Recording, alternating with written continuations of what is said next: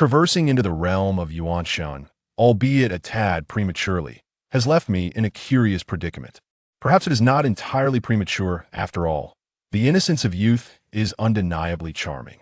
Despite my somewhat lackluster communication skills, I possess the ability to engage with children effectively. Though I may not witness their flourishing at the peak of their vitality, I find joy in witnessing their childhood unfold before me. I am but an ordinary individual, devoid of any extraordinary systems or abilities. Nevertheless, I aspire to contribute positively, to infuse this world with beauty, and to weave gentle breezes of joy into the childhoods of every child. My fondness for adorable creatures, the purity nestled within human hearts, and the tranquility of everyday life defines my essence. My narrative may be rather pedestrian, lacking the grandiosity of other esteemed time travelers, yet it undoubtedly holds its unique charm. The tale traces back a decade, as the main storyline of Yuanshan appears to stretch into the distant future. So, shall we embark on a decade-long journey before the main narrative unfolds? Chapter 1. The Initial Adventurer of Mondstadt. From the Diary of an Adventurer. Upon awakening from slumber, I found myself, bed and all, transported to this new world. A surge of happiness washed over me, for I had risen from my slumber clad in clothing due to the chill that had enveloped me. However, a pang of sadness struck me, as it indicated that only the essentials had accompanied me. My shoes lay outside, and my phone was nowhere to be found, as its presence would surely have kept me awake. Before my transition, I had neglected to delete certain items. I sincerely hope my dear brothers remember the USB drive nestled in my drawer. Since their last copying session, I have amassed an additional 20 gigabytes of content related to Honkai and Yuanshin. Yet amidst this, I possess a delightful treasure me, beloved Sheer, a military badge from Honkai Impact 3 that I purchased online. My dear wife remains by my side. Shimen, I have arrived in the world of Yuanshin. How'd I know, you ask? Upon awakening, I beheld a young nun, donned in a black clerical robe and white stockings, radiating a youthful innocence while wielding a hydrovision. Most astonishingly, she conjured clear water from thin air and offered it to me. I found myself beneath the grand bell of the West Wind Church. I rejoiced at the sight of the nun who rang the bell and noticed me. The church graciously provided me with a pair of shoes, and a resourceful adventurer guided me through Mondstadt. I joined the Adventurers Guild, drawn by its low entry requirements, and the citizens of Mondstadt greatly needed adventurers like Medhos who provide services within the city. After all, the free-spirited adventurers are aplenty, yet those who prefer a more sedentary lifestyle find it rather effortless. In truth, I did not receive any special treatment akin to that of Rosaria. Everything unfolded quite ordinarily, and I managed to thrive under the kindness of this world. Toward the stars and the abyss. Welcome to the Adventurers Guild, proclaimed Chong's son Qingchuan as he handed over the dandelion seeds he had just collected to Catherine, marking the completion of the commission that I am grateful for the abundance of wealthy individuals in Mondstadt, for it is a rather evident observation. While it may be somewhat excessive to label my employers as giant infants, one cannot deny the ease of the work and the generous compensation. It all feels rather surreal. Wait, did you say I have traversed into Yuanshin? Then it matters not, this is not reality. I am thankful for the generous patrons of Mondstadt. Without their selflessness, how could the service industry of the Adventurers Guild thrive? How would I acquire the funds necessary for my existence? Currently, my commissions are confined to Mondstadt, a decision rooted in practicality. The outside world is perilous, and I find myself, to put it bluntly, rather feeble. As a modern individual accustomed to lounging and scrolling on my phone, venturing outside for tasks would be folly. The mere act of stepping beyond Mondstadt would leave me utterly exhausted. For now, fulfilling the tasks of the patrons within Mondstadt serves as both a modest source of income and an opportunity for physical conditioning. One can never truly fathom the exertion required of delivery personnel reliant solely on their own legs in a world devoid of electric transport. Once my stamina reaches the average threshold of Mondstadt, I shall contemplate roaming beyond the city to complete outdoor gathering tasks. Engaging in combat is, for the time being, an impossibility, no matter how I ponder it. As an ordinary individual with no mentorship, I shall first focus on strengthening my foundation. At the very least, being able to flee from danger with swiftness would be advantageous. Thank you, Mondstadt's patrons. Shimen, with Shier's military badge clasped gently in my hand, I express my gratitude to this world. Subsequently, I resolve my dining needs at a quaint inn, followed by a leisurely stroll through the streets. After a satisfying meal, one must take a walk to live a long life. As I strolled through the streets, I purchased nothing, uncertain of what else I might acquire beyond the essentials.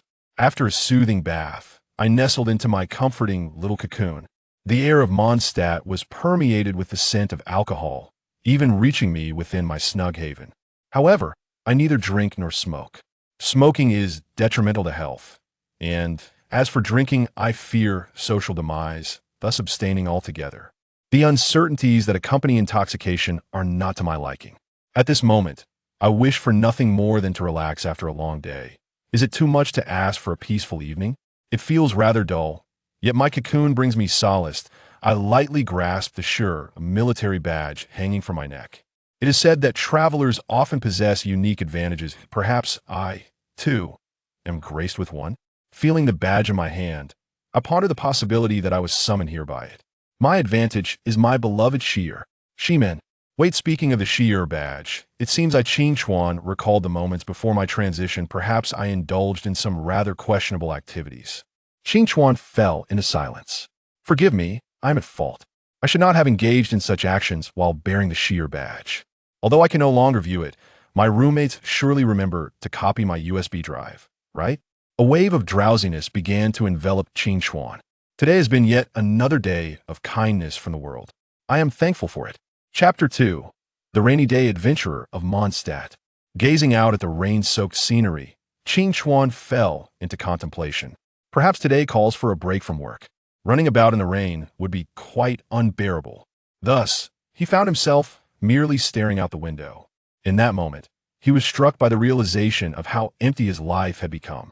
Typically, his mornings were filled with rising early, eating, fulfilling commissions, bustling about, eating again, lying in bed. How long until lunchtime? The thought was exasperating. In his usual rush to complete commissions, he had not noticed how time seemed to stretch interminably when he sought rest. It was akin to a writer unintentionally exceeding a word count, only to find that once attention is placed on condensing it, the task becomes insurmountably difficult. Qing Chuan stepped away from the window. Feeling restless, he decided to accept a delivery commission amidst the rain. Curiously, the pay for such tasks seemed quite generous today, primarily because he felt so idle. Alas, all slots are filled. Today's world is far from delightful. Qing Chuan strolled through the rain-soaked streets of Mondstadt, clutching a black umbrella. The aroma of alcohol in the air seemed to intensify amidst the rain. Could it be that those cooped up at home have resorted to drinking? Or perhaps the humidity of the air is to blame? Qing Chuan held little interest in such speculations. Where to go now? The other commissions had yet to increase in price, and meandering leisurely was hardly a productive endeavor. Prepare for future excursions into the wild. Venturing forth is an undeniable necessity. I yearn to explore the world beyond. The foremost concern when accepting external commissions is undoubtedly the ability to ensure one's own safety.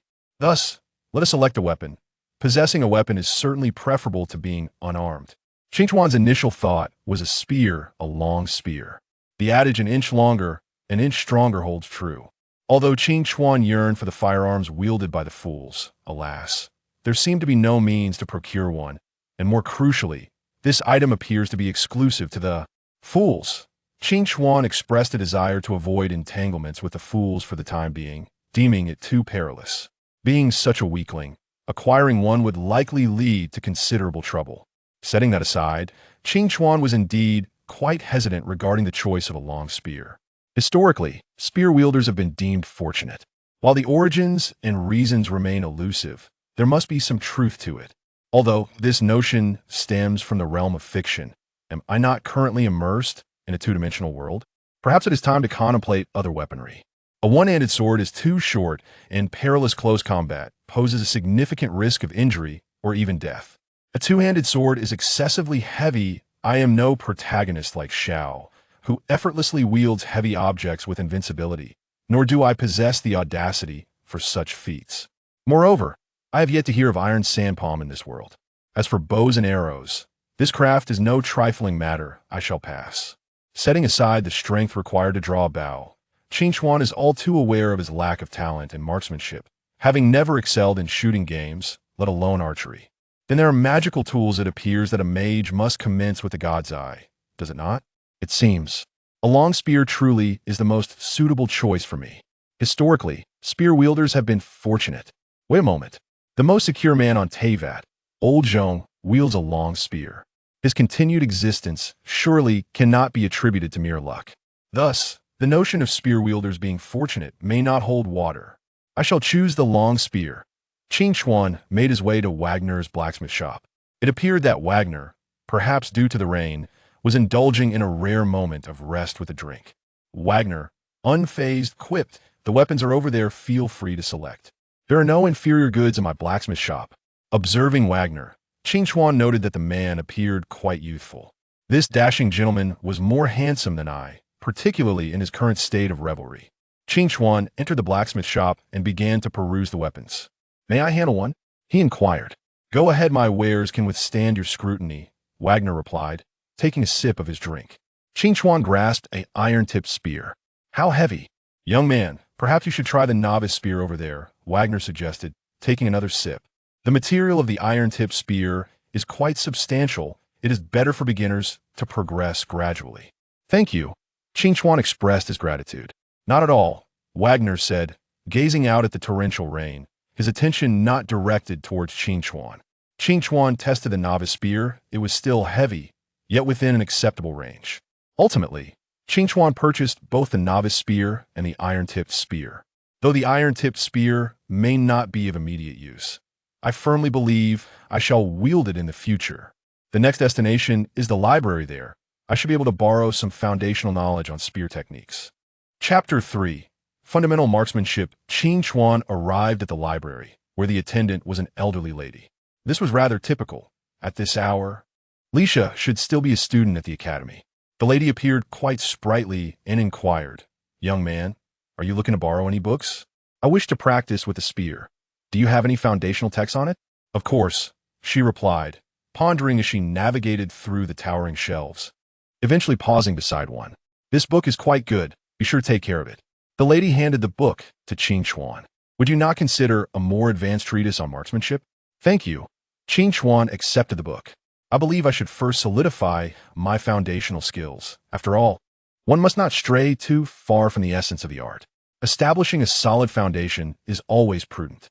"How earnest you are," the elderly woman smiled, seemingly pleased. "Do remember to return it within 2 weeks." "Understood," Qingchuan replied as he departed, walking along the rain-soaked streets of Mondstadt. He held the book in his left hand and a black umbrella in his right, with 2 long spears strapped to his back. The history of marksmanship is ancient, primarily involving 3 maneuvers: parry, seize, and thrust. Parry and seize are defensive actions. To parry, one grips the spear with both hands, drawing the tip in an arc downwards to intercept an opponent's attack from the outside. To seize, the tip is directed downwards in the opposite arc to counter an attack from within. The curvature of these movements should not be excessive, relying instead on the coordination of the waist and forearms to generate power. Thrusting is an offensive action executed by thrusting the spear forward with both hands, ensuring that the force reaches the tip with the rear hand touching the front. Precision and power are paramount, hence the adage that a thrust must be a straight line. These 3 actions are closely interconnected and constitute a vital part of fundamental marksmanship training. Do you comprehend? Qingchuan admitted that he did not. What is this? One should not become isolated in their study. Perhaps I should look for a training class. He set the book aside and made his way back to the Adventurers Guild. Established forms of marksmanship are highly personal, typically reserved for master-apprentice relationships. However, foundational marksmanship, which is rather ubiquitous, can still be taught by willing instructors. Although historically, the nobility of Mondstadt regarded spears as tools for the lower classes, that was a bygone era. Qingchuan approached Catherine and inquired, "Are there any places that offer training in foundational marksmanship?" Esteemed adventurer, the Knights of Favonius recently initiated relevant courses. Do the Knights teach this as well? It seems logical for them to offer such common knowledge to supplement their income. Are there any prerequisites for enrollment? Only 8,000 mora is required. There are no special conditions. This price seemed reasonable to Qing Chuan. Thank you. He handed Catherine a small pouch of mora as a consultation fee. Catherine kindly provided him with the address. The transaction was complete. Qing Chuan proceeded to the knight's marksmanship training class. After paying the fee, he received a student ID. He could attend lessons whenever he wished, as there were multiple instructors available throughout the day. However, attendance required the student ID. The training facility was conveniently located near the knight's headquarters. Thus, Qing Chuan's journey in honing his martial skills officially commenced. Nevertheless, it was reassuring to know that their ancestors had imported the methods of spear practice from Liyue. Now, let's begin with the horse stance. You there, Qing Chuan. Why is your rear elevated so high? Lower it. Young man, the coach remarked. You are the weakest among all my students. How is it that your core lacks strength? Young man, you possess vast potential. Qing Chuan, how is it that your arms feel so feeble? Can you satisfy your own needs with those hands? Qing Chuan is indeed a serious young man, but it seems his physique is rather poor. I would suggest some supplementation. Qing Chuan shows considerable progress, given that he started from such a low baseline. Qing Chuan, who is that? I only remember the more outstanding students. Qing Chuan, is there such a person among the students? Chapter 4. The Choo-Choo King, the coach, informed Qing Chuan that he had made significant progress. Now, at the very least, he could wield a novice spear with some flair. However, he was not yet ready for the iron-tipped spear. Qing Chuan was well aware that his physical condition did not permit him to engage in combat with such a weapon. Nonetheless, it was necessary to practice with it during training sessions. Sighing as he gazed at the iron-tipped spear, he lamented his insufficient arm strength. Yet, he recognized that achieving this level was commendable for a student whose arm exercises were limited to writing. Only when he could wield the iron-tipped spear as easily as the novice spear would he consider undertaking outdoor gathering tasks. Thus, Qing Chuan no longer attended the marksmanship training classes in Mondstadt, as he had learned all that the instructors could teach him. Establishing a solid foundation was his priority. He was not overly concerned with advanced techniques. He preferred to integrate fundamental marksmanship into practical combat. In truth, Qing Chuan yearned to explore the art independently. The style that emerges from solid foundation, crafted through personal exploration, might indeed be the most suitable for him. After all, the earlier masters had also developed their techniques through individual study. Though it may sound rather arrogant, Qing Chuan was eager to attempt this. What if he were a genius? Despite the lack of a clear path, he still wished to give it a try. At worst, he could discover his limitations and revert to more conventional learning methods. Techniques are not static. Their flexible application is what truly matters. Grasping the iron-tipped spear, Qing Chuan began to practice his forms slowly and deliberately. With a solid foundation established, his future development would rely on his own exploration. He aspired to cultivate something uniquely his own. Consequently, Qing Chuan's daily routine took on a new rhythm. Breakfast accepting commissions, lunch accepting commissions, dinner practicing with the spear, bathing, and then sleep. After a day of running about and breaking a sweat, he persisted for half an hour before finally taking a shower. For reasons forgotten, it is generally advised not to shower immediately after sweating, as it may be detrimental to one's health. Nevertheless, Qing Chuan's life felt remarkably fulfilling. Though he missed the leisurely days of lounging in bed with his phone before his journey, it seemed that his current lifestyle was healthier, did it not? Time passed swiftly. At this moment, Qing Chuan had grown capable of briskly navigating while carrying the iron-tipped spear and a backpack full of supplies towards the stars and the abyss. Welcome to the Adventurers Guild. Submitting your commission. Thank you for completing the task. Here is your reward. That should suffice. However, suffice often implies a significant disparity. Qing Chuan still found wielding the iron-tipped spear somewhat challenging. While he felt ready for outdoor gathering tasks, he sensed he was not yet prepared. What if he encountered a hilichurl on the way? What if he faced an abyss mage? What if he ran into a ruin guard? What if he encountered his lifelong nemesis, the Choo-Choo King? Qing Chuan could not forget the fear he experienced years ago when he faced the Electro-Hilichurl King and the Cryo-Hilichurl King. Assisting a friend in farming, he logged into his friend S account. Oh, a level 90 Hu Tao. Looking again, where is Zhongli? Why are there only a level 60 Xingqiu, a level 70 Bennett, and a level 50 maid in the party? Qing Chuan was bewildered, but profoundly shocked. Hu Tao was so powerful. Surely, there would be no issues. Consequently, the cryo-hilichurl king swiftly dispatched them all. Later, after twisting his luck with a wish, he obtained Zhongli. Come on, Choo-Choo King. Today, let you feel who is the true master in Teyvat. Something seemed amiss. Why did my Zhongli only have 40,000 health at level 80? Never mind. Let us do this. Zhongli, how could your shield be shattered by the Electro-Hilichurl King and the Electro-Abyss Mage? Your shield still has 4 seconds left. It's alright. With Zhongli's 40,000 health, can you defeat me? Fortunately, I brought along the most remarkable Xian Hai, who will restore my vitality as soon as the shield is activated. I was defeated, but fear not. In the fleeting moments of consuming an egg, time stands still. Xian Hai can unleash water while Zhongli opens the shield and continues to fight. Excellent. The water is released.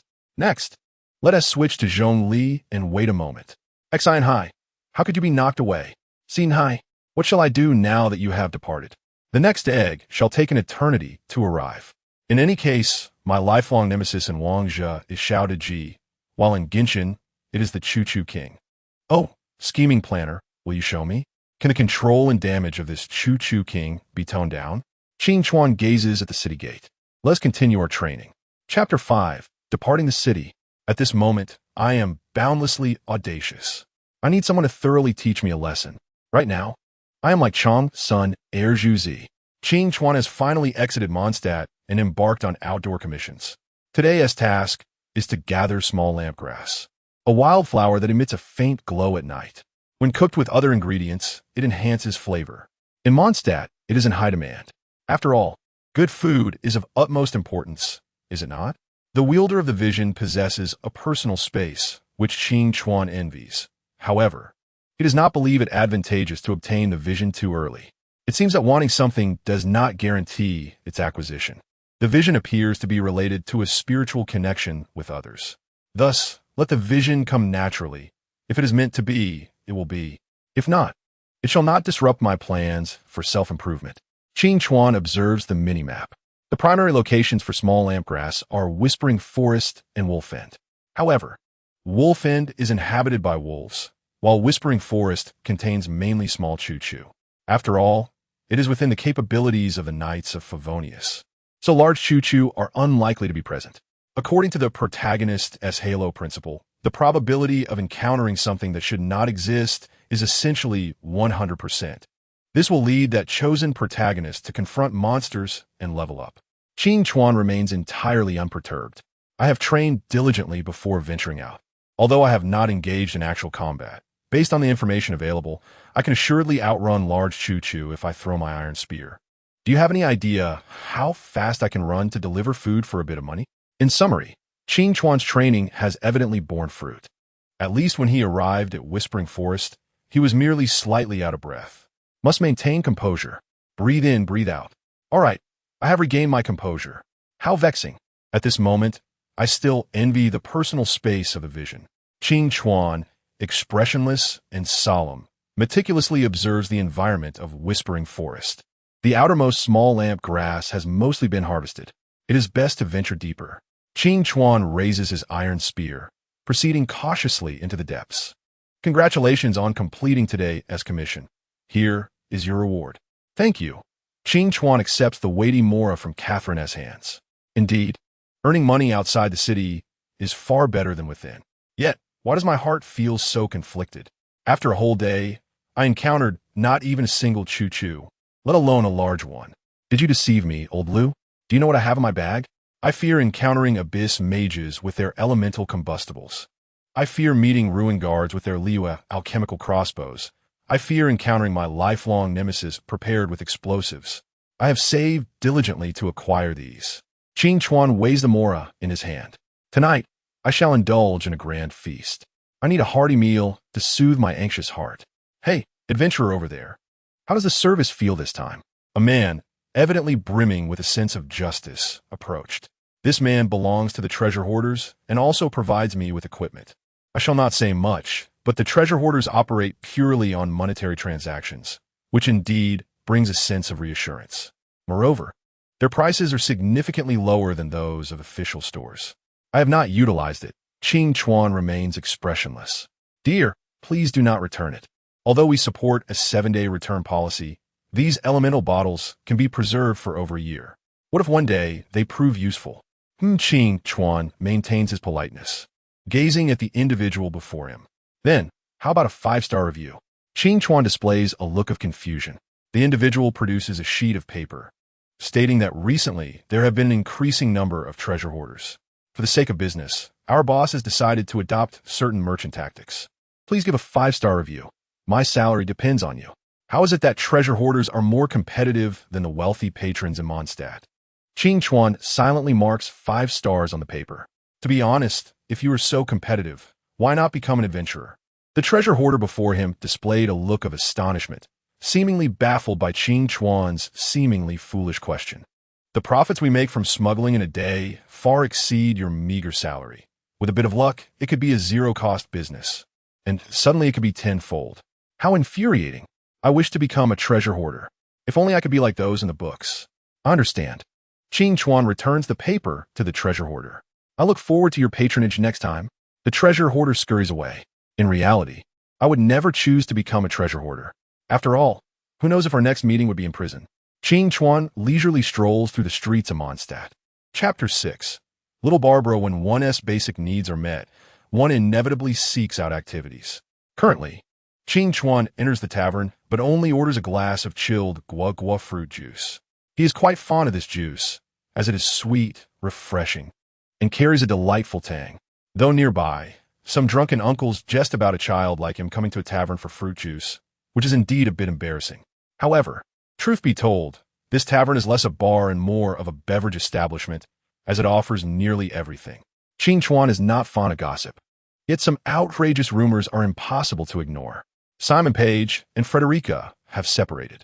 These two have parted ways despite having 2 daughters. This piques one's curiosity, for their daughters are Barbara and Jean. This is the first time Qing Chuan realizes the time he has traversed to. Is it too early to arrive? He is no longer a child. What does this signify? By the time Barbara grows up, he will be nearing 40. There is still over a decade until the plot commences. At that point, his age, a middle-aged man in Genshin, will be a rather awkward one. The character pool will either feature youthful individuals in their 20s or ancient beings of hundreds or thousands of years. Seeking a partner below would have an insurmountable age gap. While looking above, to be candid, they would never find interest in him. So be it. In the face of reality, what else can one do but accept it? At least he has genuinely arrived in the world of Genshin. That is quite satisfactory, is it not? Excellent. Mindset adjusted. Qing Chuan takes a small sip of the guagua fruit juice. Should he go see Barbara? At this point in time, a child grappling with the absence of their parents, Qing Chuan feels a sense of reluctance. First and foremost, interacting with the daughter of a prominent figure in Mondstadt at this juncture seems likely to lead to unwanted complications, severely hindering his progress in self-improvement.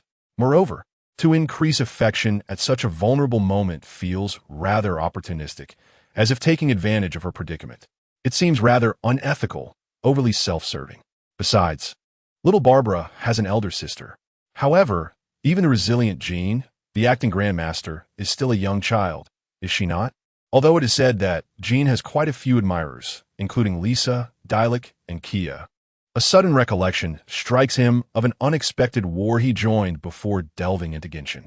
At that time, I encountered the Luchin faction, and, as Qing Chuan observed, it indeed appeared aesthetically pleasing when red was paired with green, just as the video suggested. However, it was not long before I stumbled upon videos showcasing the camaraderie between Lu Leoi and the Kia brothers, and I found that the combination of red and blue was also quite delightful. Conversations ensued between the two factions, leading to a chaotic scene. After the turmoil subsided, Qing Chuan found himself becoming the leader of an unconventional faction. Frustrated, he pondered whether Lu Leoi could not embrace a monogamous relationship despite his popularity. When would the obscure harem faction rise? Subsequently, Qing Chuan was removed from the group chat, leaving the aftermath of that conflict shrouded in uncertainty. Shaking his head, he felt a sense of confusion in his mind, mixed with a hint of amusement. Why overthink? Ultimately, there were still things he wished to pursue. Rising from his chair, Qing Chuan reflected that one should not merely develop for the sake of strength, neglecting the beauty of the surrounding scenery. He resolved to visit the West Wind Church. Although he was unsure if Barbara would be there, he intended to take a chance. If he did not encounter her, that was fine. At least he had made the effort. Holding a bag of mora in his hand, he recalled the kindness he had received upon arriving in this world. Intending to offer some mora as gratitude for the protection of Barbados, the Anemo Archon. Speaking of which, when would Vinny awaken? It should be 3 years after the story commenced, with a few more years yet to come. What if he were to dig up Vinny's wine at Windrise? That thought was reckless. Perhaps he should refrain. Alternatively, he could inform the people at the West Wind Church about a hidden collection of precious wine relics belonging to the Anemo Archon beneath Windrise. What connection did Barbados wine have with Vinny? Qingchuan's thoughts halted at this point, and he found tranquility within himself. Upon pushing open the grand doors of the West Wind Church, he beheld the young Barbara as she sang softly, surrounded by a few onlookers. The church was remarkably quiet, so quiet that Qing Chuan felt that even the sound of his footsteps was a disturbance. Indeed, he had been overthinking. The first-hand accounts he had heard in the tavern had already become outdated. Barbara had likely been guided by Klee's mother and was now diligently working towards her idle aspirations. How wonderful! Qing Chuan felt genuine joy for Barbara, even though he was unsure of the identities of those listening to her sing. Perhaps they were merely there to entertain their children? Yet, Barbara had taken a small step forward as an idol. How delightful! Qing Chuan tiptoed, intending to sidestep the crowd. Since Barbara was all right, he would first express his gratitude for Barbados' protection. Do you know? When one is under extreme stress, they become acutely aware of their surroundings. Especially for little Barbara, who found herself encircled by a throng of admirers. Children are always perceptive, yet adults often regard them as blank slates, oblivious to the world. For example, one might notice an adventurer uncle who mistakenly believes he can slip by unnoticed. That must be the normal reaction. The adults in the church likely only listened because it was Barbara singing. Barbara continued to sing softly, but her youthful disappointment, which she could not fully conceal, was perceived by the adults around her. Qing Chuan felt a strange sensation, as if he were being watched. Perhaps it was merely an illusion? Chapter 7. Little Barbara's concert placing the mora into Barbados' donation box. Qing Chuan held no particular thoughts. After all, he worshipped Barbados, expressing gratitude to the world for bringing him here. What concern had he for Vinny? Exiting the donation room, he encountered a white nun who asked, "Adventurer, may I submit a request to you?" "Huh, I'm on break." Qing Chuan held a favorable impression of the white nun, as she had kindly assisted him upon his awakening. He was also grateful that he did not have the habit of sleeping in the nude. "Can you tell me what the request is?" The white nun appeared hesitant. "Is it something you can keep from others?" "All right," Qing Chuan readily agreed, believing no one would scheme against a person as defenseless as he. Even if someone did, he doubted he could resist. "Adventurer, you must have seen the little girl singing in the church, right?" "Yes, but I had other matters to attend to, so I didn't disturb her." "Well, my request is for you to listen to that little girl sing." The white nun handed him a bag of mora. Although this request seemed rather bold, the child's parents had recently encountered some misfortunes, and singing was likely her solace. Qing Chuan gazed at the bag of mora handed to him by the white nun. How earnest the church staff were. He had just exited the donation room, and rather than seeking faith, she offered mora instead. Given the child's tragic circumstances, how could he accept mora? Wait, would she not be scheming against him? Looking into the eyes of the white nun, he found no deceit. It was a genuine request. If it were a scheme, then her acting was indeed wasted on him. If he were to be deceived, so be it. It would only cost him some mora. The white nun appeared delighted. "Thank you, adventurer. May the Anemo Archon bless you. May the Anemo Archon guide you, kind nun." Qing Chuan strolled leisurely towards the church. "Dear Barbara, I am here, on a mission." Thus, without reservation, Qing Chuan took a seat in the front row of little Barbara's concert. Let me see little Barbara. With her petite stature and twin spiral ponytails, he suddenly recalled a character from another world. "Oh no, I'm so sorry, Hershers. I have fallen for your sister, Bronya." "No, it's the spiral ponytail." Overall, Qing Chuan was immensely excited for Barbara's forthcoming performance. At that moment, little Barbara felt somewhat nervous, for she had encountered someone who looked at her with eager anticipation. Clad in green attire and shoes, she seemed to lack a green hat, appearing as a rather ordinary adventurer uncle. Though anxious, she was also very happy. Little Barbara began her performance. Rather than singing, it resembled a child's carefree humming. Indeed, little Barbara was still just a child. Perhaps everyone harbors a child within, though some have long forgotten. Despite the church's spaciousness, the silence of the audience allowed Barbara's solitary humming to resonate clearly. At least Qing Chuan, seated in the front row, could fully appreciate it. He cherished this feeling. Not only did he enjoy Barbara's performance, but he also relished the atmosphere formed by those who protected her dreams. How wonderful! Closing his eyes, Qing Chuan was not fatigued. He simply noticed that little Barbara seemed somewhat aware of his gaze, her voice tinged with nervousness. Thus, he decided to close his eyes and listen. The church was quiet, and Barbara's humming gradually transformed from a nervous melody to a light, cheerful tune. At this moment, had little Barbara already developed an awareness of what song to sing based on her surroundings? How delightful! Chapter 8. The gradual spread of everyday life since that day. Little Barbara seemed to welcome Qing Chuan's presence. Before each performance, she would search for him in the crowd. When she found him, her face would light up with joy. If she did not, she would feel a fleeting sense of disappointment before swiftly recovering. Qing Chuan also enjoyed coming by. Who could possibly resist the charm of a little Babala who approaches you after her performance, inviting you to pinch her adorable cheeks? In the beginning, Qing Chuan ventured out every 3 days, but as time progressed, the places of his adventures grew increasingly distant. His outings became less frequent, stretching to 4 days, then 5, and eventually 6. Welcome to the Adventurer Guild. How may I assist you? He accepted the commission to eliminate slimes, as his adventurer rank allowed him to embark on this task. With newfound ease, he wielded his iron-tipped spear, signaling that it was time for practical combat. Initially, he was cautious, opting for weaker foes. The task of dispatching hilichurls felt daunting.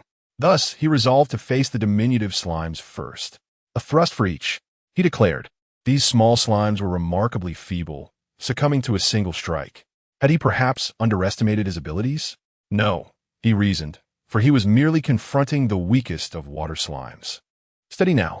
Do not grow reckless. One cannot predict the might of a larger water slime. Suddenly, a small slime executed a surprise attack, striking him on the shoulder. The water slime inflicted considerable damage. In retaliation, Qing Chuan swiftly dispatched the assailant. Today's commission is complete. However, he was dissatisfied with his performance. Why did that small slime hit me so easily?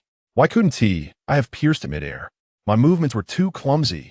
Had that been a rock slime, my shoulder would surely be in ruins. He was determined to train harder. Producing a map, he recalled he had accepted more than one slime commission. Ultimately, he entered the chapel for treatment. Moderate burns. Did you encounter a group of fire slimes? The white nun inquired as she began to heal his wounds. No, it was a horde of grass slimes, he replied, watching in amazement as the nun swiftly mended his burns. How did you sustain burns from grass slimes? She questioned. I was ambushed on my way, and in retaliation, I set the grass slimes ablaze. They retaliated fiercely. The nun's expression shifted to one of understanding. That explains it, but the grass slimes were quickly vanquished. Sighing, Qing Chuan recounted how he noticed flames raging where the grass slimes had fallen and, fearing a forest fire, he extinguished them. You were rather reckless, Mr. Qing Chuan. No, I was foolish. I forgot I had a bottle of water elemental in my pack. I shall be wiser next time. Having healed, Qing Chuan stood to seek out little Babala. Hey, little Babala, come here and let Uncle give your cute little face a gentle pat. At that moment, Qing Chuan appeared akin to a dubious figure with ulterior motives. The white nun sighed in resignation, aware that with such injuries on his first adventure, she would likely be called upon to heal him often. Little Babala approached, allowing Qing Chuan to stroke her head. She seemed shy, as if she had something to say. Is there something you wish to tell me, Babala? Uncle, can you please refrain from adventuring? Her sorrowful gaze fell upon the site of his previous burns. She cares for me. Qing Chuan's heart swelled with joy. Perhaps one day I shall cease my adventures, but certainly not now. Is it for the sake of survival? Babala queried. If you are in dire need of money, I could support you. I have plenty of mora. What on earth? Is Mondstadt's culture so open-minded? Qing Chuan gazed at the white nun in astonishment. while she cast an angry glance outside at a group of oblivious men. "We only have Lord Barbados in our hearts," they proclaimed, clueless of the sordid gossip surrounding rich patrons. "Ah, most esteemed Lord Barbados, your devoted follower seeks your protection." Qing Chuan watched little Babala, noticing her unease, realizing she understood the gravity of the situation. As the daughter of the esteemed bishop of the West Wind Church, Simon Page, it was indeed within her means to offer such support. Who could refuse the patronage of a wealthy young girl, especially one nurtured from a young age? Qing Chuan gently patted her head, soothing her anxiety. "My adventures are driven not solely by necessity, Babala." He could indeed decline. Individuals often yearn to pursue various endeavors. If I merely sought strength, I could join the Knights of Favonius, where structured training awaits. Yet, I choose to be an adventurer, for it grants me freedom. Babala, do you still aspire to be an idol? She nodded affirmatively. "I wish to become an adventurer. As I journey further, opportunities to witness your performances may dwindle. However, your shows will grow larger, and more people will be healed by your songs. Will they not?" Babala appeared somewhat bashful, revealing her youth and lack of foresight. Qing Chuan smiled, pondering an intriguing idea. "Let us make a pact. When you become a renowned idol and I, a famous adventurer, you shall hold a grand concert for me." How did that sound? In the dead of night, even the Hilichurls succumbed to slumber. Outside a small camp, a solitary Hilichurl stood sentinel, safeguarding the rest of his kind. The camp was modest. One watchman sufficed. Suddenly, a shadow flickered into view. 5 fellow Hilichurls, acting decisively, rushed forth, but found naught in sight. Where did the person go? They wondered. The vigilant Hilichurl relayed his sighting through their native tongue. The night wore on, still and tranquil. The cool evening breeze stirred, and the Hilichurl's eyes grew heavy. "Wait, how did I fall asleep?" Realizing the peril, he dashed into the camp, discovering only a few tattered masks and a human armed with a spear. "Cursed human!" the Hilichurl cried, charging forth with his wooden club, only to feel a piercing in his throat. With that, a mask was all that remained. The commission was complete. Qing Chuan surveyed the masks within the Hilichurl camp, acknowledging his own weakness. "Indeed, I was far too tense on my first endeavor." His approach had been overly cautious. He had drugged and incapacitated the Hilichurls to create a controlled duel scenario. It appeared that he could handle the smaller Hilichurls. "Next time, I shall engage more boldly," he resolved. "After all, if it's too easy, then it serves no purpose for my growth." This time, he had only accepted a single commission, a miscalculation. "Young man, are you planning to borrow again?" The elderly woman observed the considerable transformation in the adventurer before her. Once, he had been a pale, youthful figure, akin to an unripe fruit. Now, he bore the sun's kiss, more robust and mature. "No, I do not wish to borrow," Qing Chuan replied, handing the book to the old woman. "I have memorized its contents. It is quite well done." The elderly lady smiled at Qing Chuan and asked, "Is there any book you wish to see?" Qing Chuan replied, "I would like to browse on my own. Is that permissible?" Suddenly, he found himself curious about the books related to Mondstadt. "Of course, that is perfectly fine, but please do not damage the books," she cautioned. "Understood," Qing Chuan responded as he wandered through the library. Titles such as The Wind and the Forest, an investigation into the customs of the Hilichurls, The Melancholy of Young Vera, Princess Wildboar, Princess Bai and the Six Dwarves, and the Night Tales of Princess Fiscal caught his eye. What did I just see? Qing Chuan paused. Fiscal? Little Amy? She must still be a child now, right? Wait, is this book about how little Amy became a princess? Although Qing Chuan held no interest in books with heavy Chinibya themes, this particular one was connected to Princess Fiscal. He tightly grasped Sure's military badge. "Ah, I am indeed a man of fickle heart and desires." He extracted the Night Tales of Princess Fiscal. "Let me examine this book closely." Chapter 10. The Great Hilichurl. The prose of this book was exceedingly refined. Despite his lack of interest in the story, the richness of the writing captivated Qing Chuan, compelling him to finish it with great enthusiasm. He glanced out the window to find that dusk had arrived. "It is time for dinner. I want noodles." It was proven once again that the culinary delights of Teyvat were indeed delightful. Qing Chuan suddenly recalled certain fan interpretations within Teyvat that removed the notion of enhancing strength through food. How should I put it? Some matters trouble me slightly. Teyvat indeed has treasures and a plethora of ruins.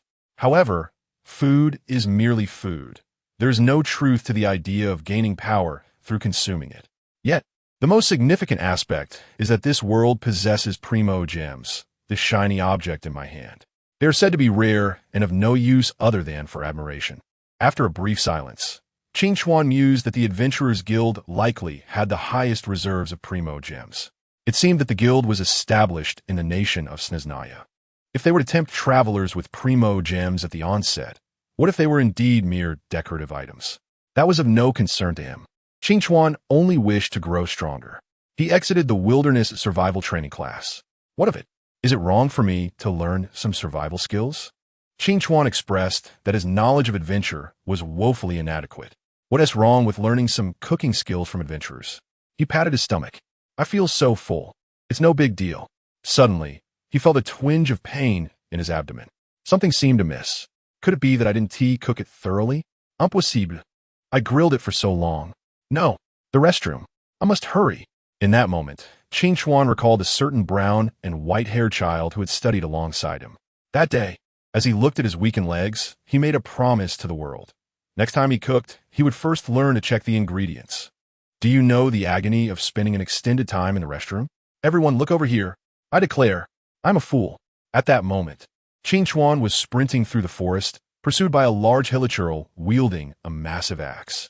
The setting sun marked the passage of his youth. How should the tale begin? After single-handedly challenging several small hilichurl camps, Qing Chuan finally set his sights on the great hilichurl. He was clever. Previously, he had stealthily incapacitated the entire hilichurl camp with a sleeping potion, quietly eliminating all creatures within, save for the great hilichurl. However, the axe of the great hilichurl was no jest. One swing could cleave through a spear. At that moment, Qing Chuan was still in pursuit of his youth. This is youth. Qing Chuan had never imagined that one day he could run so swiftly. He jumped, turned left, turned right, and slipped, tumbling and rolling back to his feet. Death is like the wind, ever at my side. Qing Chuan sensed that the great hilichurl had momentarily halted. He decisively turned and continued to run. Then, after a roll, he saw the grassland ahead igniting. Damn, don't irresponsibly throw fire slimes. In that instant, Qing Chuan reacted instinctively. He could evade it. Although his spear had been severed, he did not discard it. He merely lost the lower section, while the tip remained intact. The great hilichurl swing was so large that it left ample openings. Qing Chuan felt that time slowed in that moment. He raised his half-spear and charged forward. Do not retreat unnecessarily. Chapter 11. Adventurer Qing Chuan. Qing Chuan had gained notoriety, perhaps a minor fame. He had cleared a hilichurl camp that housed a great hilichurl, and among the adventurers of the Adventurers Guild, he was now regarded as a pillar of strength. Hilichurls were ranked by strength. Small hilichurls, hilichurl shamans, great hilichurls, hilichurl rangers, and hilichurl kings. Normally, defeating a hilichurl king would require several ordinary knights of the Westwind with divine eyes. Do not be deceived by a certain maid who seemed to handle a hilichurl king effortlessly. She was indeed exceptional. Nor should one underestimate the knights of the Westwind. Consider how a certain maid managed to slip into Liyue. The status of the Westwind knights is undoubtedly high. Jean at least stands on par with Ningguang, while Kia, a cavalry captain, might not be inferior to Keqing. The Knights of the Westwind are generally perceived as approachable due to their free-spirited nature. Surely no one believes they are mere pushovers?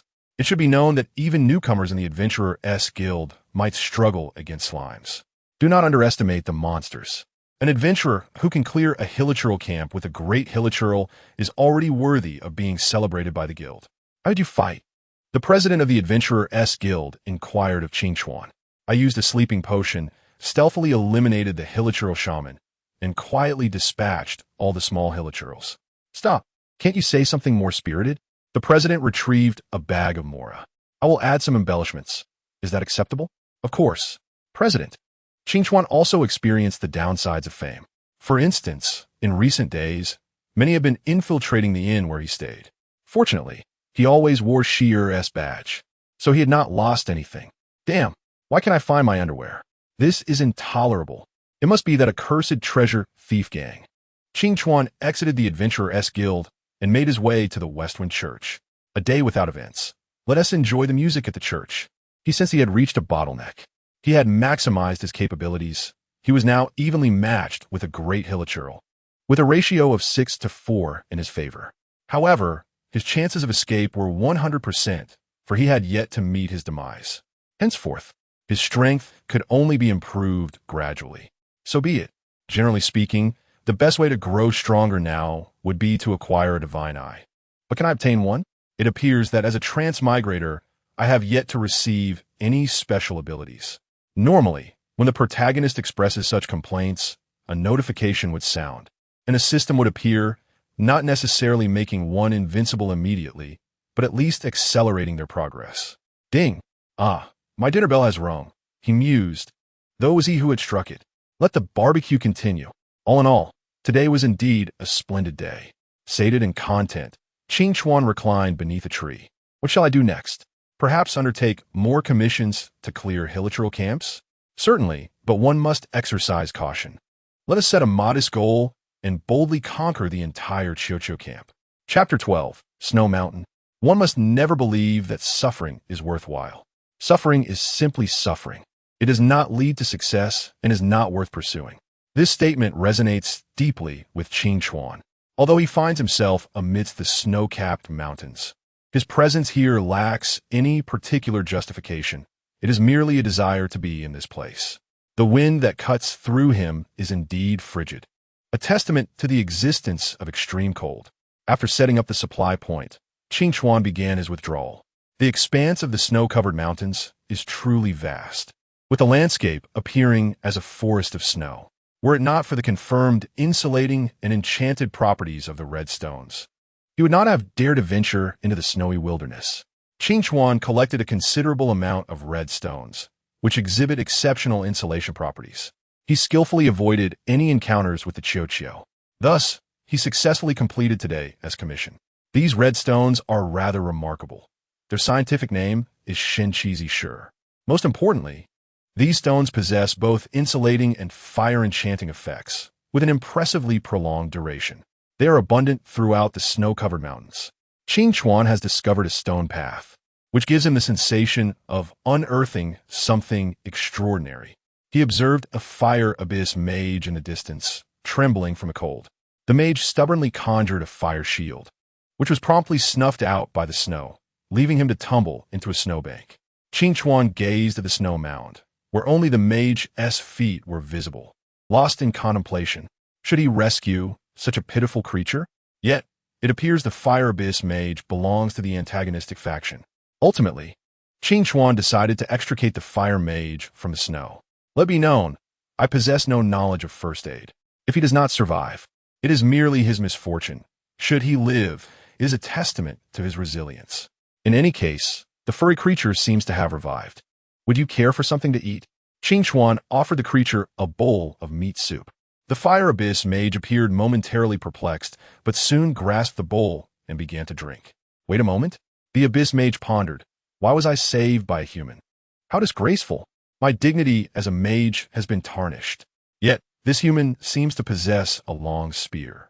The mage stealthily placed the spear beside his bed. I was not saved by a human. I was abducted. Observing the spear, he lamented, I have been kidnapped. The furry creature buried itself deeper into its covers. How dare someone so unprincipled place the prince's undergarments upon my head? It has forced me, a fire practitioner, to remain in this snow-laden wilderness. The fire mage dreamt once again of the prince's disdainful expression when gazing upon him. Let me catch you. If I do, you shall pay dearly. He witnessed an unforgettable scene. A fire abyss mage dancing clumsily with undergarments atop his head. Surely those are not mine? A quick confirmation reassured him that his own undergarments were not of such garish red. But wait, why is the fire abyss mage dancing with such a ridiculous piece of clothing atop his head? Qing Chuan stood frozen, pondering what peculiar creature he had unwittingly rescued. Chapter 13, Snow Mountain Adventure. So someone has stolen your superior's undergarments and placed them upon your head. Thus you, a fire mage, find yourself in the snowy mountains? Indeed. How infuriating. If I find that despicable thief, I shall incinerate them. The fire abyss mage, huddled by the embers, appeared quite indignant. Might there be a possibility that the prince's undergarments were pilfered by you? Absolutely not. I have never approached the prince. The Fire Abyss mage wrapped himself tightly in his small blanket for warmth. Do not think that merely because you have taken me captive, you can speak as you wish. Could it be possible that you sleepwalked and took them? Qing Chuan ventured to reveal the truth to the Fire Abyss mage. Sleepwalk? How could I not remember? The Fire Abyss mage was filled with unshakable confidence. Qing Chuan fell silent. Ignorance is bliss, indeed. You have a sleepwalking subordinate who steals undergarments and dances. Yet you are still alive, a testament to your superior's generosity. Alas, to think that such a formidable fire mage has been exiled to the snow. It seems I shall remain here for eternity, the Fire Abyss mage mused, enveloped in solitude. Surely it cannot be that dire? At the very least, you must still have an organization, right? To hell with that organization. I am but a castaway. In this wretched place, I have not even encountered the fools. The Fire Abyss mage expressed his dissatisfaction with a raised hand.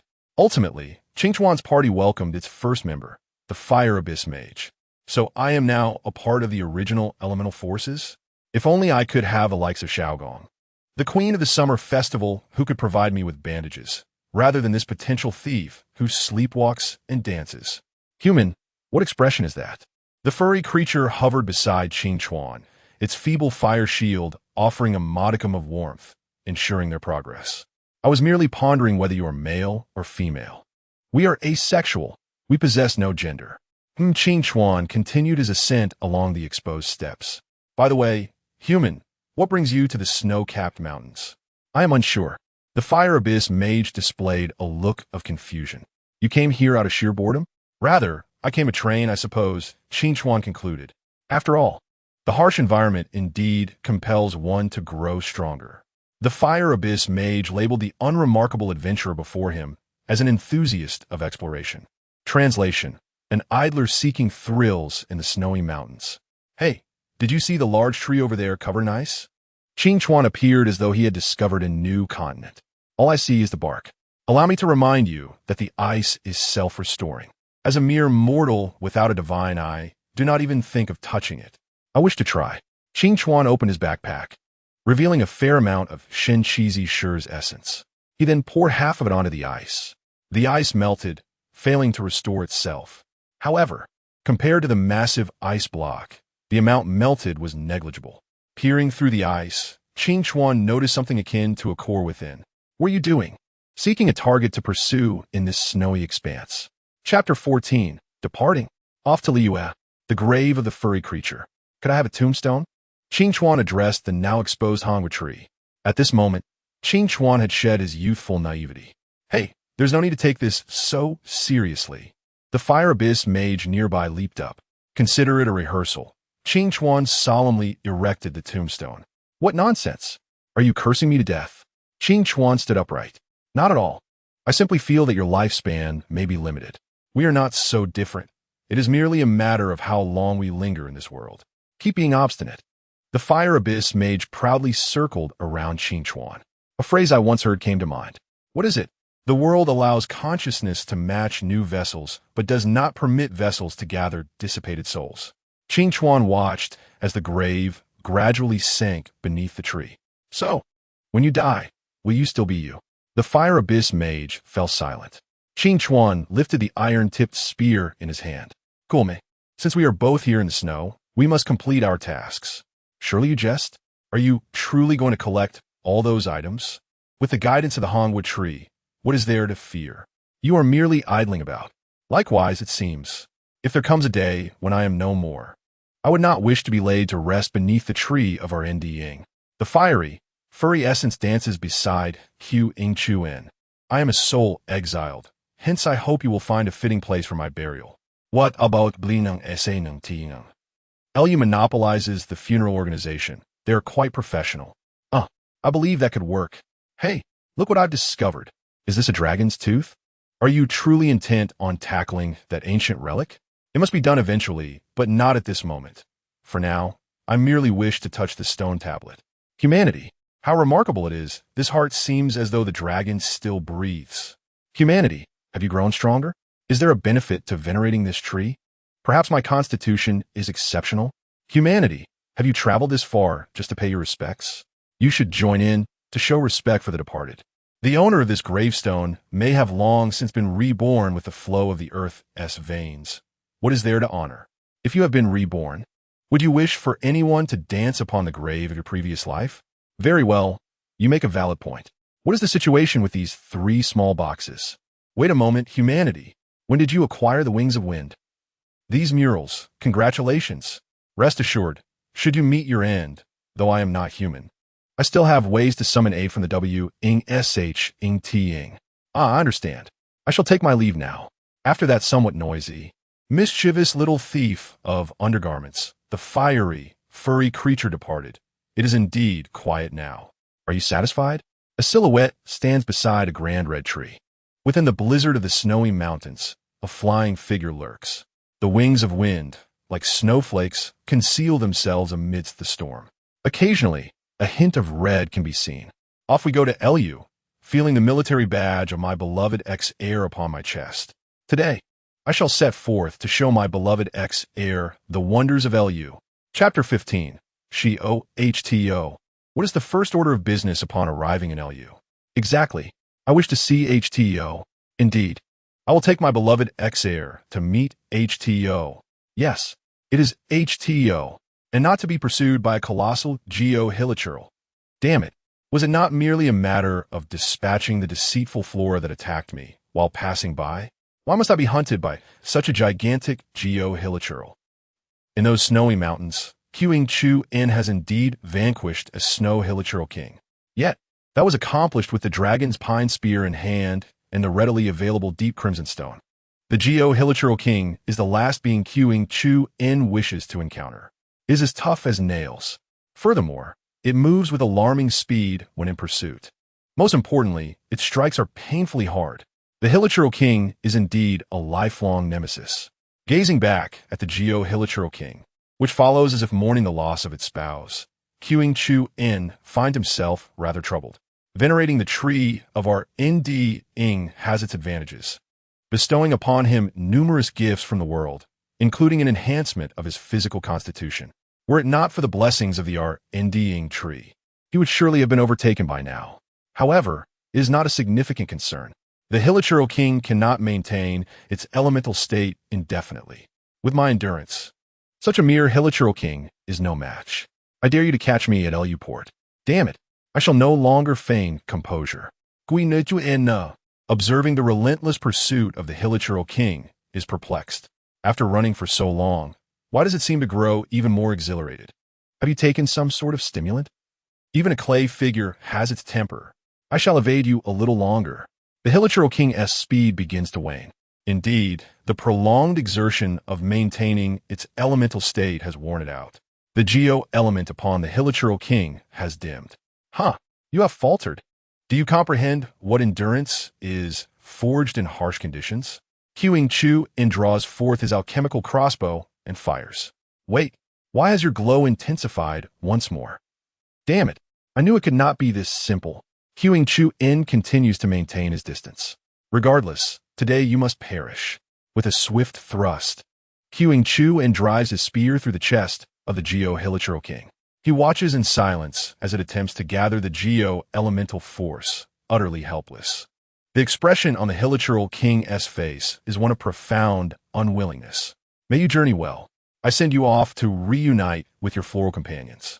Qing-Chu-In withdraws his dragon's pine spear, observing as the body of the hilichurl king becomes crimson before gradually freezing. I must admit, witnessing this dismal fate makes me feel rather villainous. Speaking of which, considering the abyss mage in the snowy mountains, never mind, I should hasten to Lu Port. Seated within W-N-M-N-T-ing, Qing-Chu-In savors the delightful Xiaolong bao. How delectable! First, he blows on it, then takes a small bite to pierce the skin, drinking the savory broth within before consuming the entire dumpling. Cursed be it. It is not yet the time to indulge in culinary delights. Where is your willpower, Qing-Chu-In? Ultimately, he cannot resist. He packs 5 portions of Xiaolong bao to savor as he walks. As a socially anxious individual, Qing-Chu-In acquires the location of W-Ing-Sh-Ing-Ting from K-I-S-L-N. Why see K-I-S-L-N? The people of Lu harbor a superstitious aversion to the ominous W, ing sh, ing t-ing. It is far simpler to consult K-I-S-L-N. On his way to W, ing sh, ing t-ing, Qing Chu in spots a small figure traversing the rooftops, with twin ponytails and plum blossom eyes. Though quite diminutive, this is undoubtedly the young HTO. Wait, why is little HTO walking on the roof? And how can such a small child run so swiftly atop it? Is no one keeping an eye on her? HTO notices Qing Chu In's gaze. He appears to be an intriguing adventurer, seemingly concerned for her well-being, as if he has found something of interest. Little HTO dashes towards the adventurous uncle. The adventurer appears quite alarmed, instinctively pressing against the wall, fearful of falling. Oh dear, having made all these preparations, it would seem rather inconsiderate not to take a tumble, wouldn't it? Thus little HTO falls. In truth, at that moment, she is fully prepared for her descent. Even if the uncle fails to catch her, she would land safely. A pair of strong hands catches her. They are hands that provide a profound sense of security. Thank goodness my reflexes are swift. Had little HTO fallen to the ground, I would have to atone with my life. Qing Chu In gazes at the twinkling plum blossom eyes of little HTO in his arms. How adorable! Cursed be it! Such a delightful child makes reprimanding her utterly undesirable. I would never want little HTO to harbor disdain for me due to a scolding. Chapter 16. W-ing sh-ing t-ing h-l-o-t-ing. Very well, if reprimanding little HTO is out of the question, I ought to at least inform her elder to keep a closer watch over her. Qing Chu In gently places little HTO on the ground, advising her to prioritize safety next time. Such trivial words likely hold no weight. It would be better to locate her guardians. Qing Chu In falls into silence, observing the elderly gentleman with white hair and plum blossom eyes before him. He appears relatively spry, able to walk. Yet expecting a person of such advanced age to supervise the sprightly little HTO is utterly unrealistic. This is akin to expecting an elderly father to oversee a mischievous child. Noticing the absence of any other plum blossom-eyed individuals within W, ing sh, ing t-ing, Qing Chu In confirms the situation. If memory serves, HTO's parents have been missing for quite some time. He has surely arrived too late. It is certainly not appropriate to inquire about the whereabouts of little HTO's parents. One must not prod into another's wounds. At least that is what Qing Chu In believes. Gazing at the twinkling plum blossom eyes beside him, he feels a pang of frustration. Cursed be it. Young HTO was far too adorable. He cannot speak ill of her. Her guardian, the elderly gentleman, clearly lacks the ability to keep up with the clever and spirited little HTO. Moreover, given the elder's age, if memory serves, he is likely to depart this world within the next 10 years. It is best to spare this elderly man from further concern. Ultimately, Qing Chu In helplessly reaches out to pat little HTO's head, whom he meets for the first time. In my journey to Wangsheng, I encountered this delightful child. She is quite charming. Might she be your granddaughter? Excuse me, is there truly no issue with my actions in front of someone's grandfather regarding Xiao Hu Tao's head? At this moment, in a corner invisible to Chang's son Qin Chuan, the venerable Hu Lao looked at Xiao Hu Tao with a gaze filled with helplessness, as if to convey the message, have you caused trouble for others? Xiao Hu Tao gazed at the venerable Hu Lao Tang Zhu, her playful demeanor revealing her interest in this amusing elder, wishing to engage in merriment with him. Hu Lao Tang Zhu, filled with exasperation, acknowledged that his granddaughter indeed had far too few companions. This scarcity stemmed from the nature of Wangsheng Tang, a funeral organization, which left Xiao Hu Tao with minimal social connections. Now, having finally encountered someone who was unperturbed by the association with Wangsheng Tang, one might wonder how he discerned this. Upon entering, the adventurer beheld the coffin within the room, yet remained utterly unfazed. He noticed that Xiao Hu Tao was tugging at his pant leg as she approached. It was evident that this adventurer had intended to visit the Wangsheng funeral parlor for a specific purpose. His nonchalance in interacting with his granddaughter was notable, albeit his advanced age. Nevertheless, encountering someone so unperturbed in Liyue is indeed a rarity. My granddaughter is, without a doubt, adorable. The current figure of Hu Laodang appears to be quite cheerful. It seems that one can rest assured about Hu Tao, continuing to stroke her head in secret. Qingquan's hand was subsequently pushed away by the little Hu Tao. Observing the gleam in Hu Tao's eyes, it is evident what she wishes to convey. You're nearly making my head bald. Well, a gentle and steady flow. Then, the head of Xiao Hu Tao was captured by another large hand. It belonged to Hu Lao Tang Zhu. Xiao Hu Tao felt helpless. She dared not swat her grandfather's hand away. Holding her breath, Xiao Hu Tao pondered. Indeed, Qing Chuan could sense a certain sense of pride emanating from him. It was as if to say, "Are you envious? This is my granddaughter." Such feelings.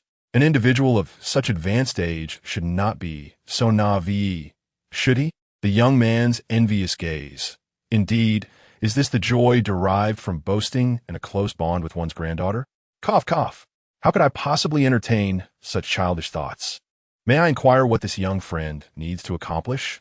The exceedingly earnest Master Hu, I find myself rather uncertain. Having no family in this world, I intend to visit the Sheng Huatang to inquire about any matters pertaining to my afterlife. Allow me to introduce this. This is the cheerful voice of Xiao Hu Tao. Xiao Hu Tao, something seems amiss. Qing Chuan furrowed his brow as he glanced at Master Hu.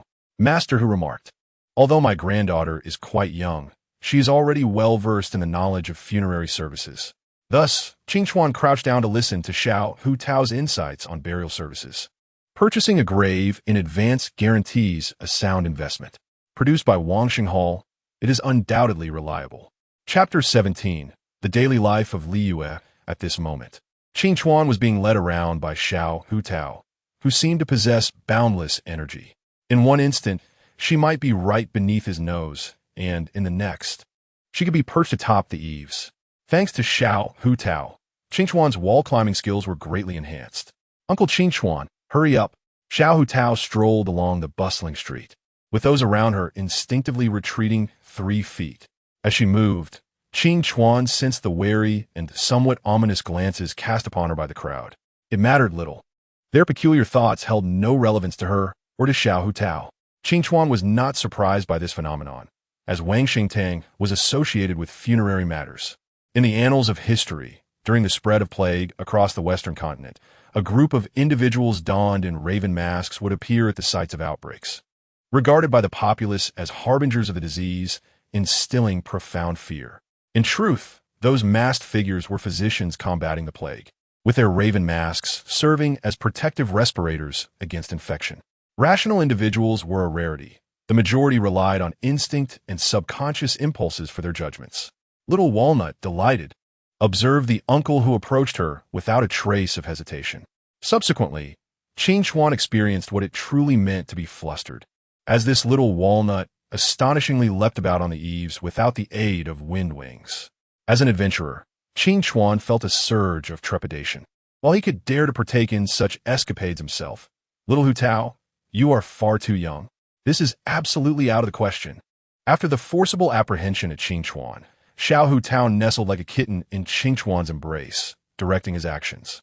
"Uncle, shall we venture to Wangpo together?" "No, it is too far. Dear sir, your blatant rejection of young ladies may lead to their disdain for you. You can only be considered a mere child. In that case, let us venture to the port." "Very well. However, wait a moment. The port is quite far away. When you wish to open a window, those within the room may express their dissent. However, once you contemplate lifting the roof, objections to your desire to open the window are likely to vanish." So I have been outmaneuvered by Xiao Hu Tao. How outrageous!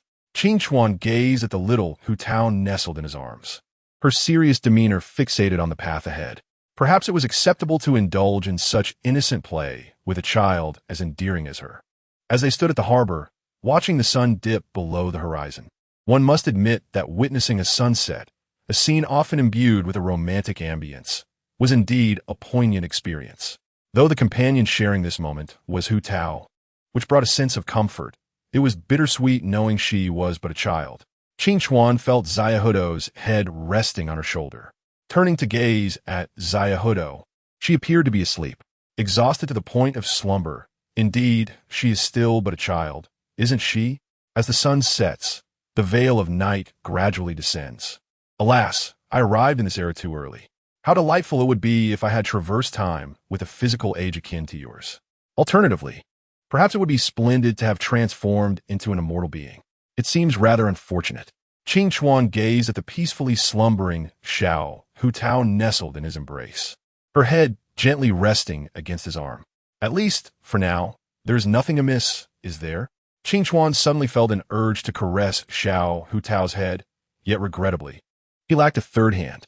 Both of his hands were occupied cradling Xiao Hu Tao. Thus, with one arm supporting her petite form and the other gently holding her, Qing Chuan traversed the desolate port and the bustling street, ultimately arriving at the serene entrance of the Wangxing Hall. Upon entering, he noticed a weathered yet handsome young man sipping tea in the courtyard. How infuriatingly charming. Alas, lacking eloquence, he found himself at a loss for words. Behold this attire. It belongs to Zhongli, my esteemed patriarch from Genshin Impact. Do you have any idea how secure one feels in the presence of Zhongli's protective shield while traversing the treacherous waters? Is this esteemed Hu Laotang the renowned Mr. Zhongli, rumored to possess profound knowledge of both celestial and terrestrial matters? Oh, you have also heard of Mr. Zhongli's esteemed reputation? The esteemed Hu Laotang appears to be in high spirits, for he is the individual I once brought over as a guest elder. As I strolled down the street, I could instantly discern his extraordinary nature. In truth, the gossip I have heard more frequently outside involves Mr. Zhongli's habit of dining without settling the bill. Ahem, young man. You must trust in the discerning judgment of us seasoned individuals. Although his expenditures may exceed those of the average person by a slight margin, I firmly believe he will serve as the steadfast anchor for Wangxing Hall. I also have faith in Hu Laodong's keen insight. Speaking of which, how do you perceive me through your seasoned perspective? Qing Chuan inquired with a hint of curiosity. You, Hu Laodang, placed Xiao Hu Tao gently upon the bed, and your beauty becomes all the more apparent, a true gem among mortals. How infuriating! Why is it that the very first good person card I received was bestowed upon me by you, this old codger? Chapter 18. Do not come any closer. After settling down the little walnut, Master Hu warmly introduced Zhongli to Qing Chuan. Hello, Mr. Qing Chuan, Zhongli said with utmost courtesy. Hello, Mr. Zhongli, Qing Chuan replied, slightly reserved. How should I engage in conversation with the old gentleman Zhong? Fortunately, Master Hu is there to assist. Ah, guest elder, I do not have many years left to live, exclaimed the old man. Master Hu, your moral coercion is quite remarkable. Hu Tao, the esteemed leader of Hu Laotang, truly presents me with a challenge. Zhongli gazed at Qing Chuan. Why are you looking at me? Qing Chuan asked, slightly bewildered. Wait, do I detect a hint of admiration in Zhongli's eyes? Why would a formidable Archon of Teyvat respect me? Surely, this venerable elder could subdue me with a mere finger. Mr. Zhongli, is there something amiss? Qing Chuan maintained a commendably inquisitive demeanor. Mr. Qing Chuan wields a firearm. Indeed? What of it? Zhongli's gaze shifted to the dragon's pine spear upon Qing Chuan's back. Is there an issue with my dragon's pine spear forged from dragon fangs? Qing Chuan decisively removed the weapon and offered it to Zhongli. Might I trouble you to inspect it? Zhongli hesitated momentarily. Fear not, Mr. Qing Chuan. I am merely indulging in a bit of curiosity. Shouldn't such curiosity lead you to seek the great exorcist instead? Why come to me? Yet, Qing Chuan had no intention of declining. If the Geo Archon himself were to impart guidance, it would surely be invaluable. Thus, Qing Chuan readied himself defensively. Come at me. I am prepared to be bested. However, did Zhongli just hold back? Qing Chuan evaded a thrust from Zhongli's spear, countering with a sweeping strike. In a swift motion, Zhongli incapacitated Qing Chuan with a deft maneuver, using the butt of the spear to knock him down. Your humility regarding the spear is commendable, Mr. Zhongli, Qing Chuan remarked quietly as he sheathed his dragon's pine spear. I merely employed a clever tactic. Zhongli stored the spear within his vision. Your fundamentals are remarkably solid. He assessed Qing Chuan's technique, and your style appears to pursue elegance amid stability. Do you have any suggestions, Mr. Zhongli? My research into spear techniques is limited, yet I can discern your areas for improvement. Zhongli regarded Qing Chuan and inquired, Might I ask, do you harbor any fears? Well, insects, particularly those filthy cockroaches. Qingchuan recalled with a shudder the most vivid memory from school. A flying cockroach darting around the classroom, fortunately, at a distance. I never wish to see a flying cockroach again. They could be lethal. I possess a method to enhance your spear skills. Come to Wangxing Funeral Parlor tomorrow morning. The Geo Archon is unexpectedly enthusiastic. Could it be that I am a protagonist after all? It seems reasonable that an arrival might confer certain privileges. Very well, Mr. Zhongli. Morning arrived. Mr. Zhongli, I have come, Qingchuan announced as he opened the door to Wangxing Funeral Parlor. Zhongli stood in an open space within. Mr. Qingchuan, are you certain you wish to receive guidance? Of course. I have observed that your defensive techniques are robust, yet your offensive capabilities are wanting. You must aspire for precision and speed in your thrusts. Thus, Zhongli harnessed geo-energy to procure essential training equipment for Qingchuan. What do I fear? Qingchuan pondered in alarm. Yes, Mr. Qingchuan, should we commence, I can lend you a new spear. Ultimately, Qingchuan summoned all his courage. No need, my spear will suffice. Reluctantly, he removed the military medal from around his neck. Please, Mr. Zhongli, safeguard my dear wife. I hope today's training will not endanger her. Zhongli paused, observing Qingchuan's medal and his desperate expression, then sighed. Very well, my spear is sullied. My dragon's pine spear is tainted. Yet, I successfully dispatched all the cockroaches that dared approach me with my spear. None laid a finger upon me. Qingchuan wearily drove his dragon's pine spear into the ground. Initially, he was filled with trepidation, but upon spotting the cockroaches, he unleashed a desperate thrust that pierced a flying insect. Qingchuan was consumed by fervor, vowing to eliminate all these cockroaches for his own safety. Mr. Zhongli, I must wash my hands. At that moment, he felt utterly drained. Despite not having touched a single cockroach, he felt compelled to cleanse his hands thoroughly. Upon returning, he found Zhongli meticulously inspecting his medal. Ahem, Mr. Zhongli. Might I have my medal back? I apologize if I have overstepped. Zhongli momentarily hesitated, then continued. Your mention of an old wife seems reminiscent of a friend I know. As for Zhongli's acquaintance, Qingchuan remained indifferent. Given Mihoyo's nature, it was likely a deity. Deities, after all, probably had little connection with me. Surely, not every god could be as affable as the retirement-seeking Zhongli. Uncle, it was Hu Tao's voice, and before he knew it, she had clung to his calf, sitting atop his foot. Let's go. Looking at the adorable Hu Tao, Qingchuan turned to Zhongli. I entrust the care of the little leader to you. Zhongli bowed in acknowledgement. I shall take my leave. Surely, the elder was not so overwhelmed by Hu Tao that he summoned me early to tend to her? That seemed improbable. Qingchuan gazed down at the charming Hu Tao. Such a delightful child could not be the reason for Zhongli's peculiar summons. Chapter 19. Becoming a great adventurer? Qingchuan's life in Liyue was quite pleasant. Rising early to combat cockroaches at Wangxing Funeral Parlor, he would then wash up and accompany Hu Tao for breakfast. The meal was delivered by an external service that Zhongli had arranged. More accurately, it was an adventurer's commission. Delivering meals to Wangxing Funeral Parlor surprisingly yielded a handsome reward. Qingchuan found himself bemused by the situation. Without hesitation, he accepted the commission. After all, it was on his way. How could you fall so low, Qingchuan? You previously turned down Barbara's offer. Now, what is the difference between being supported by Hu Tao? That was close. I nearly succumbed to youthful aesthetics. Qingchuan gazed at the peacefully sleeping Hu Tao in his arms, resolving to finish the day's tasks. Entering Wangxing Funeral Parlor, he carefully settled Hu Tao. Today marked the first day he had not seen her. Qingchuan was currently en route to Qingtse village, rumored to be a suitable place for retirement. He wished to explore it. Yet on the first day, he was relentlessly pursued by hilichurls, ultimately encountering a hilichurl chief. Good grief. Is Liyue a breeding ground for hilichurl leaders? Aren't they supposed to be rare? Why do they always find me? Today marked the 5th day since leaving Wangxing Funeral Parlor. It was a day of utter chaos, with a relic hunter raining missiles from the sky.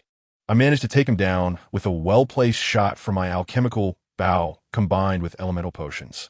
While scavenging the relic hunter, I discovered a small fragment. Is this the item needed for the Ancient Cloud and Serpent quest? Task complete. I have perfectly fulfilled the requirements of Ancient Cloud and Serpent. Truly, I am remarkable. I shot down the relic hunter with a sharp iron spear. The moment to open the treasure chest had arrived. Qingchuan looked at Zhongli in silence. Could someone explain why Zhongli was here? Where's my treasure chest? Where is it? Perhaps Qingchuan's intense gaze prompted Zhongli to speak. This is actually where I practice martial arts. Do you expect me to believe that? Qingchuan suspected Zhongli was treating him as a fool. This is your reward for exploring as an adventurer. Zhongli produced a bag of mora. Good heavens! You cannot possibly be Zhongli. He would never remember to bring his wallet. Zhongli fell silent. Qingchuan's astonishment left Zhongli momentarily speechless. Ultimately, a bag of raw stones was extracted, which was then forcefully brought down upon Qingchuan's head. Qingchuan lost consciousness. His head throbbed painfully, feeling as if he'd been struck senseless by the stones. Surely, it must be an illusion. Rubbing his head, Qingchuan pondered what had transpired. Had he been knocked out? By whom? How infuriating!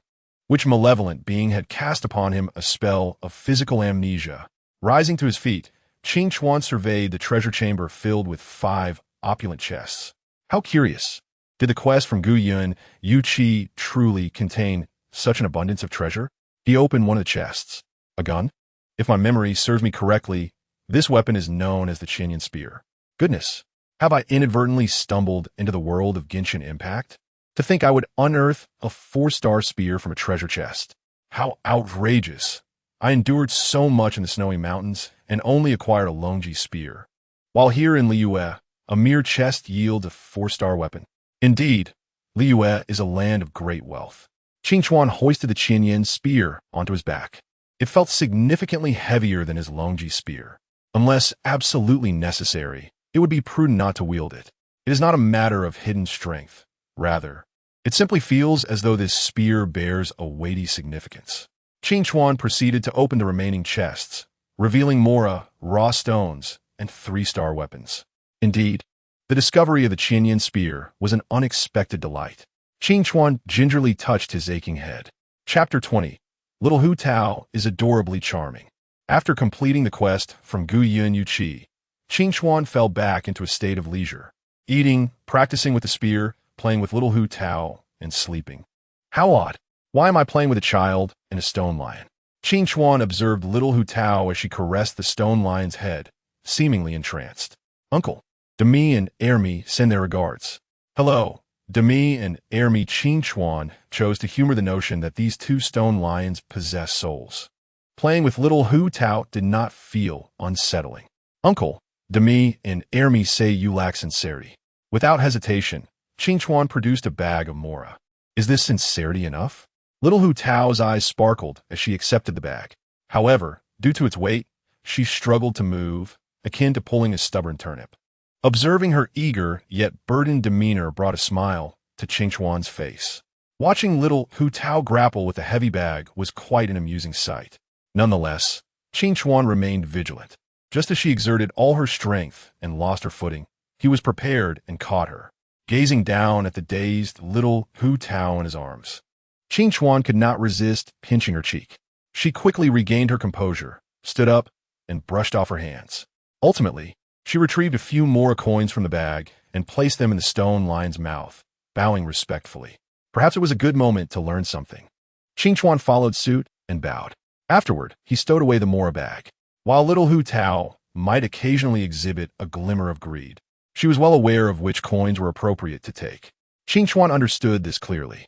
If the mora bag were light, it would serve as pocket money from him, which little Hu Tao would likely accept without hesitation. Conversely, if it were heavy, she would play with it briefly before humorously declining. Such behavior perfectly aligned with the nature of a thoughtful child. I truly enjoy playing with little Hu Tao. Qingchuan, filled with contentment, lifted little Hu Tao with one hand, while his other arm secured her waist. Although the onlookers cast unfriendly glances, Qingchuan remained unconcerned. They were strangers to him. Why should he care? He noticed little Hu Tao had seemingly shrunk into herself, proving that children are indeed sensitive to the gazes around them. Qingchuan gently lifted her higher. This feeling of being relied upon by a child is undeniably heartwarming. Truly, adorable children possess the power to heal the soul. Although entertaining little Hu Tao can be quite exhausting, the joy of having her snuggle against him as she tires is immensely rewarding. What a dependable uncle I am. Speaking of which, am I perhaps lingering in Liyue for too long? Qin Chuan observed little Hu Tao, who had played herself into slumber in his arms. Even in her sleep, her twin ponytails swayed gently with his movement. She is simply adorable. After all, being guided by Lord Zhongli is quite an extraordinary experience indeed. Henceforth, I shall devote more time to playing with little Hu Tao. No, I should focus on training myself. Chapter 21, The Child King. You seem troubled by something. Lord Zhongli set down his teacup, gazing at Qin Chuan. For reasons unknown, Qin Chuan felt as though he were being seen through. A sense of unease washed over him as Lord Zhongli's demeanor resembled that of a stern elder scrutinizing him for returning home late. This feels wrong. I haven't been out gallivanting, nor do I possess anything to hide. After all, that yellow-haired individual has yet to awaken, and the future I am aware of cannot be deemed certain. With this in mind, Qin Chuan chose to meet Lord Zhongli's gaze openly. At first glance, Lord Zhongli appeared strikingly handsome. Upon a second glance, he exuded an air of sophistication, and on a third, it seemed his eyes truly were observing him. Perhaps I am overthinking it. Lord Zhongli turned his attention back to his tea, seemingly no longer focused on Qin Chuan. A hint of confusion lingered in Qin Chuan's mind when suddenly, little Hu Tao snatched the teapot from Lord Zhongli and dashed away. Lord Zhongli, now staring at his empty teacup, glanced back at Qin Chuan, evoking a sense of melancholy akin to an autumn breeze, as if seeking assistance. Is something amiss? Lord Emperor, have you yet to relinquish your divine position? Why does it feel as though an old man's toy has been seized by a child? Qin Chuan rose to pursue little Hu Tao, who held the teapot aloft. Be careful. Don't trip. Qin Chuan felt no concern for the teapot, as he recognized it from their previous playtime. He had distinctly heard Lord Zhongli mention that the bill for it would be sent to the Wangsheng funeral parlor, so if it were to break, so be it, so long as little Hu Tao remained unharmed. Wait, considering Lord Zhongli's gaze as I ran. Perhaps I should be cautious about the teapot and try to prevent it from breaking. However, did little Hu Tao seem to be running rather swiftly today? Could it be that she was upset about my impending departure? That might explain it. I should have consulted her feelings before making such statements. Ultimately, Qin Chuan managed to catch up with little Hu Tao, lifting her high while she still clutched the teapot.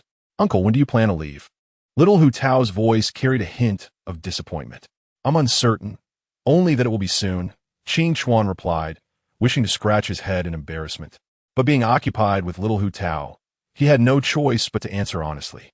Then I suggest you depart sooner rather than later, little Hu Tao said cheerfully. After all, as the next generation of the Wangsheng funeral parlor's master, I can treat you as if you were a deceased person. Once you leave, I'll simply gaze at your coffin and think of you. The phrase seeing objects brings forth memories crossed Qin Chuan's mind in an instant. What if I discuss with your grandfather about bringing you along to Mondstadt? He proposed. For reasons unknown, he felt a flutter of anxiety as he suggested this.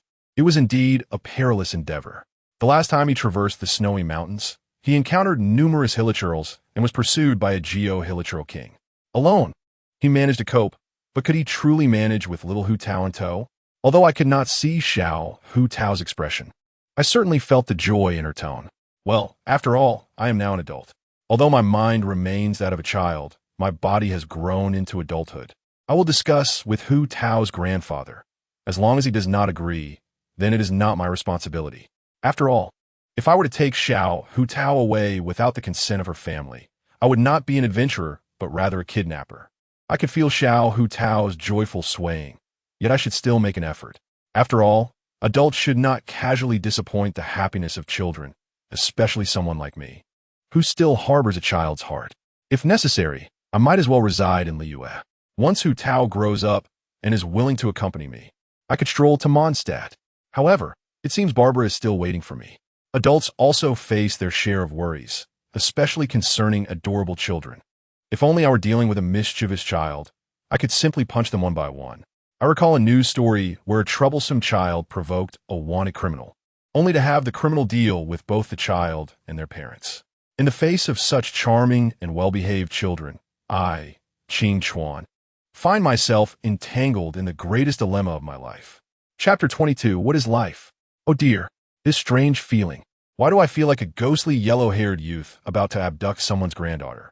Qing Chuan's heart raced, but as he felt Xiao Hu Tao's expectant gaze beside him, he thought, I must not let this adorable child down. Indeed, I nodded. I worry that if I leave, Hu Tao will be lonely in Liyue. I affirmed this thought and began to articulate the rationale and benefits of taking Xiao Hu Tao to Mondstadt. It is a city of freedom, and perhaps she could make friends her own age there. Hu Lao Tang Zhu looked at Qing Chuan, and Qing Chuan felt slightly uncomfortable under his gaze. It is Hu Tao who asked you to take her to Mondstadt, isn't it? Qing Chuan firmly shook his head, stating no. It was I who suggested taking Hu Tao to Mondstadt for some fun, but I need to ask for your opinion, Hu Lao Tang Zhu. This was the truth. The idea originated from Qing Chuan, while Hu Tao merely expressed her unhappiness about parting.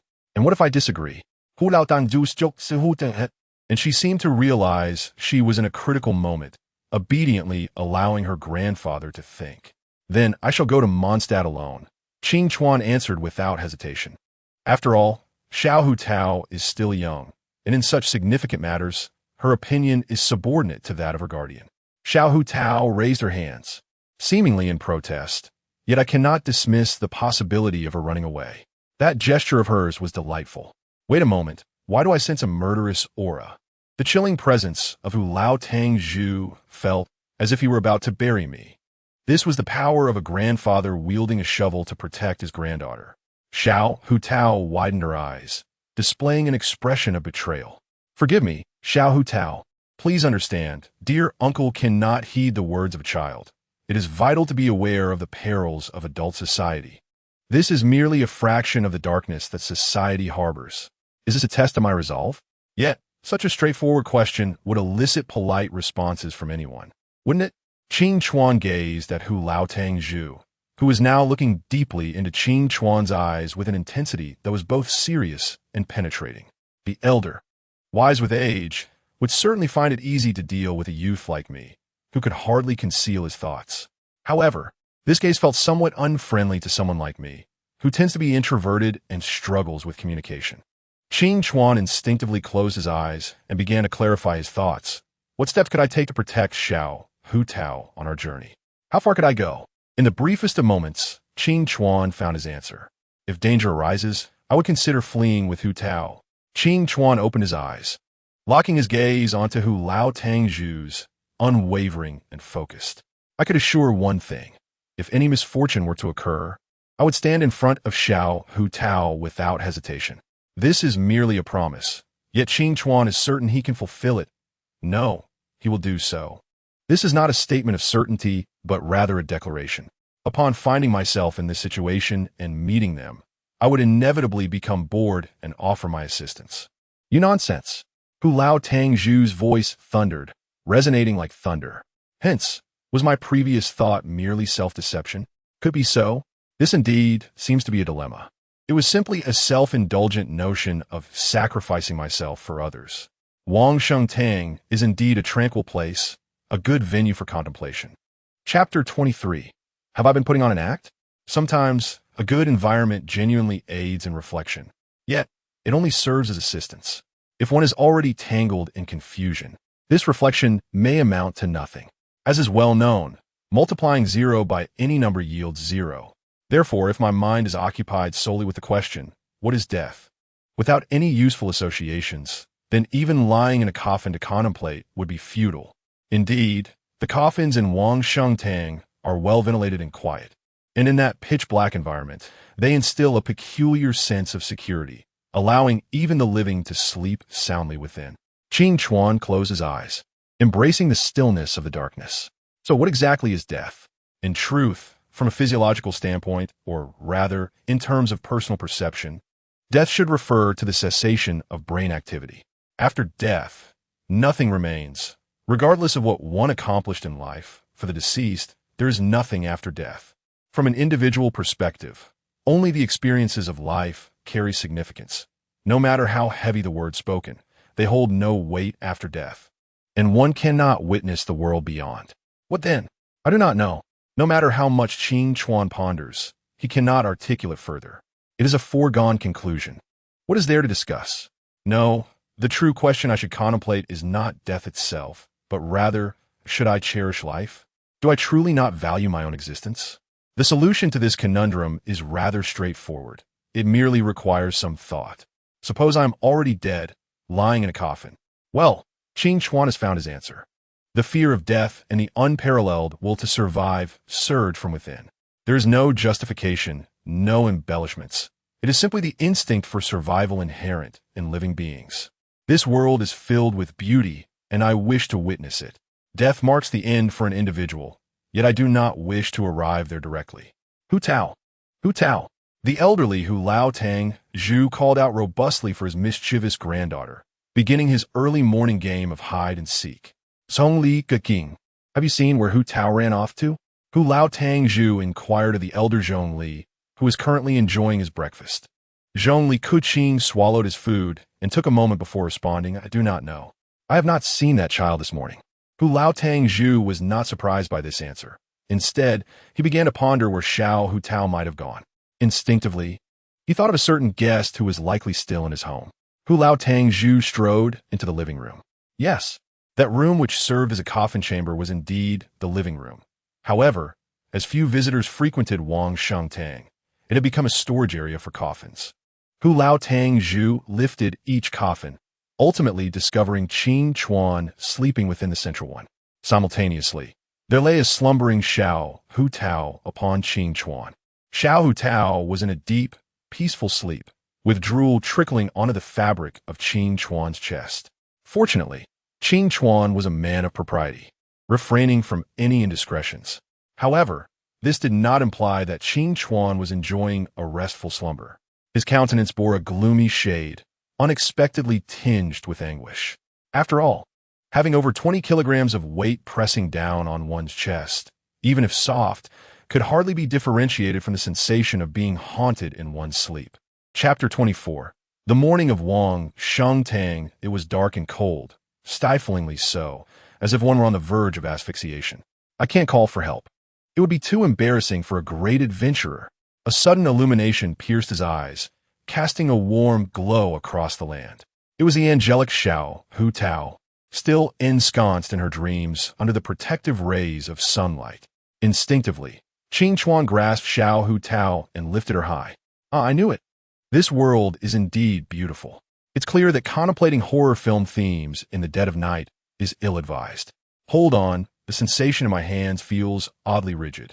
Qing Chuan turned his head to behold Hu Lao Tang Zhu, who was unexpectedly holding Xiao Hu Tao. For a moment, he found himself at a loss for words. The elder, silent as the grave, seemed equally unsure of what to say. His granddaughter was restless, disrupting this young man's sleep, and he had initially intended to quietly carry her away to avoid any trouble. But now that the young man had awakened, what was he to say? In this bewildered state shared with Qing Chuan, Hu Lao Tang Zhu decided to exercise the privileges of age. Is my granddaughter adorable? Immensely. Then you should find yourself a wife and have your own children. Oh dear, I never imagined that at my age I would have to feign ignorance to deceive this young man. My old face is quite embarrassed. Thankfully, this child is honest and easily swayed. Then, Hu Lao Tang Zhu exchanged glances with elder Zhongli. Oh, how embarrassing it was to be discovered by the younger generation, especially by a guest who had come without any money. Elder Zhongli, unfazed, continued to enjoy his breakfast while Hu Lao Tang Zhu strolled away with his beloved granddaughter. My apologies, Xiao Hu Tao. Alas, I am but a man of the wind. Qing Chuan lamented slightly as he playfully pinched Xiao Hu Tao's cheek, only to have his hand swatted away. Regardless, a responsible guardian would never permit his cherished daughter to embark on adventures with a man devoid of wealth or stability. Qing Chuan understood Hu Lao Tang Zhu's perspective and, after several attempts, recognized the elder's resolute stance, thus relinquishing his thoughts of taking Hu Tao to Mondstadt. Qing Chuan, uncle, honestly now, do you have someone in Mondstadt? Xiao Hu Tao tugged at the sleeve of Qing Chuan, demanding an answer. Oh, what a peculiar inquiry. It left Qing Chuan feeling somewhat strange, as though he were a man abandoning his wife and child. Yet, the question lingered. How old was this Xiao Hu Tao? She still spoke with a childish lilt, yet here she was querying adults about their romantic entanglements. What did having someone outside even mean? Qing Chuan recalled the earnest little Barbara in Mondstadt, although he did indeed know a well-behaved child there. Although Xiao Hu Tao was merely a child, Qing Chuan resolved to speak the truth, despite the oddity of the situation. Indeed, it felt rather strange. Could it be that I have unwittingly created a harem of children? Such notions should remain in the realm of fantasy, for who would take them seriously? Her name is Barbara, a petite figure aspiring to heal the hearts of all. Qing Chuan added, if you ever meet her, I believe you would find her agreeable. However, upon seeing Xiao Hu Tao's disappointed expression, he realized that she felt as though her favorite toy had been snatched away. Clearly, I'm not adept at managing farewells. Qing Chuan turned to the worldly elder Zhongli. Since Hu Xiaotang Zhu is so reluctant to part with my young friend Qing Chuan, perhaps he could stay a few more days? Qing Chuan fell into silence. Elder Zhongli had prepared himself for an early retirement, and his greatest frustration at this moment was dealing with the energetic Xiao Hu Tao. Indeed, this child was quite a handful. While a lively child is a blessing, her exuberance could be overwhelming even for the elder. At this juncture, the adventurer Qing Chuan appeared like a beacon of light, and Elder Zhongli sincerely hoped he would stay a bit longer, and perhaps even longer still. After all, Qing Chuan was soft-hearted and broad-minded. If he remained this time, he would surely return again. Chapter 25. Farewells and the Vision of God. I still intend to venture out and explore. My time here has been prolonged. It is not yet the moment for settling down, and Qing Chuan politely declined Elder Zhongli's kindness, redirecting his focus to Xiao Hu Tao. Xiao Hu Tao. This world is not confined to just one small place. Qing Chuan ruffled her hair. We must learn to embrace farewells. Farewells are an unavoidable part of life, are they not? Learning to part voluntarily is indeed a troubling matter, is it not? Xiao Hu Tao rejected Qing Chuan's words. Oh, this is quite vexing. Is there any way to make Xiao Hu Tao less reluctant to see me go? Perhaps I should try another approach?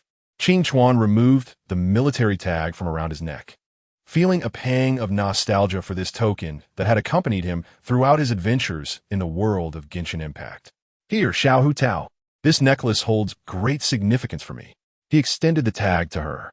Xiao Hu Tao accepted the military tag and gazed at the inscription with a hint of confusion. Qing Chuan, uncle, why are you giving me your wife? Xiao Hu Tao fell silent. In that moment, she sensed Qing Chuan's resolve to depart. Oof. She turned away, feigning anger, yet clutched the military tag tightly in her hands. Wait a moment. I have something for you too. Qing Chuan watched as Xiao Hu Tao eagerly dashed into the room, emerging with a black outfit embroidered with deep red plum blossoms. This is your farewell gift, she declared excitedly. If one day you feel you might lose your way, wear this outfit. That way, when I come to collect your remains, I will be able to find you. Qing Chuan, feeling a touch exasperated, accepted the clothing. He did not find it offensive, discovering the fabric unexpectedly fine, and instinctively glanced at Hu Laotang Zhu. Hu Laotang Zhu smiled warmly at the unfolding farewell. How wonderful it is to adapt to farewells in advance. It need not be a negative experience. After noting Hu Laotang Zhu's approving demeanor, Qing Chuan accepted the garment. Very well. I shall wear this outfit the next time I visit Wang Sheng Tang. As for Elder Zhongli, it seemed he would need to muster ample energy to contend with the exuberant Xiao Hu Tangzhu. Such is the nature of the world. No one can remain a crutch for another indefinitely. In the end, one discovers that the only reliable support is oneself. Qing Chuan felt a pang of guilt as an adult. Recently, he found himself feeling somewhat feeble, or perhaps it was that he felt more agile than before. His body, invigorated by the spirited antics of Xiao Hu Tao, was surprisingly nimble. Qing Chuan once again chose the route to Longji Snow Mountain. Ultimately, I remain a man of the wind. I sense that one day I may settle in Liyue, but for now, I am still a wanderer, embarking on another journey. Farewell is a quiet breeze. Qing Chuan Dashi gazed at the anemo vision that had unexpectedly appeared in his palm, without any prior indication. Could it be that, as a traveler, I have been granted a vision, despite lacking a system, and being unable to utilize the statue? Now, I am bestowed with a vision? Am I, as a traveler, perhaps lacking in dignity? It seems I have merely departed, and I do not recall losing any friends. Could it be due to my handing over my beloved Sierra to Hu Tao? Is it possible that my dear wife is no more? Enough of this jest. Excessive humor can lead to discomfort. If it were true, I would certainly sense something amiss. After all, It is merely an object from my homeland, devoid of any extraordinary significance. Qing Chuan internally scoffed, yet his hand had already secured the vision at his waist. Thus, he resolved to experiment with the anemo element amidst the snowy mountains. I shall train until I can soar at every corner of the snow-capped peaks with the wings of the wind. Without hesitation, Qing Chuan embarked on his exploration of the anemo element in the snow-covered terrain. It is well known that the essence of wind is the horizontal movement of air caused by factors such as pressure differences and the Earth's rotation. Whether Teyvat is spherical remains a topic of debate. However, Qing Chuan had but one requirement for wielding the anemo element: the ability to create wind fields for flight. Alternatively, he sought to concentrate wind pressure into an invisible spike to pierce through hilichurls in an instant, or to utilize the power of anemo to accelerate his own movements. It is commonly understood that a hexagonal warrior, often referred to as mediocre, excels at everything yet masters nothing. If one were to observe Qing Chuan's attributes, they would note that aside from his speed and commendable precision, everything else is rather average. His defensive capabilities, in particular, are alarmingly deficient. Now that he possesses a vision, it is imperative to conduct research on it, so he might later amuse Barbara with his findings. The relatively deserted snowy mountains provide an ideal setting for such inquiries. Chapter 26. Training in the Snowy Mountains? Unsure of how to evaluate his actions, Qing Chuan surveyed his campsite in the snow.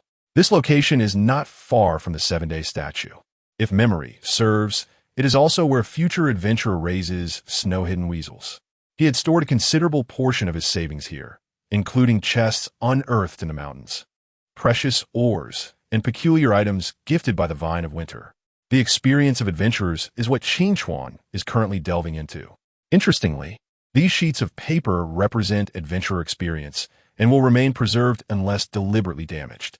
Qing Chuan is studying the tales inscribed on these papers to enhance his elemental control and refine his techniques. Another intriguing aspect is that Qing Chuan has attempted to pen some of his own adventure stories. Upon placing his written sheet by the Vine of Winter, it transformed into a shade of purple. He suddenly realized that he could become a creator of experience cards. Qing Chuan explored the sensation of the anemo element, relishing the feeling of dancing with the wind. For instance, while lying on the ground, he could perceive everything within the room through the anemo element. Though the details were obscured, he could at least discern general directions. The wind continued to flow, and he was making progress in accelerating his movements, though his physical constitution still fell short. His current progress stands at 59. As for the anemo element's ultimate technique, it remains lacking in certain aspects and cannot yet be fully condensed. Qing Chuan recognized that this was due to his insufficient familiarity with the anemo element. With progress currently only at 20, patience is key. He has ample time ahead. Qing Chuan began to practice his marksmanship. Having already distinguished himself from basic techniques, he was no longer rigid. Besides honing his shooting skills, he also engaged in weight training, keeping himself busy amid the snowy mountains. His schedule was nearly filled to capacity, leaving no room for idleness. It seems my culinary skills still need refinement. I am becoming a bit out of practice. Qing Chuan sighed, feeling overwhelmed. Cooking too much can be a burden, yet not cooking enough could lead to undercooked meals. He sipped his homemade tomato beef soup, contemplating how to achieve silence in the realm of the anemo element. Suddenly, Qing Chuan set down his bowl. The wind element in the snowy mountains alerted him to the presence of a newcomer nearby. It had been a while since he encountered another person. Clearing his throat, he attempted to welcome the new adventurer. After all, he was a seasoned explorer of the mountains.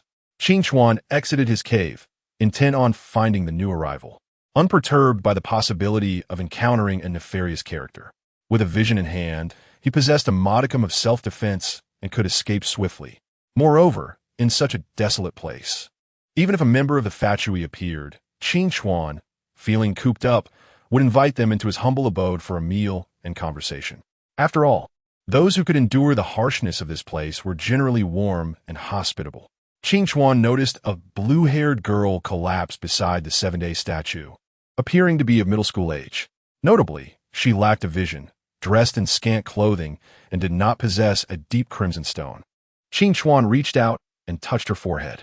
Goodness, she is burning up, at least 39 degrees. He activated his anemo perception, finding no one else in the vicinity. Could this girl truly be alone?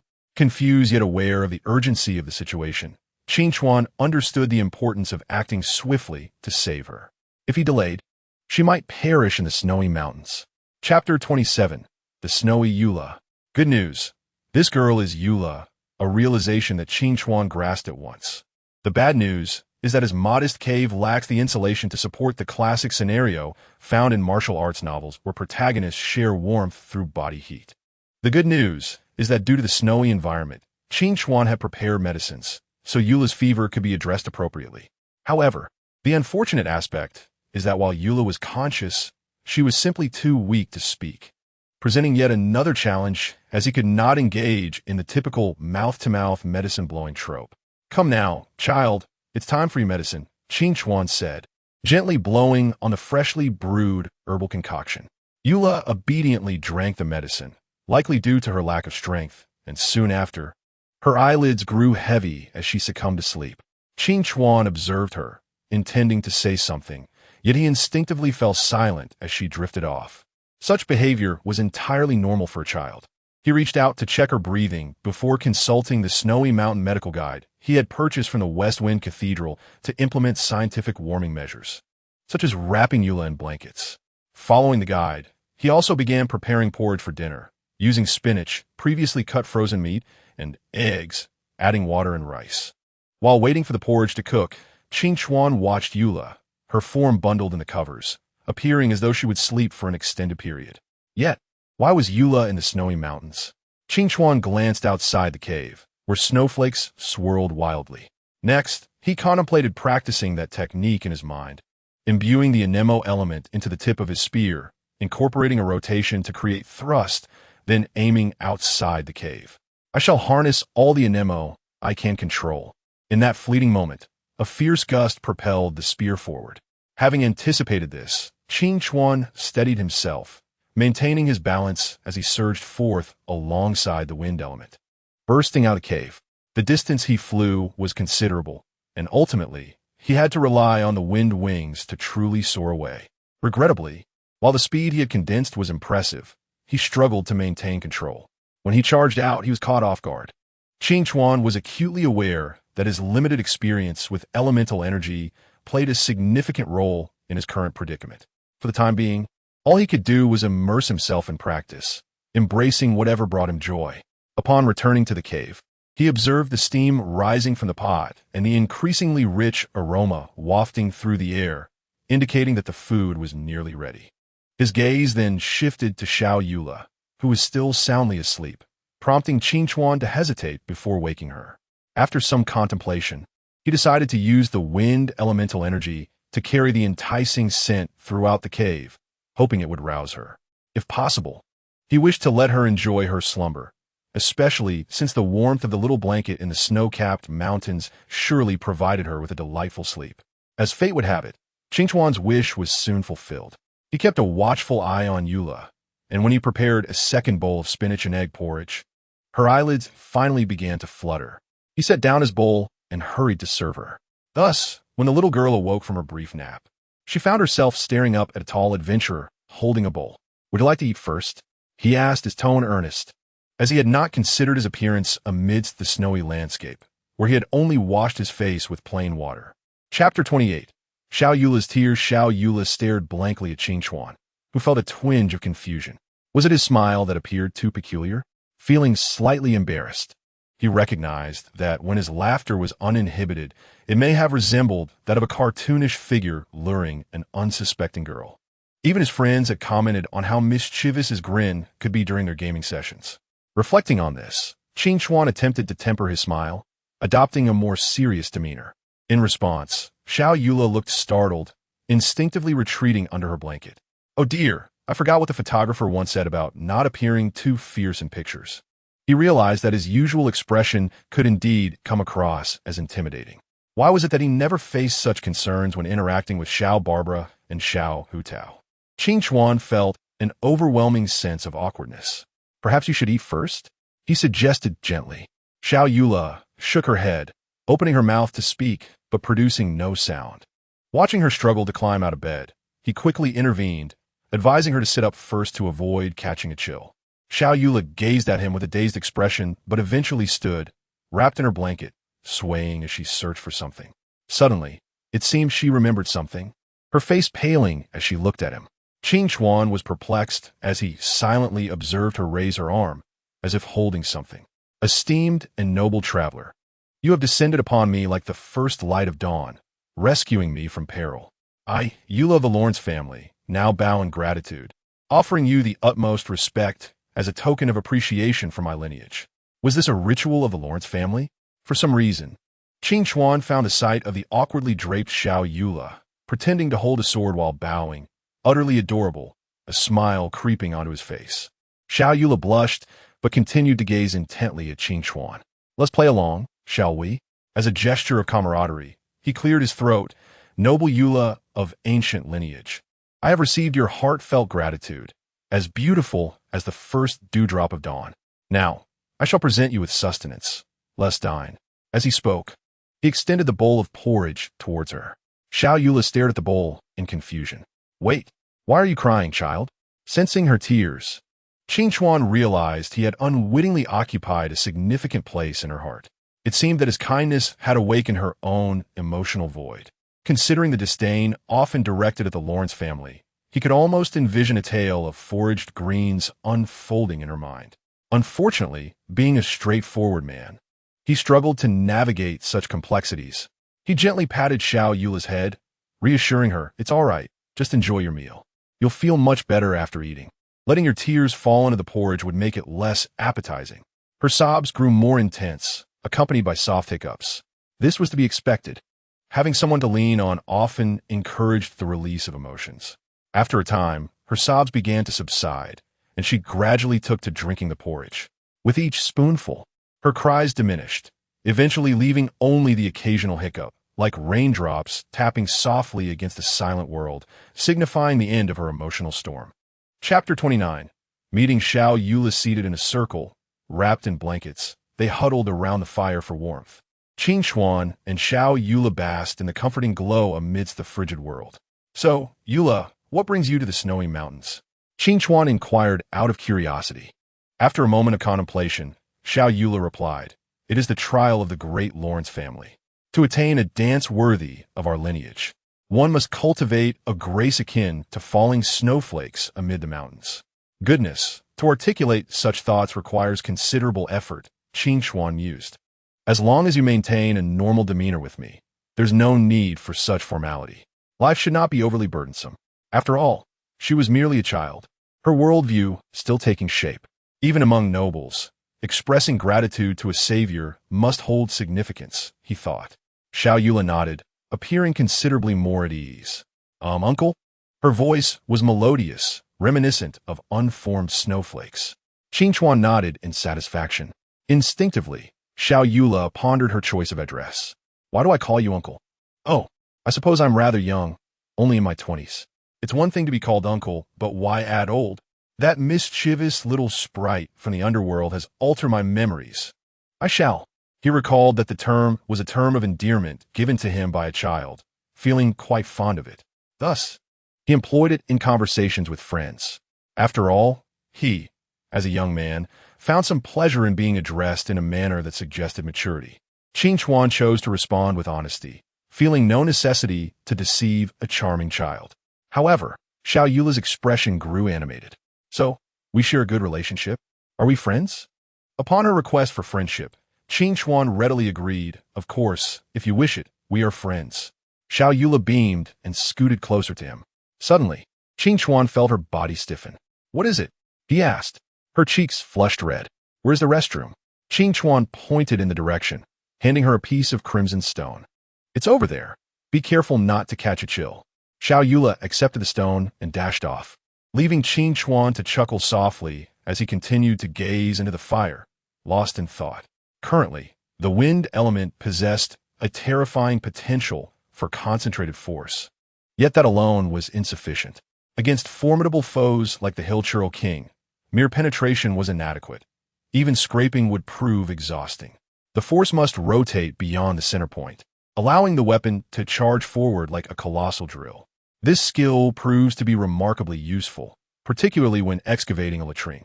The current latrine I am utilizing was, after all, crafted with the assistance of my furry companion.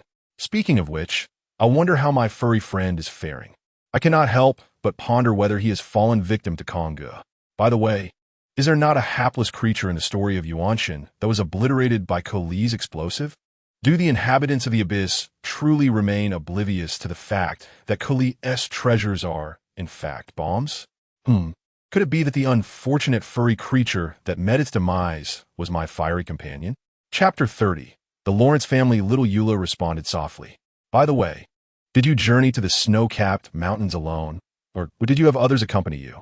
My family arranged for a cousin skilled in etiquette to escort me. Little Eula appeared rather discontent. The individuals within the Lawrence family seem either to be somewhat foolish or have become daft due to exclusion. The era has passed, yet their minds remain consumed by the glory of the Lawrence lineage. They are left with nothing but a solitary chair, yet they still manage to maintain a clean outfit.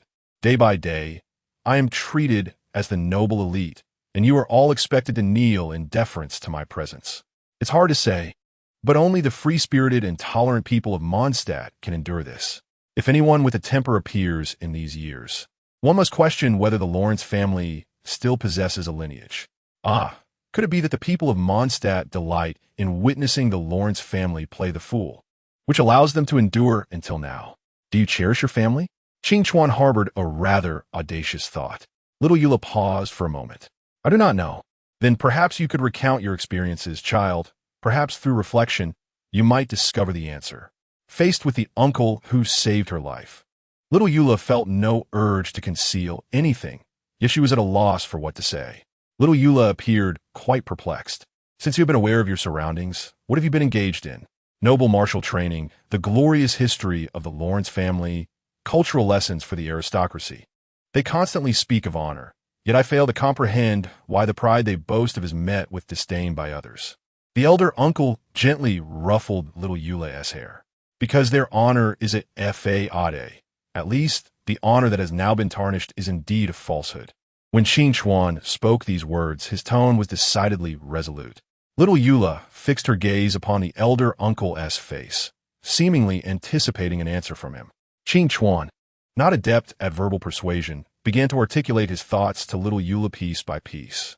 The glory of the Lawrence family was earned through the hard work of its ancestors, and the qualities required for that struggle constitute the true honor of the Lawrence family. It is regrettable that the descendants of your family only remember the splendor attained through effort, yet they have forgotten the means through which that splendor was achieved. Qing Chuan spoke slowly, as he himself needed time to ponder, and he was somewhat clumsy with words. The Lawrence family has descended into decay, blinded by greed, ultimately committing numerous grave errors.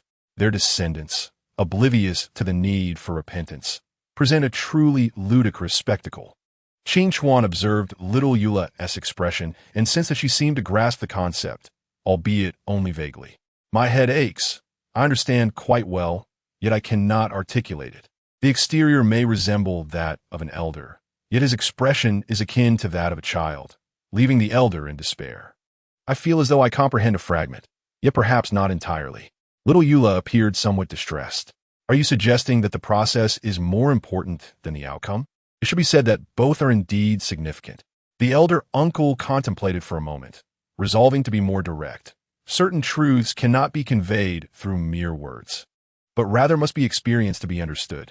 Would you care to accompany me, dear child, for a stroll beyond Mondstadt? Experiencing the world outside is surely preferable to enduring discrimination within Mondstadt due to the glory of the Lawrence family. Chapter 31. The elder uncle can be dashing occasionally in terms of results. Qing Chuan the elder uncle lacked any talent for enticing children. Little Eula hesitated, though this was anticipated by the elder. Children possess a certain emotional attachment to their homes, regardless of their shortcomings, for it is the family that nurtured them. I believe I understand your concerns. Let us approach it this way. This journey may be viewed as a temporary escape from home. You must venture out to comprehend what the honor of the Lawrence family truly entails. Do you not agree? Little Eula remained hesitant, and Qing Chuan felt it unnecessary to apply excessive pressure. Very well, let us consider this. If you wish to embark on a journey in the future, simply come to this cave to find me. Be sure to keep this matter from your family, for otherwise, the elder uncle may find himself in trouble. Oddly enough, the more he spoke, the more he resembled a child trafficker. Nevertheless, truth be told, I genuinely wish to avoid encounters with the other members of the Lawrence family, as conversing with individuals lost in their own worlds can be quite bothersome. Wait a moment, are those individuals truly lost in their own worlds? Qingchuan reconsidered. He reached out to gently pat little Eula on the head. Enough of this. Do not hesitate any longer. Share with the elder uncle where your cousin is resting. The elder uncle shall resolve all your difficulties. Little Eula gazed at Qingchuan in astonishment. Under the warm glow of the flames, the surrounding ambience was enveloped in a soft luminescence. Qingchuan sat at the center of this glow, his lips curving into a confident smile. That smile resembled the warm sun of spring, instantly dispelling the chill in the air. His eyes, illuminated by the firelight, appeared to contain a galaxy shimmering brilliantly. Yet upon closer inspection, a lingering trace of youthful innocence remained in his features, akin to the faint azure sky just before dawn. This blend of youthfulness and maturity created a captivating allure. Rather than appearing jarring, it imbued him with a unique charm. Ah, I see. Little Eula's voice was barely a whisper, her fair cheeks subtly flushed under the warm hues of the fire, as if a missing piece within her heart had been restored. Regrettably, at that moment, the elder uncle was solely preoccupied with problem-solving, and the girl's blush appeared rather akin to that of a fire-roasted fruit. The elder uncle felt that having witnessed little Eula's vulnerable side rendered him somewhat significant. Thus, the elder uncle, whose charm lasted but a fleeting moment, soon began rummaging through his belongings.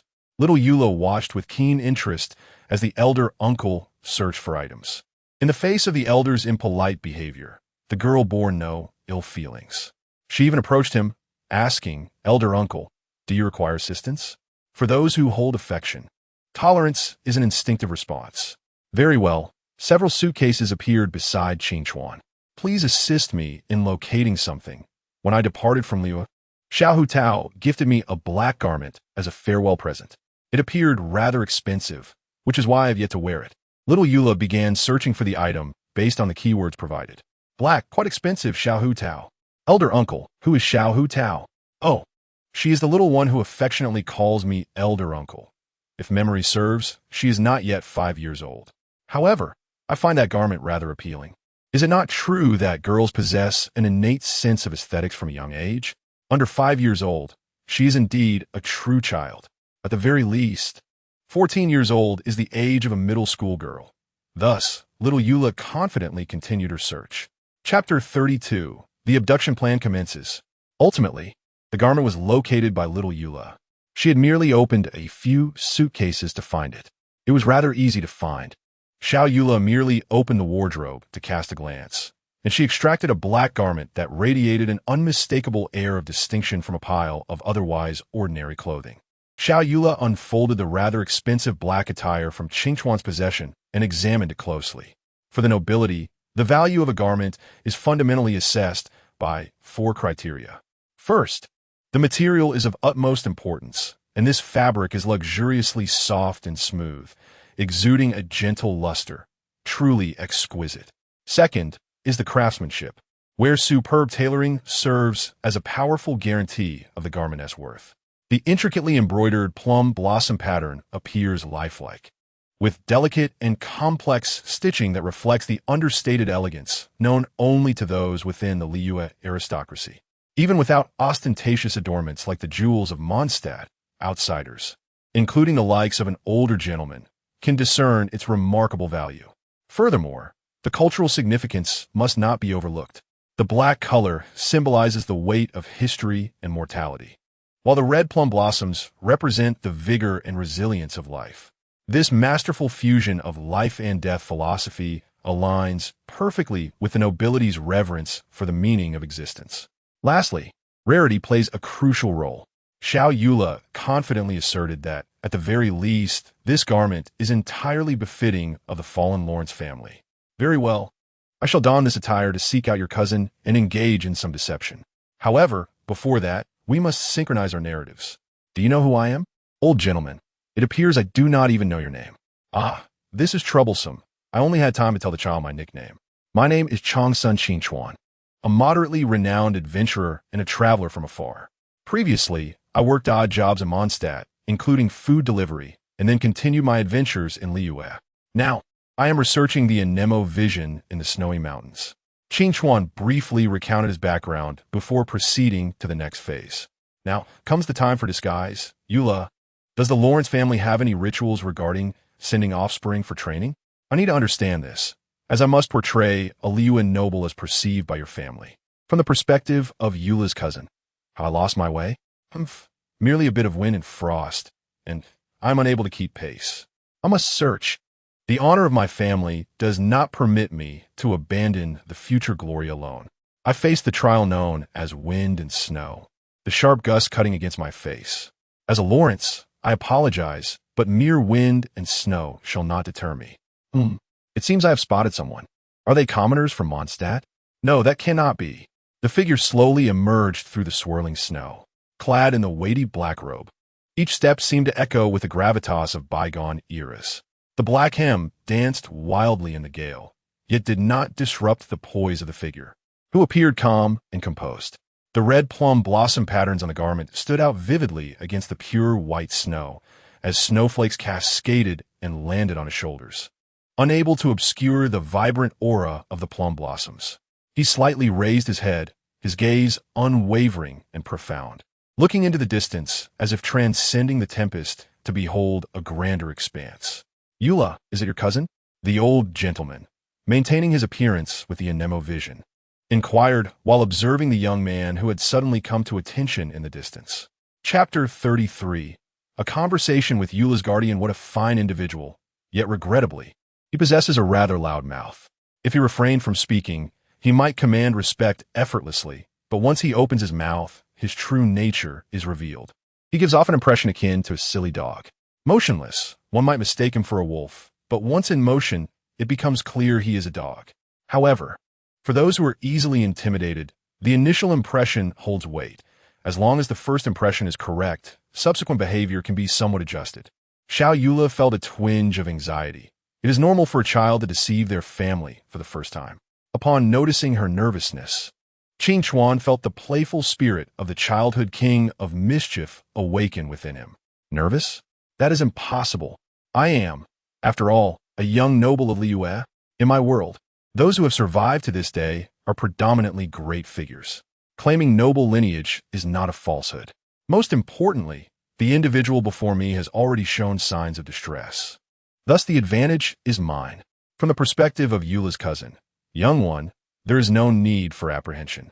The middle-aged man before me spoke, his voice deep and magnetic, imbued with an exotic accent from Liyue.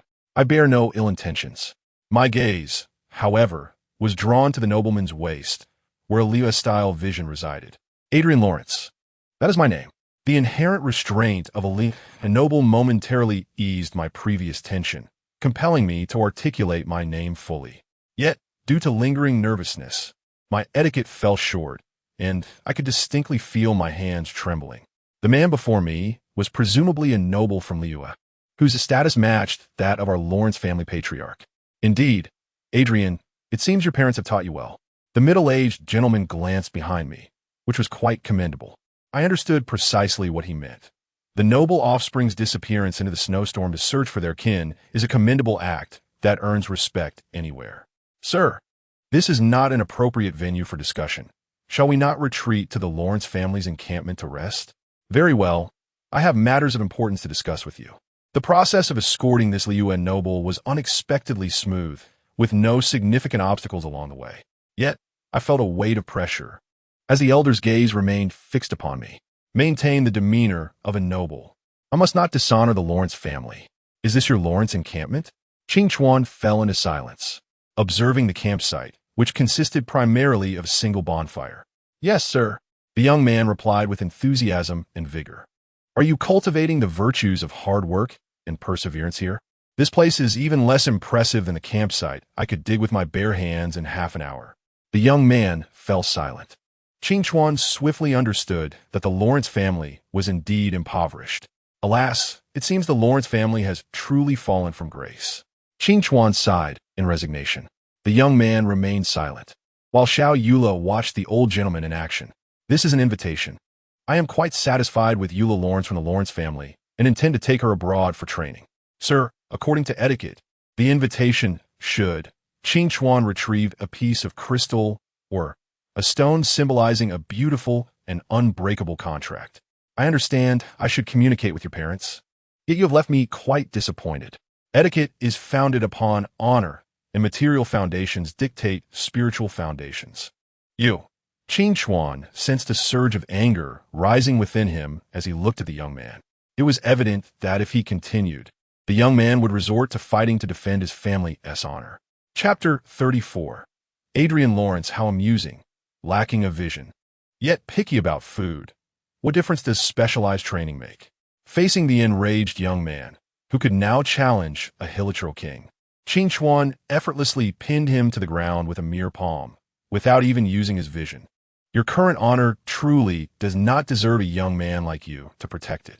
You are worth far more than the glory of the Lawrence family.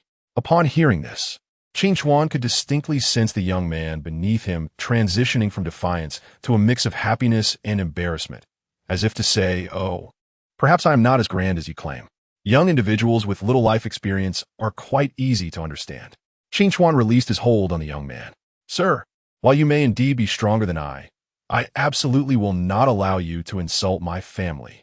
The young man's eyes reflected the naive clarity of a university student. Perhaps you should consider experiencing the work of those at the bottom of society. Work among those commoners? Absolutely not. The esteemed Lawrence family would never sully their hands. All right, this young man still deserves a lesson. Qingchuan swiftly brought the lad down to the ground with a firm slap. To be frank, the ground was covered in snow, and it felt quite cold. When heaven bestows great responsibilities upon an individual, it is essential first to temper their resolve, strengthen their physique, and subject them to hardship. Your ancestors endured this. So why can't you, the descendants? You speak nonsense. What noble would engage in such lowly work? I would. Qingchuan boldly proclaimed, disguised as a noble. What? My family possesses a tradition of hardship and reflection for the youth. Every young member is cast out at the appropriate time to face the harsh realities of society alone. If you wish to investigate, my delivery record as Zhangsun Qingchuan should still exist in Mondstadt from 6 months ago. That is impossible. The young man was taken aback. You may doubt my identity, but I wager you cannot fathom that those behind your family would also harbor suspicions. Qingchuan remained calm and poised, resembling a noble with everything under control. You may attempt to investigate my records from a year ago. Regardless of where you look, it will be futile. Compared to us, you are exceedingly weak, lacking even the qualification to approach our existence. Qingchuan stood up and took Xiao Yula's hand. Take a good look at the world, young one. It is vast, yet you cannot even perceive the surface of it. Ultimately, the young man named Adrian Lawrence could only gaze silently at the invitation and the magical crystal known as a contract in his hand. He remained silent for a long while until a ray of white light refracted through the snow-capped mountains onto his face. Is the world truly vast? Adrian Lawrence looked outside the cave, revealing a pristine, immaculate expanse. Despite the surrounding silence, only the howling of the wind could be heard, and the frigid air sliced at his cheeks like a blade. He inhaled deeply, the icy air coursing through his respiratory system, invigorating his mind. Ultimately, he could only feel his own fervent heart beating. Sir, I will go and see. A divine eye of fire attribute. This young man is awakening remarkably quickly. Yula, let us hurry. Be cautious of the impending avalanche. Chapter 35. With Xiao Yula in the snowy mountains while I intended to take Yula on an adventure, I remained uncertain of our destination. Perhaps we should visit Inazuma to see the flower maiden, the fox. Ideally, one resembling a pink, fluffy little fox. Old uncle, what shall we do next? The young Yula inquired, having just been whisked away. Let us stay in the snowy mountains for another fortnight. I have supplies intended for a month, and once they are depleted, I will take you to Liyue, and we can decide our next course then. It would be a shame to waste the prepared supplies. In truth, I think we could also wander to Fontaine to check on the silly Fufu. and the invincible Weidel. The underwater world must be splendid. In Sumeru, although I am quite eager to meet Nahida, we should prioritize Inazuma for now. The national lockdown has not yet commenced, and if we do not visit now, it may be too late once it begins. Qingchuan nodded, determining our next destination. At that moment, Xiao Yula approached the campfire, carrying her freshly organized suitcase from the Lawrence camp. Old uncle, where'll I sleep tonight? No need to worry. I have an extra tent. Qingchuan replied, while rummaging through his own belongings. There's no need for such trouble. I see your tent is quite spacious. If we add some partitions. Xiao Yula's cheeks slightly flushed as she spoke. That will not do. We must maintain proper decorum. Do not be deceived by my appearance, despite seeming old.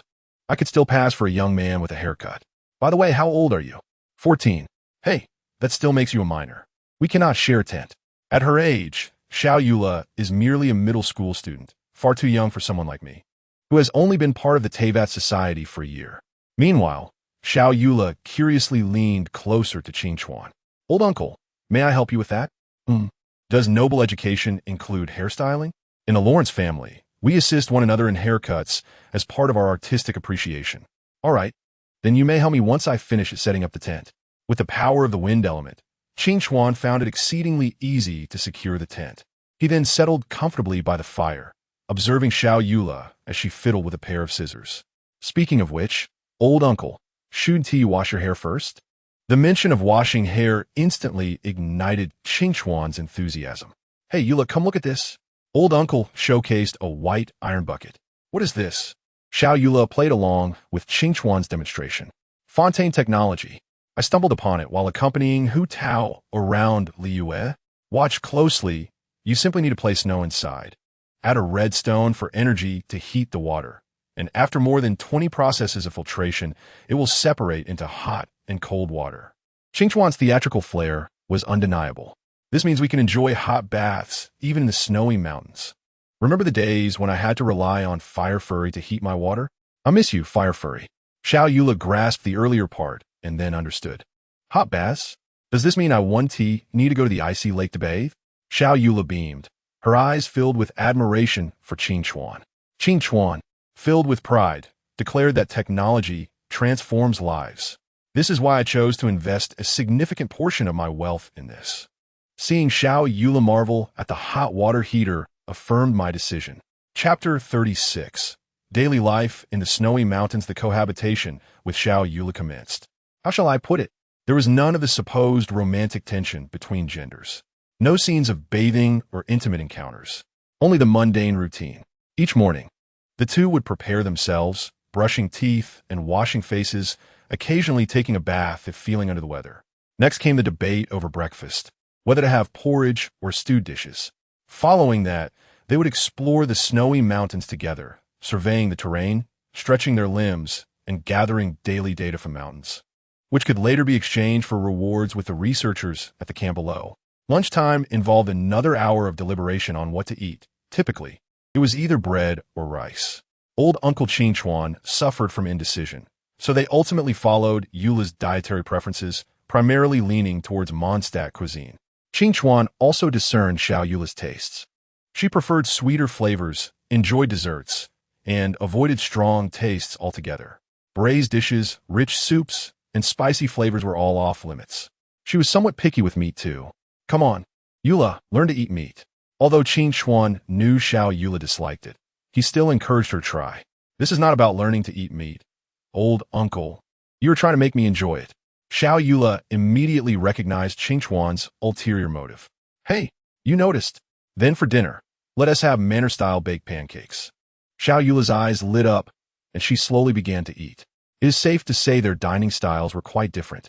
Xiao Yula, raised as a noble, maintained elegance while eating. Meanwhile, Qingchuan, who typically indulged ravenously, chose to eat more politely, observing Yula's demeanor. Then, during meals, Xiao Yula unabashedly displayed her youthful eagerness to share knowledge. Oh, what can old uncle do? Besides indulging Xiao Yula and allowing her to be the student, what else could he do? In the afternoon, it was the time for the old uncle and Xiao Yula to part ways and attend to their respective tasks. The old uncle was focused on studying and sensing the power of wind elements, a laborious process that required patience and could not be rushed. Meanwhile, Xiao Yula was quite busy. She had nearly completed all the compulsory courses of the Lawrence family, which is precisely why she was able to come to the perilous snow-capped mountains to refine her dance skills. The morning activities served to strengthen her muscles, while the afternoon was reserved for practicing her techniques. Although I was not particularly fond of the rigorous training from the Lawrence family, I did appreciate their philosophy regarding the importance of education and learning. You should maintain your daily training on your own. If you need anything, simply seek me out. And remember, do not injure yourself, considering that the infants of Mondstadt were unlikely to provide care for others. The Lawrence family had also arranged for their children to learn household chores. Qing Chuan was at a loss for words regarding this matter, feeling deeply shocked. However, when he saw his doghouse tidied up by Xiao Yula, he felt as though he had struck a great bargain. As dinner time approached, Xiao Yula personally prepared the manor's roasted pancakes. Xiao Yula, you are truly my superhero. You excel in both the drawing room and the kitchen. Amber is so fortunate. Qing Chuan felt rather useless, believing that aside from providing money, accommodation, and adventurous experiences for Xiao Yula, he had little else to offer. The day at the snowy mountains had passed like that of a sloth, with the exception that the old uncle had at least made an effort to stay active. After dinner, the two gathered by the campfire for conversation, typically expressing whatever thoughts came to mind and occasionally staring blankly at the snowy peaks outside. Afterwards, it was time for bathing and sleeping in separate tents, with absolutely no incidents of any inappropriate behavior occurring. Qing Chuan had always been quite honest. Even when it came to hanging clothes, he waited until Xiao Yula's garments were dry before entering the space. Qing Chuan could swear to the heavens. Despite living together for several days, he did not even know what Xiao Yula's undergarments looked like. He was entirely worthy of the law. Chapter 37. Setting off. Back to Liyue. Xiao Yula's social connections were even worse than I had anticipated. At this time, she did not even know Amber. Thus, a trip to Mondstadt was out of the question. While accustomed to receiving disdain from others when playing with Hu Tao, it still pained me to see Xiao Yula endure discrimination in a city that belittled her identity. There was no choice but to postpone the meeting with Xiao Barbara. I could only write a letter to Xiao Barbara to express my apologies. The old uncle also took out a piece of paper and informed Xiao Barbara that he had encountered a pitiful little girl from the Lawrence family in the snowy mountains. To prevent any misunderstandings from Xiao Barbara or the adults around her, the old uncle emphasized in the letter that he was taking this little Lawrence girl for rehabilitation, expressing confidence that she would undergo significant changes, unlike the disdainful Lawrence family members in Mondstadt. He concluded the letter by reaffirming his promise to meet Xiao Barbara once the Lawrence girl had grown up. The old uncle confirmed the wording, ensuring there were no issues. Even if Xiao Barbara shared the letter with the adults around her, they would not perceive him as a suspicious figure.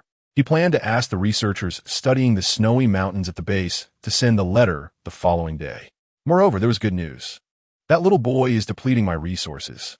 Though Xiao Yula was a girl, she had an impressive appetite. The food expected to last for half a month had been nearly consumed within 10 days. Excellent. Yula, let us depart for Liyue. Qing Chuan, the old uncle, joyfully pinched Xiao Yula's cheek. Yes, I know, she replied. Oh dear, I have indeed made Yula chubby, he mused, relishing the delightful softness of her cheeks. It gave him a sensation akin to being able to pinch them for as long as he wished. Unlike Hu Tao, who was quite young and felt delicate to the touch, making Qing Chuan hesitant to be too rough with her, Xiao Yula looked at him with an air of resignation. Despite appearing graceful after her grooming, his demeanor exuded an unmistakable uncle-like essence whenever he spoke or acted. Should I perhaps take the opportunity to teach the old uncle some etiquette? Xiao Yula suddenly recalled how Qing Chuan had previously outsmarted her cousin, exhibiting a level of finesse that seemed quite mature despite his disregard for proper manners. Upon noticing that Xiao Yula's cheeks had turned red from his playful pinching, Qing Chuan finally released her. Certain actions required moderation. Although Xiao Yula would not object, to take advantage of her non-resistance would be no different from bullying. Speaking of which, there was quite a disparity between Hu Tao's and Yula's tastes. Hu Tao preferred dishes that highlighted the freshness and unique flavors of the ingredients, while she was notably averse to overly bland foods. Interestingly, many might not know that Hu Tao was among the few who did not enjoy golden shrimp balls. However, She adored stir-fried shrimp. She disliked the three-sliced meat dish, and it was evident that she had no fondness for Mondstadt cuisine. The last time Hu Tao's grandfather had offered her a piece of roasted pancake from the manor, her visible distaste led her to hand it directly to Qing Chuan. After tearing off the part that had been in her mouth, found the remaining portion quite palatable. Recently, he found himself frequently reminiscing about Hu Tao. Eula, please tidy up your belongings. I will store them in the space of the vision shortly. All right, Xiao Eula replied, and began the thorough cleaning. It was worth noting that besides during their evenings by the fire, Xiao Eula displayed no signs of the lively nature typical of children. She was indeed quite the contrast to Hu Tao. I wondered if they would encounter any issues when meeting in Liyue, considering Amber was of the pyro element, and Hu Tao was also a pyro user, both being spirited young ladies, one of 4 stars and the other 5. This should be seen as a form of progress, right? The old uncle sensed a twinge of unease within himself. There should not be any major problems, right?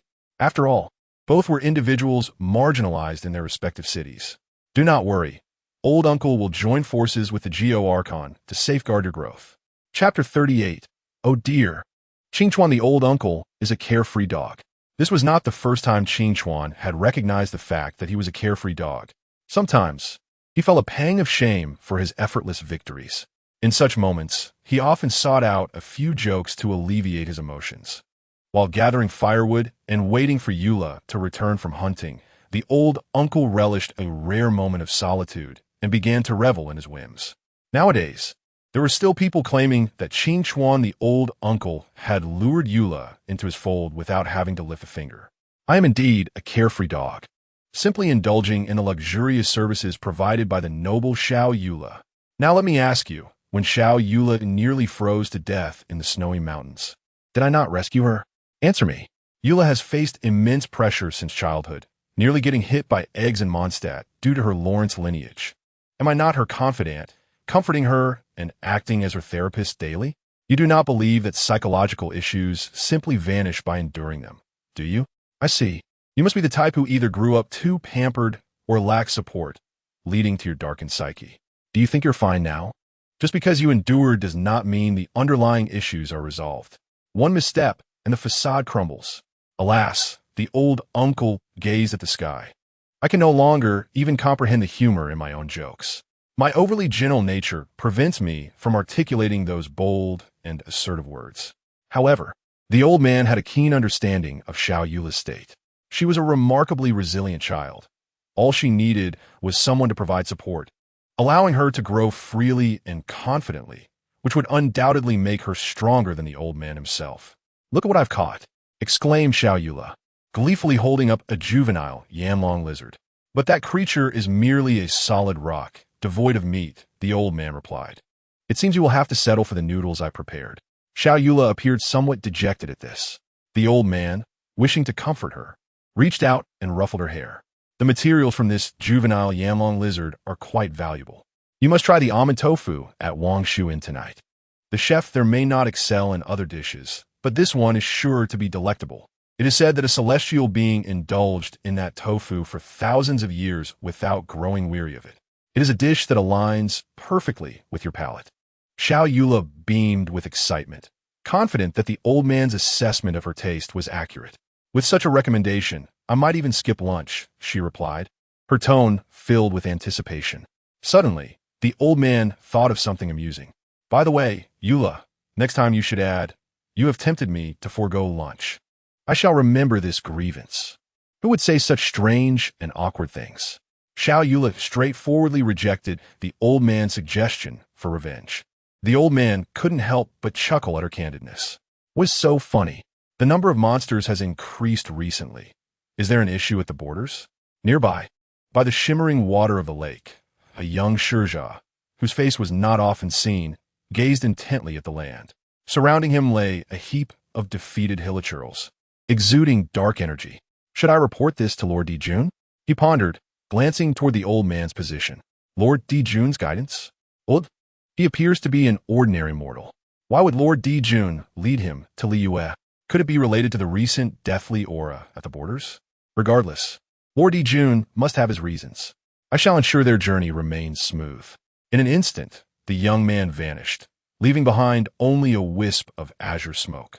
Chapter 39. For the sake of food. The journey was remarkably smooth. Not a single hilichurl or fatui was encountered. What a pity. I was eager to experiment with the practical application of wind elemental power. Throughout the trip, there had been no opportunity for practice. Ultimately, the old man effortlessly passed the Qianyan army's border inspection and checked into Wang Shuin. Would you say, boss? The chef skilled in making almond tofu is occupied with a large banquet and cannot serve us? The boss, Fei Erguadaite, appeared somewhat exasperated. Yes, dear guest. There is indeed a relatively large banquet taking place. Many merchants from Liyue are in attendance. Also, I am not the boss lady. I am the boss. Wait, did this young man just refer to me as the boss? How nostalgic. The old man regarded the enigmatic female proprietor with a slight smile. Do you have an invitation to the Liyue Millennium event? Surely not, but why not test your question? I do. The old man instinctively employed the etiquette Xiao Yula had taught him. But he said no more. Feier Huo Dai des Eichbreutend. Let me tell you, a while back in Liyue, an adventurer was invited to a gathering by a merchant, but upon arrival, he lost his invitation. Can you guess how he managed to enter the banquet? The old man pondered. Did he scale the wall to find the merchant and get a new invitation? The proprietress simply smiled knowingly, indicating that the matter was not something a mere boss should discuss. Well then, I shall take my leave to rest. The old man led Xiao Yula to their room. Due to the propriety between genders, he had booked 2 single rooms. Currently, Xiao Yula was in the old man's room. For the sake of a delicious meal, let's attend that banquet. Perhaps influenced by the presence of the child, the old man's adventurous spirit awakened, and he felt a surge of audacity. Isn't that a bit inappropriate? Xiao Yula, being a well-mannered child, hesitated. Not at all. We shall sneak in, enjoy some almond tofu, and leave. I have some knowledge about this banquet. As an adventurer, I have occasionally taken on such roles. There will be at least 500 attendees, including merchants, their subordinates, and partners. We can simply change into suitable attire and find a corner to blend in. Seeing the old man's unwavering confidence ignited a fearless spirit within Xiao Yula. Really? Is it okay? What if someone notices us? Not a problem. We shall pretend to be nobles or merchants. People have their own circles, and if they are sociable, they will only engage with the banquet's host. Strangers are generally treated with politeness. While they may not be overly familiar, they will not offend. The old man smiled, assuring her that even if they were caught, it would be fine. My adventure level has already surpassed 41, and I possess a vision. Attending this banquet through proper channels to observe the festivities is perfectly acceptable. Are adventurers from the Adventurers Guild qualified to attend? Xiao Yula seemed puzzled, recalling her uncle's words that adventurers held low status. Ah, Xiao Yula, you should disregard what your uncle said. He simply hasn't encountered higher-level adventurers. The ranks of adventurers are not mere decorations. If one is sufficiently high-ranked, they might even meet Barbados, the Anemo Archon, provided they truly possess such a level. Chapter 40. The Adventurers Guild Ranking System, Part 1. Although the Adventurers Guild is a loose organization, it spans the continent of Teyvat, facilitating connections and personnel movement between various nations. High-ranking adventurers are not insignificant. Their levels signify their status. The content of commissions is also categorized according to world levels, which total 10. World Level 0. Every adventurer starts at this level, where the only commissions available are menial tasks, such as delivering goods, running errands, or washing dishes, all of which are low risk and confined within the city. Reference character, Yao Yao. World Level 1. Advancing from level 0 to 1 poses no significant challenge. Completing enough menial tasks will suffice. Upon reaching level 1, adventurers unlock slightly more dangerous commissions, such as delivering goods or letters outside the city. Frankly, this is merely a matter of traveling a bit farther. The routes outside the city are well managed by the authorities, making incidents exceedingly rare. Just look at how the old man has delivered goods for half a year without any issues to know how low the probability of accidents is. Reference characters, the underlings of Arataki Ito. World Level 2. After reaching Adventure Level 25, adventurers may undertake a trial. Upon passing the trial, they achieve World Level 2, marking the true beginning of their adventuring careers. At this point, adventurers can genuinely be considered adventurers, while those prior were merely ordinary individuals seeking part-time work. The trial itself is not difficult. It merely requires a physical fitness assessment and a one-on-one victory against a slime, with the courage to face weaker monsters. Level 2 commissions become officially slightly more perilous. At the very least, one can undertake quests to defeat slimes or investigate hilichurl activity, thus transitioning from an ordinary person to an apprentice adventurer. Generally, there are no major dangers and injuries are typically minor. In the realm of adventure, the experiences of a seasoned veteran can be likened to the gravest of burns endured by an elderly gentleman attending a church service. However, after a leisurely stroll through the West Wind Cathedral, the affliction dissipates as if it never occurred. Consider the character of the whimsical Wendy, who engages in antics rather than earnest endeavors, and Lan Yin, who possesses formidable prowess. At world level 3, a novice adventurer may undertake relatively safe quests, eventually unlocking the opportunity to confront monsters and explore mysterious realms upon reaching level 30. Following this juncture, all commissions from the Adventurers Guild become accessible, marking the conclusion of the initial benefits for newcomers. The humanitarian efforts of the guild reach their limits here, as one has effectively crossed the threshold into the realm of professional adventurers, where countless uncertainties await. The audacity of the inexperienced, akin to a young calf unafraid of tigers, often leads to dire consequences, reminiscent of a monkey challenging a lion and subsequently meeting its demise. At world level 4, adventurers attain level 35, at which point they undergo an assessment requiring them to manage a small hilichurl tribe independently. Ideally, one should possess the strength to vanquish 10 hilichurls or a formidable variant. At this stage, one truly becomes a professional adventurer, with the evaluation significance far surpassing earlier trivialities. Yet the success rate remains elevated since most failures meet their end beyond the city walls. This marks a crucial tier of power within a nation, granting the opportunity to ascend to a squad leader within the Qinyan army, drawing inspiration from characters like Bennett, Kia, and Razor. As one progresses to world level 5, achieving adventurer level 40 allows for automatic elevation to level 5, corresponding to adventurer levels 40 to 45 based on task completion. Adventurers of this caliber become vital mid-tier forces within a nation, capable of embarking on preliminary explorations related to the Abyss and confronting Abyss mages and hilichurl kings. They represent the foundational strength of a country, with individuals like the esteemed Uncle Qing Xuan holding leadership roles, albeit modest, yet undeniably significant. Despite not being of high standing, they possess the credentials to attend even the semi-private grand gatherings hosted by the Liu Qixing.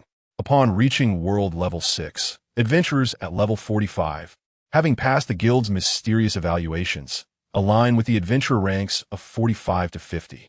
This echelon signifies national-level elite combatants, individuals of considerable importance warranting governmental attention, such as the Knights of Favonius, including Eula, Kia, and Jean, along with the presiding president of the Mondstadt Adventurers Guild, who claims to have single-handedly vanquished a dragon. At world level 7, adventurers attaining level 50 and completing legendary commissions elevate their world level to 7, corresponding to adventurer levels 50 to 54. At this stage, one possesses formidable strength, a rarity among the Adventurers Guild, with names like Teyvat's Veni, the adept from Liu, and the executive among the Fatui holding significant stature.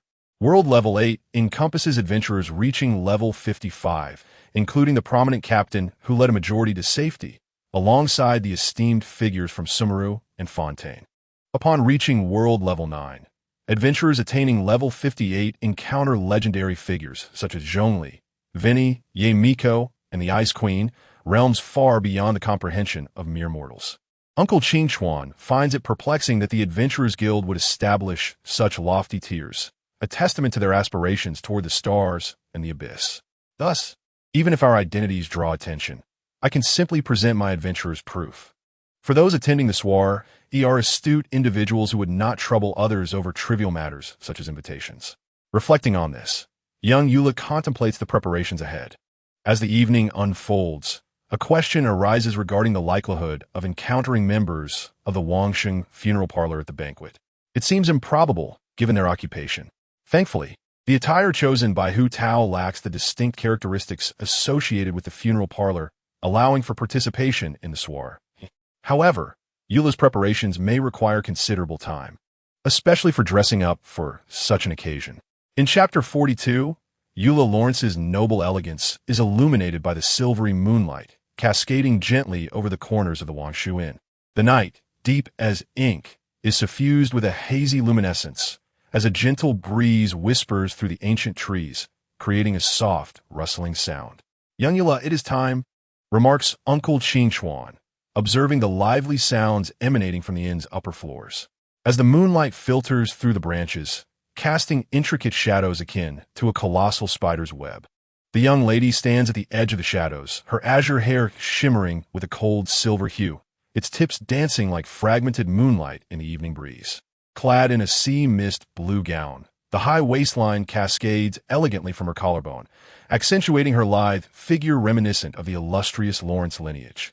The pleated skirt, arranged in geometric patterns, allows for graceful movement, striking a balance between the opulence of formal wear and the ease of casual attire. Delicate lily-of-the-valley flowers are embroidered in the same hue, transitioning from a deep navy at the neckline to a gentle blue at the hem. As if a dream woven in shades of blue adorns the fabric. The snug cuffs embrace her wrists, revealing the delicate, fair skin beneath. While the satin fabric perfectly conforms to her arms' contours, neither too tight nor unflattering. Surprisingly beautiful, he muses.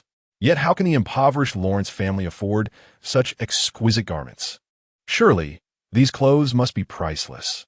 With a resigned sigh, he decides to proceed inside. With a graceful leap, Uncle Qing Chuan alights silently on the balcony, while young Eula matches his nimble movements, albeit with a modicum of caution, allowing him to catch her. Surveying their surroundings to ensure they are unnoticed, he suggests, "Let us indulge in the feast." As anticipated, the duo blends seamlessly into the gathering, their attire rendering them inconspicuous. They swiftly locate the almond tofu, and as Eula's eyes light up with excitement, Uncle Qing Chuan realizes that this venture has proven worthwhile. After tasting the creamy delicacy, he finds it delightfully sweet and smooth, a true culinary treasure, though he laments his lack of refined taste. "Perhaps I shall sample the golden shrimp balls next, for they are my favorite." "Ah, golden shrimp balls," he exclaims, relishing the crispy exterior and succulent filling. This excursion has indeed been fruitful. The pursuit of delectable cuisine eclipses any longing for wealth in his eyes. "It seems I have indulged a bit too much. I hope I won't slip due to indigestion when I leave later." Qing Chuan, the elder, arrived at the balcony of Wangshu Inn and found the visibly stuffed Zioila, who was holding her stomach. "Goodness, how much did you eat?" The elder was unfazed by Zioila's embarrassed expression. Though it may not align with Lawrence's teachings, it is indeed quite delightful. "As long as we are happy, let us take a moment to rest before leaving and admire the night scenery." "All right." Bang! The sound was faint, yet both Qing Chuan and Zioila instantly recognized its origin. It came from behind them, specifically from a corner where they had stood when they arrived on the balcony. Chapter 43. First encounter with Ningguang. Before them stood a young lady in a qipao, her white hair cascading elegantly. She rose to smooth the wrinkles of her attire, calmly regarding Qing Chuan and Zioila. Qing Chuan perceived a sense of familiarity in the composed young lady with white hair. She bore a resemblance to Ningguang, didn't she? Although he was unsure why Ningguang would be present as a fellow traveler, he felt reassured that there was nothing to worry about if it were indeed her. With that thought, the elder merely smiled at Ningguang, choosing to act as if he had not seen her. From the young lady's perspective, the silvery moonlight fell like delicate silk, enveloping the two before her. The man's short hair was neat and tidy, his brows forming gentle arcs, radiating a warm aura akin to the sun in spring, his soft smile illuminating the slightly cool moonlight. Clad in dark attire, his stature was as upright as a pine tree, the dark red plum blossom embroidery on his chest blossoming like tenderness in a snowy night, adding an air of mystery to him. The blue-haired woman stood still, her icy blue gemstone hairpin glimmering with a cold light, her mist-blue gown accentuating her slender form. She held herself upright, exuding an air of pride akin to a winter pine, her gaze cold and indifferent as it settled upon him, surrounded by an aura of chilling detachment. Each movement was imbued with an innate elegance intertwined with an air of aloofness. The calm lake beneath reflected their figures, while the distant, majestic mountains paled in comparison, reduced to mere background. Unaware of how the young lady perceived him, Qing Chuan tugged at Zioila and turned to admire the scenery behind them. However, contrary to his expectations, the footsteps approaching from behind did not diminish. Instead, they grew ever closer. "Sir, are you interested in the new regulations soon to be issued by the Emperor? Regulations from Lord Zhongli?" As he calculated the days, he realized that the ceremonial invitation for the Adeptus would be in 10 days. "Do you have any thoughts?" Qing Chuan, the elder, was somewhat perplexed by Ningguang's earlier discourse. It boiled down to a single statement. The ceremonial invitation was approaching, the influx of visitors would be substantial, and it was expected that merchandise related to the Geo-Archon would be quite lucrative, with Ningguang preparing samples tailored to foreign tastes. Originally, it seemed promising, but a rival had exploited loopholes, resulting in a legal impasse preventing the shipment of goods. The reason for the blockage was that the rival intended to monopolize and abscond, yet they could not be reported since they had not yet fled. Thus, Ningguang found herself in need of funds to break the monopoly. Otherwise, once the agreement expired, it would likely result in significant losses. "Invest. Am I capable?" Qing Chuan retrieved his adventurer's license, calculating his savings within the Adventurers Guild. For Mondstadt, he had saved 50,000 mora as the delivery king, earned 420,000 mora from treasure chests in Liyue's exploratory tasks, and accumulated 830,000 mora from slaying dangerous monsters, alongside 230,000 mora from research funding as a pioneering adventurer in the snowy mountains. In total, he had 530,000 mora. "Oh, in terms of investment, I feel I can comfortably proceed," Qing Chuan declared. "Since we are at this grand merchant gathering, how about 5 million mora?" He extended 5 fingers, questioning, "What do you think of this amount?" Ningguang gazed at the elder's hand, cautiously inquiring, 50,000? Would that be too much?" It seems I've inadvertently crossed into the affluent class," Qing Chuan replied. Chapter 44. The angel investor, I meant 5 million mora, Qing Chuan clarified.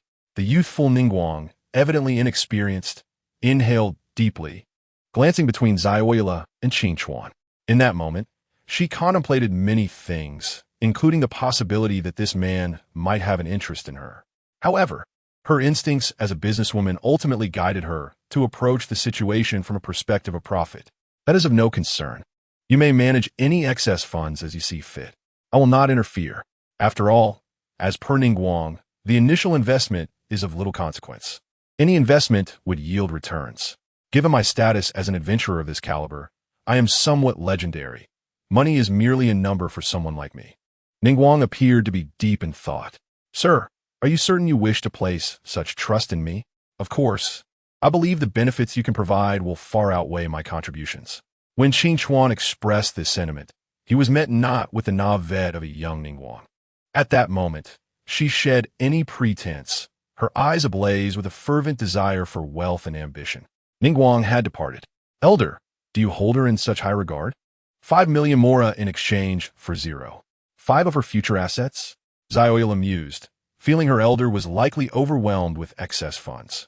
5 million and 0.5. This price seems rather low, as it equates to only 500 mora, and there is still 1,000 behind it. "Rest assured, I can't afford such a loss," Qing Chuan reassured her. "Your attitude truly makes me suspect you have developed feelings for her." "Oh, indeed I have. She is a top-tier, wealthy individual. It seems I shall become a man supported by a wealthy lady in the future." Zioila playfully delivered a light punch to Qing Chuan's arm. "Wait, no, I'm still quite ambitious." Zioila refrained from hitting my stomach. "I am quite full." The elder feigned pain, smiling without resistance. The subsequent events were uneventful. Once he had digested his meal, Qing Chuan led Zioila away from the branches of the giant tree, simultaneously retrieving the contract sample from Ningguang. The formal signing would occur the next day at the Adventurers Guild. After all, withdrawing large sums of money was troublesome and required the adventurer's presence. For now, he could only offer Ningguang a deposit of 150 000 mora to activate her merchandise. Yet, his interactions with Ningguang were not particularly pleasant. Sigh, how bothersome. I truly detest the interests of adults. Ultimately, even at this stage, his mindset remained akin to that of a child. He still yearned for at least amicable interactions. However, it seemed he was the one who had initiated discussions about profit. Perhaps it was better to engage with innocent children. As he reflected on the delightful expression of Xiao Hutao upon seeing him, Qing Chuan thought, "Ah, indeed, well-behaved children bring joy to one's heart." Chapter 45. The hospitable Hu Daotong today is a splendid day. After the feast that left him overindulged, Qing Chuan took Zioyula on a journey using the wings of wind, soaring through the air to Liyue Harbor. Xiao Hutao, I have arrived. Utilizing the wind currents for acceleration, Qing Chuan held Zioyula's hand, swiftly traversing the skies while expending considerable elemental energy. In the afternoon, he resolved the contract issues with Ningguang and managed the large financial transactions at the Adventurers Guild. Although he did not even catch a glimpse of Ningguang during the process, he would simply wait for her to sign the contract later. Meanwhile, Zioyula was dressed in her usual attire, not donning the formal gown. Hey, did you miss me? Xiao Hutao? Qing Chuan, the elder, pushed open the door to the Wangsheng Hall. To his surprise, he was greeted not by the venerable Hu Laotang or the lively Hu Tao, but by a middle-aged man with plum blossom pupils. Ah, if I'm not mistaken, this must be Hu Tao's father. While it may seem somewhat impolite, the first thought that crossed Qing Chuan's mind was that Hu Tao's father was still alive. Young brother, what brings you to the Wangsheng Hall? Unlike the playful and mischievous nature of Hu Tao, Hu Daowan gave Qing Chuan a more serious impression. However, observing the unfinished blocks on the table revealed a certain childlike spirit. It was clear that this family could not consist of just one type of person. Feeling the warm welcome from the elder, Qing Chuan relaxed slightly, wondering where Hu Tao and Hu Laodang had gone. Hu Daowan invited Qing Chuan to sit at the table, tidying away the toys and beginning to brew tea. They went to see the new play by the Yunhan Society with Zhongli Kuching. I hear it features a brand new repertoire. Qing Chuan expressed surprise, pondering whether Hu Tao could endure such a performance. Though Peking opera is splendid, one could easily surmise that you, Qing Chuan, have not experienced the stories told by the Yunhan Society. They are quite understandable to children. With my father and Zhongli Kuching present, it should be fine. Indeed, one must have faith in the capabilities of Elder Zhongli. Surely no one believes that he cannot handle Hu Tao, right? After all, he is the Geo Archon. Hu Daowan remarked, seemingly hinting at something deeper. By the way, who is this young lady beside you? Hu Daowan inquired, eyeing Xiao Yula. I am Eula Lawrence. Extending my greetings, she replied, demonstrating the respectful etiquette of the Lawrence family. Lawrence? Hu Daowan noted, clearly familiar with the surname. Xiao Yula's expression faltered slightly, and Qing Chuan, sensing the need to diffuse the situation, interjected, yes, indeed, she is a descendant of the infamous Lawrence of Mondstadt. However, Eula is a wonderful girl, albeit a bit lost at the moment. Hu Daowan regarded Xiao Yula with a kind smile. I too believe she's a good child. Under the warm gaze of the two adults, Xiao Yula felt shy yet unwilling to retreat. Her cheeks flushed as she remained seated. Hu Daowan readily agreed. No problem at all.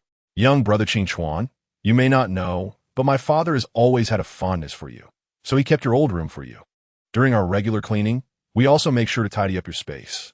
With that, he seemed eager to show Qing Chuan to his former room, as if fearing a change of mind. Chapter 46.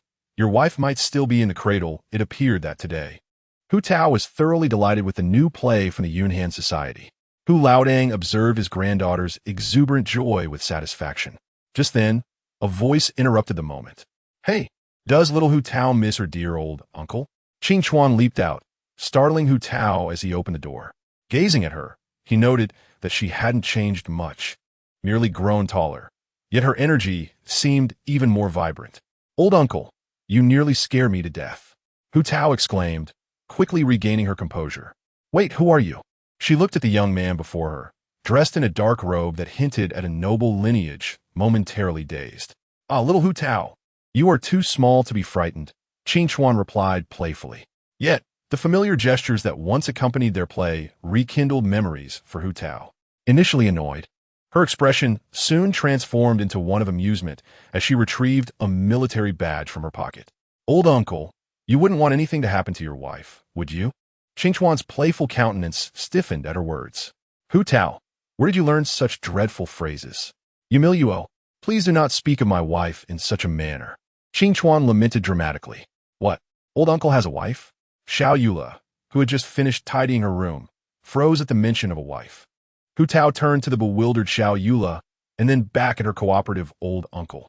She tucked the military badge away and stuffed her other hand in her pocket, patting her belly, declaring, yes, old Uncle Qingquan's wife is right here. Review. Listen to me. Genshin Adventurer Qingquan is a work crafted by a mediocre author that meets the standards for approval as a wholesome, peach-themed narrative. I only dare to indulge in daydreams while playing with children. I wouldn't touch any risque content. Qingquan stood frozen in place. Hu Laotang displayed a resigned expression toward his granddaughter, yet the sight of Qingquan's anxious demeanor nearly made him burst into laughter. Zhongli, witnessing Qingquan's predicament, felt a sense of camaraderie, a smile curling at the corners of his mouth. Morix certainly has a fondness for humanity. Budawan simply chuckled, jotting down his adorable daughter's audacious remarks. Surely no one believes that children-esque games are to be taken seriously? Xiao Yula, observing Hu Tao's antics, began to realize the implications. After all, Mondstadt is a free city where even the drunken know the meaning of wealth. Can I see old uncle's wife? Xiao Yula inquired. No, Hu Tao, you cannot show her. Qingquan protested, hoping to maintain some semblance of dignity. Xiao Yula quipped, doesn't an old uncle who associates with a disheveled figure have any dignity at all? I'm so curious. With a mischievous grin, Hu Tao presented Qingquan's wife to Xiao Yula, who gazed at the badge depicting a girl outlined in black lines, evoking the image of a gentle young lady. Comparing it to her own hairstyle, Xiao Yula realized, old uncle, so you prefer girls like this? Since you've already uncovered my secret, I shan't pretend any longer. I have many wives, not just this one. Qingquan exclaimed in resignation. If no one cooperated, the situation would become exceedingly awkward. Fortunately, Qingquan had willing participants. Oh, old uncle, you are truly a man of the wind. It's a pity you are just a single dog. Hu Tao clapped, delivering a piercing remark. When did you become so adept at piercing my heart, little Hu Tao? Qingquan lamented. Chapter 47. Hu Tao and Xiao Yula. The world is so beautiful. Yet I am so irritable. This is not good. Not good at all. The daily routine at Wangxing Hall for Qingquan felt vastly different from his previous visits. The primary reason was that this time, he was accompanied by a young friend, Yula. Old uncle, I'm taking Yula out to play. Qingquan found himself perplexed. I don't quite understand. I arrived first, yet how is it that you, Xiao Yula, have developed such a close relationship with Hu Tao? You met just yesterday, and today you've already usurped my position as her playmate. All right, off you go. Yula, keep an eye on Hu Tao, and ensure she doesn't venture onto the roof again. Safety first. Understood, old uncle, Xiao Yula replied, letting herself be led away by Hu Tao. How wonderful. Hu Tao has made a friend, Hu Laotang expressed with satisfaction. Seated at the tea table, Qingquan felt a twinge of boredom and attempted to engage in conversation. Are you sure? The age gap between these two is rather significant. One is a young girl, while the other is still a toddler. Isn't that just the nature of good friendships? The age difference is negligible. As they grow older, it will matter even less. Besides, their experiences in their respective cities are quite similar. In my youth, I certainly did not have such good friends. Hu Laotang Zhu's assertion rings true. Hu Tao is regarded as an omen of misfortune in Liyue Harbor, while Yula is seen as a sinner in Mondstadt. Hu Tao can still smile cheerfully, but little Yula appears somewhat lost. Frankly speaking, what can such a small child like Hu Tao truly comprehend? What if she is merely putting on a brave face while grappling with her inner sorrow? What if the emotional scars of these two children were to be simultaneously triggered? Old sir, I am uneasy. With the recent invitation for the divine ceremony in Liyue Harbor and the influx of tourists, it is far too easy for trouble to arise. I must keep an eye on both of them. After speaking, Uncle Qingquan strolled out. Hu Laotang Zhu did not stop him, merely watching as he exited. The youth is indeed impatient. The divine ceremony is imminent, and the emperor is currently overseeing matters in Liyue Harbor. Which heard well, would dare to be so brazen. Wouldn't you agree, Zhongli Keqing? Hu Lao Tang Zhu's words carry weight. However, it seems even the esteemed emperor is quite occupied, so we ought to remain vigilant. At this moment, Elder Zhongli was diligently sketching a family portrait for little Hu Tao. We must do our part and leave the rest to fate. That child has left behind so many things. This journey may prove challenging. I hope the emperor will not blame me for scheduling this at such a time.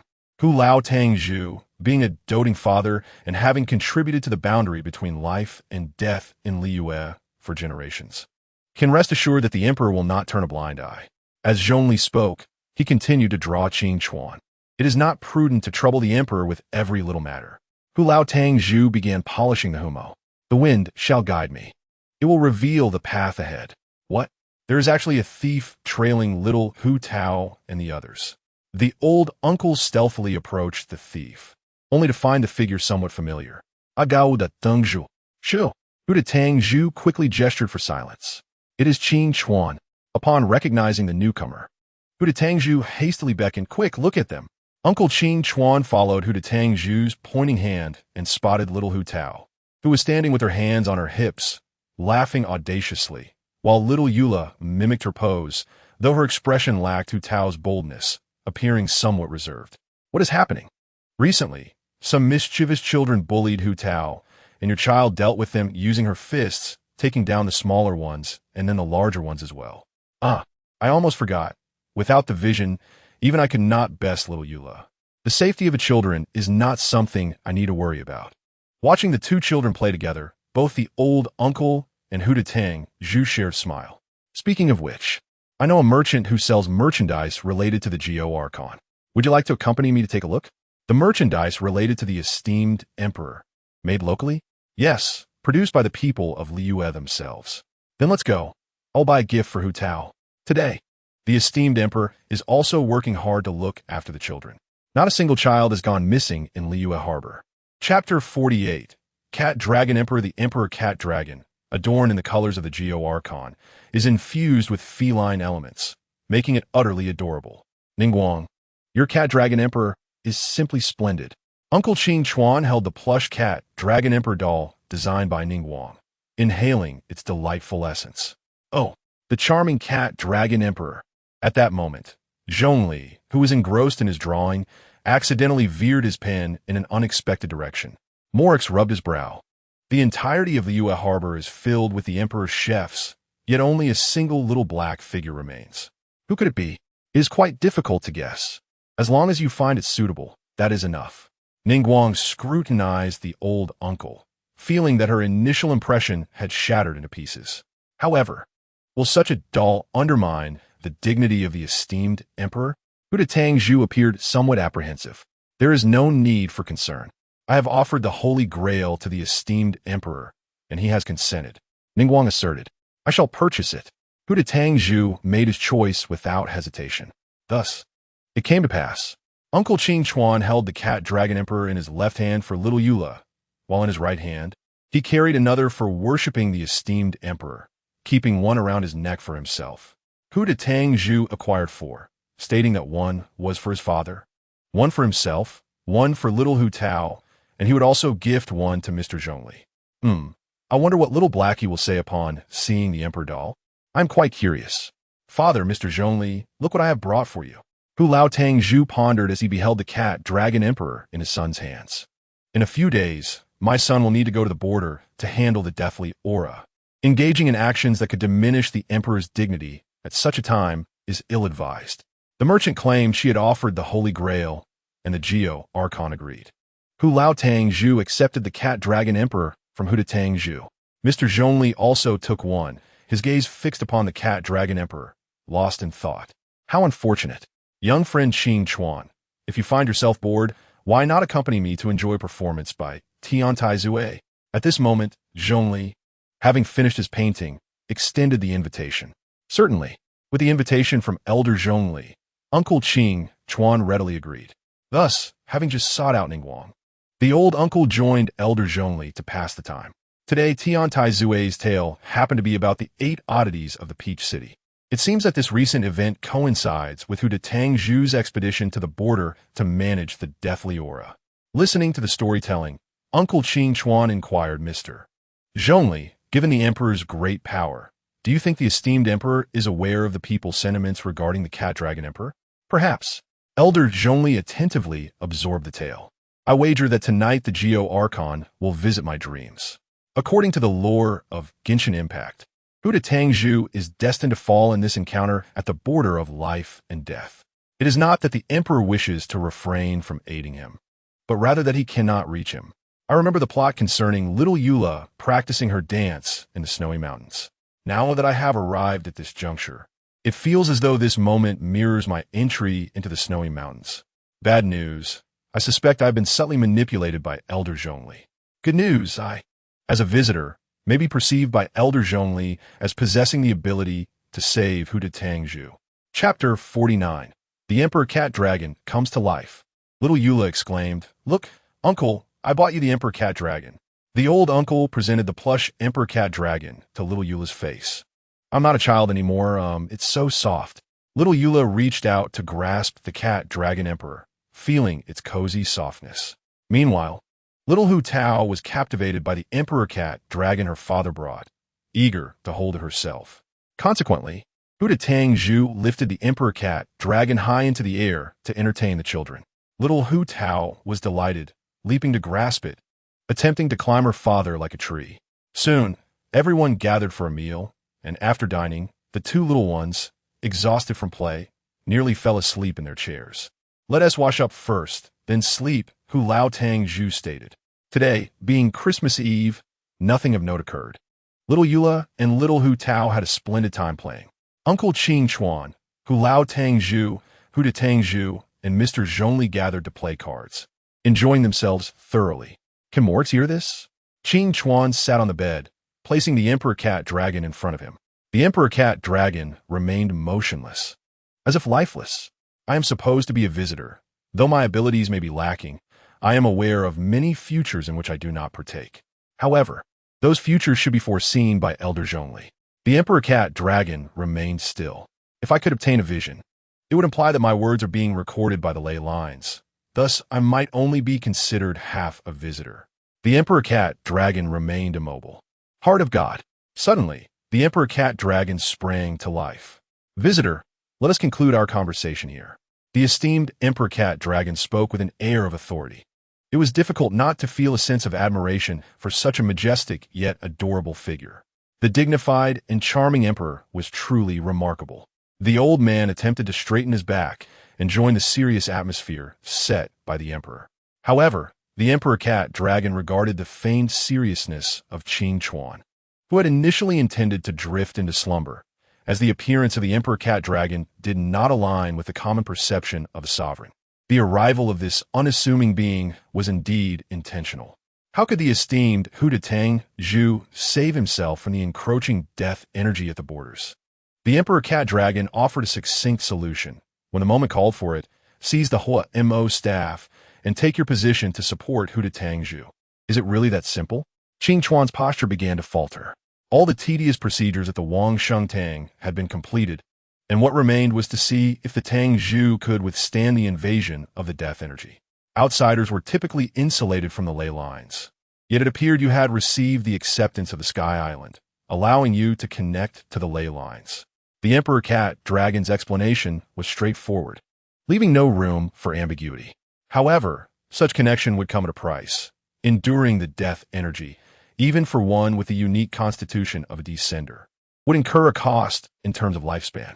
Although the Emperor Cat Dragon's eyes were not particularly large, they conveyed a sense of scrutiny towards Qing Chuan. It was difficult to ascertain the exact toll on lifespan. It could be considerable, or perhaps minimal. In essence, was this truly a gamble? Qing Chuan gazed at the Emperor Cat Dragon before him. The Wangsheng Tang had made significant contributions to Li Yue, and he understood the value humans placed on their lifespan. If you choose to decline, that is perfectly acceptable. I will not compel you. If you agree, I, as the Rock King Emperor, will do my utmost to fulfill your wishes, provided they do not violate fundamental principles. Chapter 50. Resolve, then I agree. Qing Chuan decisively locked in his answer. The Emperor Cat Dragon did not appear surprised. Do you not think your choice is rather hasty? This is not rash. Having come to this world, I know that if I possessed the ability to save and choose not to, I would surely regret it upon witnessing Xiao Hutao grow up, sorrowful over her grandfather's passing. Qing Chuan spoke with an ease that suggested this matter held little weight for him. What is your wish? Has the esteemed Lu Yun Jie Feng Jinjuan taken on a disciple named Shunhe? The Emperor Cat Dragon's expression remained stoic. No. According to Lu Yun Jie Feng Jinjuan, that child bears the fate of a celestial mishap, and as I recall, she resides in a village located behind a well-known mountain range, with familial ties to the exorcist family Chong Yun, who refers to her as his aunt. At the tender age of 5, her mother succumbed to illness, and her father subsequently attempted to summon an evil deity to sacrifice the child in hopes of resurrecting her mother. That child valiantly fought against the evil deity for 3 days and emerged victorious, eventually becoming a disciple of Lu Yun Jiefeng Jinjuan, who arrived shortly thereafter. Qing Chuan endeavored to convey all that he knew. If possible, could you save that child's mother? If her fate cannot be altered, could Lu Yun Jiefeng Jinjuan accept her as a disciple earlier? The Emperor Cat Dragon remained dignified. It is possible. But this would be a matter of fate among the immortals, with Lu Yun Jiefeng Jinjuan benefiting from it. You may propose additional wishes. Additional wishes. I find myself at a loss for what to request. I feel as though I lack nothing at present. Think carefully. Is there anything you truly lack? More is also acceptable. Then let me learn the mystical arts of the immortals. Qing Chuan boldly voiced his wish. The premise of the contract is fairness. The lifespan of a descender is far more significant than you realize, so please propose more. The Emperor Cat Dragon appeared displeased with the old man's modest appetite, while the old man found himself at a loss for words. Despite the formidable power of Morix, Qing Chuan was acutely aware of his own limitations, particularly his inability to resurrect his deceased friends. The Emperor Cat Dragon glanced at his own rotund paws. For the sake of Teyvat, sacrificing this little bit is worthwhile. Very well. The contract is established. Those who break their word shall face the punishment of the stone. The Emperor Cat Dragon leapt towards Qing Chuan's head, and in the next moment, the old man collapsed. The Emperor Cat Dragon also lost vitality and fell beside him. The world is so beautiful. Yet I am so irritable. This is not right. Qing Chuan discovered a multitude of new elements within his vision. Upon utilizing the vision, he found himself endowed with an array of elemental powers. The so-called celestial techniques are, in fact, advanced applications of elemental power. This is quite reasonable. Qing Chuan gazed at the Emperor Cat Dragon beside him, contemplating for a moment. Ultimately, he placed offerings upon the altar and lit 3 sticks of incense in reverence. Old man, the sun is shining on your backside. Xiao Hutao burst through the door, witnessing the old man paying homage to the emperor. Old man, you actually used this as a deity statue. Xiao Tao appeared quite astonished. What do you know? Yesterday, the esteemed emperor indeed descended upon this Emperor Cat Dragon. Is what you say true, old man? Xiao Hutao instantly believed him, harboring not a shred of doubt, and promptly joined in the worship of the Rock King. At this moment, the venerable Zhong Li was enjoying his morning tea. Chapter 51, Daily Life Before the Celestial Rite. In summary, the daily life of the old man began. Mornings were spent indulging in the offerings at Wang Shangtang. Alas, it seemed he had misjudged his appetite. He had thought an additional serving of Jianbing Guozi would be manageable. As he walked, he felt a discomfort in his stomach. Oh dear, this old man is rather foolish. Next time, I must remember that 1 serving is sufficient. Xiao Hutao, being a sweet child, could not bear to see the old man suffering and altered her plan of escape into one of gently leading him away. I cannot bear it any longer. Xiao Hutao, you should stay back while I go to that drainage ditch to vomit. Eventually, the old man succumbed to his discomfort and retreated to the nearby drainage channel. Old man, how can you still misjudge your appetite after all this time? Xiao Yula, being a middle school girl, was still able to pat the old man's bent back, while the chubby Xiao Hutao kept her distance to avoid splashes. As one ages, one must concede. When I was your age, I could eat 3 portions for breakfast and even 7 servings for lunch. After a thorough purging, The old man appeared somewhat refreshed. Do not speak as though you are already an old man. Besides, old man, you had quite the appetite as a child. Xiao Yula offered the old man a cup of water for rinsing his mouth. After the old man finished vomiting, Xiao Hutao tugged at his trousers. Of course, when I was young, I could eat a great deal and did so at an impressive speed. If not for the fact that I encountered Xiao Yula later, who trained me to eat properly, I would still be that lad who could finish a bowl of noodles in a minute. The old man proudly declared that being able to eat is a blessing, and speed was once his greatest strength. While others had just picked up their chopsticks to eat a noodle, he would have already finished his meal. Every time he exited the cafeteria, the area for placing utensils would almost be empty. What kind of training is that? Xiao Yula turned her head away, fiddling with her hair. Xiao Hutao was less concerned with the details and simply wanted to boast to Xiao Yula about the old man's remarkable appetite and speed. The morning hours were primarily spent wandering around Liyue Harbor, looking for anything amusing.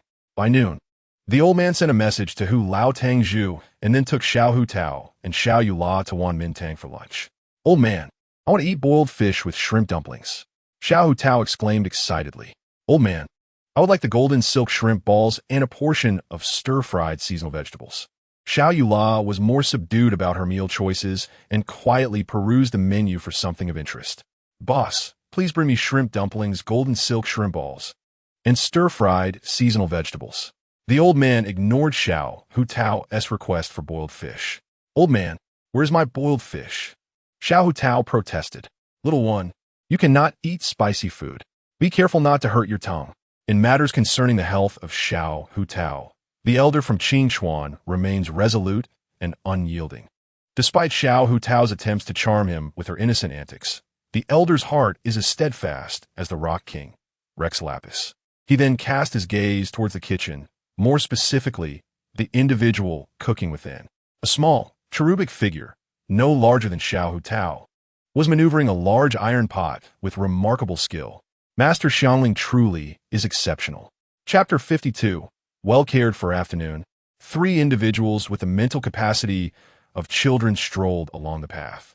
After a short walk, they settled beneath a tree's shade. The midday heat was quite oppressive. The 3, having just dined and brimming with energy, felt a wave of lethargy wash over them. Elder, it's so hot. Can we have a breeze? Xiao Hutao rested her head on the elder's lap, her youthful exuberance quickly leading her to fatigue. The elder from Qingchuan summoned the power of the wind element, and initially his control was a bit too forceful. However, once he mastered it, he became a proficient source of cool air. Xiao Hutao let out a satisfied sigh and soon fell asleep, her head nestled on the elder's leg. Yula, do you ever feel that my role seems misplaced? Is it not peculiar that I, a grown man, am providing a lap pillow to a child? The elder pondered aloud. Yula, blushing, shyly played with her hair. Elder, do you wish for me to offer you a lap pillow? She hesitated, recognizing the kindness the elder had shown her. If you truly desire it, I wouldn't mind, she whispered, her voice so soft the elder nearly missed it. Yet, hearing it plunged him into contemplation. I desire Eula's lap pillow. But no, she's still a child. Yet, she has consented. The elder shook his head, resolutely refusing. We shall discuss this when you are older, preferably when you're no longer so innocent. Presently, Eula retained the youthful innocence of childhood, a quality endearing, yet one that a mature man must resist. Growing up, Eula gazed at the azure sky, feeling the passage of time stretch interminably. How much longer until I am grown? Leaning against the elder, she felt the refreshing wind he conjured, dissipating the afternoon heat. Ultimately, during this midday respite, only the elder remained awake, knowing that sleeping during the day would jeopardize his rest at night.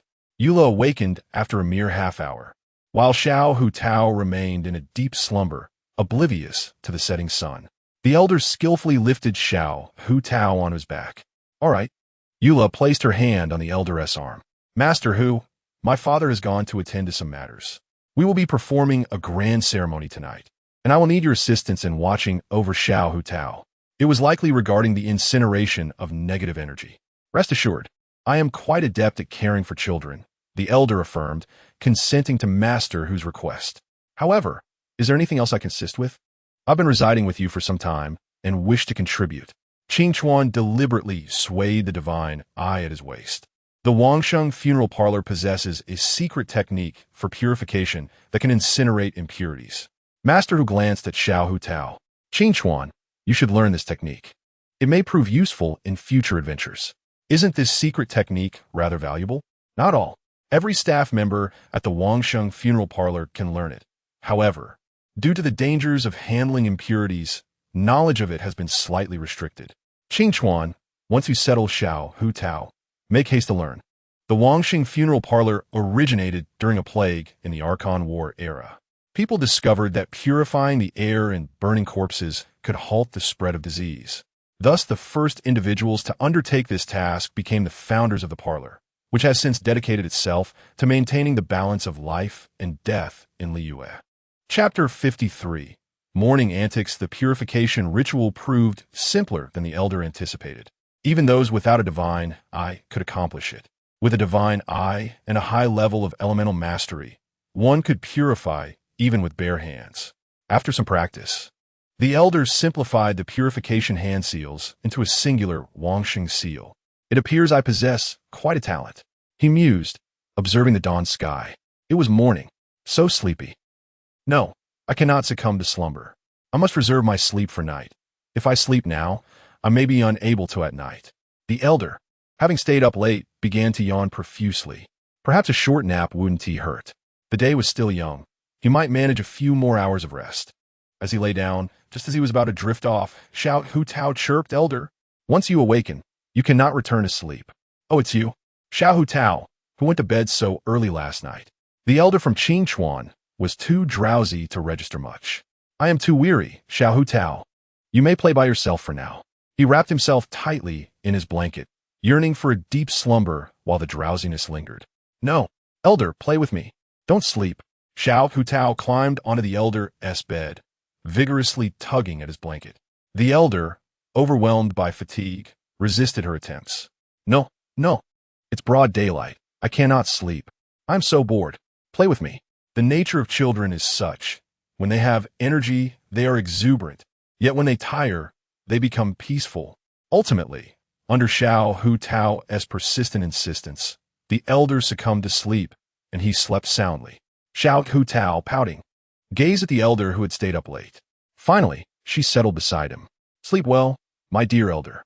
The elder remained unresponsive, lost in dreams, while Xiao Hu Tao found amusement in her surroundings, playing joyfully.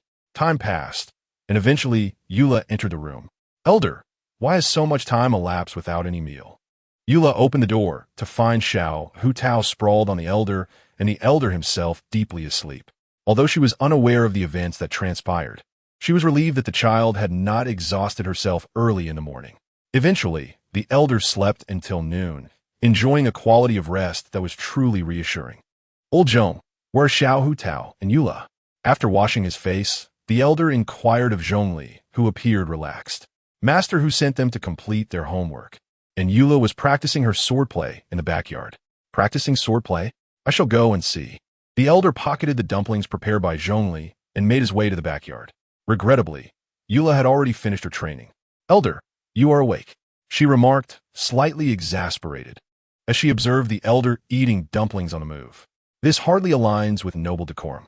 Yet, she thought, considering his age, her expectations might have been too lofty. Chapter 54. The Rite of Summoning. After several days of daily life, the day of the Rite of Summoning arrived swiftly. What are the steps for the Rite of Summoning? The elder from Qingchuan was uncertain, simply following Xiao Hu Tao as she led the way, taking in the sights that piqued his interest. Soon, he found himself amidst a throng of people, and it was once again time to offer wishes of the incense burner. Why again? Due to a previous vow made to the esteemed one, I pondered what wish to articulate. I have it. May those around me be safe. I yearn to discover my true self. I hope the venerable old man accompanies me for a lifetime. I wish for this journey to unfold smoothly. Zhongli sat atop a high platform, observing the lively scene below. Even without any overt actions, his joyful demeanor was palpable. Oh, what an adorable cat, Dragon Emperor. I can't help but feel exhilarated. Zhongli, clearly overwhelmed, covered his forehead, as some of the Emperor's fans were almost too much for him to bear. For Qingchuan, However, two matters were of utmost importance: holding tightly to Hu Tao's hand to prevent her from getting lost, and doing the same for Eula. Thus, he began to sway alongside Hu Tao. Qin Chuan followed Hu Tao to the front row to witness the emperor's descent. "Old man, carry me." Upon hearing Hu Tao's request, the old man readily obliged, hoisting her onto his shoulders. He then turned to observe the customary ritual. Today's host is none other than the familiar fisherman, Tian Shu, from Liyue, Qixing, accompanied by the irresistibly cute Ye Miko. Qin Chuan felt a twinge of disappointment. Ye's attire was far more ordinary than that in the game. One could only imagine the scandal such vibrant stockings would cause in Liyue, corrupting the youth. At that moment, Tian Shu's ceremony concluded. A brown figure gradually emerged in the clear sky. The emperor had arrived. The old man looked up, causing Hu Tao to nearly topple backward, only for Eula to steady her. The three gazed skyward. The form of the Geo Archon was elongated and agile, its scales glimmering with resplendent gold, each piece resembling meticulously carved jade, reflecting brilliant light. Its dragon whiskers danced in the wind like golden ribbons, exuding an ethereal grace. Its eyes, akin to golden stars, were deep and enigmatic, seemingly capable of perceiving all. As it moved gracefully, the surrounding clouds swirled around it, enhancing its regal and composed presence. The Geo Archon began to speak of this year's new regulations, using its dragon form to convey the message. The discourse was brief, and, after imparting a blessing, it took its leave. "Old man, did the Geo Archon just look over here before departing?" Hu Tao exclaimed excitedly. "Perhaps it was merely a glance in your direction. The Geo Archon surely favors well-behaved children, especially since we offered daily prayers to the Cat Dragon Emperor." What followed was a palpable sensation of anticipation. "Is the Cat Dragon Emperor truly what they speak of?" inquired a child. "Indeed," the old man confirmed, recounting how he had witnessed the Geo Archon descend upon his Cat Dragon Emperor. No one doubted Hu Tao's words, as they were amidst the ritual. "Oh no, this is bad. I bet a box of dumplings that next year every household in Liyue will honor the Cat Dragon Emperor." Chapter 55. Ganyu's official recognition eventually. Qin Chuan managed to escape the scene of the ritual. Can one truly comprehend the difficulty of navigating through a throng of fervent devotees? Their intentions towards the Cat Dragon Emperor were rather dubious. We belong to the Wangsheng funeral parlor. This Cat Dragon Emperor was specifically bestowed by the Archon to suppress misfortunes. There is no way it could be sold. Even invoking the name of the Wangsheng funeral parlor failed to deter them. The crowd, upon hearing about suppressing misfortunes, became even more frenzied. Ultimately, the old man resorted to using the power of the vision to disperse the crowd and escape. Zhongli, you may not realize how terrifying that was. "What? The Geo Archon has descended upon your Cat Dragon Emperor?" Qin Chuan was momentarily speechless, gazing at Zhongli, who appeared unfazed. "Oh really? So that's how it is? Just wait. Old man, if your statue transforms into the Cat Dragon Emperor, I shall not feel guilty. Old man, the beautiful lady from earlier is looking for you." Hu Tao burst in, announcing loudly. "Is it Ganyu?" The old man stepped outside to greet her.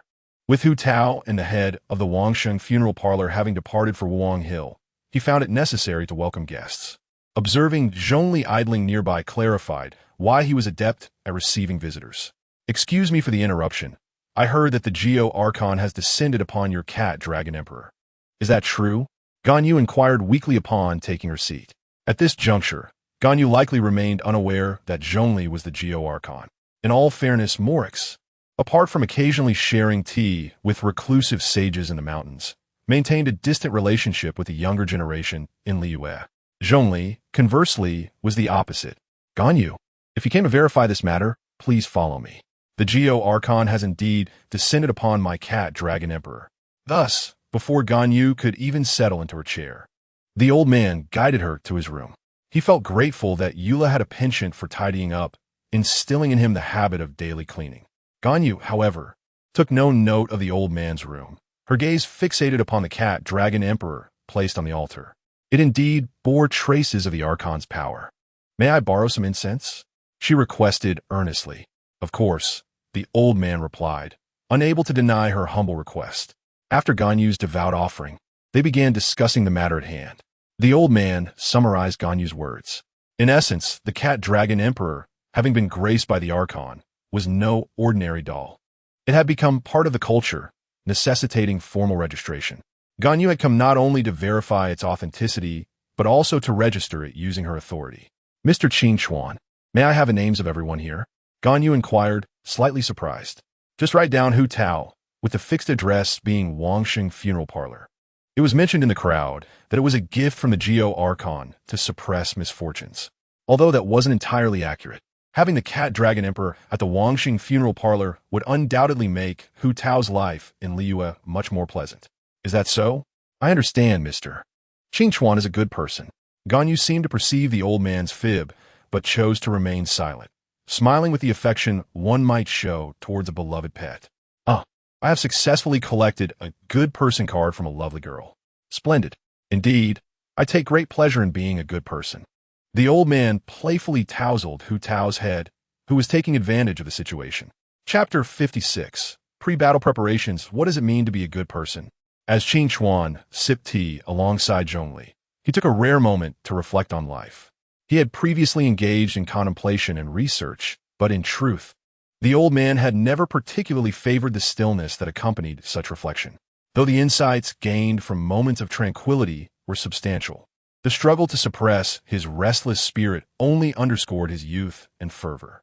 Qin Chuan drank tea as though it were water, pouring cup after cup. Meanwhile, Hu Tao and Eula had been sent out to play. For safety's sake, the old man chose to remain close to Morix, ensuring ease of transportation for the Geo Archon. By the way, how has your learning of the Wangsheng Funeral Parlor's rituals been progressing, my young friend? The results are guaranteed. Though I may not have memorized the ritual movements, I can still execute them perfectly through elemental energy. Such is splendid indeed. In the future, it is likely that Qin Chuan, the young friend, will encounter numerous opportunities during his adventures. This is true. I've already ordered a set of funeral instruments. The old man glanced at the Humo staff beside him. In the past, while playing games, he had missed Hu Tao 4 times, and in frustration, he had purchased a few monthly cards for a forceful union on the 5th attempt, whereas he had simply used the Zhizhen to acquire Humo directly. Remarkably, it seems he is now the one utilizing it. The old man, Qin Chuan, observed the still crystal-clear tea, ultimately feeling satiated. His hands and feet began to chill, and he could distinctly sense the fear and unease within his heart. The young friend is likely to undertake a significant endeavor. If he feels unwilling or believes it unwise, it is entirely acceptable to refuse. A life for a life. The Emperor does not perceive this as equitable, for life is priceless and cannot be measured by its quantity. As for the offerings previously made, consider them an investment for the Ascendant. After all, none among the current samples are weak, and forging a benevolent connection is advantageous. It is natural for mortals to fear death. When confronted with it, fear can render one incapable of self. The Emperor has long been accustomed to this and does not impose expectations. It is all right. What must be done, and feelings can be endured. The old man struggled to restrain his tongue, perhaps due to nervousness, as he felt compelled to speak. In truth, I'm rather adept at this sort of thing. In my youth, when I was mischievous and neglected my studies, my mother cast me out, declaring she no longer wanted me. At that time, I dare not wander far, and I would hide alone in a dark stairwell, weeping until I could weep no more. Regardless of how distressing emotions may be, one simply endures. The old man felt a bit cold, but after sipping some hot tea, he sensed an improvement in his condition. Perhaps I had cast too much, for it seemed ineffective. And thus I ceased such actions. Zhongli observed the tea-drinking Qin Chuan, noting how this young man differed from the radiant demeanor he exhibited while playfully engaging with children. At present, Qin Chuan emanated a chilling aura. Though not expressionless, he did not appear to be crying or laughing. Yet, the earlier sense of cold and tension had dissipated, leaving a tranquil coolness. Zhongli gazed at the moon above. Hu Tang Zhu and the others must have commenced the expulsion of the deathly aura. The time is nearly upon us. Chapter 57. Saving Agao da Dengzhu. It has proven to be a remarkable revelation to understand one's own psychological weaknesses. Qin Chuan is acutely aware of the nature of his being, recognizing his flaws, the motivations behind his actions, and the potential dire outcomes. Completing this task may very well lead to my demise at Wuwang Hill. So why do I persist? Because I comprehend the anguish of weeping alone in darkness. Such emotions are far too painful for a lively and adorable child like Hu Tao. The old man, Qing Chuan, donned the dark robe gifted by Hu Tao, and the Humo staff in his hand emitted a faint yellow glow, providing a modicum of warmth amidst the death-laden forest. It seemed the plum blossom hue upon him was growing increasingly vibrant. Qing Chuan had arrived at the memorial ceremony for Hu de Tangzhu. At that moment, Hu de Tangzhu lay silent upon the ground, devoid of life, and the glow of the Humo had vanished. Qing Chuan lifted him onto his back and cast him into the void prepared by the emperor. Well then, Hu de Tangzhu has been liberated from the realm of death. I have safeguarded Hu Tao's father. The old man, Qing Chuan, raised the Humo staff. Simply standing there, he observed the strands of deathly aura around him beginning to sizzle as if being scorched. Now, he merely needed to remain at the altar. Qing Chuan could distinctly feel the altar beneath him exerting a subtle pull. So be it. Perhaps due to this sense of acceptance, the old man found himself observing Wuwang Hill with newfound tranquility. This place was a tad dark, rendered overly dim by the deathly aura. Qing Chuan looked up. Indeed, as he had surmised, it was pitch black, devoid of moonlight or stars. Speaking of which, should I truly perish on this journey, Hu Tao and Eula would surely be heartbroken, wouldn't they? Hu Tao need not worry. She is still too young to retain memories, and after a few years of tears, she will forget me. As for Eula, she is a source of headache. I promise to help her find her lost self. This matter seems to necessitate the assistance of Elder Zhong. I trust the Liyue denizens who cherish adopting orphans will not mind. Lastly, there is Barbara, who mentioned something about being supported. What a pity! The old man is like the wind, and Barbara would struggle to keep up. Qing Chuan raised his vision, the gemstone's luster reflecting the warm yellow light of the Humo. Speaking of which, my inheritance remains at the Wangsheng funeral parlor. The shares that Ningguang promised me should rightfully belong to Hu Tao. Well, I suppose I need not concern myself with the tedious work and research. Simply thinking of the children's smiles will suffice. The old man finally placed the Humo staff upon the altar. Regardless, as long as I remain here, there will be no issues. The deathly aura must be burned away. There is yet another matter. In the face of this pervasive, deathly aura, contamination is a normal occurrence. The old man could already sense the chill, but unlike the previous restlessness, this time it bore an unprecedented heaviness. Given the circumstances, it may be best for me to simply lie down and rest. If I can behold the sun tomorrow, I shall propose to Hu Tao. Just joking. Merely a whimsical thought. The old man chuckled, intending to recline and conserve his strength. Lying down and embracing acceptance is a serious matter. Wait a moment. Is there a glimmer of light appearing in that grove? Let me take a look. Alas, the light was dim until it ascended to the altar, at which point the old man discerned the figure approaching. It appeared to be a charming little girl with a bun, holding a small lantern. Xiao Shenhe? Although her hair was not white, the old man recognized the child's identity. Goodness, Morix, what are you doing? In an instant, the luminescence of the Humo staff behind Qing Chuan blazed brilliantly, enveloping the entire altar in a radiant glow, encapsulating Xiao Shenhe within. Chapter 58, An Evening with Xiao Shenhe. Observing the brilliance emanating from the Humo staff, the old man was convinced. Without a doubt, I've been ensnared by Morix's schemes. This is truly unfortunate. While I am aware of my psychological weaknesses, being outmaneuvered by an ancient being is quite the predicament. Yet, the old man remained cognizant of what was truly important. That child is approaching, and this perilous place is no safe haven. Who brought you here? Xiao Shenhe gazed at the old man and trotted over. My master instructed me to bring a comb to help you with your hair. At this moment, Xiao Shenhe was vastly different from her portrayal in the storyline of Genshin Impact. In the narrative, she was a white-haired immortal, detached from worldly affairs, expressionless. And a single punch from her would leave one in tears for a long time. Xiao Shenhe, adorable, gentle, understanding, introverted, with a hint of childlike vivacity. A punch from her would bring tears to her eyes as she clutched her sleeve, weeping. A comb? Let me see it. The old man, Qing Chuan, observed the jade comb Xiao Shenhe presented to him and, through his vision, instantly grasped the woman's intent. Shenhe's fate is intertwined with Lonely Star and Calamity, requiring the severance of mortal ties before she can ascend to the immortal realm. This comb is meant for that purpose, since Qing Chuan had altered the future by providing information. The responsibility to sever ties now rests upon him. The old man, Qing Chuan, extended his hand to gently pat Xiao Shenhe's head. Do you understand the significance of combing hair? Xiao Shenhe shook her head, indicating she did not know. How did your master bring you here? Did you inform your parents? I did. It is said that the elder uncle, having spent considerable time playing with the children, possesses an unparalleled advantage in caring for them. With a mere gentle pat on the head, he successfully disarmed the inexperienced Xiao Shenhe, prompting her to engage in conversation. Her mother has been ill and confined to bed, leaving her father quite busy. However, despite the passage of time, her mother's condition did not improve. Eventually, her master flew over. Oh yes, my master is a magnificent bluebird.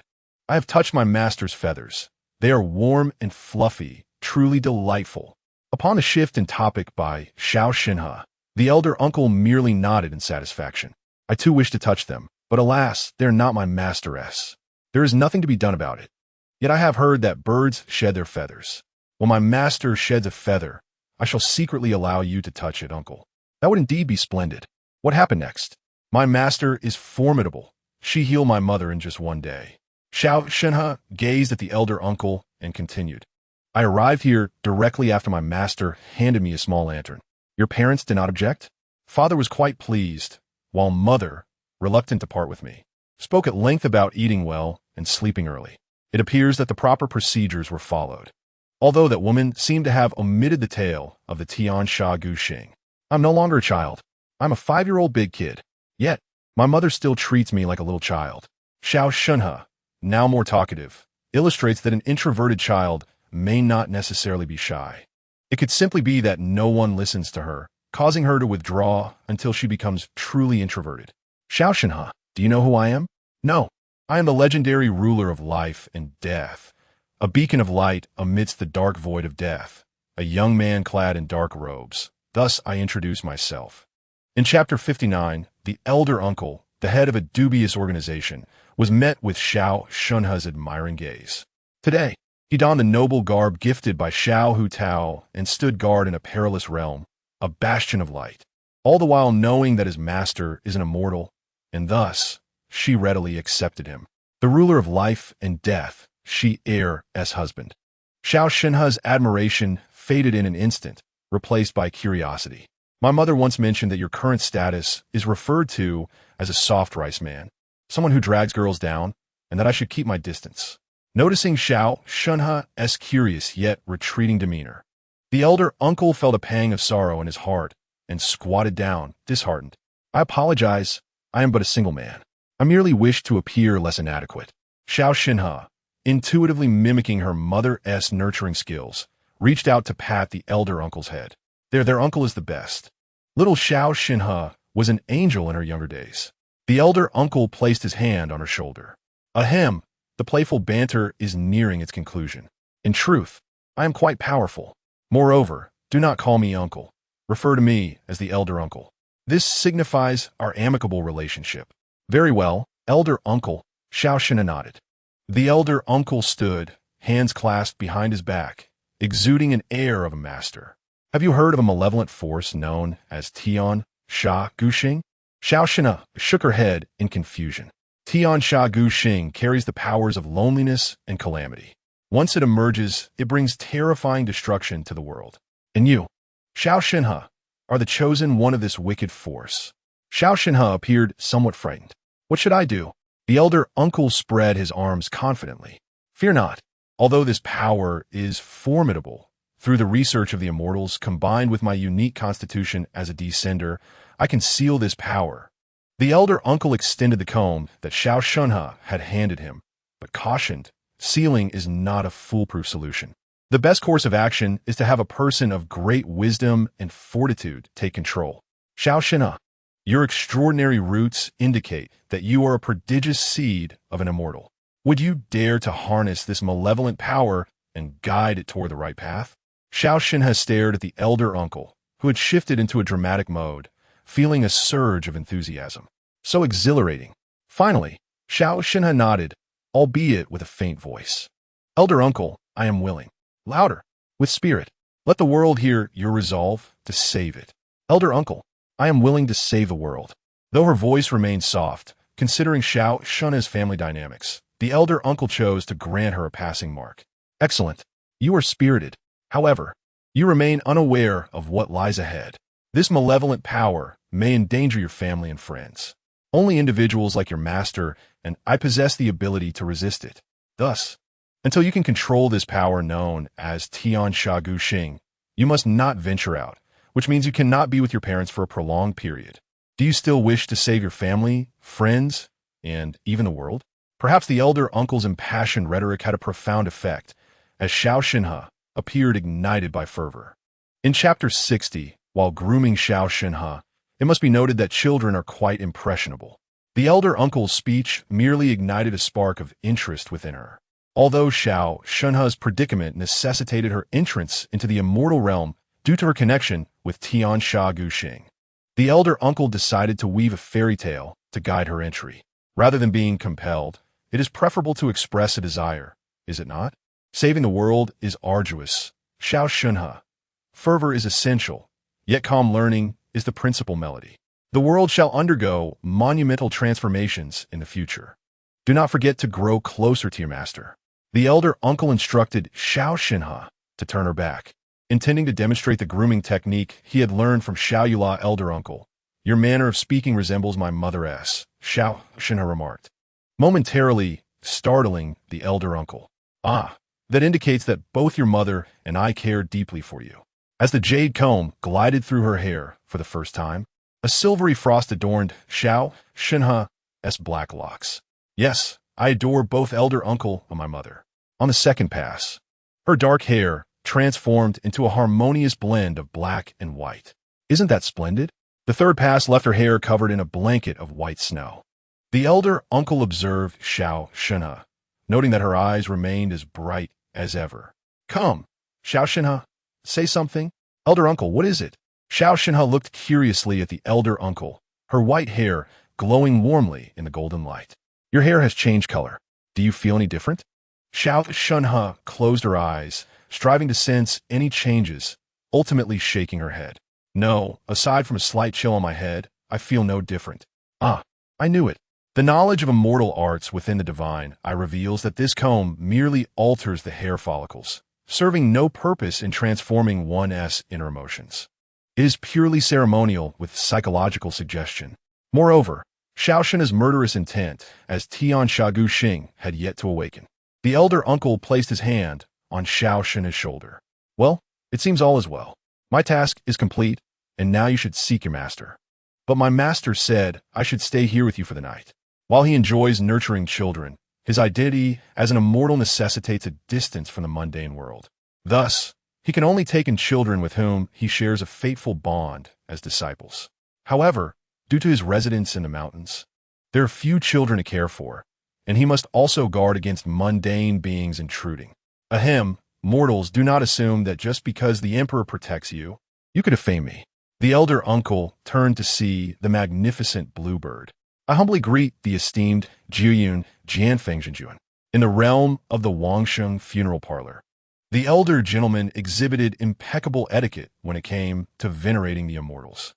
Let it be, he said dismissively, acknowledging that this individual possessed no reverence for the celestial beings. Such superficial gestures were best avoided. Luoyun Jiefengzhenjuan appeared quite dissatisfied. Family, who truly understands? It's a rare joy to have welcomed a charming female disciple.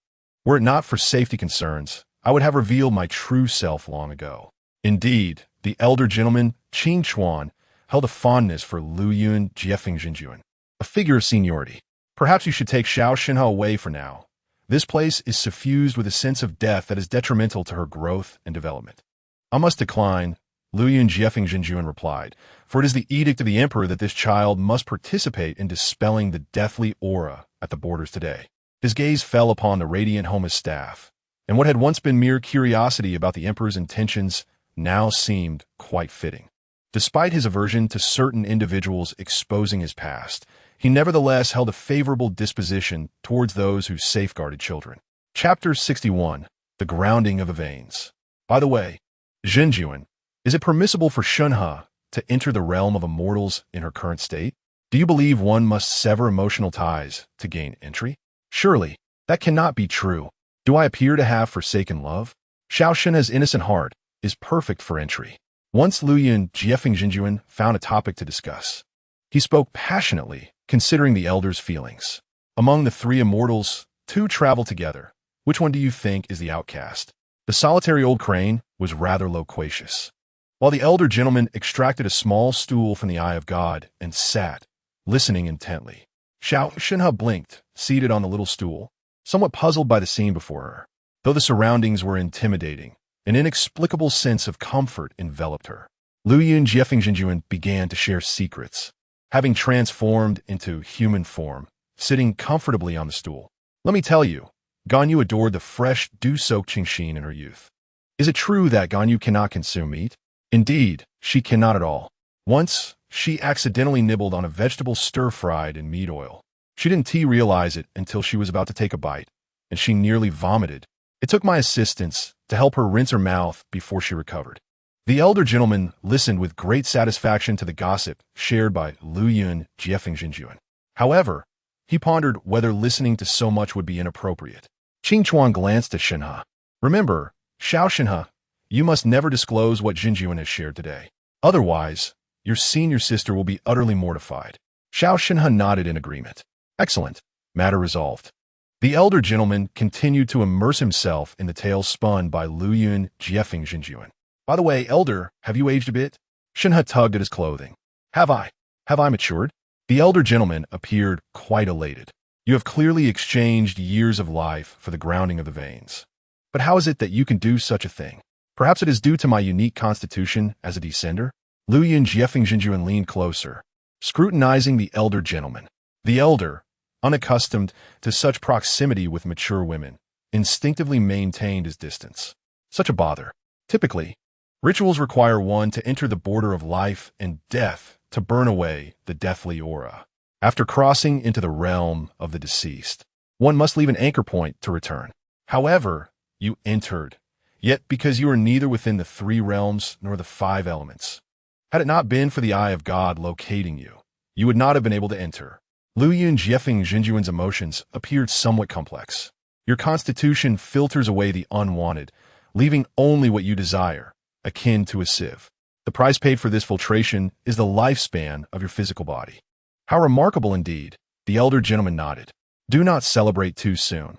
Based on the current efficiency of this filtration, you will lose at least 10 years of your lifespan. Moreover, the deathly aura's impact on you is quite palpable. Luyan Jiefeng Zhenjuan surveyed the unchanging darkness surrounding them, acutely aware of the magnitude of the border issue. The greater the problem, the more one must sacrifice. At this rate, we shall need to burn for several more hours. Seated on the chair, the elder gentleman felt optimistic about the situation, convinced that tomorrow would be splendid. Chapter 62. The Aftermath. The conclusion could not be deemed entirely uneventful, but rather, it had no discernible impact.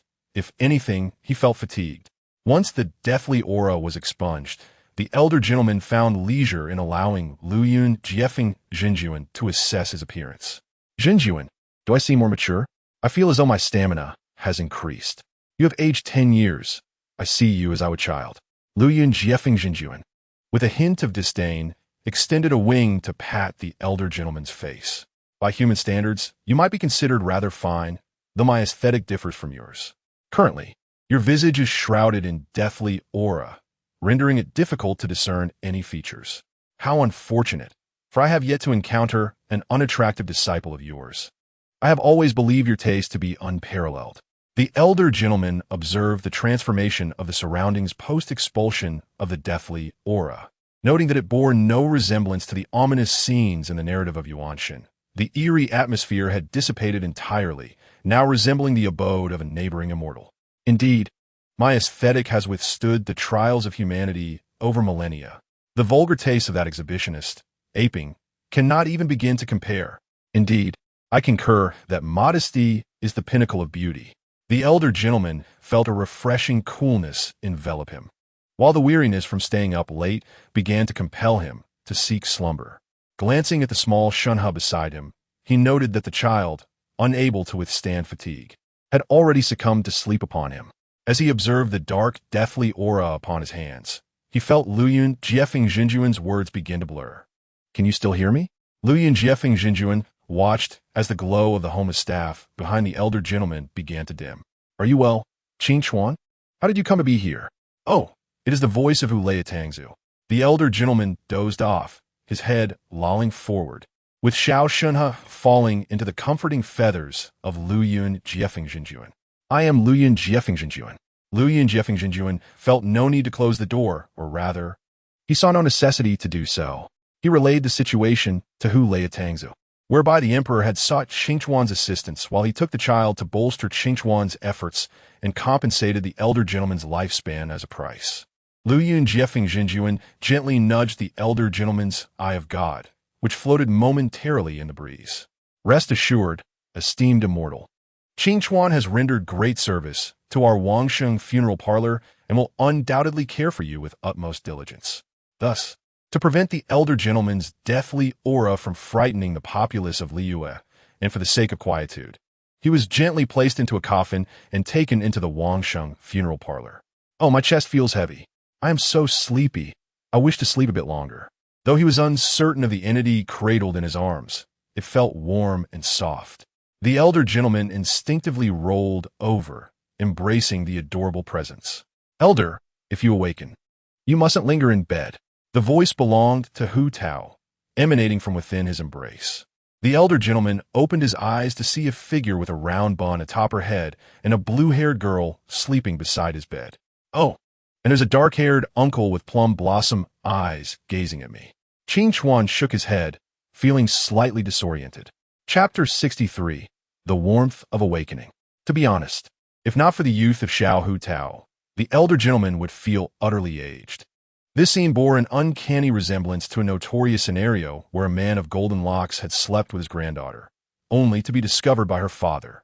Most alarming was the fact that this golden-haired fellow had charmed more than one granddaughter. "Qing Chuan, are you awake?" Xian Yun gently pushed open the door, clearly indicating that Luyun Jiefeng Jinjuan was not entirely at ease with Qing Chuan as elderly figure, since there was little else to occupy his time. He transformed into human form the next day and made his way to Wangshan Hall. Observing the small Shunha beside him, it was evident that the troublemaker with yellow hair had been caught by his aunt. At that moment, what could be said of the little Eula? She could be considered the cherished younger sister of the yellow-haired mischief maker. The scene was somewhat chaotic, and the situation was rather convoluted. Upon awakening, the elderly man realized he had been caught by his father-in-law and aunt, a rather unfortunate predicament for someone like him, a villain with yellow hair. His mind was slightly muddled as he instinctively embraced the small Hu Tao. First and foremost, the room was filled with either children or middle-aged individuals, and moreover, Qing Chuan was not yellow-haired. He had black hair. Anyone with a twisted mind was to be dealt with accordingly. Once his consciousness returned, the elderly man, still holding Hu Tao, sat up and greeted, "Good morning, Hu Tao. How long have I slept?" "You've been asleep for 10 days. Hu Tao exclaimed. "That's an extraordinarily long slumber." Noticing Hu Tao's lively mood, the elderly man chuckled and nodded. "No wonder I felt so hungry.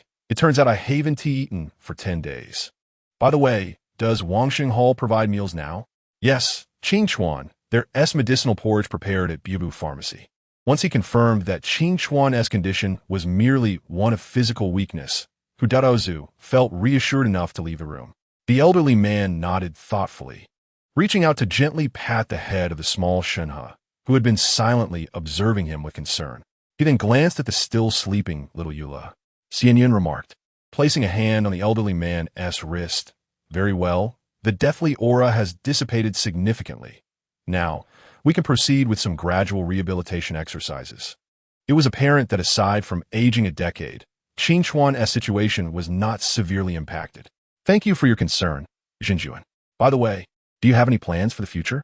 Under the serious gaze of his elder, and reflecting on their care, the elderly man responded candidly. Indeed, I believe the feathers upon your person must be quite delightful to touch. Unexpectedly, Lu Yun Jie Feng Jinjuan appeared quite confident. You possess discerning eyes. I have already placed some of the feathers I retired from many years ago into your vision. It is sufficient for crafting an entire outfit. Really? Thank you, Jinjuan. The elderly man played along with Lu Yun Jie Feng Jinjuan's desire to boast, then began inspecting the vision. Wait a moment. Feathers that could be made into clothing based on the elderly man's understanding of Lu Yun Jie Feng Jinjuan's and Ganyu's Shina attire. One set of clothing divided into two. If I were a petite girl of 1.50 meters, the materials would be just right. Alas, I am a man over 1.80 meters. Nonetheless, it was splendid to be able to touch the Jinjuan's feathers. I adore Lu Yun Jie Feng Jinjuan. With the conclusion of events, Lu Yun Jie Feng Jinjuan prepared to depart the residence with swift movements. Please, Jinjuan, do not rush away. Recently, Liyue Harbor has introduced many exquisite dishes. Why not stay and experience the flavors of the mortal realm before departing? Lu Yun Jie Feng Jinjuan paused. Ahem, I still need to bring Shunhe along for training. At present, her fate requires her to stay away from the mundane world, and I have not gathered sufficient mora for transactions. Jinjuan, you give me such precious items. I wish to do something for you in return. Allow me to handle the mora situation. Since Shunhe's fate had yet to be activated, and the red thread Jinjuan was also tied to her, ensuring the child had a good meal before departing the mortal realm was indeed a prudent decision. Do not underestimate my abilities. My culinary skills are not easily rivaled by mortals. However, it is reasonable to treat Shunhe to a decent meal. Lu Yun Jie Feng Jinjuan extended a small box to the elderly man. Faced with the hesitation of Lu Yun Jie Feng Jinjuan regarding mortal delicacies, the elderly man decided to accept the gift, considering it a delightful addition for future adventures in the wild. By the way, how did you enter Wangsha Hall? Surely not under the guise of a deity? To avoid trouble while in the mortal realm, deities must conceal their celestial essence. I used your second aunt's identity. Am I perhaps taking undue advantage of a Jinjuan? Not at all. It is merely a temporary identity. Lu Yun Jie Feng Jinjuan appeared unconcerned. However, is it not a bit too honest of Hu Tao? She has been rather quiet during our conversation. Shunhe, being an introverted girl, not participating in adult discussions was quite normal. At that moment, little Hu Tao was playing with a red pyro vision. A pyro vision? Shouldn't Hu Tao have received it after her grandfather's passing, during her enlightenment at the border? Hu Tao, where did you get your vision? Hey, I want to tell you. Little Hu Tao replied playfully. This child has been staring at you blankly since you fell asleep. When she noticed your eyelids moving, she climbed onto you. I witnessed the vision appear when you embraced her. Xian Yun unabashedly revealed Hu Tao's secret. Aunt Xian Yun, Hu Tao exclaimed, looking somewhat flustered. All right. Hu Tao, you cannot outmatch Aunt Xian Yun. Do not exert too much effort. The elderly man has just awakened and cannot hold you back. Perhaps Hu Tao was startled by his near-death state. After he revived, he found himself firmly embracing the little dumpling, which might have been a moment of enlightenment between life and death. Here comes the medicinal porridge, Hu Daozu announced as he brought in the steaming bowl. You've changed so much, you should no longer call me aunt, but rather sister. Indeed, Lu Yun Jie Feng Jinjuan and the elderly man both recognized that adults should not underestimate children. In any case, after awakening in Wangsheng Hall, the elderly man was greeted with a warm moment of comfort. How did little Eula sleep? Little Eula appeared somewhat drowsy, exceedingly adorable. Eldaliman, seeing him standing beside her bed while enjoying a small bun, little Eula instantly sprang up, checking pulses, placing hands on hips, lifting clothing. Had the elderly man not restrained her hand, it might have resulted in her pants being pulled down. Calm down. I have truly transformed into an elderly man, but there are no other significant changes. Faced with little Eula's concern, the elderly man felt somewhat helpless. Yet his heart was warmed. Aging was not necessarily a good thing. Little Eula gazed at the elderly man's face.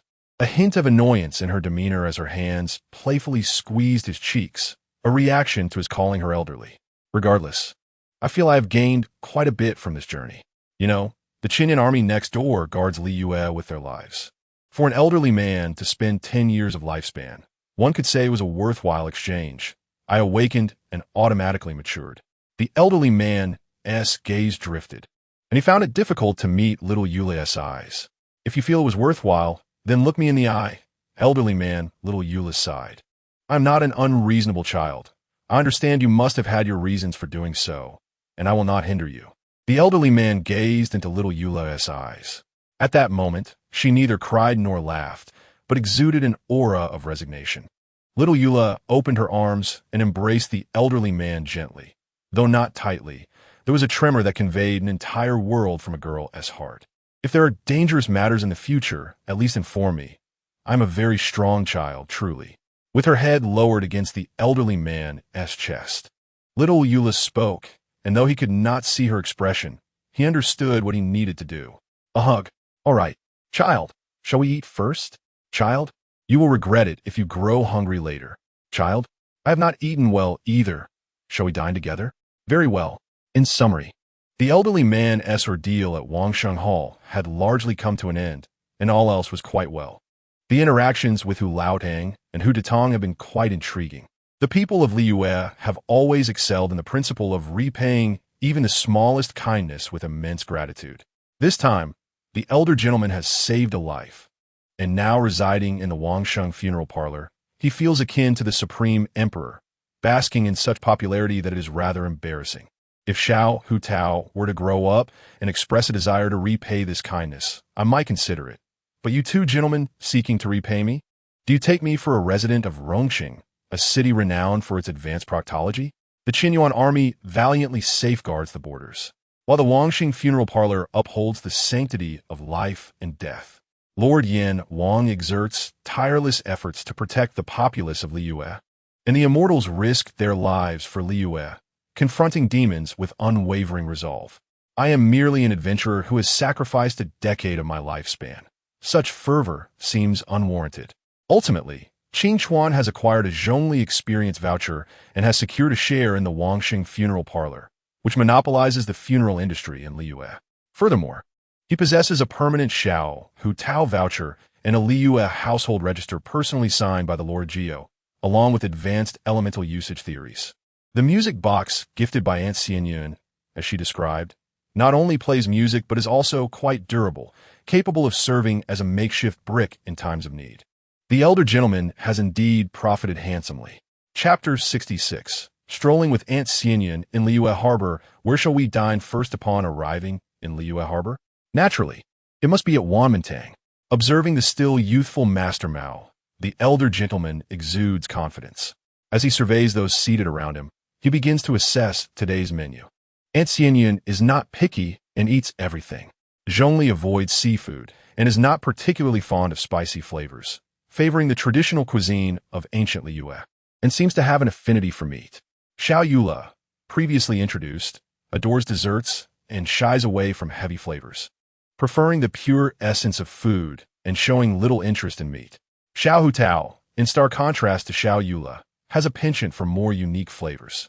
Xiao Shunhe, on the other hand, is quite flexible with meat as long as the flavors are not overly complicated. Truly, with 6 individuals at the table, all manner of tastes are represented. Each person places their own orders, confident they will enjoy their selections. By the way, Aunt Xianyun's signature dish is indeed the Four Joys meatballs, resembling large lions' heads. Reflecting upon Shunhe's carnivorous demeanor, the elder gentleman cannot help but smile. You, a mere mortal, are quite knowledgeable. Tell me, why did Lu Yun borrow the wind from the true monarch to venture to the Ao Zong mountain? Qing Chuan observes Aunt Xianyun, who remains blissfully unaware, engaging in conversation with the theatrical elder Zhong. According to ancient texts, it may have been a matter of drawing lots, as elder Zhong attempted to perform as an ordinary citizen of Liyue. Incorrect. The Lord must have had profound reasons for such actions. A mere lottery cannot suffice as an explanation. Based on my understanding, it was not simply. As the elder gentleman watches Aunt Xianyun engaging in her storytelling, he finds amusement in the earnestness displayed by elder Zhong, who occasionally interjects with thoughts of his own.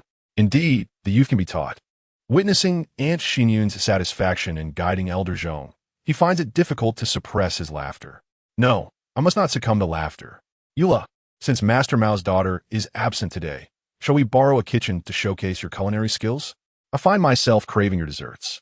Sure, but Elder, is Aunt Xianyun truly your second aunt? I have not heard you mention her before.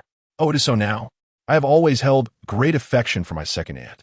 Do you not find conversing with her quite relaxing and pleasant?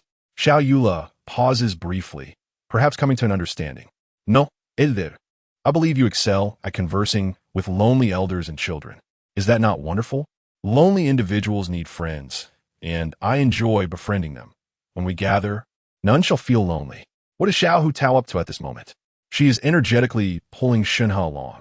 The sight of the two contrasting little ones, one icy and the other fiery, is indeed delightful. Speaking of which, Qingchuan, have you planned your next adventure? The topic suddenly shifts back to the elder gentleman, who have been chatting with Aunt Xianyun. Oh, I intend to visit Inazuma. Elder Zhong seems to ponder this deeply. Now is indeed a favorable time. Have you decided when to depart? Not yet. I wish to first wander Liyue with Aunt Xianyun. Ah, Elder, you just finished chatting with a girl from Mondstadt, and now you wish to charm the flower maidens of Inazuma? Chapter 67. Leisurely strolls in Liyue, the elder gentleman taps Xiao Hutao on the head. What are you saying? How could I possibly be one to charm the flower maidens of Inazuma? You have yet to realize that you seem to only engage with adorable girls, she retorts. The elder gentleman falls silent, unsure of how to respond. After all, he is not from Rongqing and has seldom interacted with girls throughout his life. Now, having arrived in Teyvat, should he not indulge in his desires and fulfill his childhood? Alas, I have never been favored by girls my age. He sinks into a state of melancholy. Xiao Hutao gently pats his back. It is all right, Elder. Even if no girl favors you, I will always cherish you. Gazing at the still youthful Xiao Hutao, Qingchuan chuckles and ruffles her hair. Well then, I shall trouble you to remember me. Following this, Xiao Shenhe, who remains quiet and reserved in the presence of many, dares only to observe the lively Liyue harbor with curious eyes when alone. It would not be kind to leave her in such solitude. Shenhe, your sister Eula is likely preparing delicious desserts. Why not lend her a hand? Okay. Shenhe appears liberated as she skips off to the kitchen. Hey, Shenhe, wait for me. Xiao Hutao follows suit. The elder gentleman watches as the once bustling scene suddenly quiets down.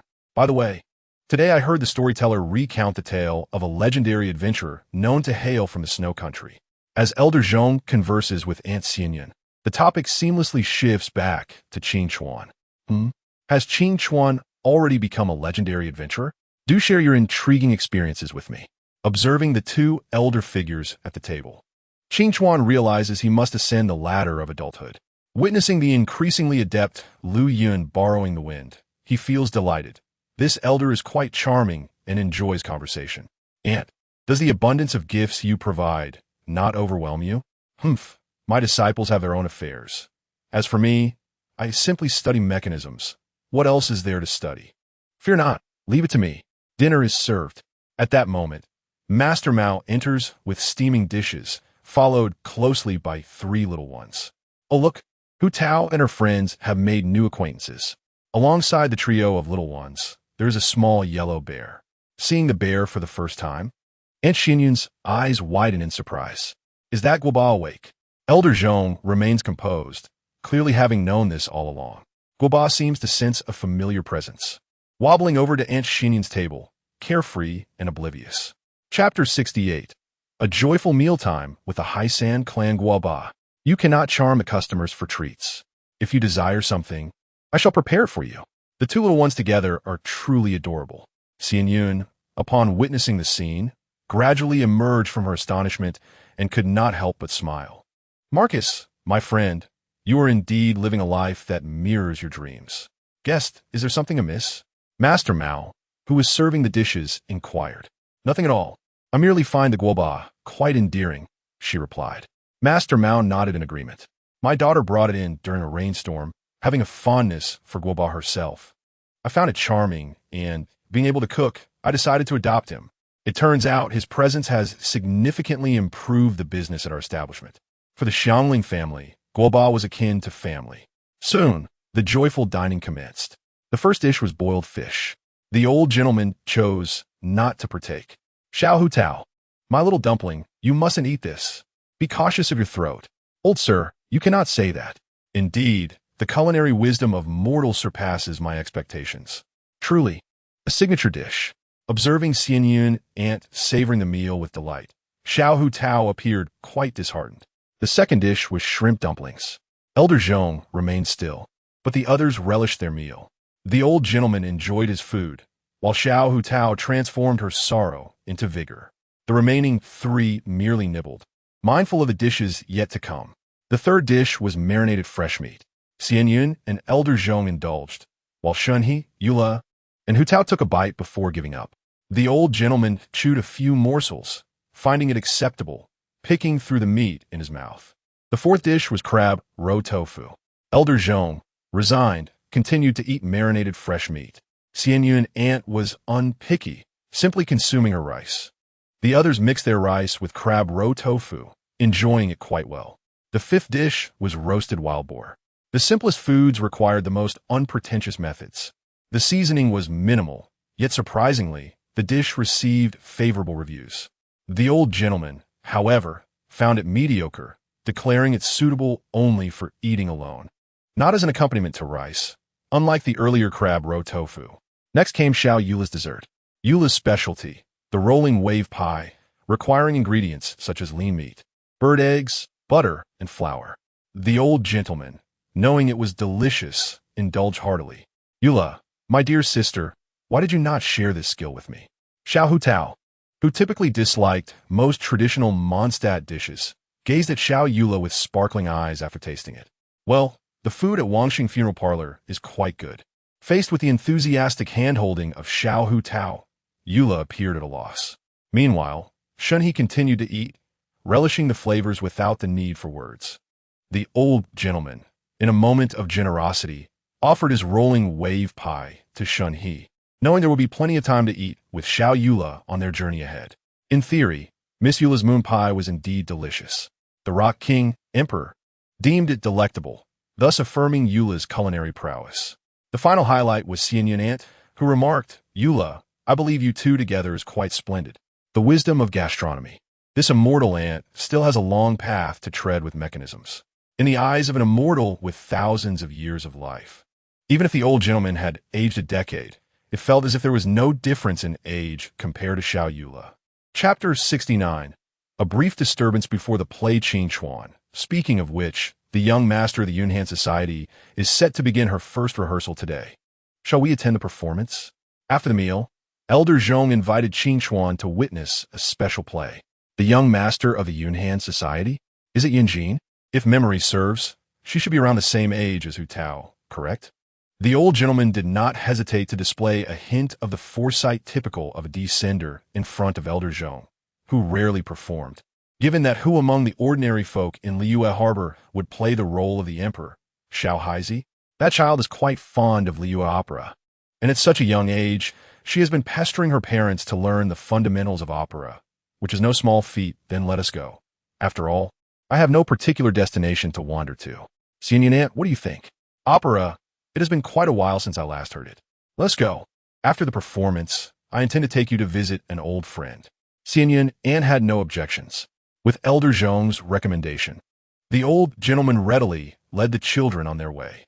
Old sir, are you planning to flirt with girls again? Is my presence and Shunhe's not sufficient? Seeing Xiao Yunjin, Xiao Hu Tao appeared quite excited, resuming her playful banter. The old gentleman, feeling exasperated, merely lifted Xiao Hu Tao onto his lap and playfully squeezed her with both fists. Ouch, that hurts. Old sir, do you not know one should be quiet while watching a play? The old gentleman, not exerting any real force, chuckled mischievously in response to Xiao Hu Tao's retort, proudly murmuring, the play has yet to commence, and adults do not adhere to reason with children, experience the harshness of society. Thus, the old gentleman began to playfully torment the dumpling Hu Tao, pulling her into an embrace and rubbing his face against hers. Old sir, you are becoming more and more like a creepy uncle. With no option for resistance, Xiao Hu Tao could only helplessly allow the shameless Qing Chuan to have his way. Oh, but how could there be just one dumpling? I just realized the other ice element dumpling, Xiao Shanhe, is sitting quietly beside me, saying nothing just watching the play obediently. It proved true that the noisy children would receive treats, while the obedient Shun-He, being too docile, was often forgotten until after the old gentleman had finished teasing Xiao Hutao. Extending an arm, he pulled Xiao Shun-He closer. She gazed up at the old gentleman with innocent eyes, observing both him and Xiao Hutao. Shun-He run? The old sir has turned into a creepy uncle. Though Qing Chuan did not exert any force, Xiao Hutao feigned weakness, urging Shun-He to flee. Shun-He, looking bewildered, had no inclination to escape, instead leaning her head against the old gentleman. Ah, is this what constitutes a well-behaved child? The old gentleman felt a sense of healing. Speaking of which, it seemed one of the three children had been overlooked. The old gentleman glanced at Xiao Yula, who had transitioned from a dumpling to an elegant noble girl. The essence of a creepy uncle seemingly lost on her. To his surprise, Xiao Yula smiled brightly, her eyes squinting joyfully as she vigorously rubbed the old gentleman's face. I apologize, I am a past-due dumpling. I truly am sorry. But it is all right. Past-due dumplings can still possess the spirit of a creepy uncle. The play is about to begin. The old gentleman, unable to articulate clearly after having his face rubbed, could only stammer. Elder Zhong watched the performance ahead, while Xianyun Aunt merely observed the reprimanded creepy uncle with a smile, choosing to remain silent. Chapter 70.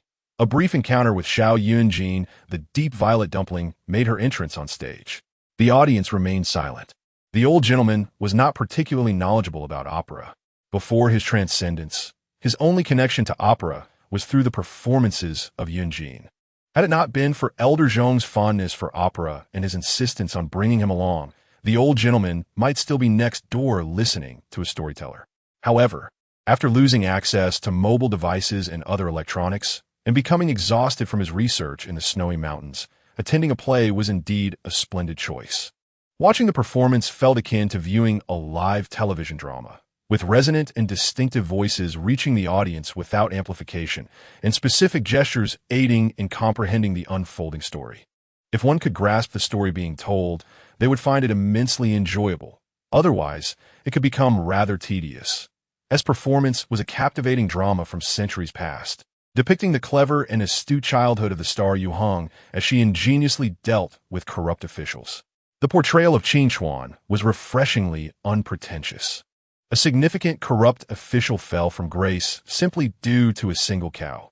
Particularly striking was the scene where the emperor mechanized his descent from the heavens.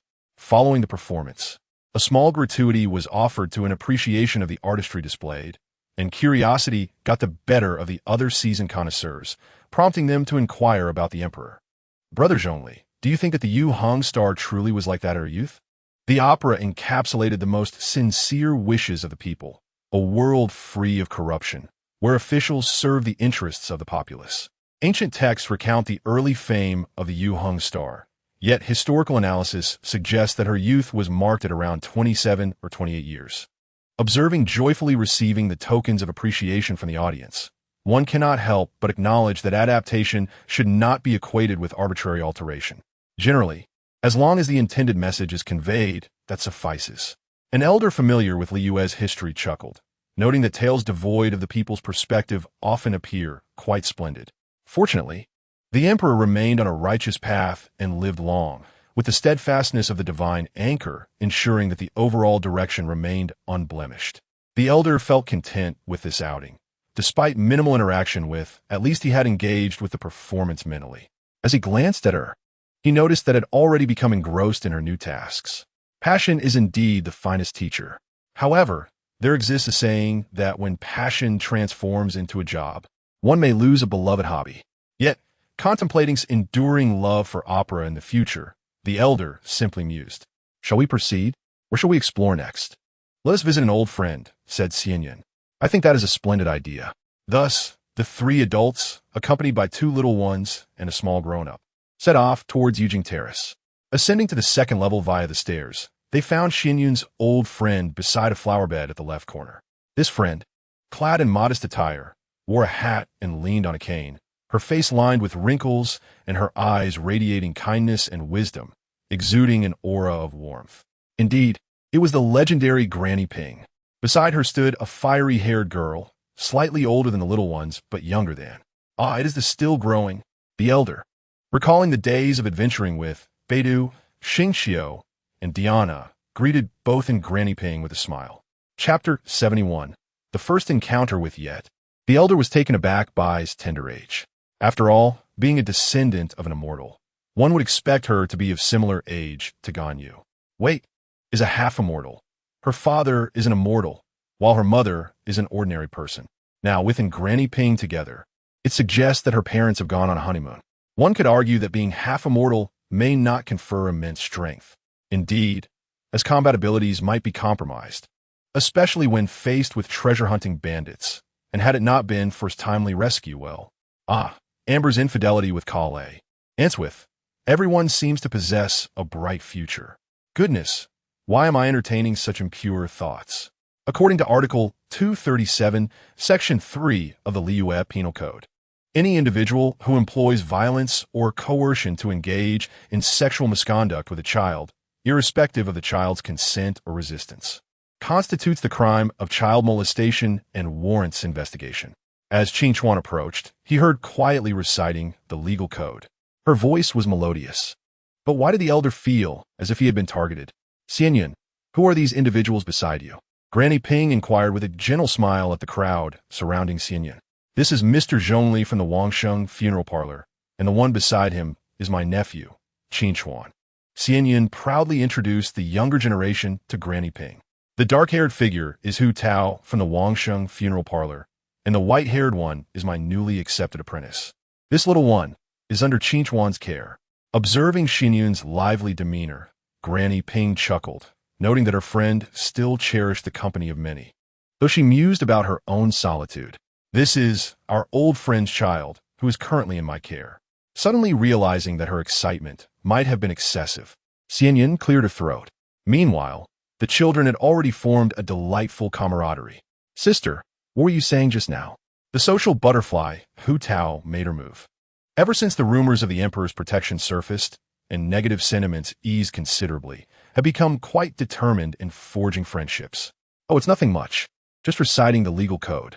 It details the punishments for wrongdoings. Sister, I am curious about what you mentioned earlier. Could you elaborate? The crime of child molestation? Glanced at, only to find curiosity reflected in her eyes. The crime of child molestation refers to actions taken with the intent to stimulate or satisfy the perpetrator's sexual desires through obscene acts towards children, including both boys and girls, that do not involve sexual intercourse. Children under the age of 14 can be victims or targets of such behavior. What constitutes an obscene act? Inquiry, evidently perplexed. Let me see. The essential element infringes upon the physical and mental well-being of the child. Pondered aloud. The text did not specify, but she speculated that it might involve coercing children into intimate contact. Not fully grasping the concept, could only attempt to deduce its meaning. Uncle, run. The Qinyan army is coming to catch you, shouted at Qingchuan. The elder, who had been conversing with Granny Ping, paused momentarily, instinctively glancing toward the approaching figure of a Qinyan soldier responding to the commotion. Although unsure of the situation, the elder felt it prudent not to flee. Chapter 72. Law and Humanity. Listen, dear Qinyan soldier, this child is from friend's family. Her parents are often busy and unable to care for her. When I watch her, I find her adorable and enjoy hugging her and playfully rubbing my face against hers. Beyond that, I assure you, there have been no other intimate actions. The elder opted for complete honesty. The Qinyan soldiers of Liyue spare no wrongdoer and will not overlook any misconduct occurring under their watchful eyes. Therefore, if one has committed a wrongdoing, it is best to confess. Fleeing is unwise, as the Qinyan soldiers are allies of the people. One must not emulate the traveler, who attempts to flee at the sight of the Qinyan soldiers. Such actions would only render one a wanted fugitive, a lesson to be heeded. The Qinyan soldier glanced at Qingchuan, checked his registration, and upon confirming that the elder posed no issues, he expressed his gratitude for the elder's cooperation before departing.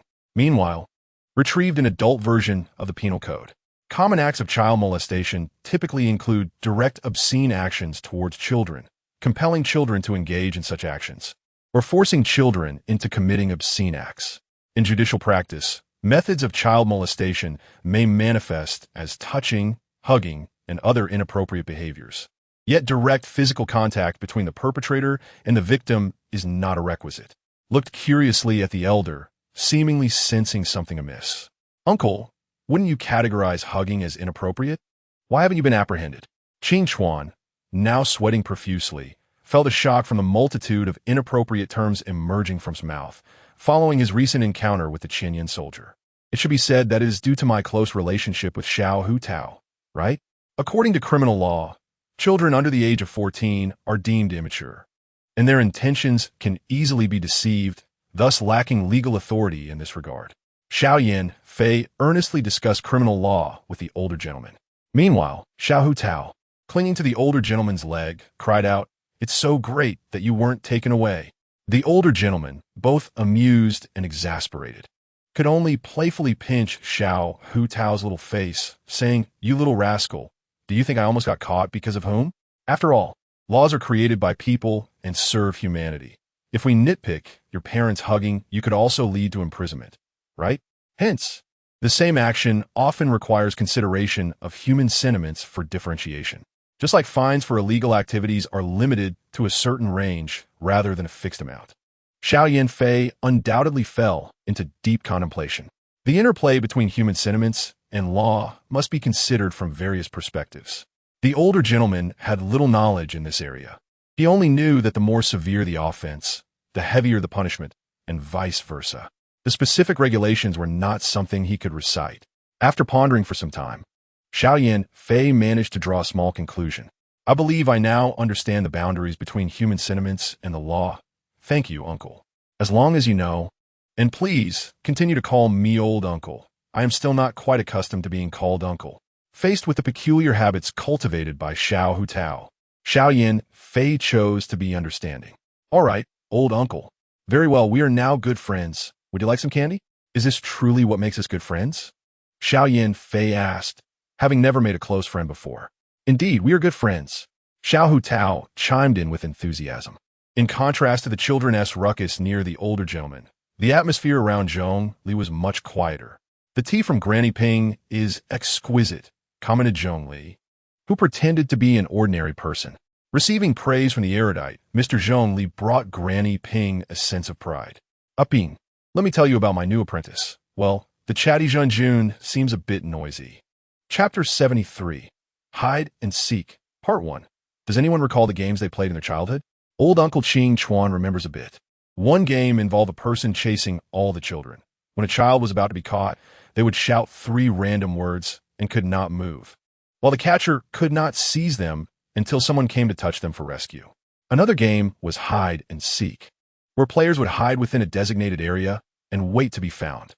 Beyond that, he could scarcely recall more. Reflecting on his childhood, he considered himself not a mischievous child, but rather a half-heartedly honest one, grateful to the people of the nation for allowing him to grow up without being harmed. Presently, the older gentleman most enjoyed playing hide and seek.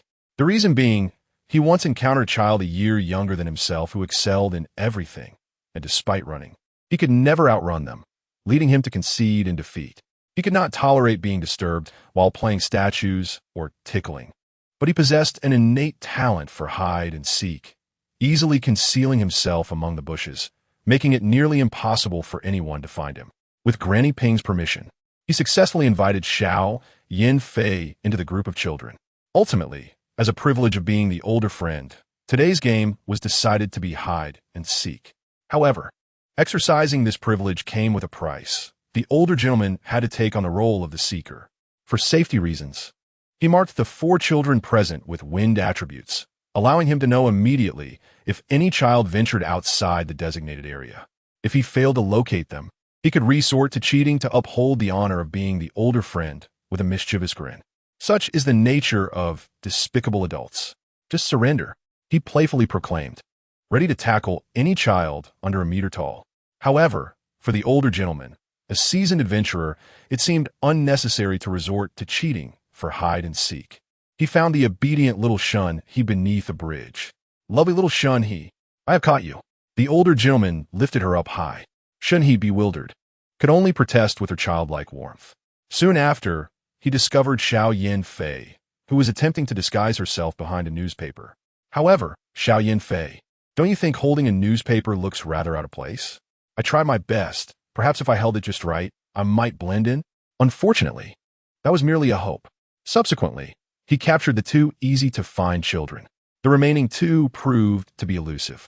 Xiao Hutao, with her whimsical nature, was unpredictable, and after playing for so long, the older gentleman could not be certain of her hiding spot. Similarly, Xiao Yula, trained by the Lawrence family, was likely skilled in disguise as well. You two stay here and help me see if Yula is following me. After checking the flower beds, small bridges, even the trees and rooftops, the older gentleman speculated whether Yula and Hu Tao were playing as cartoon characters. The captured ones shouldn't be able to assist, right? Xiao Yanfei questioned. Do you know where they're hiding? No. If you don't know, then it's no problem. Watching me search alone would be rather dull. Come help me out. Xiao Yanfei fell into contemplation, likely considering the fairness of the situation. Meanwhile, Shunhe opted to heed the older gentleman's advice and began to check behind him. Chapter 74. Hide and Seek. Part 2. All right, but if you catch me using this method, you can't go back on your word. Xiao Yanfei, exhibiting her childlike nature, decided to join the mischievous older gentleman. After leaving the two children in place, the older gentleman made a roundabout journey. Upon returning, he found Xiao Yula being apprehended by two chubby little ones. Yula, where did you learn this trick of hiding in a blind spot? The older gentleman chuckled at her. Xiao Yula's face turned slightly red, feeling embarrassed for being caught in her cleverness. I couldn't find a good hiding spot, so I thought I'd just follow you. I must say, your tracking skills are quite impressive. Next time, see if you can evade the sight of three people. Soon, only Xiao Hutao remained. He had searched every conceivable place. Yet where could that child be hiding? He even checked boxes where a child might fit, but still found nothing. The four players in the game of hide and seek could not find a single strand of Xiao Hutao's hair. Ultimately, the team assigned to capture her sat pensively by the flower bed. Where could Xiao Hutao possibly be hiding? I've checked the rooftop. I searched every crevice of the eaves and found nothing, reported Yula. I looked under the small bridge, but didn't find her. She couldn't possibly be hiding underwater, Shunhe added. We've also searched between the rooms. There's no way we missed her. Where else could Hu Tao be hiding? Xiao Yanfei noted. This is quite perplexing. Where else could she possibly conceal herself? Although cheating was an option, the older gentleman still possessed a sense of integrity. He pondered where one could hide in the current situation, gazing at the trio engaged in lively conversation at the center of the scene. By the way, could Granny Ping's voluminous skirt possibly conceal a small child? He mused while observing Granny Ping. However, beneath Granny Ping's skirt, there were only her feet. Surely, Xiao Tao wouldn't dare to hide by clinging to Granny Ping's leg? Such a dangerous act seemed highly unlikely. The older gentleman's head throbbed. Given Xiao Hutao's nature, she could hide anywhere. Yanfei, why don't you check if Xiao Hutao is hiding under Granny Ping's skirt? That's impossible. Beneath Granny's feet are only her own. Xiao Yanfei approached Ping Lao Lao while speaking. Subsequently, she extracted a small walnut from Ping Lao Lao's skirt. From behind Ping Lao Lao's calves, one could discern a jade-like mechanism that resembled an exoskeleton. It was evident that the small walnut had just hidden behind this mechanism while playing hide and seek. Xianyun Yi, you helped her, didn't you? Among those present, the old uncle could hardly think of anyone else capable of operating this mechanism besides Xianyun Yi. Ahem. This child came to ask for my assistance, and Ping Lao Lao agreed. Xianyun Yi stated without a trace of embarrassment regarding her participation in the game. You didn't specify that we couldn't help, did you?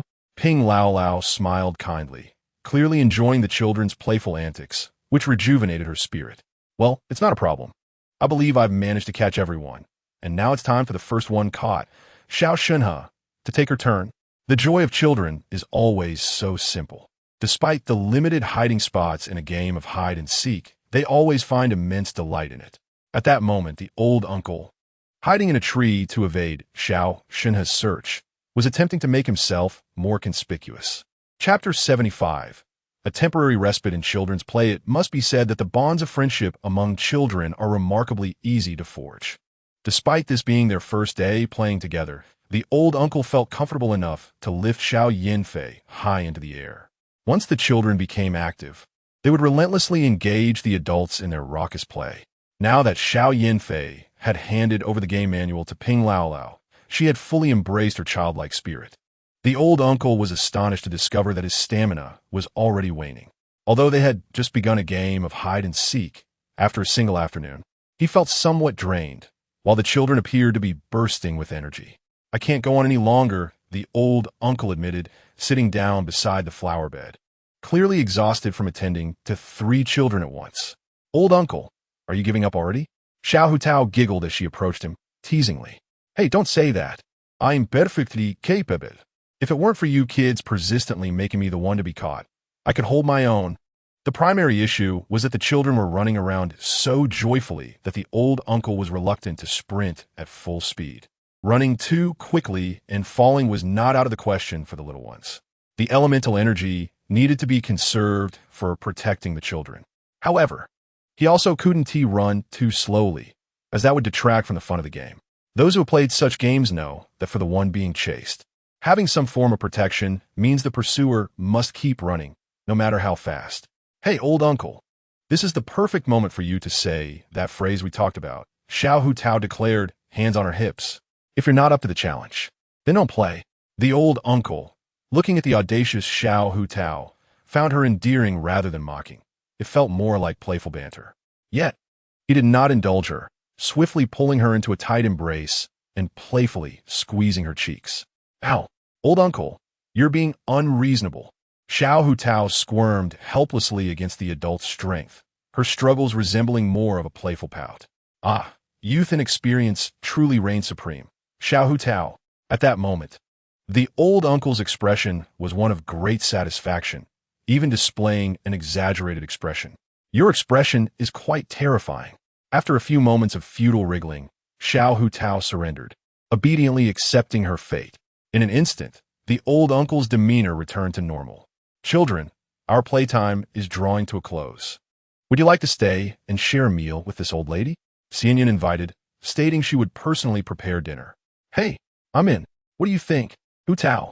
Old Uncle Qingchuan inquired about Xiao Hutao's opinion.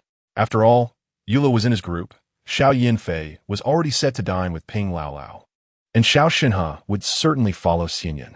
The only one with the freedom to choose was Xiao Hutao. "I think it sounds delightful." Xiao Hutao replied with faux seriousness. "Excellent. Then let us prepare to eat." The old uncle set down the now neglected Xiao Hutao and made his way toward his beloved Xianyan. "Xianyan, let me lend a hand." In an effort to strengthen his bond with Yinfei's mother, the old uncle, despite feeling a bit weary, resolved to exert his culinary skills. Perhaps this is the special sentiment that Genshin players hold for their characters during their initial adventures. Before heading to the kitchen, the old uncle took a moment to fondly ruffle Xiao Yinfei's hair. Chapter 76. A joyous reunion. The meal itself was unremarkable. Ping Lao Lao's tastes were similar to Xiao Yinfei's. She preferred hot dishes. If the food was hot, it was deemed acceptable. Xiao Yinfei had a particular fondness for tofu as well. Considering the other guests' preferences, Elder Zhongli did not eat seafood. Yula was averse to strong flavors. Xiao Xinhe desired meat, and Xiao Hutao preferred bolder tastes. "You really are thinking of everything, aren't you?" Xianyan remarked, observing the old uncle jotting down notes. "Isn't it only right to ensure everyone enjoys their meal?"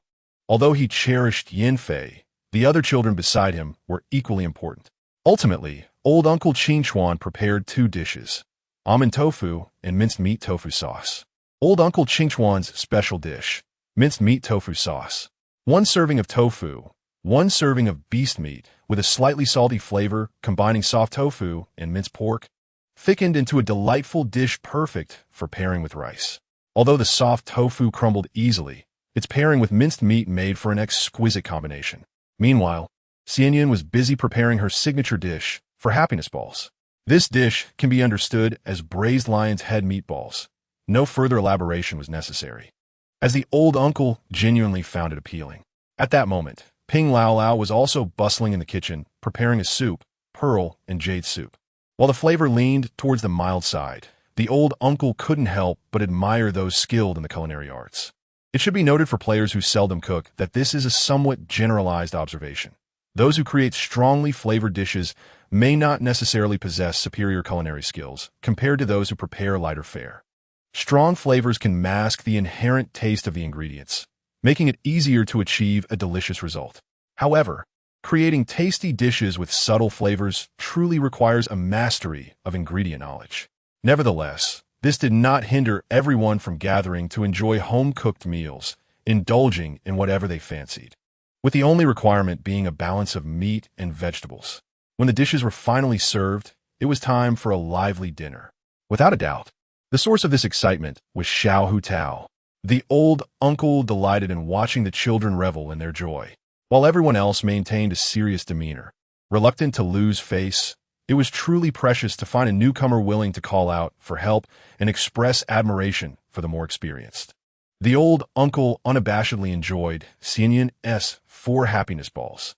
Upon taking a bite, he was first greeted by the slightly crispy exterior of the meatballs, a delightful flavor imparted by the unique technique of frying before simmering. Next, the tender, juicy filling burst forth in his mouth, rich with meat flavor. Each morsel infused with the essence of the seasonings, perfectly balanced in sweetness and saltiness. The texture was soft yet resilient, neither mushy nor difficult to chew, with every bite showcasing Xinyan's exceptional culinary skills. The old uncle was rather simple, merely pairing it with rice and adding a generous helping of his minced meat tofu sauce. He glanced over at Xiao Yanfei, who was now contentedly scooping up the minced meat tofu sauce the old uncle had prepared just for her. Seeing her satisfied expression, he knew he had succeeded in his culinary endeavor. "Old uncle, you made this minced meat tofu, didn't you? Didn't you always say it was too troublesome to prepare this dish?" At this moment, Xiao Hutao was savoring minced meat with tender tofu, and it was evident that she was quite satisfied. Beside her were Shunhe, relishing 4 happiness dumplings, and Eula, enjoying almond tofu. Chapter 77. Xiao Hutao. The cutest in the world. A new friend joining is hardly a surprising occurrence, is it? Xiao Hutao, embodying the spirit of the illustrious Detective Conan, posed a question. "Wait a moment, old uncle. Something seems amiss. You did not prepare this dish when Shunhe arrived, but simply brought everyone out for a feast. TSK, your words imply that it was a loss for you to be treated to a grand meal by the old uncle." At this point, Qing Chuan, the old uncle, had begun to notice the gazes of Xiao Yan, Fei, and Eula. "Oh, is the old uncle attempting to change the subject? You, Xiao Hutao, are quite the mischievous child. Could you refrain from suggesting that it is unusual for me to prepare a dish specifically for Xiao Yanfei?" The old uncle then candidly confessed. "Considering Eula's taste, I even prepared an extra serving of almond tofu. I'm the scoundrel of girls, and I take pride in it." At that moment, Eula focused intently on her meal, while Shunhe's attention was solely on her dumplings. "Huh." Xiao Hutao mimicked the old uncle's tone. "Hey, do you believe that if it weren't for the meal, that inherently wicked little ghost from Wangxing Funeral Parlor would have been sealed away by me? Never mind. It's merely a matter of caring for Xiao Yanfei, and it's nothing to be ashamed of." The old uncle glanced at Xiao Yanfei, who was gazing innocently at him. "Old uncle, the flavor is delightful. I truly enjoy it." Xiao Yanfei appeared quite pleased, her crimson hair swaying gently, and her childlike smile radiated carefree joy. Ah, yet another day of being purified by the innocent heart of a child. Sensing Xiao Yanfei's kindness, the old uncle also put aside the pretenses of an adult. "As long as you are satisfied, just come find me again when you wish to eat." Xiao Hutao's eyes widened in disbelief. "Old uncle, this isn't right. Why can Yanfei's sister have what she desires?" "Hey, because I want to," the old uncle replied, indulging in his moment of mischief. Thus, this meal concluded amidst the playful antics of the old uncle and Xiao Hutao. "Xiao Yanfei, I shall come to play with you again tomorrow." The old uncle unabashedly expressed his fondness for Xiao Yanfei, gently ruffling her hair. In truth, the old uncle yearned to touch the little horn at the back of Xiao Yanfei's neck. He believed there would be opportunities in the future. Goodbye, old uncle." Xiao Yanfei appeared quite joyous. After waving farewell to Granny Ping, Xiao Hutao clutched the old uncle's sleeve. "Old uncle, I won't lose your favor, will I?" "No." "Xiao Hutao, where did you learn this?" The old uncle pretended to ponder for a few seconds. "Indeed, you have lost my favor. I prefer quiet girls like Xiao Yanfei." Xiao Hutao fell silent, lowering her head. Something felt off. It seemed that Xiao Hutao might have been serious beneath her jest. Sigh, To be honest, old uncle spends almost every day with you, Xiao Hu Tao. How did you conclude that you have lost my favor? The old uncle pondered how to uplift Xiao Hu Tao's spirits and straightforwardly lifted her high into the air. Xiao Hu Tao, the cutest in the world. The old uncle proclaimed loudly. Hey, old uncle, I was just teasing you. Don't do that. Xiao Hu Tao appeared quite embarrassed by the old uncle's actions, her earlier dejection transforming into astonishment. No, that is incredibly embarrassing. Xiao Hu Tao cried out, for while she was whimsical, it did not mean she relished being the subject of jest. Nevertheless, the old uncle remained unfazed. When playing with children, he had grown quite thick-skinned. What if Xiao Hu Tao truly felt disheartened? Chapter 78. The daily affairs of the child gang. The old uncle's routine in Liyue Harbor had become well established. Early to bed and early to rise leads to good health. After being awakened by Xiao Hu Tao, he practiced Tai Chi with Zhong Li and Hu Lao Tang. Following breakfast prepared by Wangsheng Funeral Parlor, tour guide Zhong Li led Aunt Xian Yun, the old uncle, and others to explore the renowned locales of Liyue Harbor. Having grown weary of these sights, Aunt Xian Yun offered her critique. I have reserved a table at Lullaby Pavilion. We can explore the marketplace and dine later.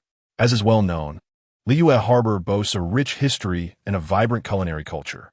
LCI, the cuisine of Liyue, evolved from the migration of residents from regions like Guliyuan, featuring mountain delicacies as its primary ingredient, with Lullaby Pavilion as its representative restaurant. UCI, originating from the fishing villages along the eastern coast of Liyue, focuses on seafood, with Xian Yuxian as its representative establishment. With the development of Liyue Harbor, the economic focus shifted from inland to overseas, leading to the flourishing of seafood culinary culture, establishing a dual cuisine system alongside the mountain delicacies of LCI. Naturally, Zhong Li, who does not consume seafood, could not make reservations at Xian Yuxian. Therefore, the only feasible activity for the morning was a simple exploration of where to find delicious food in Liyue Harbor. When noon arrived and it was time to eat, the food was delightful, requiring no further elaboration. However, for the old uncle, the dishes from Wan Mintang and Xiao Yula were even more delectable. After finishing their meal, they took the children for a stroll to visit Granny Ping and entertain Xiao Yanfei. The process of engaging her was quite smooth. A mere notification to Granny Ping sufficed to bring Xiao Yanfei out to play. Thus, the group of children began to take shape. There were only a handful who could afford to be idle. Occasionally, Xiao Xiangling would join the fray with her pot. Sometimes there was also Xiao Yinjin, who had been kicked out of her home for needing to learn to make friends rather than practice endlessly. Due to the large size of the child gang, the old uncle, as their leader, had earned the title of Child King in Liyue Harbor. Whether this was a blessing or a curse for adults remains uncertain. However, the parents in Liyue Harbor were quite fond of the old uncle. It is well known that busy parents often do not wish to oversee their children. Moreover, parents greatly value their personal space. Thus, some children, upon completing their homework, would be sent out to play. But what if they encountered danger while playing outside? This concern left parents feeling somewhat apprehensive.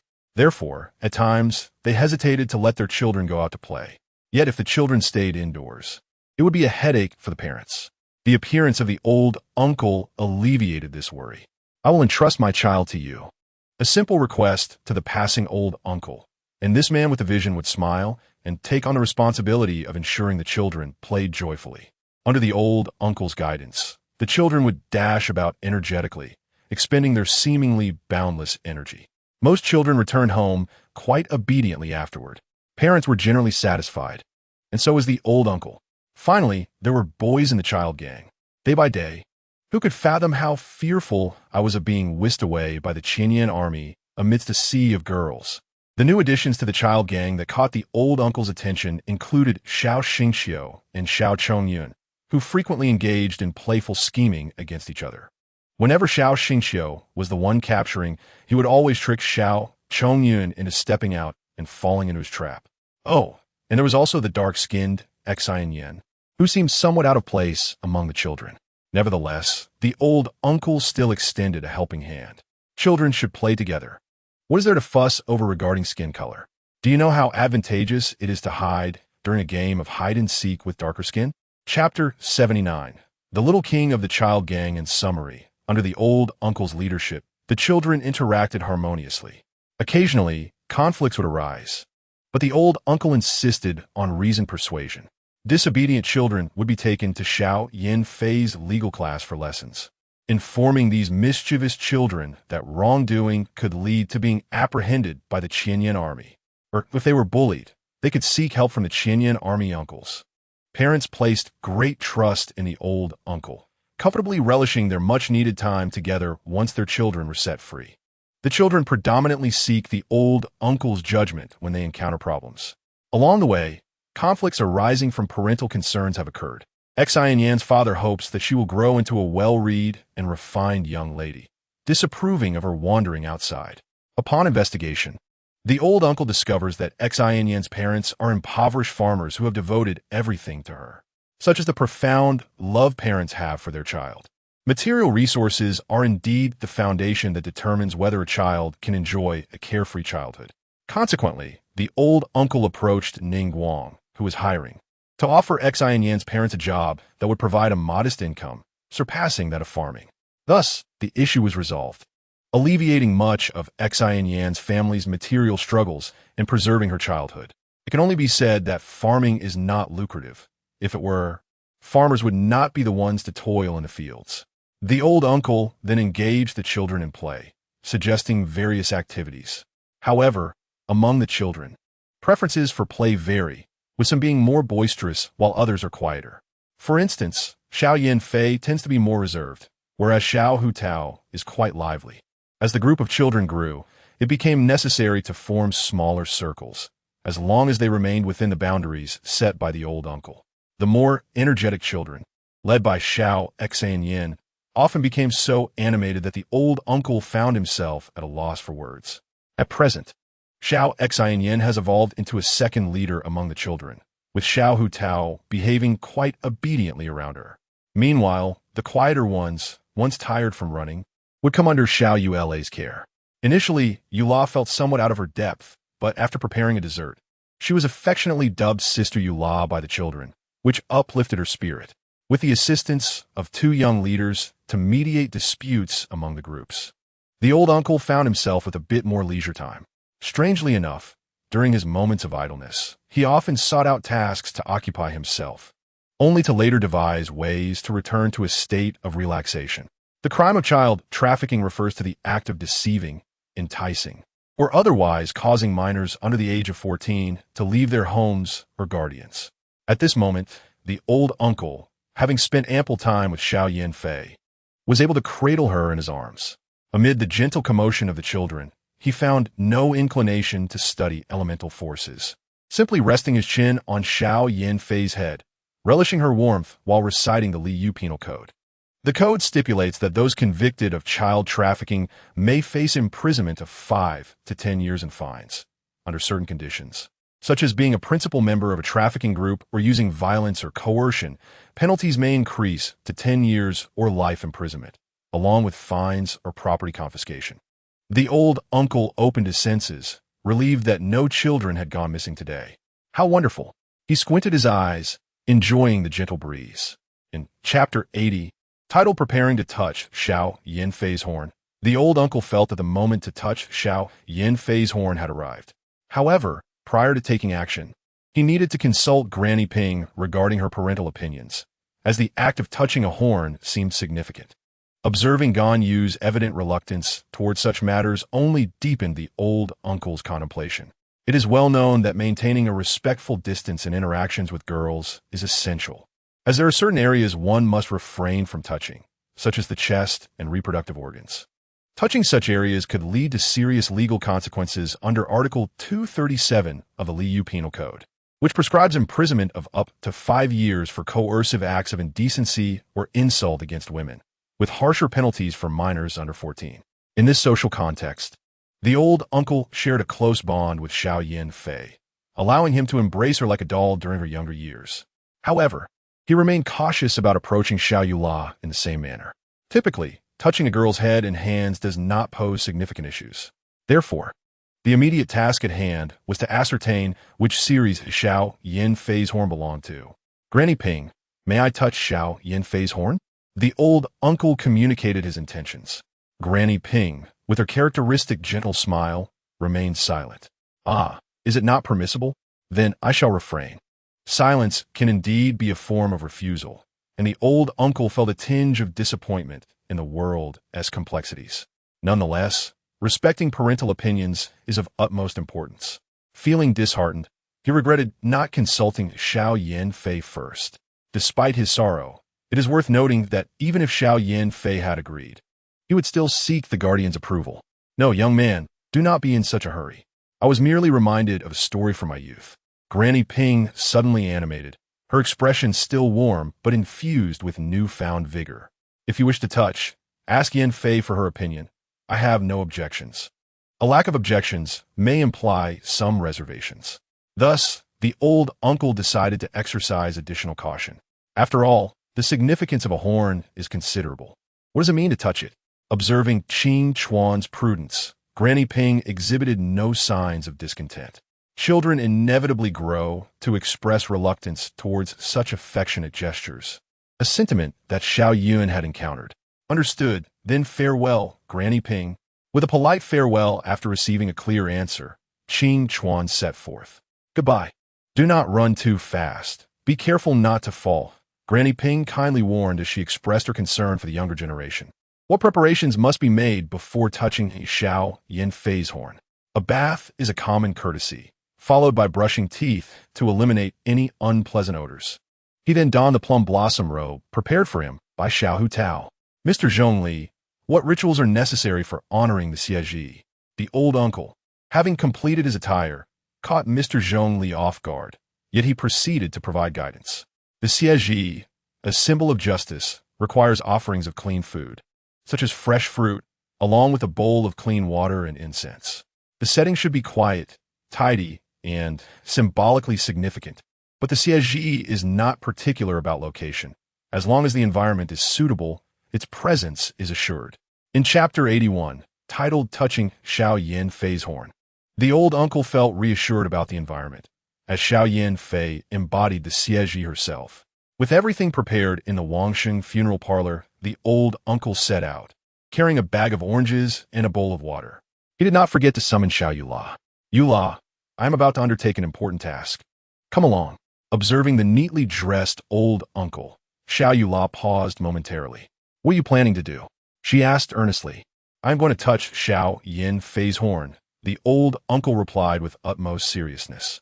Xiao Yula's expression shifted, but seeing the old uncle's earnest demeanor, she resignedly followed him.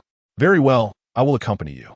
The two did not call upon Xiao Hutao, for since the news of the Geo Archon's cat dragon and the old uncle's leadership among the children, Xiao Hutao found herself with plenty of companions, likely having fun outside.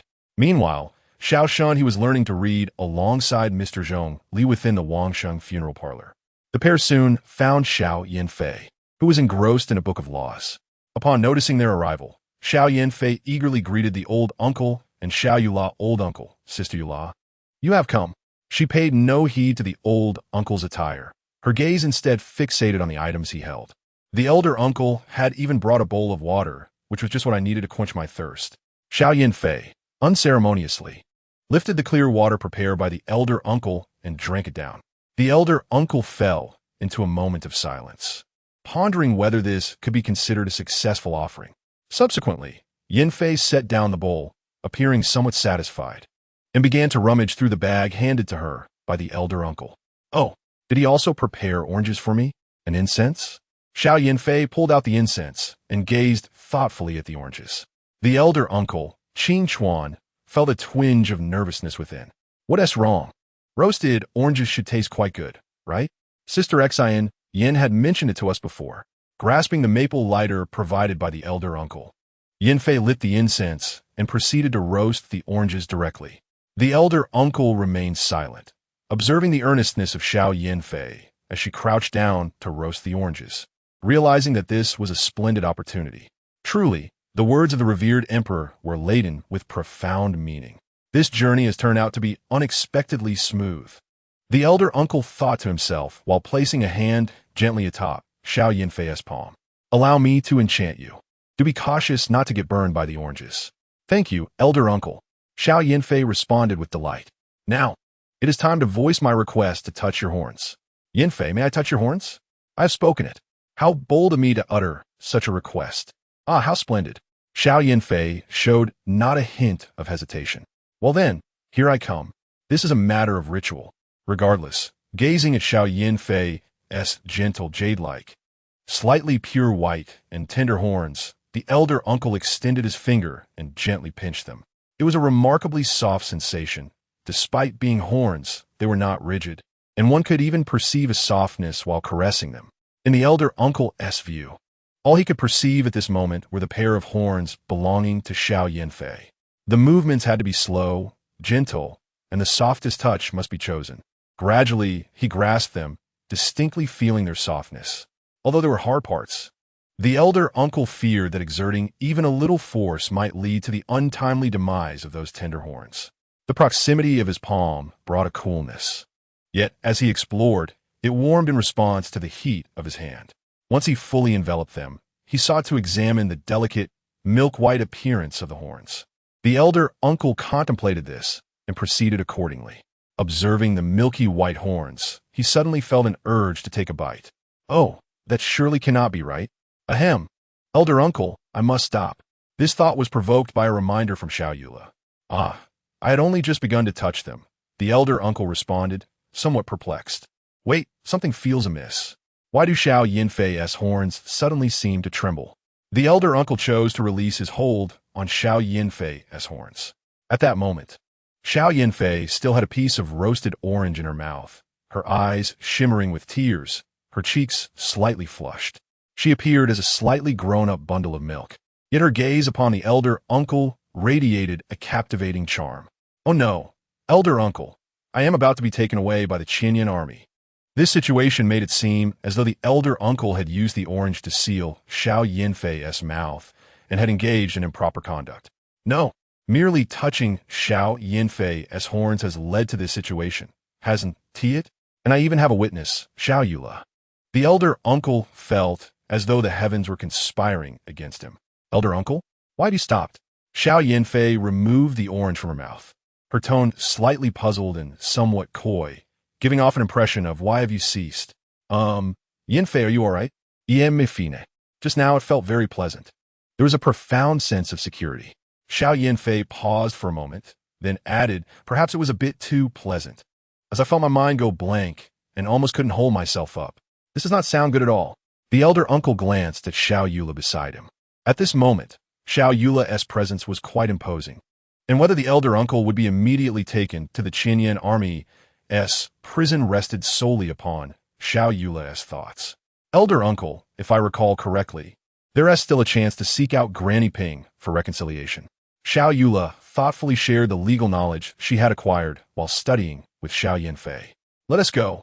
Yanfei, we should find Granny Ping first. Huh?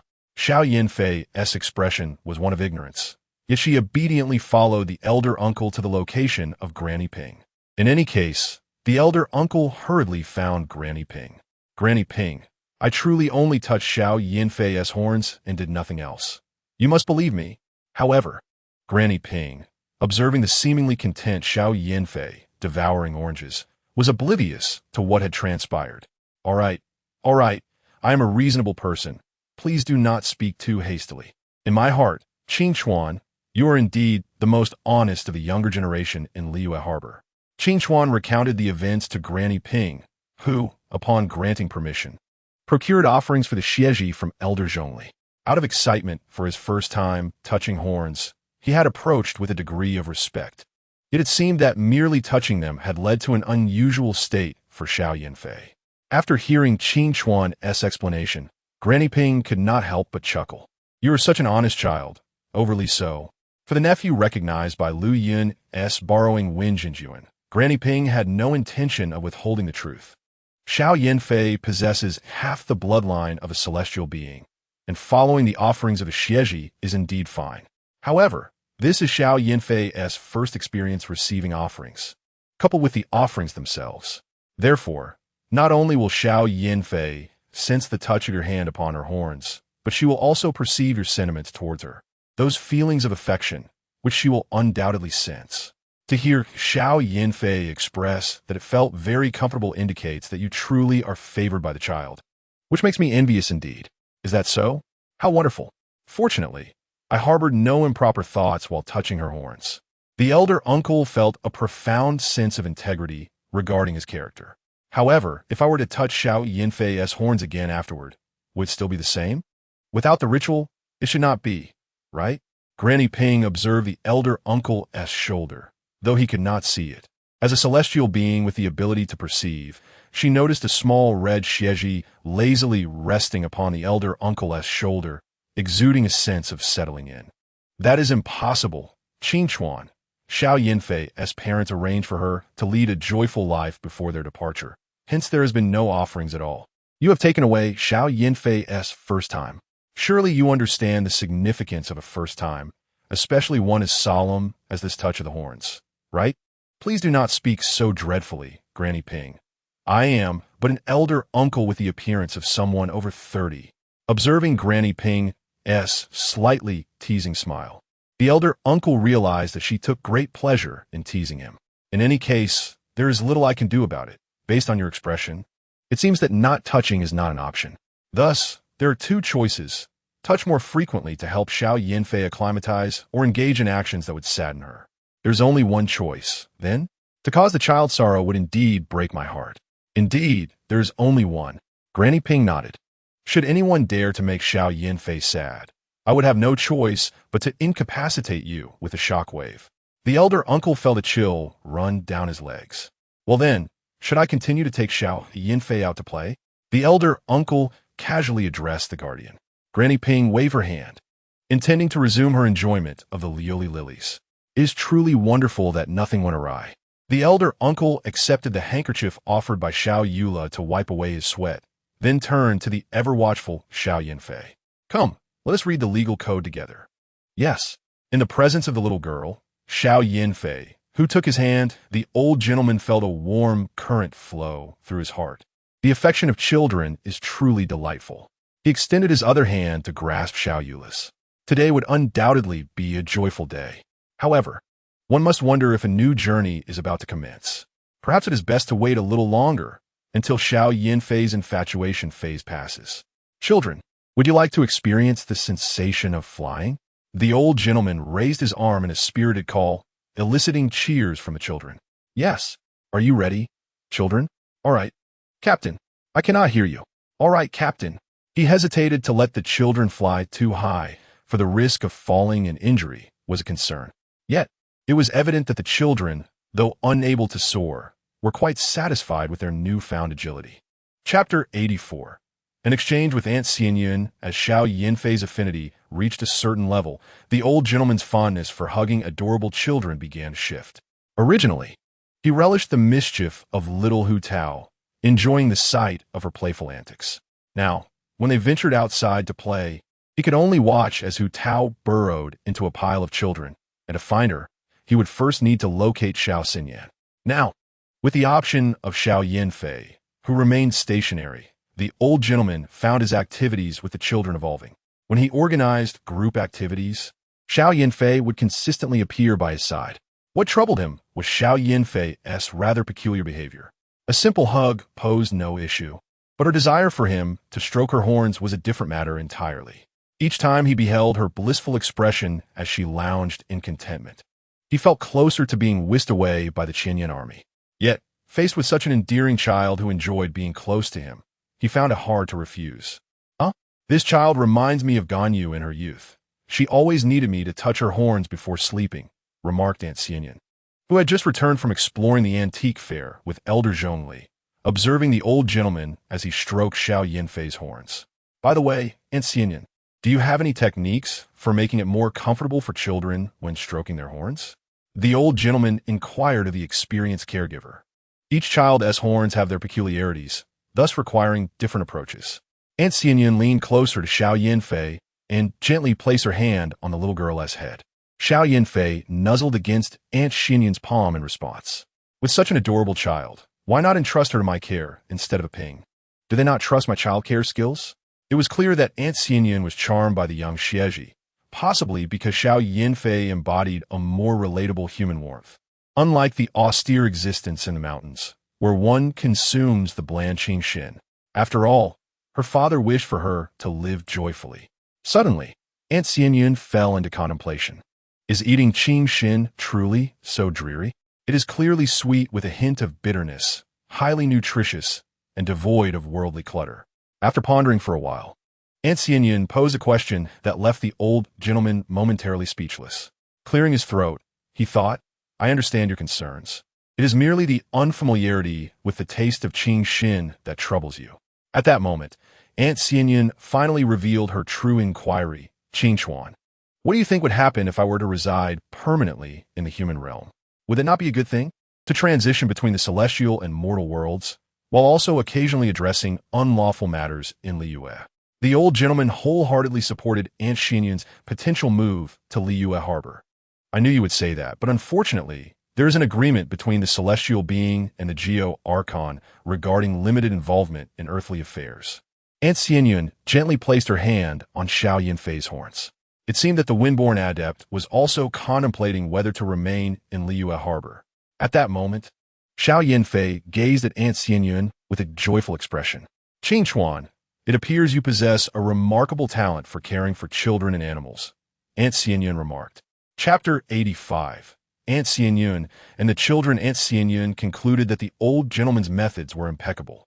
However, he had always believed that cats did not particularly favor him. In his youth, he had clumsily tried to grab a cat, resulting in a couple of scratches. Yet, he discovered that dogs adored him. In Liyue Harbor, a group of dogs gathered to play, and the old gentleman was always warmly welcomed whenever he visited. Unfortunately, Qingchuan had a slight obsession with cleanliness. Sometimes, the children also expressed similar concerns regarding hygiene. Thus, the old gentleman took it upon himself to research how to properly bathe dogs. After a day's effort, he washed and dried the dogs. While he could not say much about the experience, it was evident that the dogs enjoyed lying down and napping while being bathed, highlighting his innate affinity with small animals. By the way, I have heard that the foxes in Inazuma are quite friendly. Is that true? I am unsure, but travelers at the harbor have remarked that the foxes in Inazuma are quite leisurely, often seen wandering about. Suddenly, a memory surfaced from his childhood travels to the north. The tour guide had mentioned that tourists arrived at an inopportune time, suggesting that autumn would have been ideal when a multitude of adorable foxes would approach seeking food. At that time, he had a dream of encountering a pink, adorably aloof fox that could rival the Geo Archon-S cat in cuteness. Although it seemed highly unlikely to be realized, he couldn't help but reminisce. By the way, how did your conversation with Elder Zhongli go? It was splendid. I did not expect to find such a learned individual in the mortal realm, and he speaks with such reason. I sense a celestial affinity with him. The old gentleman embraced Xiao Yinfei, snugly placing her in his arms, feeling reassured as he chuckled. He was uncertain how to express his feelings about the situation. Regardless, the relationship between him and Elder Zhongli was quite amicable. Though he acknowledged Zhongli's identity when they first met, he felt there was no need to unravel the old man's disguise as the Geo Archon during their casual interactions. After all, Morix deserved respect, while Elder Zhongli could casually stroll alongside him. The old gentleman had a clear understanding of how to enjoy life. What are you laughing at? He lifted Xiao Yinfei high. Xiao Yinfei is adorable. This statement was indeed true. The Shunhui I raise is also incredibly cute. Agreed. While one could not say that the old gentleman and Aunt Xianyun shared a deep bond, their exchanges were devoid of generational gaps.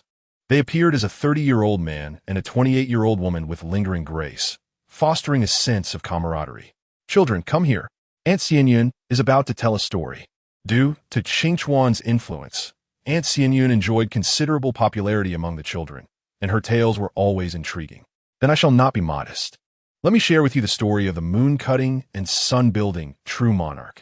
That old fellow, cough cough, once sat upon the Windborn adept's creation, the wind-chasing, snow-skiing apparatus, only to have a disastrous debut, landing face-first into a snowdrift, requiring the assistance of other celestial beings to extricate him.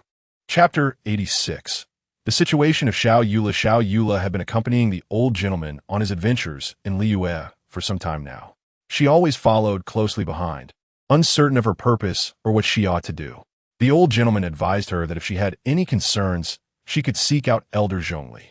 Thus, Xiao Yula, facing challenges in her martial arts, decided to seek guidance. Mr. Zhongli offered remarkably sound advice, even directing Xiao Yula on the right path. The wise elder suggested that she should not toil alone, but rather engage with her peers. Initially, Xiao Yula found this difficult, as her family upbringing had not emphasized play. However, she soon discovered that the joy of playing with friends involved far fewer constraints than the rigid decorum she was accustomed to. Xiao Yula felt genuinely happy during these moments. Although there were occasional minor disputes, often stemming from children's peculiar pride, the resolution led by Xiao Yinfei ensured that most children stood on the side of reason. Consequently, they were mostly well-behaved, which delighted Xiao Yula. Reflecting on the rules of the Lawrence family, she pondered that some of those principles might be better off discarded. She felt she had come to understand much, yet she sensed a lingering lack of clarity about herself. My dear child, seeing too clearly is not always a boon. Perhaps it is better to simply enjoy the present. The elder suggested, gently patting her head in her confusion. He consistently reassured her, implying that she could act freely, for any issues would be shielded by him. Even if she found herself lost in a fog, he vowed to protect her steadfastly. With the elder by her side, she felt an overwhelming sense of security. The elder announced that their next destination would be Inazuma. Inazuma? She queried, having heard tales of its chaos, yet others spoke of its tranquility, where the deities pursued eternal peace. Accepting the elder's decision, Xiao Yula resolved to prepare for their journey. What awaited them in Inazuma? Let's go, Yula. We shall commence our training, the elder declared, initiating his daily routine by encouraging Xiao Yula to exercise. During their training, they encountered other children, leading to a visit to the private school. Xiao Yula, I feel as though every child in Liyue Harbor ought to call me uncle, he proclaimed with enthusiasm. Reveling in the role of a successful adult in the eyes of children, despite his achievements as an adventurer. Suddenly, Xiao Yula realized something. After all this time with the elder, it felt more like a journey than an adventure. Nevertheless, she decided to follow the elder's lead without question. Sister Yula, I want dessert. Xiao Hutao pouted, clinging to Xiao Yula's leg and sitting on her foot. Is the elder agreeable? She inquired. The elder replied that sweets could only be enjoyed during afternoon tea. Then that is a no. You must wait patiently until then. Please. Xiao Tao used her charm skill on Xiao Yula. That trick may work on the elder, but not on me. Come back when you're hungry after an hour. Xiao Yula responded resolutely. All right. Thank you, Sister Yula. Watching Xiao Hu Tao bounce away, Xiao Yula smiled, pondering why she increasingly resembled the elder, finding it hard to resist the adorable children. Oh well, there's nothing wrong with that. Chapter 87. Farewell to Liyue life continued as usual, yet farewells loomed inevitable. Some children grew up and reached the age for formal education. For instance, the elder Qingchuan intended to take Xiao Yula to Inazuma to see the flower maiden. Elder, my father said your room will always be kept for you. Xiao Hu Tao shared, her farewell reflecting a maturity gained from previous partings. Having experienced goodbyes before, Xiao Hu Tao no longer felt the same pang of sorrow as during her first farewell, though she still affectionately tapped the elder's head. This is Inazuma's code. You must adhere to it, elder. Each region has its peculiar laws. Be cautious not to infringe upon them, Xiao Yinfei advised. Children like her, who had witnessed their parents' travels, exhibited more emotional stability than one might expect. For Xiao Yinfei, the priority was ensuring safe departures and returns. When the elder prepared to leave, Xiao Yunjin eagerly embraced him, prompting the elder to crouch down to accept her affection. Although she had not been with the group long, she had forged a trustworthy bond with the elder. Elder, I will manage matters among the children, Xiao Xian Yin declared, having come to regard the elder as a figure of authority since he resolved her family issues. Xiao Xingqiu expressed her departure with a note of wonder at how a child so young could write martial arts novels. The elder, upon reviewing her work, found it surprisingly well-crafted. Considering her age, she truly was a prodigy. But how is it that I can understand your childhood writing so well? He mused, arriving at a conclusion. It is well known that children's early handwriting is often the neatest, with later experiences altering their style. For instance, Some children who initially wrote well began to scrawl after being punished by teachers. "Goodbye, elder," Xiao Chongyun said shyly, struggling to express her farewell, her face flushed. The elder chuckled, affectionately ruffling her hair, appreciating her effort. Many children expressed their reluctance to part, as did numerous parents, lamenting the absence of the elder who had taken care of their children. "Shall we pool resources to hire an adventurer to watch over them?" They pondered, though such matters were no longer the elderess' concern. "Xianyan, would you consider joining us in Inazuma? After all, you seem quite content here." With no signs of wanting to leave, the elder remarked. Each morning, she sought out Mr. Zhongli for shared interests, indicating her reluctance to depart. Thus, had the elder truly altered many futures? "Oh well, let us just stroll around Liyue Harbor together for now. Do I really want to take you abroad?" Xianyan replied, her tone somewhat sharp. "What if we actually manage to bring you along?" Qing Chuan said earnestly, seeing the potential benefits of further adventures. "Let us go, Eula. We shall explore Inazuma together. Xiao Hu Tao is sure to have a splendid childhood." The elder and Xiao Eula embarked on their journey to Inazuma, departing amidst Mr. Zhongli's reluctant gaze as Xiao Hu Tao clung to his leg. Chapter 88. Preparations for Inazuma life aboard the ship could be described as relatively stable. However, the absence of adorable children made the elder feel quite out of place. Xiao Eula too appeared to be struggling with the change. During their long strolls, she had never expressed longing for her family. Yet on the first day at sea, she began to miss the little ones she cared for back in Liyue. At that moment, Xiao Eula gazed blankly at the endless ocean. Are you missing Xiao Hu Tao and the others?" the elder inquired, sitting beside her and swaying gently with the motion of the ship. "Yes, I miss them. I felt so reluctant to leave, and now that we're on the ship, that feeling has intensified." This sentiment mirrored the elder's own feelings before he met her in the snowy mountains. "May I inquire why you have no intention of prolonging your stay in Liyue? Your departure seemed rather hasty. After all, I, the old man, am not particularly fond of the sorrow that accompanies farewells. So why not simply remain?" "I do not know. I merely wish to venture out and witness the world beyond. Had I chosen to stay in Liyue, I would not have encountered you on the snowy mountains." Xiao Eula fell silent. That is indeed a valid point. It appeared that Xiao Eula had relinquished something. Nonetheless, the melancholy of parting lingered, especially for the children. "Old man, since we're traveling to Inazuma, why not attempt a naval battle? You need not use elemental power. I believe it is feasible. It would serve as a fine test of my skills to ascertain whether laziness has caused any decline in my abilities. At times, ample exercise is essential for emotional release. Furthermore, there is another matter. The old man, relying solely on himself without the divine eye, cannot possibly contend with Xiao Eula. The legacy of the Lawrence family is indeed formidable. Engaging in practice with a great sword is quite challenging. Additionally, Xiao Eula's great sword dance bears a hint of a one-handed sword's elegance. It appears light, yet one strike reveals its true weight. By the way, how is your research on elemental power progressing? Quite smoothly. I have already developed the Gathering Wind Ring. If you desire, I could attempt to fly you directly to Inazuma, which would undoubtedly be quicker than sailing. And what of combat? I have heard that Inazuma is somewhat chaotic. I am referring to the aspect of battle." Xiao Eula fell silent again. If one can run, why engage in fighting? Taking lives is rather ominous. But what if one is cornered? An adventurer of your high caliber would become an easy target if all you can do is flee. If they fail to capture you, it is no loss. If they succeed, it is a great profit. This time, it was Qingchuan's turn to fall silent. He sighed. "Xiao Eula, I am not particularly inclined towards taking lives." Qingchuan extended his palm. At this moment, Xiao Eula noticed a few strands of hair had fallen. Once one begins, it becomes difficult to stop. We shall see when the time comes. Xiao Eula realized she had not noticed how her hair had been cut. "This is a small poison testing tool that Aunt Xianyan prepared for me." Qingchuan produced a small box.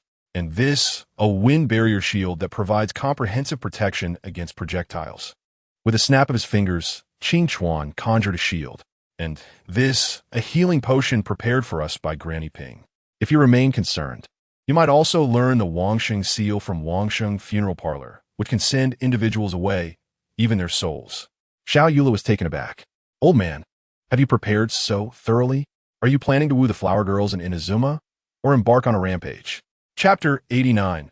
Liyue. After Qingchuan's departure, Qingchuan has departed, and we collectively decided to appoint someone to care for the children. After experiencing the joy of entrusting the children to someone else, the parents found it hard to part. Children cannot be left entirely to their own devices. We must also implement protective measures. Can everyone outline their requirements for the caretaker? With so many people, we must surely enlist the finest. I believe they should at least possess a divine eye. I concur. The safety of the children is paramount. While Qingchuan was present, he also tutored the children, so this adventurer must be well-versed in knowledge. Thus, we must seek someone among the gentlemen. But we all know that Qingchuan could care for them, so, well, primarily because he could connect with the children. Therefore, the gentleman must not be overly stern, but should be able to engage with the children. Moreover, I believe this person should be found in Liyue Harbor, as entrusting someone who resides here would ease our concerns. They must also have ample free time to focus on the children's needs. Oh dear, are these requirements too excessive? They must possess a divine eye, be exceptionally capable, be a resident of Liyue Harbor, and have plenty of leisure time. Is there such a person available to care for the children? Those individuals have likely become civil servants by now. Isn't this setting demands only to later reduce them? Perhaps we should consult Catherine. Thus, the parents flocked to the Adventurers Guild.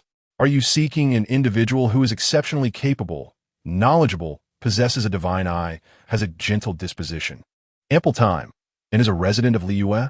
Indeed, can such an adventurer be entrusted? Unfortunately, our guild does not have anyone like that. The parents felt somewhat helpless, indeed. Although money is plentiful, aside from the good-hearted Qingchuan, who would be willing to care for children, we must reduce our conditions. However, I know of someone who has considerable free time and meets the criteria. Who? The parents were elated. A guest from Wangsheng Funeral Parlor, Mr. Zhongli. This is splendid. I believe it is a viable option. I have complete confidence in Mr. Zhongli's knowledge. He possesses a divine eye, is gentle in nature, and has a good relationship with Qingchuan. He certainly cannot be lacking. Additionally, the Lord of the Contracts has once graced Wangsheng Funeral Parlor with his presence. Mr. Zhongli. Quickly, let us invite Mr. Zhongli. In the end, after Mr. Zhongli managed to escape the persistent clutches of Xiao Hutao at Yunhan Society, he was surrounded by people. Mr. Zhongli, please assist us in caring for the children. Old man Zhongli gazed at the Liyue citizens who looked at him with hopeful eyes. As a lover of the god Morix, he accepted the contract to care for the children without a moment's hesitation. Subsequently, Mr. Zhongli, I hear you have recently taken on the responsibility of caring for children. The leisurely Aunt Qianyun inquired during her visit to Wangsheng Funeral Parlor. Old man Zhongli remained as composed as ever, yet his splendid attire bore marks of the children's playful scribbles. Indeed, with Qingchuan absent, someone must oversee the children. It must be quite challenging, I presume. Unfortunately, I still need to teach Shunhe, otherwise I could lend a hand. Indeed, it has become somewhat busy. Fortunately, when Qingchuan departed, he arranged for Xinyan and Yinfei to oversee matters. Zhongli gazed towards the south, the direction of Inazuma. Zhongli, I have brought a friend to see you. This was the exuberant voice of Xiao Hutao. Birds of a feather flock together, and Xiao Hutao's friends are not precisely the most agreeable children. Zhongli set down his teacup and walked towards Xiao Hutao. It appears I shall be caring for children again. It has been 3 days since my young friend Qingchuan departed. I miss him. Chapter 90. Arrival in Inazuma. Life aboard the ship can only be described as rather tedious. However, it is not without its tasks. In the morning, I engage in conversation with others and practice the Tai Chi I learned from old man Zhongli. The morning is spent maintaining physical activity with Xiao Yula to keep our bodies agile. Lunchtime involves a hearty meal of seafood noodles. In the afternoon, I delve into the study of elemental power, with Xiao Yula often joining me in my quarters for research. Although Xiao Yula lacks elemental power, grasping some theoretical knowledge in advance is beneficial. In the evening, after dining, we converse while gazing at the sea. When words fail, we simply continue observing the world upon the waves. Old man, as we journey to Inazuma, are there any places you wish to visit? The old man pondered the despairing landscapes he had confronted in Inazuma, including the nuclear waste. Let's first seek a spirit named Huasan. Yula, The subsequent adventures in Inazuma are not to be taken lightly. Although the current lockdown and vision hunt decree have yet to be enforced, the reality is that a regime unchanged for centuries, entirely controlled by families, is quite rotten. Were it not for the Raiden shogun holding sway, it would likely have collapsed long ago. Nevertheless, there is one matter that piques my curiosity. Does the Raiden shogun truly know of the sordid deeds committed by her subordinates? Based on the conduct of the Shadow Master post-war, she does not strike me as someone who cannot discern right from wrong. Qingchuan was somewhat concerned.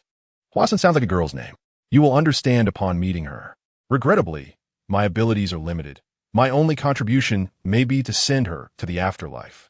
Mingming has arrived in this world, capable of altering many circumstances. Yet, the inevitable parting always leaves the old man with a profound sense of helplessness. The tales aboard this journey were rather mundane, devoid of any fortunate encounters with wolves or pirate attacks.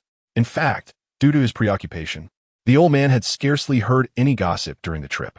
He immersed himself in the study of elemental forces and their operations, feeling as though he had merely scratched the surface. Yet time had swiftly brought them to mealtime. They arrived at the isolated island without a care in the world. Before the closure of the nation, adventurers visiting this place were not bound by any constraints. The old man smoothly approached the statue of the fox and fell into deep contemplation. Alas, as a wielder of a Nemo, he realized he needed electrovision to activate it. He pondered searching for a space containing such a vision. If memory served him correctly, he had a vial infused with electro energy. If that failed, perhaps he could find a nearby electro slime to test his blade on. The information he gathered from the Adventurers Guild indicated that this was a gang of ruthless killers. Observing them, the old man felt an unsettling kinship with their ilk. "Are you all right, old man?" In that fleeting moment, little Eula was confident she had overlooked nothing. Yet, in an instant, the violent gang of 20 collapsed entirely. The old man gazed upon the fallen figures, emanating an icy aura until Eula placed her hand on his shoulder, dispersing that chilling sensation. Subsequently, the old man began to take deep breaths, only to end up violently retching in the nearby thicket. Chapter 91. The tombstones are insufficient. It must be said that the old man's research yielded some results. "Child, can you perceive the wind? A gentle breeze passes by. You can sense it, but cannot touch it. Can you truly detect the speed of the wind? Unless you immediately activate elemental sight upon meeting, it is challenging to withstand the initial surge." The old man and Eula dug a pit to conduct a cremation for these humanoid entities. The gang was beyond salvation, and Qingchuan understood that fire was the only fitting farewell. Their descent into depravity perhaps marked the world's rejection, and most often, they could only be remade. Fortunately, the old man had not fallen to the depths of being supported by little Barbara. Otherwise, he might have been amongst the ashes. The old man felt a measure of trust in Eula. During their past conversations by the campfire on the snowy mountains, she had mentioned executing death row inmates under the Lawrence family's course arrangement. However, he could not shake off a sense of unease. Even though Eula had prepared herself psychologically for this burial at sea, she was still a child. After all, the old man, still reeling from the vomit, required Eula's support. Qingchuan assessed Eula's state. It appeared that only the old man needed concern. Choosing to focus on the initial task, he noted that the brief burial ceremony had concluded. They needed to continue their search for the Hanamizu. The old man extracted the electro vial and directed it towards the fox statue, yet nothing transpired. He fell silent. It seemed the great fox statue recognized electro. No wonder only the traveler had been able to participate in the grand Narukami exorcism after all this time. The old man was solely proficient in an MO. Had he miscalculated? "Let's go, Eula. We shall rest in Kandan village. It appears I cannot escort her any further." Eula observed the old man, sensing his current mood was not favorable. Ultimately, as they departed, they left behind a single tombstone, with over 20 souls. The old man had no desire to inspect the remains, opting instead to cremate them collectively and share a single grave marker. He did not inscribe any names upon it, but simply thrust the unburnable katana into the ground before the tombstone. The two continued their journey. "Have you heard? Recently, Inazuma has welcomed a peculiar figure from Liyue, known for slaying wandering swordsmen practicing in the wild. After their demise, he erects a monument for them. Truly a gentle hero. Oh, are you referring to the slayer of wandering swordsmen? I have heard that none survive upon encountering him. Such bloodlust hardly seems gentle, but isn't a good thing? Those wielding blades carelessly disturb us common folk. The slayer's name is fitting. Yet, such open slaughter of wandering swordsmen is bound to attract attention. No? Regardless, I hope to witness rivers of blood. Why do we always encounter such beings on our path? The old man lamented the long journey to Inazuma, having traversed mountains and valleys, stepping right into every nest of wandering swordsmen. Why are there so many wandering swordsmen in Inazuma? We have no retreat. That damned slayer is coming for us. We cannot back down. We must confront them head-on to survive. Damn it, the tombstones left by little Hu Tao are nearly insufficient. Initially, the old man had marveled at the fleeting nature of life, yet he now felt increasingly desensitized to the value of human life. Each time he recited the chant for the deceased, he required considerable time to calm his heart before proceeding. Chapter 92. Rest and reflection. Qin Chuan felt his condition was truly poor. He had encountered many unnatural beings. The wind had revealed their whereabouts to him, yet it also disclosed the heinous acts they had committed. For reasons unbeknownst to him, Qin Chuan felt no revulsion towards these individuals. Rather, he experienced a semblance of pity. Although he was unaware of the political situation in Inazuma, a regime that had persisted for 5 centuries, no matter how commendable the political structure, it ultimately fell under human manipulation. Humanity possesses a capacity for goodness, yet it also harbors the potential for malevolence. Fallen ones, you have succumbed to darkness and cannot rise again. Thus, I can only send you forth to be reborn, letting go of notions of regret. It was merely a recognition of their impending demise, rather than an acknowledgement of wrongdoing. The old man strode into the wind, continuously adjusting his mental state. The environment undeniably influences one's psyche. Previously, while frolicking with the delightful children in Liyue Harbor, joy abounded. Now, after spending time in this place, had it not been for Eula by his side, the old man would have lost track of how to endure such days. Eula, do I appear frightening to you? The old man attempted a smile, though it felt forced. Alas, I must surely frighten the children in Inazuma. A hint of melancholy lingered in his voice. Old man, I can also take action, you know. That is out of the question. You are still a child, and I do not wish to see you stained with blood. The old man remained resolute. He believed that targeting the temple with concentrated anemo would incapacitate a foe without a trace of bloodshed. Let Eula assist in digging a pit. That will be sufficient. The Inazuma Penal Code, Article 36, states, for the defense of oneself or others, actions taken in response to imminent unlawful harm shall not be punished. The old man recited the Inazuma Code, feeling a headache coming on. In this place, did the law truly hold value? Eula, Aunt Xianyan has prepared a simple, quick assembly wooden cabin for us. Shall we retreat to the secluded corner of the guardian forest to calm our hearts? All right. Eula understood that the old man needed rest. Have you heard? The wandering warriors have gathered, claiming thousands have clashed with the slaughter machine on Baihu Hill. My goodness. Is the slaughter machine still operational? Currently, the Tenryu Commission seems solely focused on regulating us street vendors, while they cower in fear at the sight of the wandering warriors. No one knows the current state of the slaughter machine, but those who have ventured there are aware that the gravestone is rather large. There are numerous swords scattered about, and some have even spotted the blades of Hu Shou and Lu Li. How does this differ from a sword grave? The two individuals, both possessing the title of Sword Saint and the vision of the gods, have fallen there. Yet, the slaughter machine has vanished without a trace. What do you think? The wandering warriors have dwindled to just a few, so it seems quite natural that the slaughter machine is also absent. Heroes only appear in times of crisis. Speaking of which, with the decline of wandering warriors, it seems trade routes have opened up. As the conversation shifts, it becomes evident that at times, people are more inclined to focus on their own needs rather than those of heroes. For instance, does conducting business feel easier now? Are the children at home getting enough to eat? Is the divine providence providing sustenance today?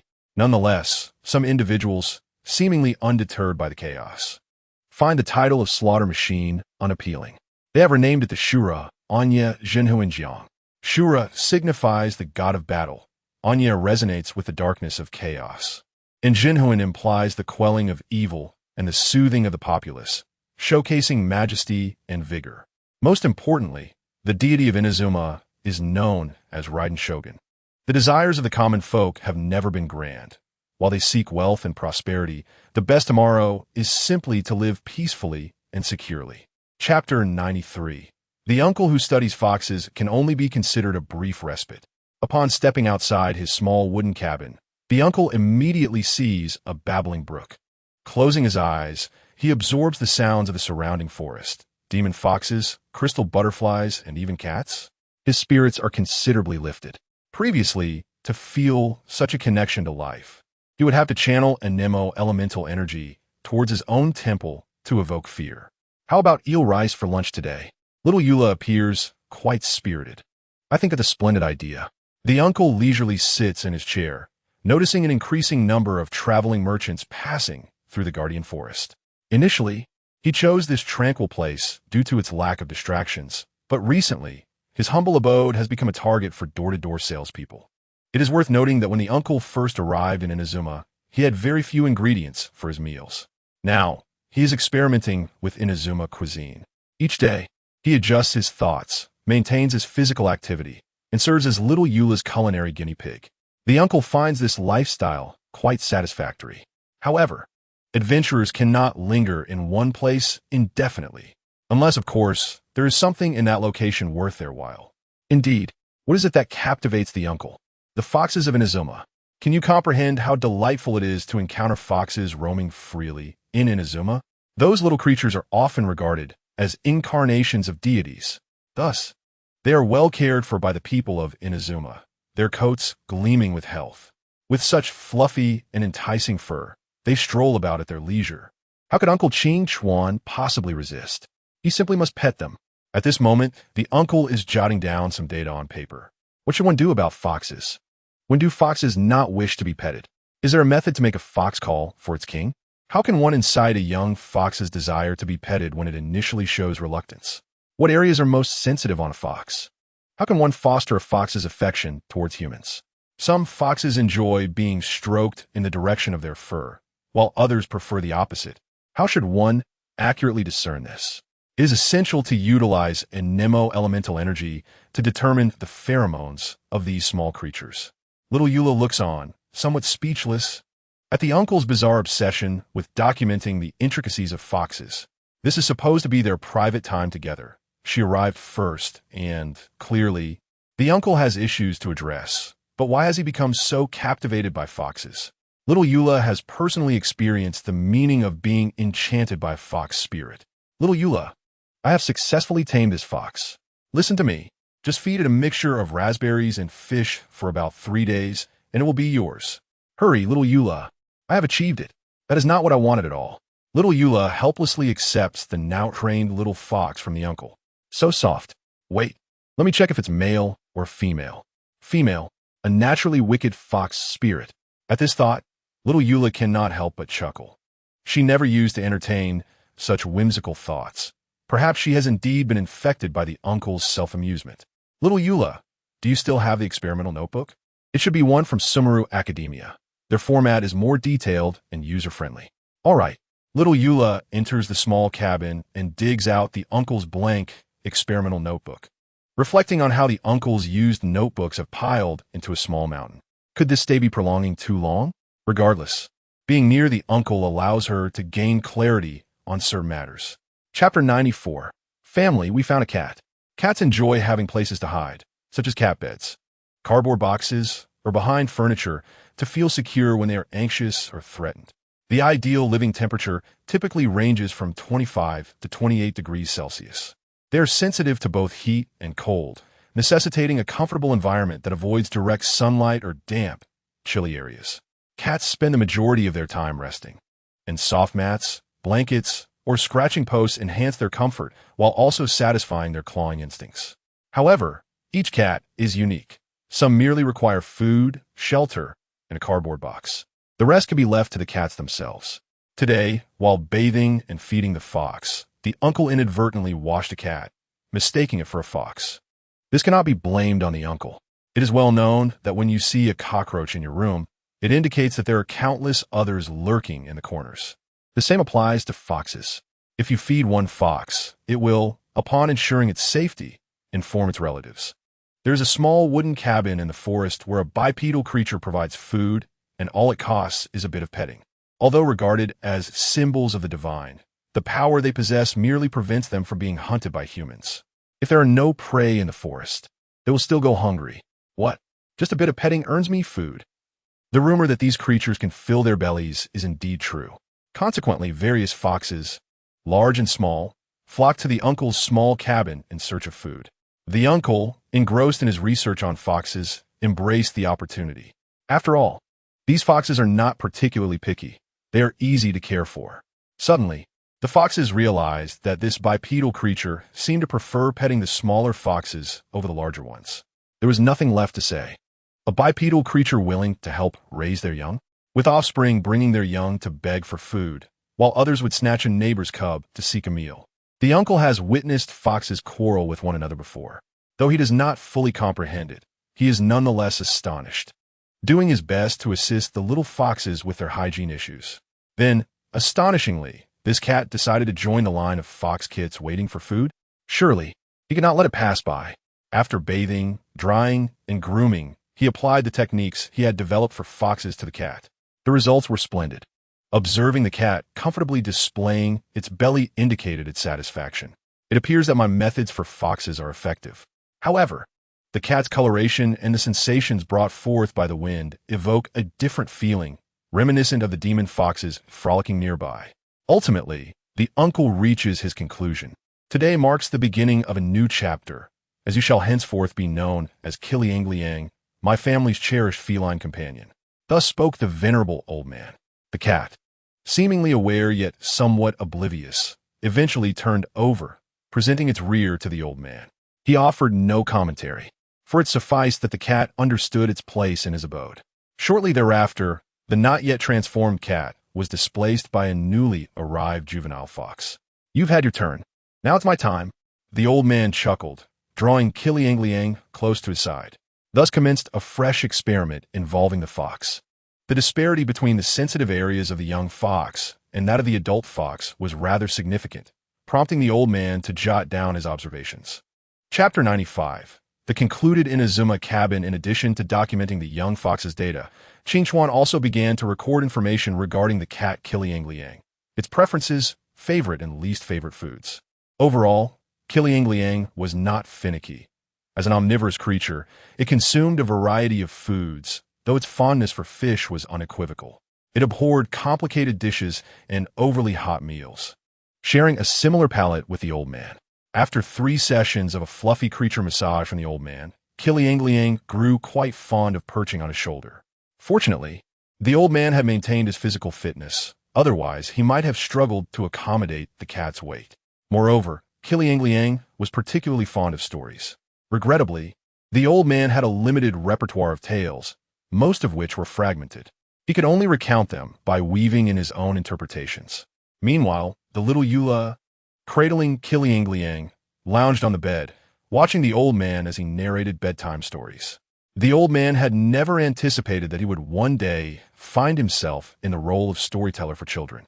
To avoid disappointing Eula, he hastily penned down a few planned stories and then animatedly recounted them to both Eula and Kiliangliang.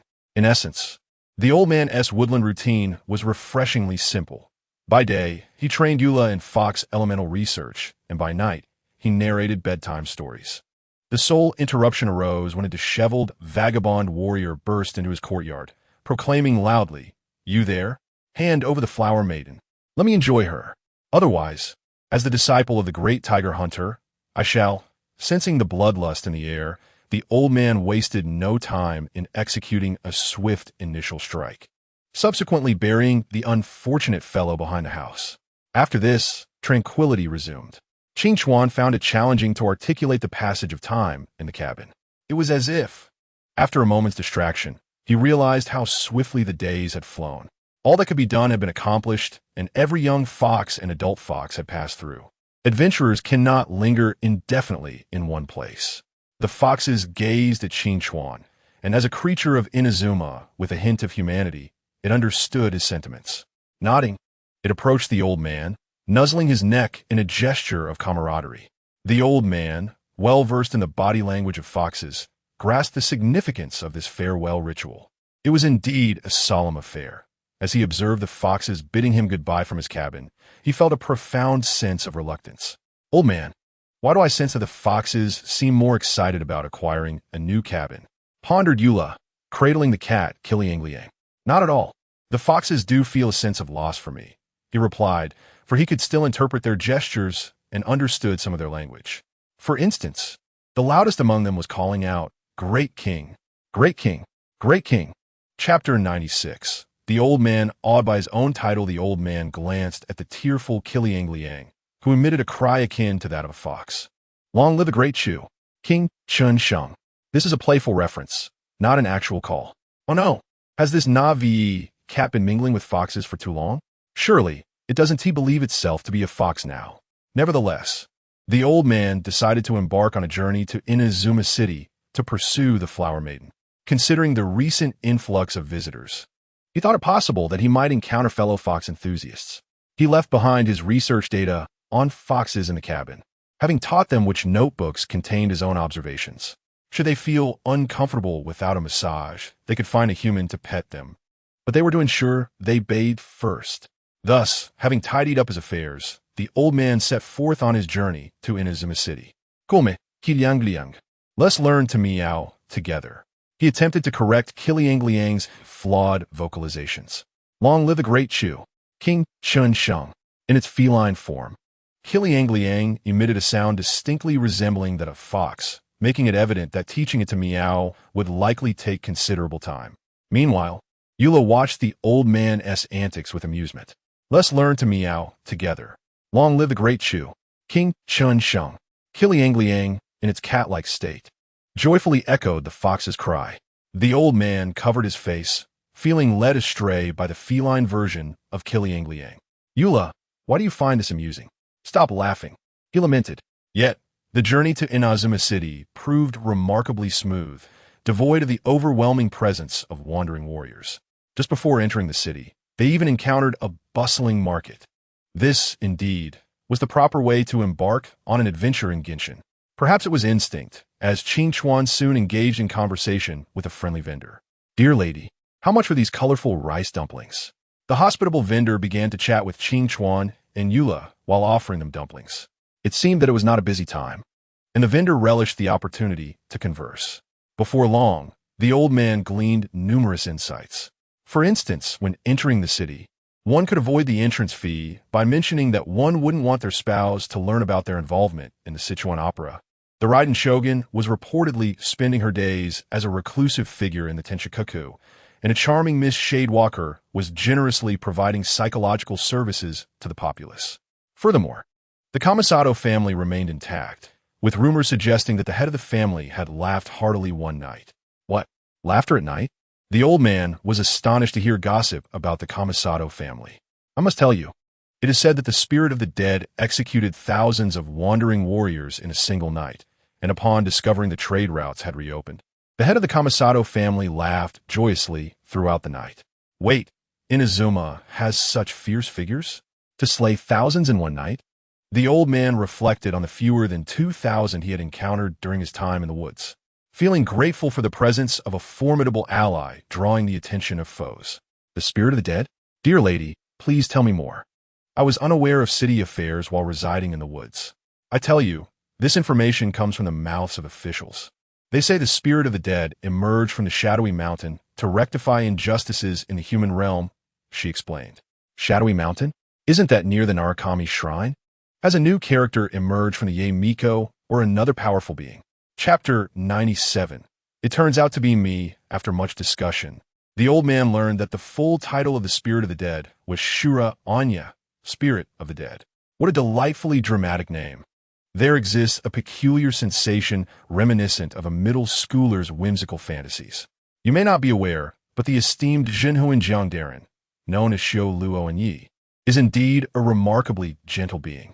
After liberating the souls of those scoundrels, he even goes so far as to bury them, erecting a monument and placing swords atop their graves.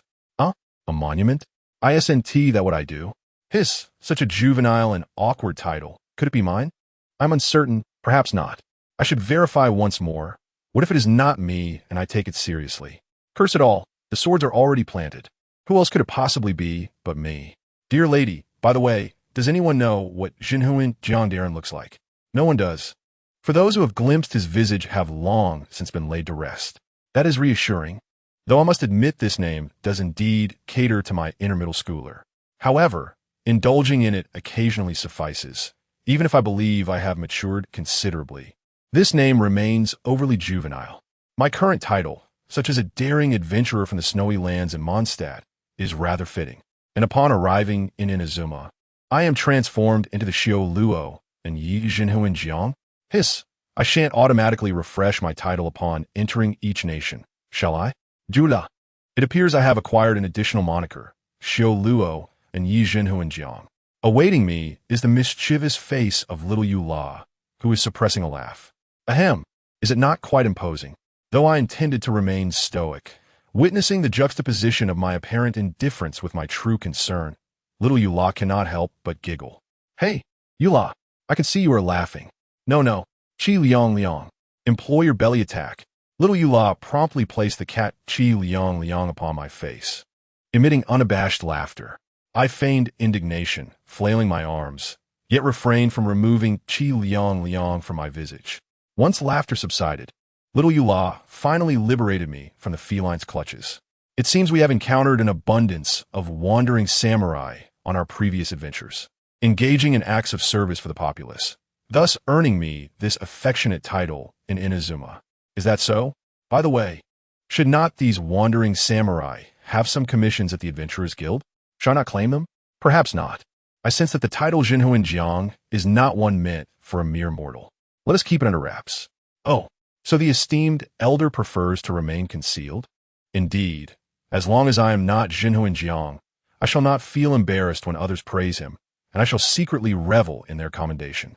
Yu La clasped her hands together, invoking the traditions of the Lawrence family, and began her earnest prayer. Great Xiao Luo and Yi Jinhuin Jiang, bestow your blessings upon you. Do not, for knowing such a thing frightens me. Despite the addition of a title, I remain the same unrefined self. The two of us arrived at the entrance. You would not want your wife to discover your antics with the Sichuan opera, would you? Chapter 98. Little Xiao Gong the Elder and little Yu La began examining the commissions at the Adventurers Guild. A plethora of diverse requests awaited them, some perilous hunts, menial tasks like dishwashing, and even investigations into suspected infidelities. The elder had his own familiar routine regarding these adventure commissions. He would first familiarize himself with the local requests.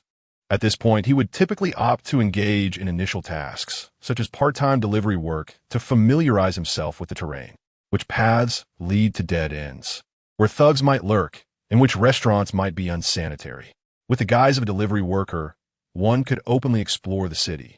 Within a mere week, the elder had guided little Yu La through the entirety of Inazuma City, noting the affluent residences and the gathering spots for stray cats and dogs. The greatest discovery, of course, was the appearance of a certain individual. Hey, it's the uncle from last time who delivered takeout. Are you here to customize fireworks? Indeed.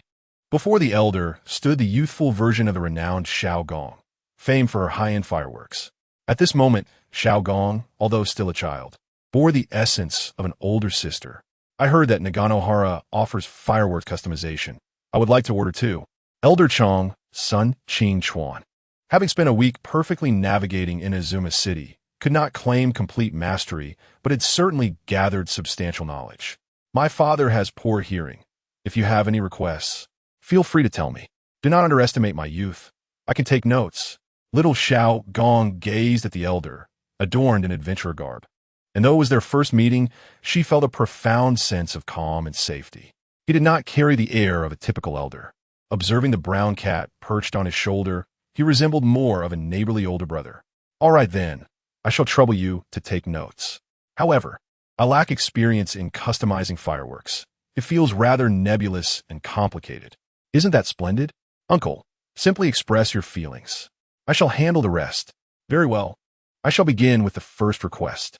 I have a good companion, a noble from Mondstadt. At this juncture, The elder paused momentarily, seemingly recalling something.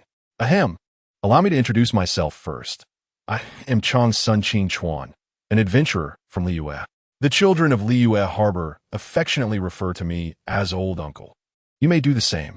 This beside me is Qi Liang Liang, a cat that has mingled with foxes for quite some time. The elder recalled that Xiao Gong was quite young, and thus certain descriptions needed to be reconsidered.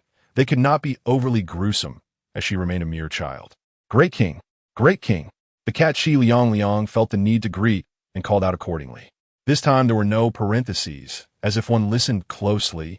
Qi Liang Liang genuinely uttered Great King. Heavens, while foxes are indeed capable of such utterances, how could you, a cat yet to transform, manage that? The elder, who routinely ensured Qi Liang Liang received health checkups, was taken aback. At this moment, little Xiao Gong also wore an expression of astonishment. Do not mind it. While it may seem peculiar, the existence of such a phenomenon is entirely reasonable. The elder explained, all the while pinching Qi Liang Liang's mouth shut. Silly cat, be quiet. Save your great king for the evening. Little Xiao Gong, observing the cat being pinched, felt no fear. Rather, she found it amusing. Chapter 99. Fireworks gift come, elder. Take a seat here.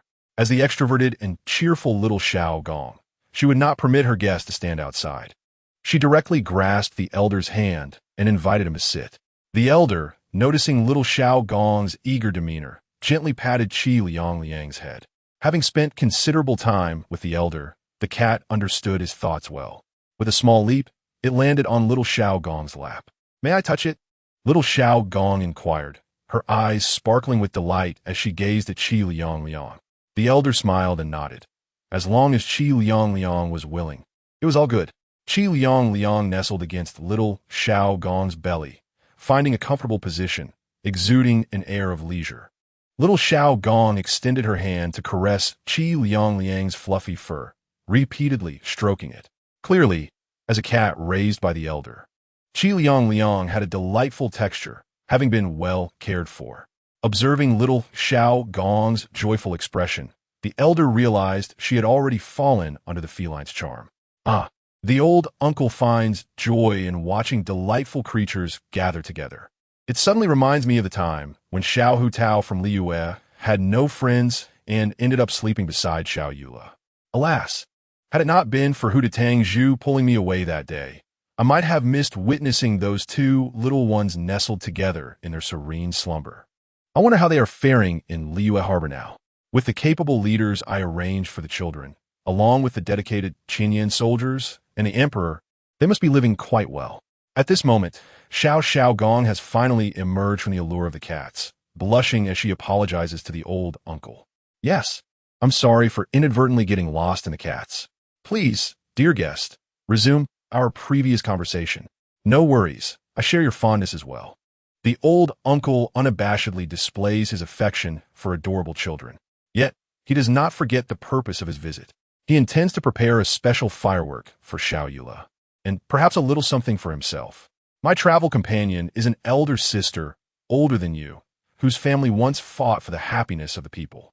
However, they fell victim to malevolent forces and made grave mistakes, and to this day, her family remains ensnared by this evil. Upon realizing the truth of her family's plight, she chose to accompany the old uncle in search of a remedy to save them. She is of noble descent. What kind of firework do you think would suit her?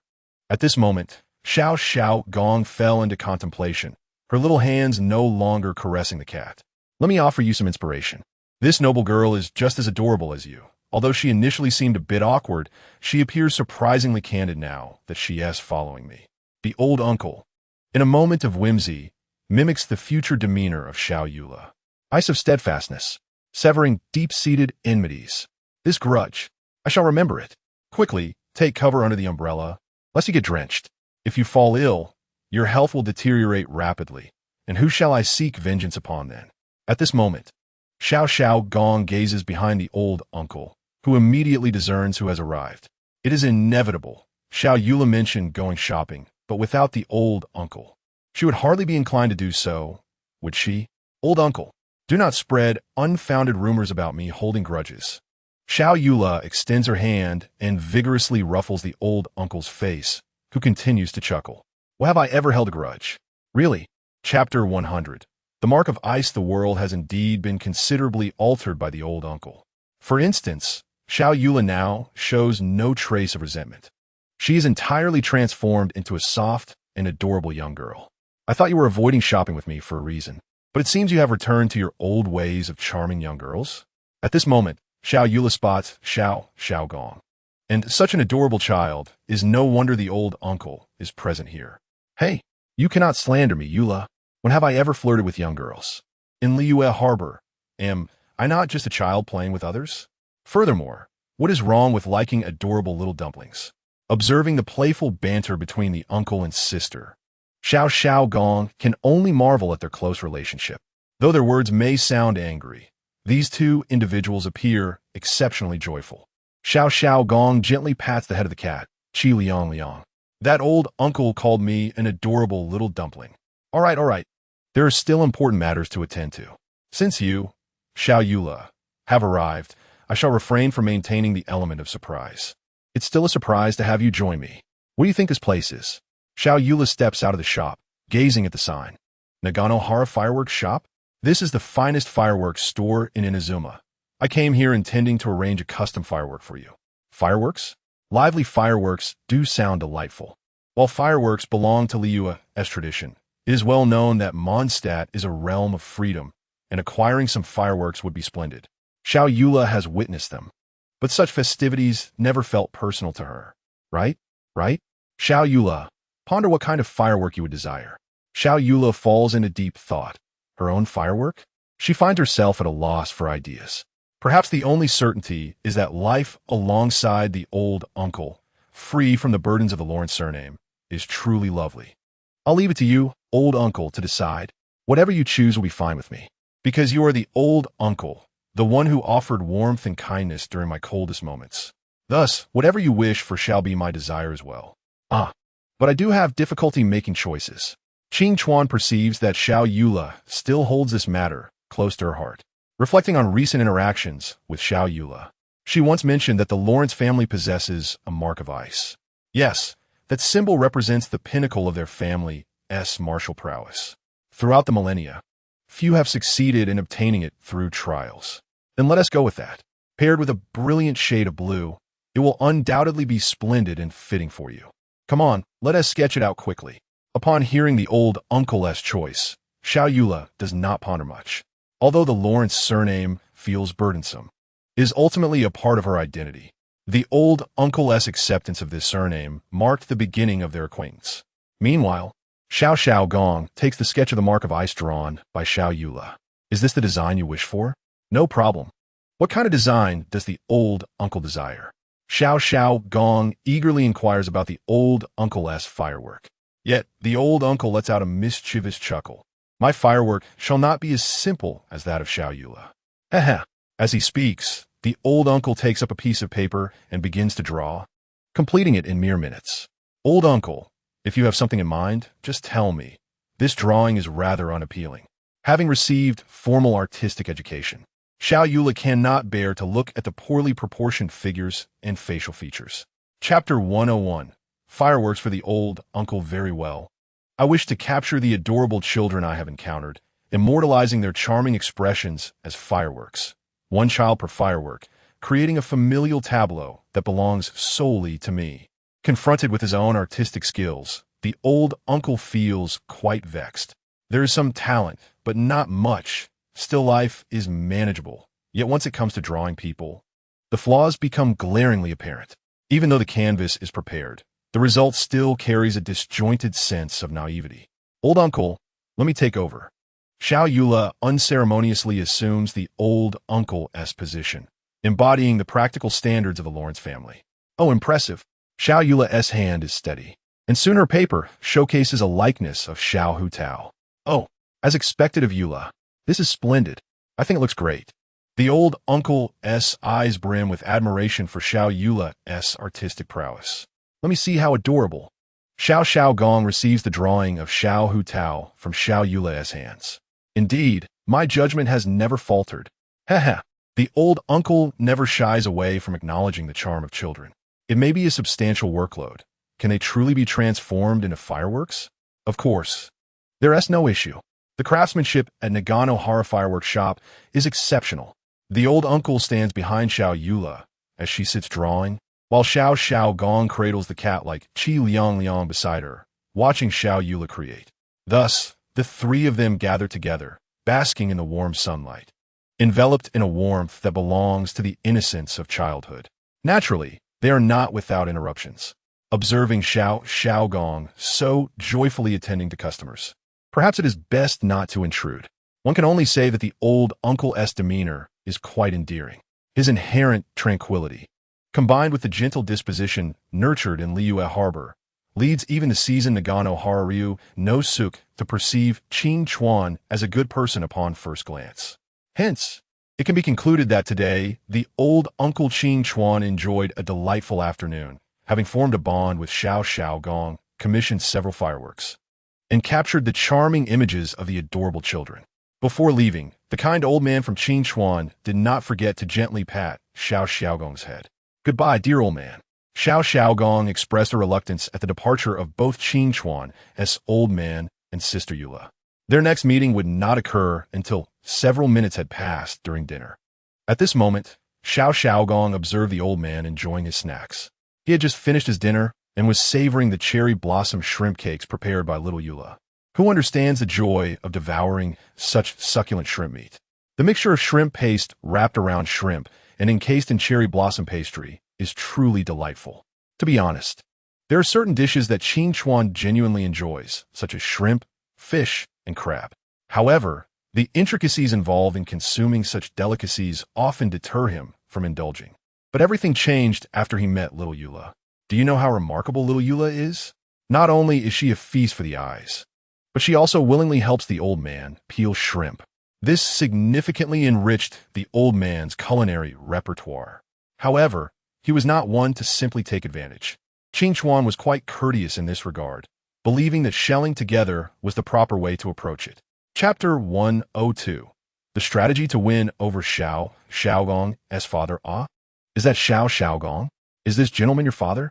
Just moments ago, they had bid farewell, yet here they were in the same restaurant. The old man did not feel awkward and approached directly. Hello, I am Naganohara Ryanosuk, the father of Xiaogong. Greetings, I am Changsun Qin Chuan, an adventurer who has recently arrived in Inazuma. I saw you conversing with my daughter this afternoon. It appeared you were both enjoying a delightful chat. Your daughter is indeed adorable. Engaging with her felt like watching fireworks burst forth into the sky, warmly greeting those who passed by. Haha, Xiaogong is indeed my pride and joy. Speaking of which, Qin Chuan, would you like to hear about the illustrious history of the Naganohara family?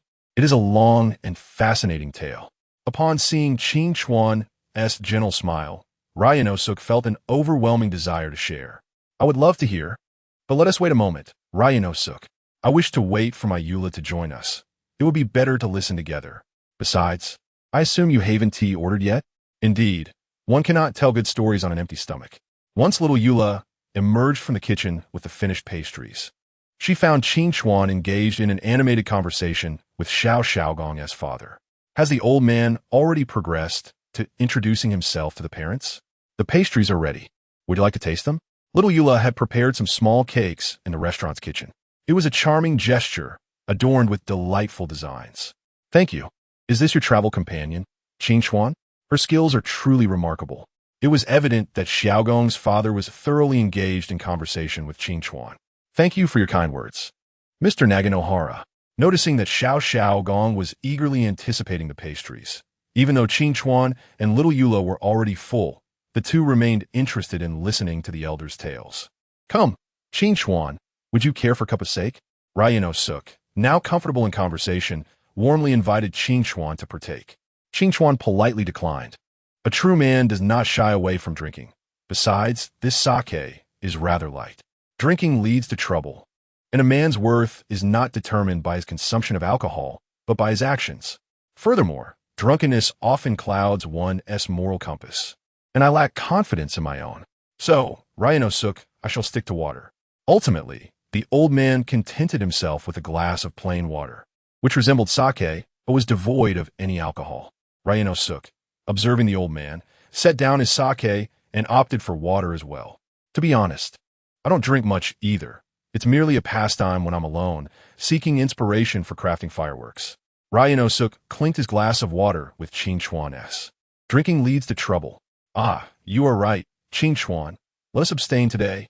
Ryan-no-suk drank his water, gazing at the adventurer beside him. Today is a joyful occasion. Though it's hard to converse while eating, as one might choke. Once I finish my meal, I will share with you the long history of the Naganohara family. Certainly, as an adventurer, stories are an essential part of our journey. The longer, the more precious. To be frank, the old man found that lonely elders were quite amiable. Chapter 103. This should not be the journey of Genshin I envisioned. After some time, people discovered a certain mineral powder could produce beautiful colors. Xiaogong's father's storytelling skills were somewhat rudimentary, reminiscent of a fairy tale. The old man quietly listened, holding a glass of water, as he recounted the origins of the Naganohara family's fireworks, which encapsulated mankind's aspirations for the future. The storyteller had become engrossed in his own world, while the old man suddenly recalled something. In the storyline of Genshin, it seemed Xiaogong had mentioned that her father suffered a hearing impairment due to an accident. Thus, preparations were in order. According to the information provided by the emperor, there was an excellent elemental application technique, which, combined with the knowledge of manual mechanisms taught to him by Aunt Shangyun, would allow him to create a protective device for the ears. The old man multitasked, observing little Xiaogong and Eula nearby. They were both thoroughly captivated by the story. However, why had little Eula wrapped her arms around Xiaogong? Did she have a habit of holding onto her like a little dumpling? At this moment, Xiaogong remained oblivious to the old man's gaze, attentively listening to her father's tale while enjoying the dishes fed to her by Eula. Additionally, there was the cat, Qiliang, perched on Xiaogong's lap. Its ears perked up, completely engrossed in the narrative. Was this the so-called "you hug me, I hug her" scenario? The old man's inner notes silently added more observations. My apologies, Amber. I seem to have drawn another pyro girl into little Eula's orbit. So far, little Eula had attracted Xiaohudo, Xiaogong, Xiao Yanfei, and Xiao Xinyan. However, it was all right. He believed that Klee would offer her comfort. This storytelling session came to a close under the moonlight illuminating the land. It has been ages since I have enjoyed storytelling so thoroughly. Xiaogong's father was immensely satisfied, finally leaving the restaurant with the old man. Their arms draped over each other's shoulders. Well, little Eula has befriended Xiaogong, and the old man has befriended her father. This doesn't seem quite right, does it? This was not the genuine journey of Genshin that the old man had envisioned, was it? Shouldn't a proper Genshin journey involve him accompanied by a system, one akin to Hershers of the Void from Honkai Impact, wielding the power of life and death? He would then exploit that power to resurrect all his departed friends, rectify every regret, and inadvertently meet Hu Tao, Yin Fei, Xiaogong, Funanana, and Xiangtali, ultimately establishing a harem, with the system, Hershers of the Void, as the primary consort, leading the old man into a life devoid of shame. Yet now, the old man observed Xiaogong's father, who appeared to be intoxicated despite not having consumed any alcohol. Perhaps it was best to set aside those peculiar fantasies of a wish-fulfilling narrative for now.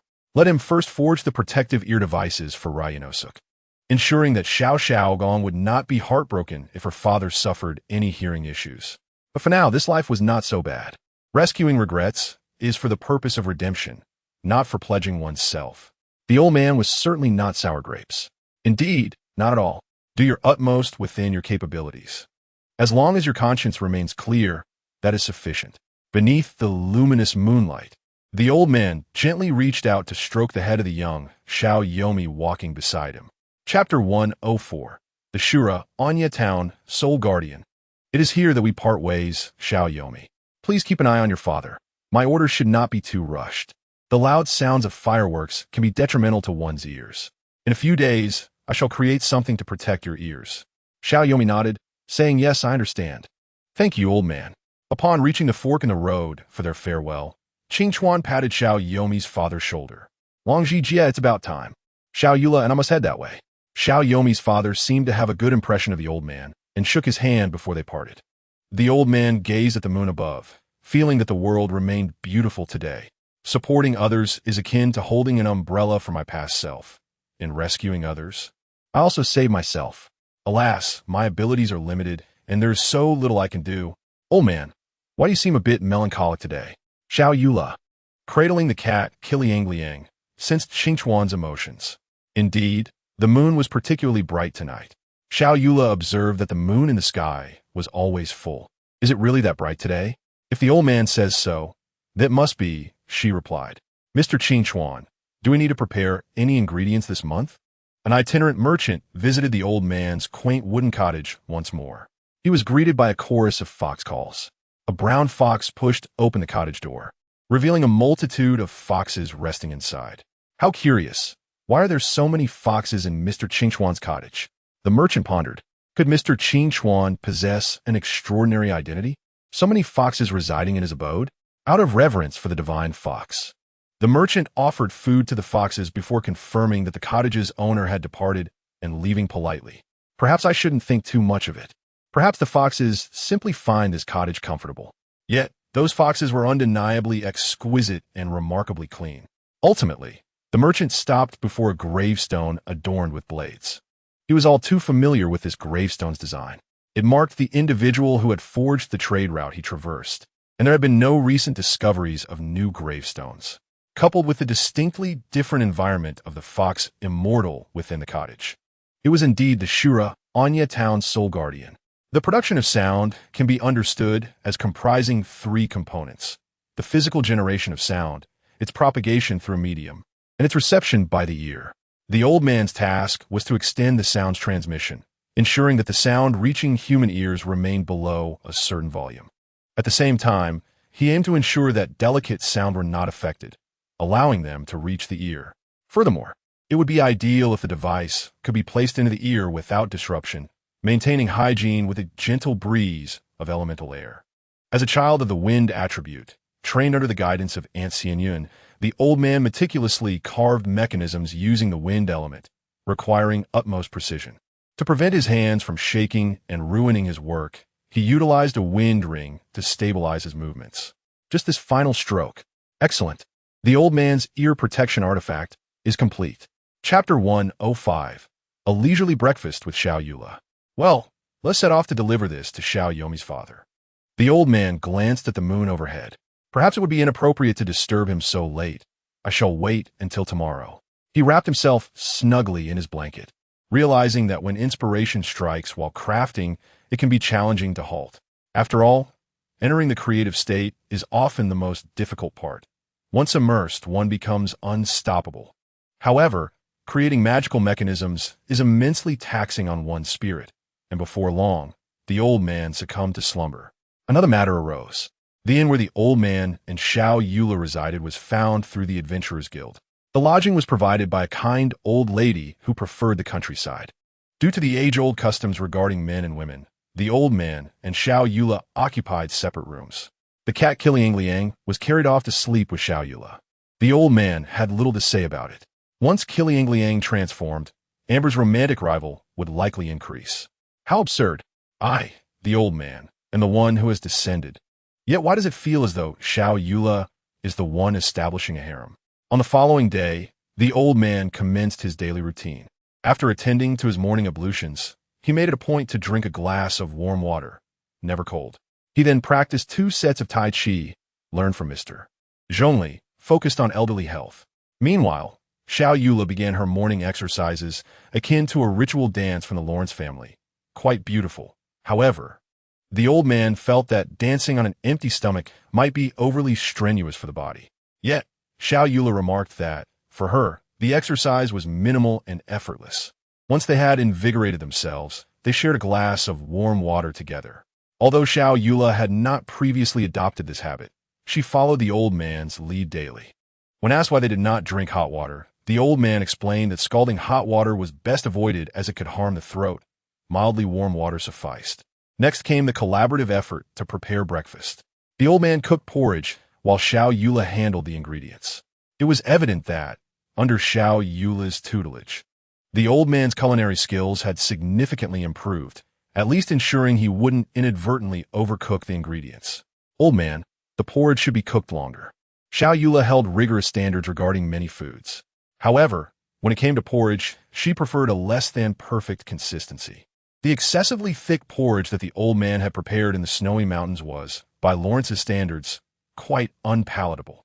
Yet now, Xiao Yula cherished that thick texture and sought ways to enhance its flavor while accepting the porridge's overcooking as a premise. The old man did not deter Xiao Yula from contemplating such matters, though he considered himself a rustic, with average culinary discernment. Having once devoured 3 bowls of notoriously unappetizing school meals, he could still appreciate delicious food.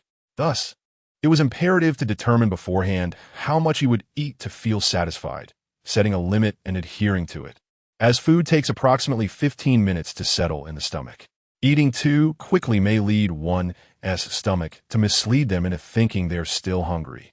Therefore, if one remains hungry after a meal, it is advisable to endure for 15 minutes. After that time, one would know their true hunger.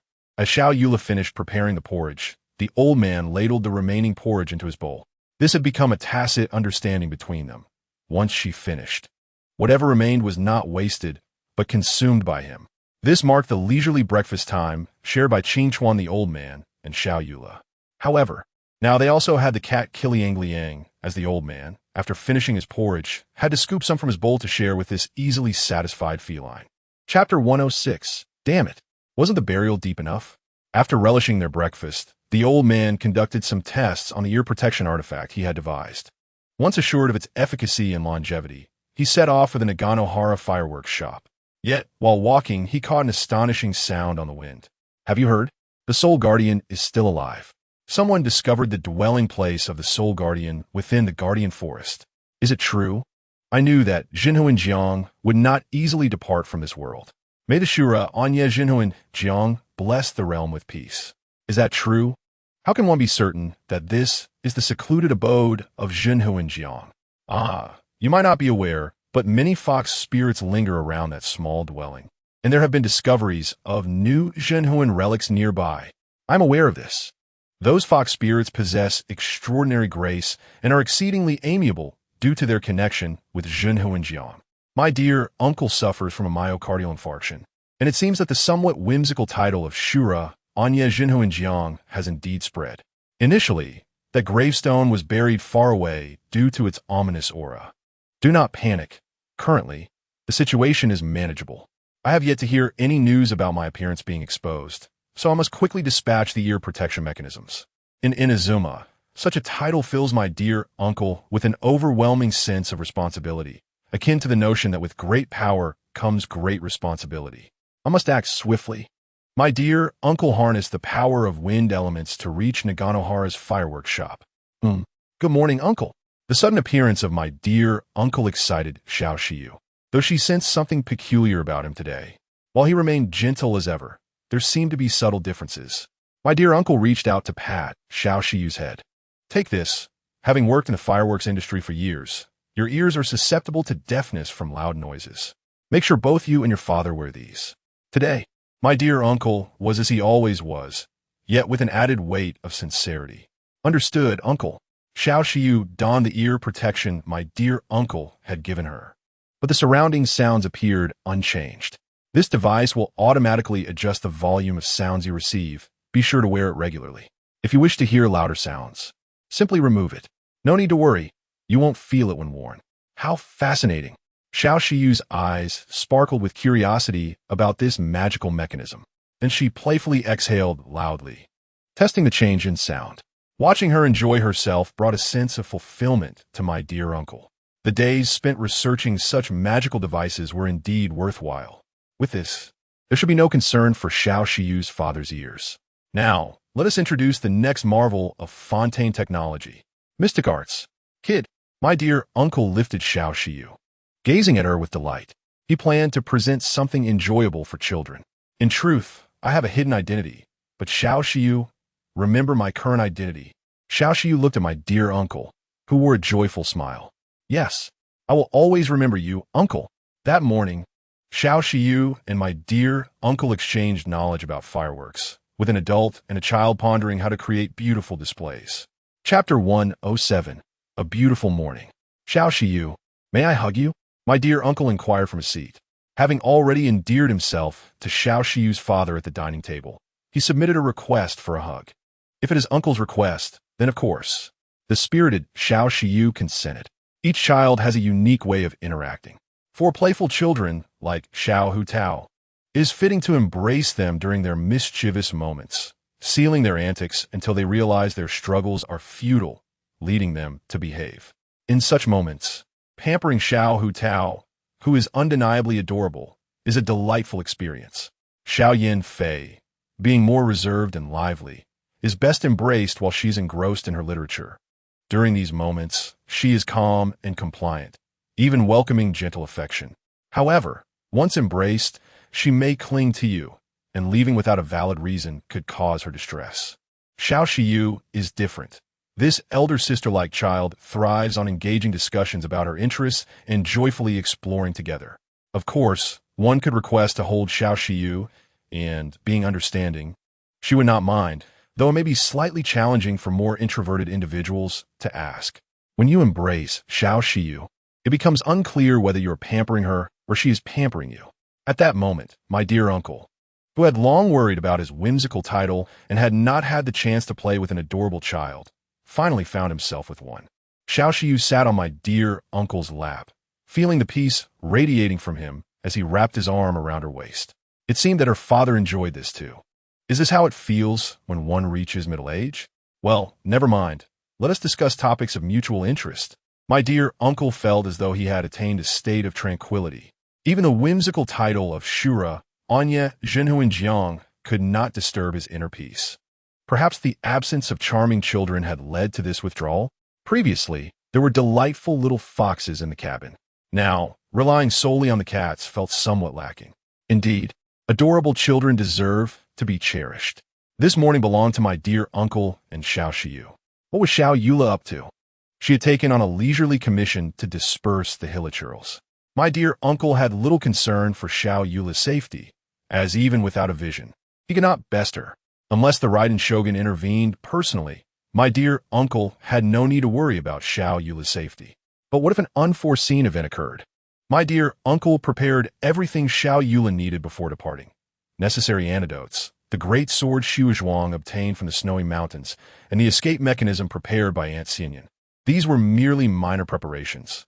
Their sufficiency remained uncertain, yet the divine cat dragon doll had already been hung around Xiao Yula's neck. That was the divine cat dragon bestowed upon her by Mr. Zhongli before my dear uncle left, infused with a lingering affection. The solidity of the stone provided reassurance. By the way, what are the fireworks like in Liyue Harbor? Chapter 108. The Invitation from the Kamisato Clan. The morning hours were delightful. Spending time with Xiao Shiyu was a refreshing experience. She possessed a remarkable sense of propriety, having already developed into a gentle and cheerful individual in her youth. As noon approached, my dear uncle reluctantly patted Xiao Shiyu's head. Alas, I must go to be crowned king. Please do not learn anything from that old man Lun Tuesday. My dear uncle set forth on his journey to the Adventurers Guild. If his identity were to be exposed, the guild would be the first to receive the news. Do not underestimate the Adventurers Guild's ability to gather intelligence. This reminded him of something. The issue of distance between individuals.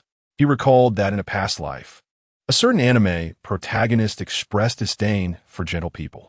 Because gentle individuals are kind to everyone, they can easily create the illusion of special treatment for those who are sensitive, leading to hurt when they realize they are not unique. How shall I put it? Though that may be the case, my dear uncle still prefers to treat others with kindness and gentleness whenever possible. The world has never been as beautiful as it seems. Rather, it is people who adorn it with beauty, thus rendering the world lovely. The elderly gentleman approached Catherine, pondering whether his suspicions of exposure were accurate. If so, Catherine would soon be transferring funds to him, towards the stars and the abyss. Welcome to the Adventurers Guild. Esteemed adventurer, a substantial sum of mora has been credited to your account. Would you like to settle your balance? Given the magnitude of this amount, do you wish to adhere to customary practices? The elderly gentleman was well versed in the payment procedures of the Adventurers Guild. where customary practices referred specifically to the mode of Mora payment.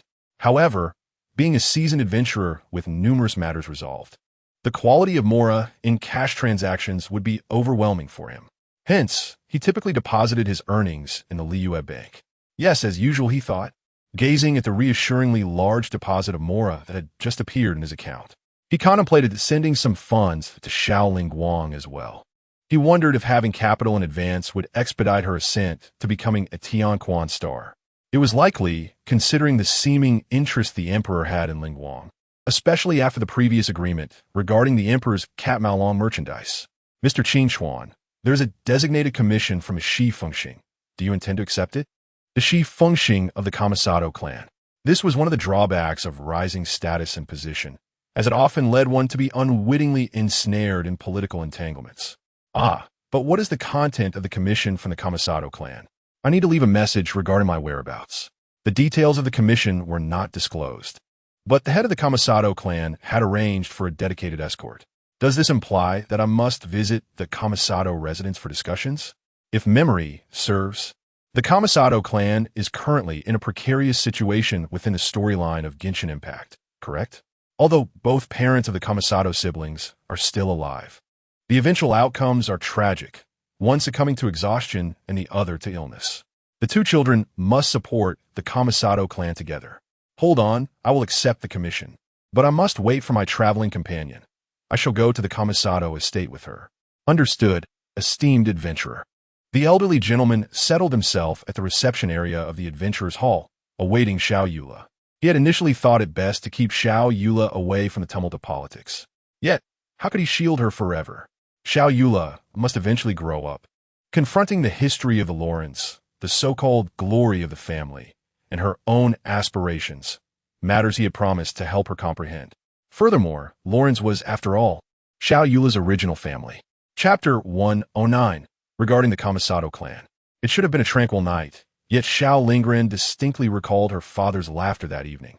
Her father, who had always been busy and stern due to the precarious status of the Kamisato clan amid surrounding wolves, suddenly expressed genuine joy. Father, what is the matter?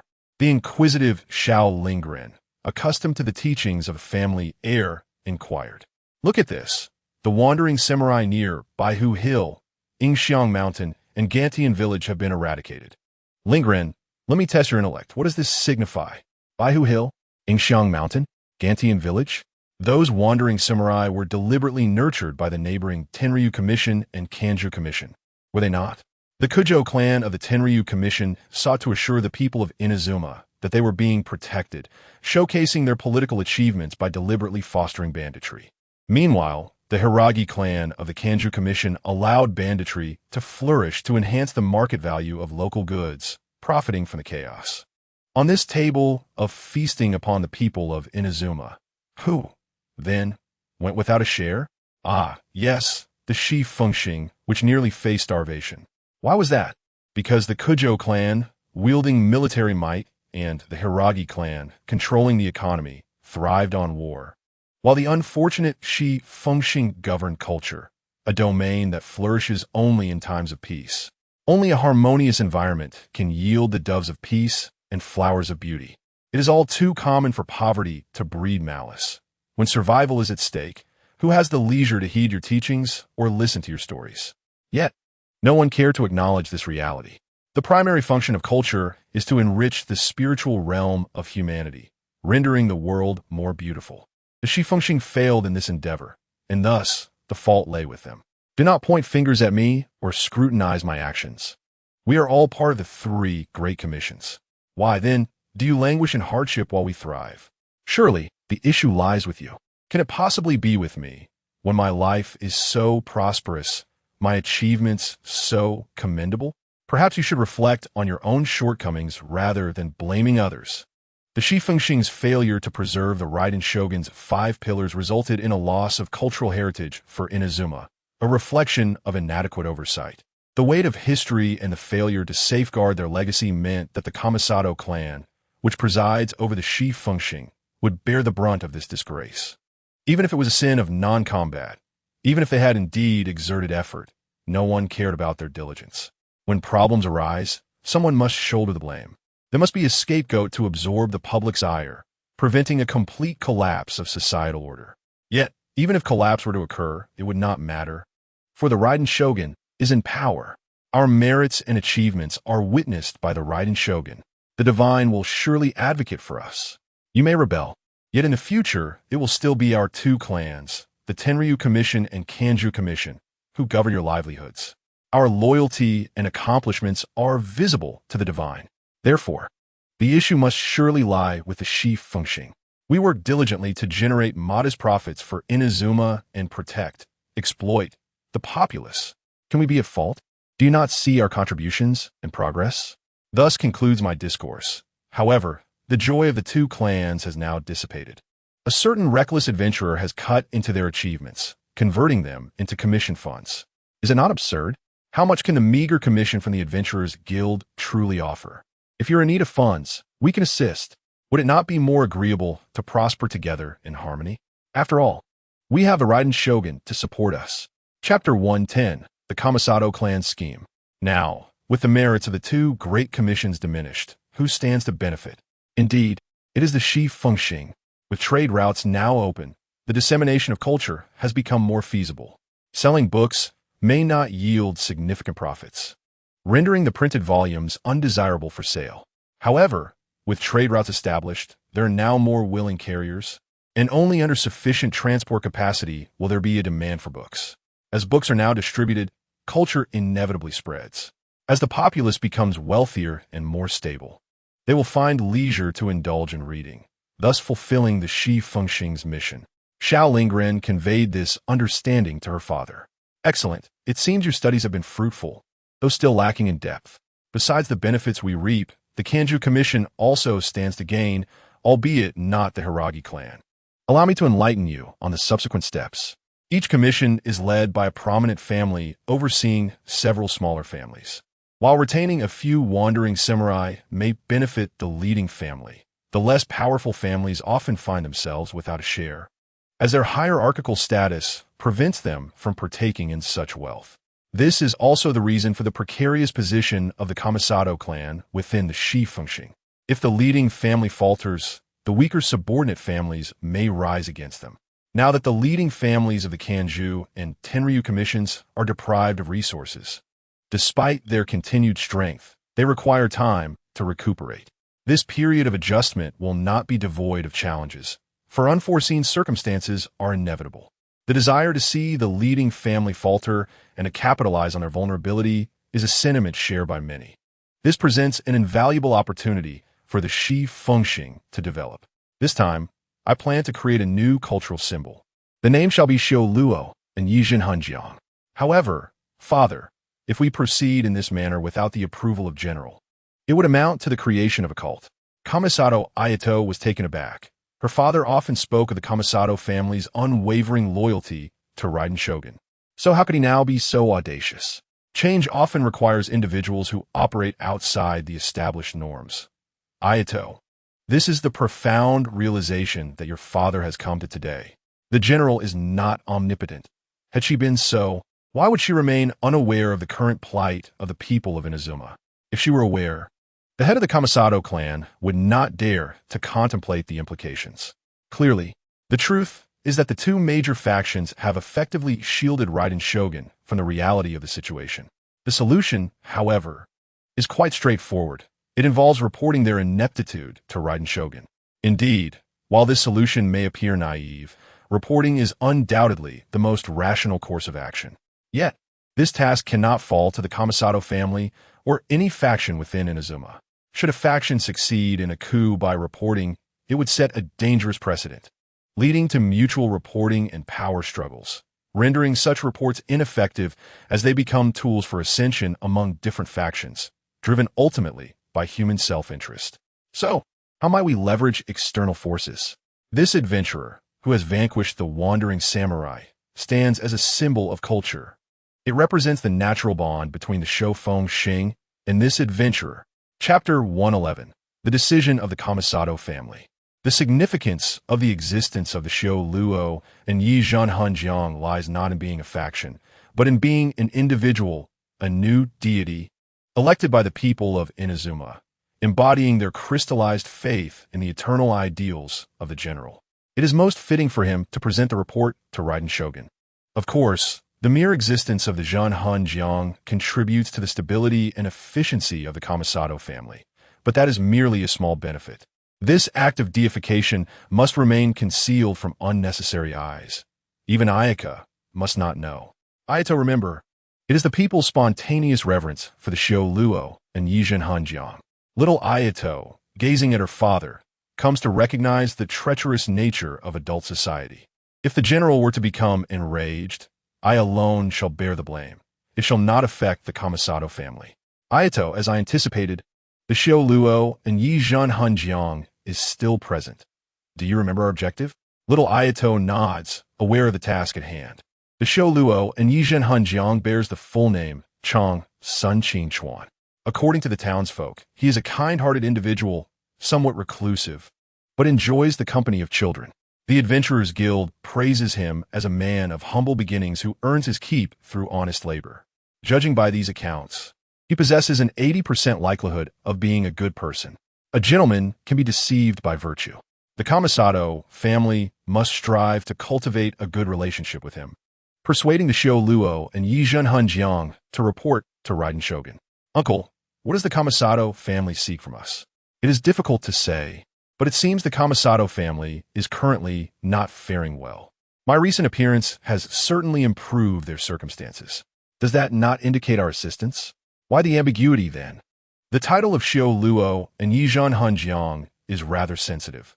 The Raiden Shogun of Inazuma becoming a deity in another land is a complicated matter. Moreover, the Xiao Fengxing oversees this aspect of culture. Upon arrival, the uncle in the carriage observes the Kamisato family eagerly awaiting him. He deduces their identities by their hair color. To be frank, he feels their enthusiasm is somewhat excessive. As one of the three ruling factions of Inazuma, he muses why they would greet him at the door. Upon disembarking, he is met with the earnest welcome of the head of the Kamisato family. Welcome, Honorable Xiao Luo and Yi Zhenhunjiang, to the Kamisato residence. The head warmly introduces his family and the Kamisato legacy while keenly observing the Zhenhunjiang's reactions. This is my son, Kamisato Ayato. The Zhenhunjiang casts a slight glance of interest.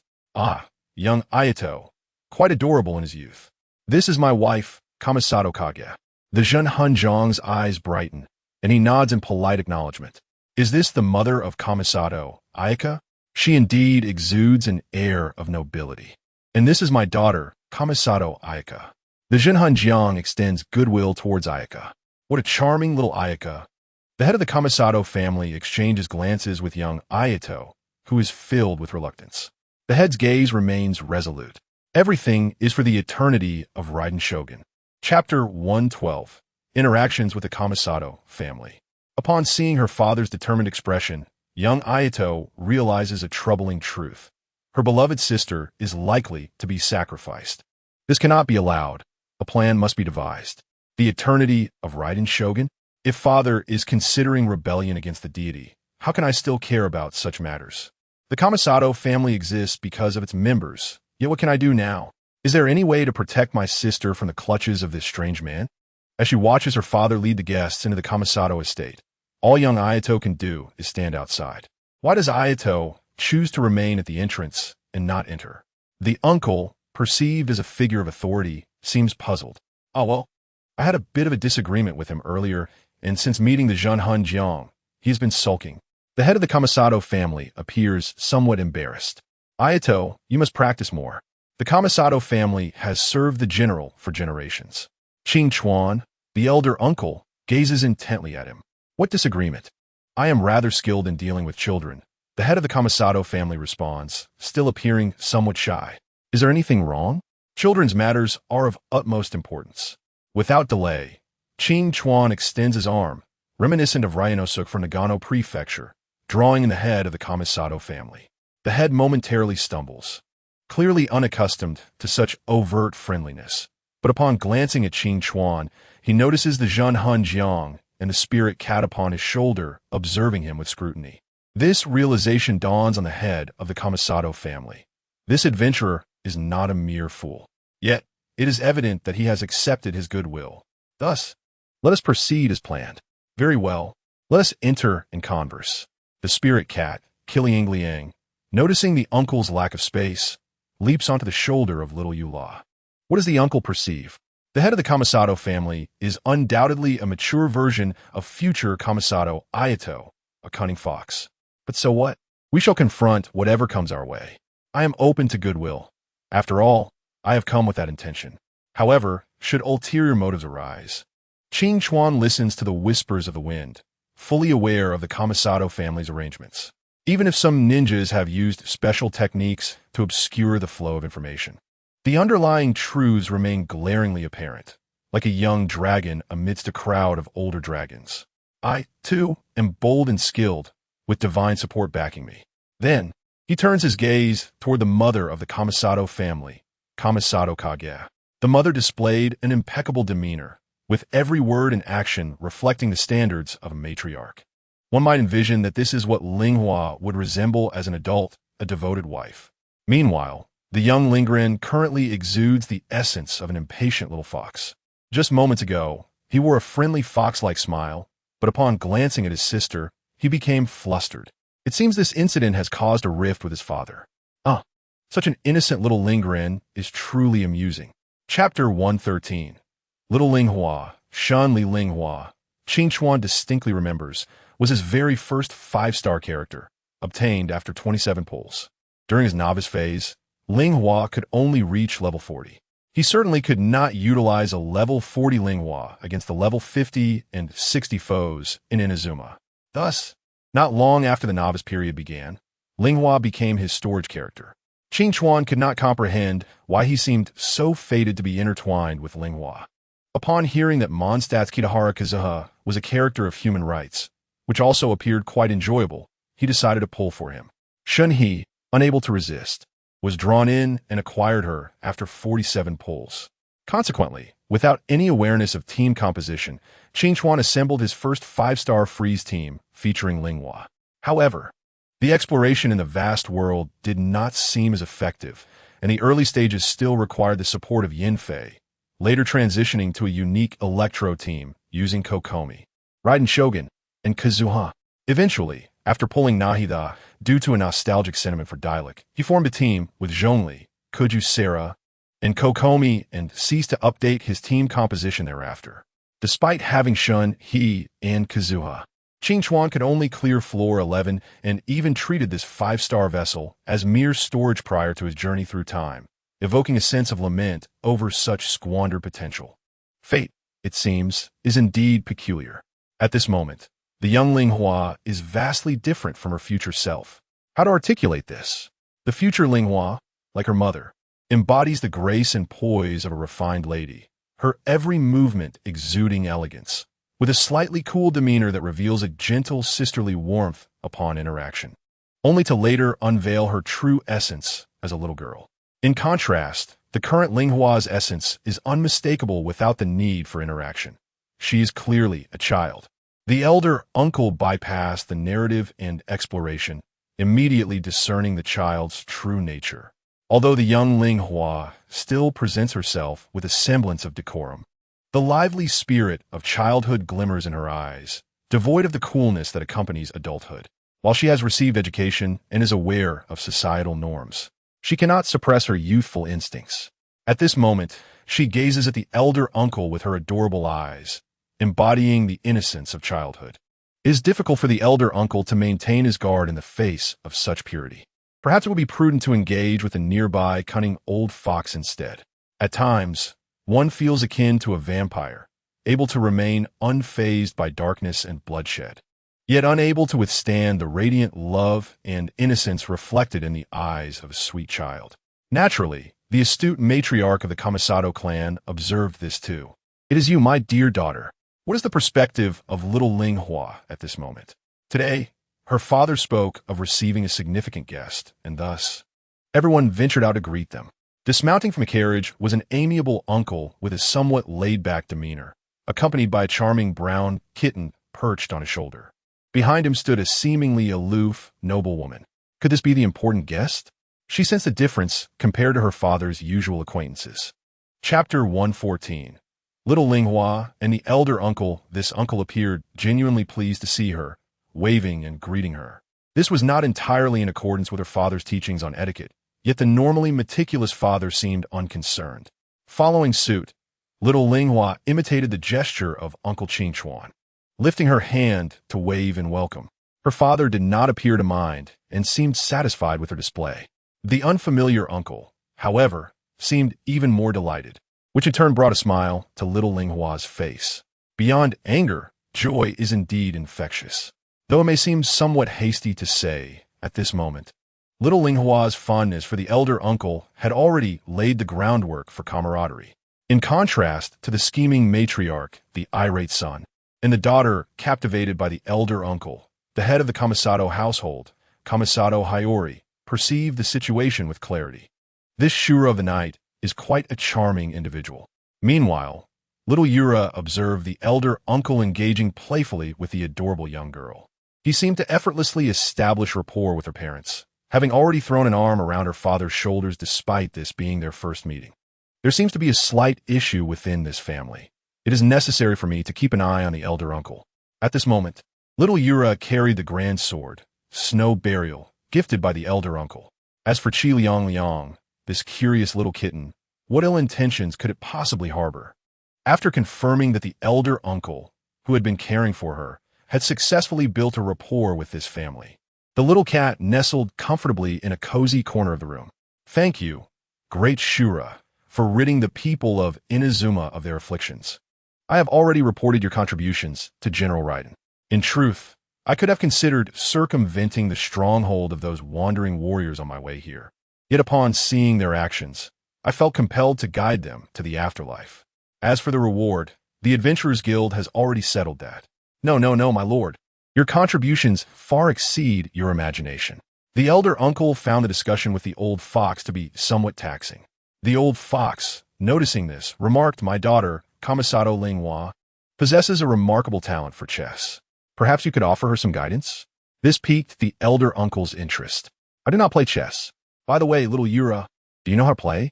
Little Yura shook her head, clearly indicating that the chess skills taught by the Lawrence family were suited only for Mondstadt style. "That poses a challenge. Perhaps we could ask Linghua to teach me how to play?" Certainly, the head of the Kamisato household readily agreed. Meanwhile, Linghua's mother had already taken her seat opposite the elder uncle, ready to be his opponent. Should I take on the role of the teacher?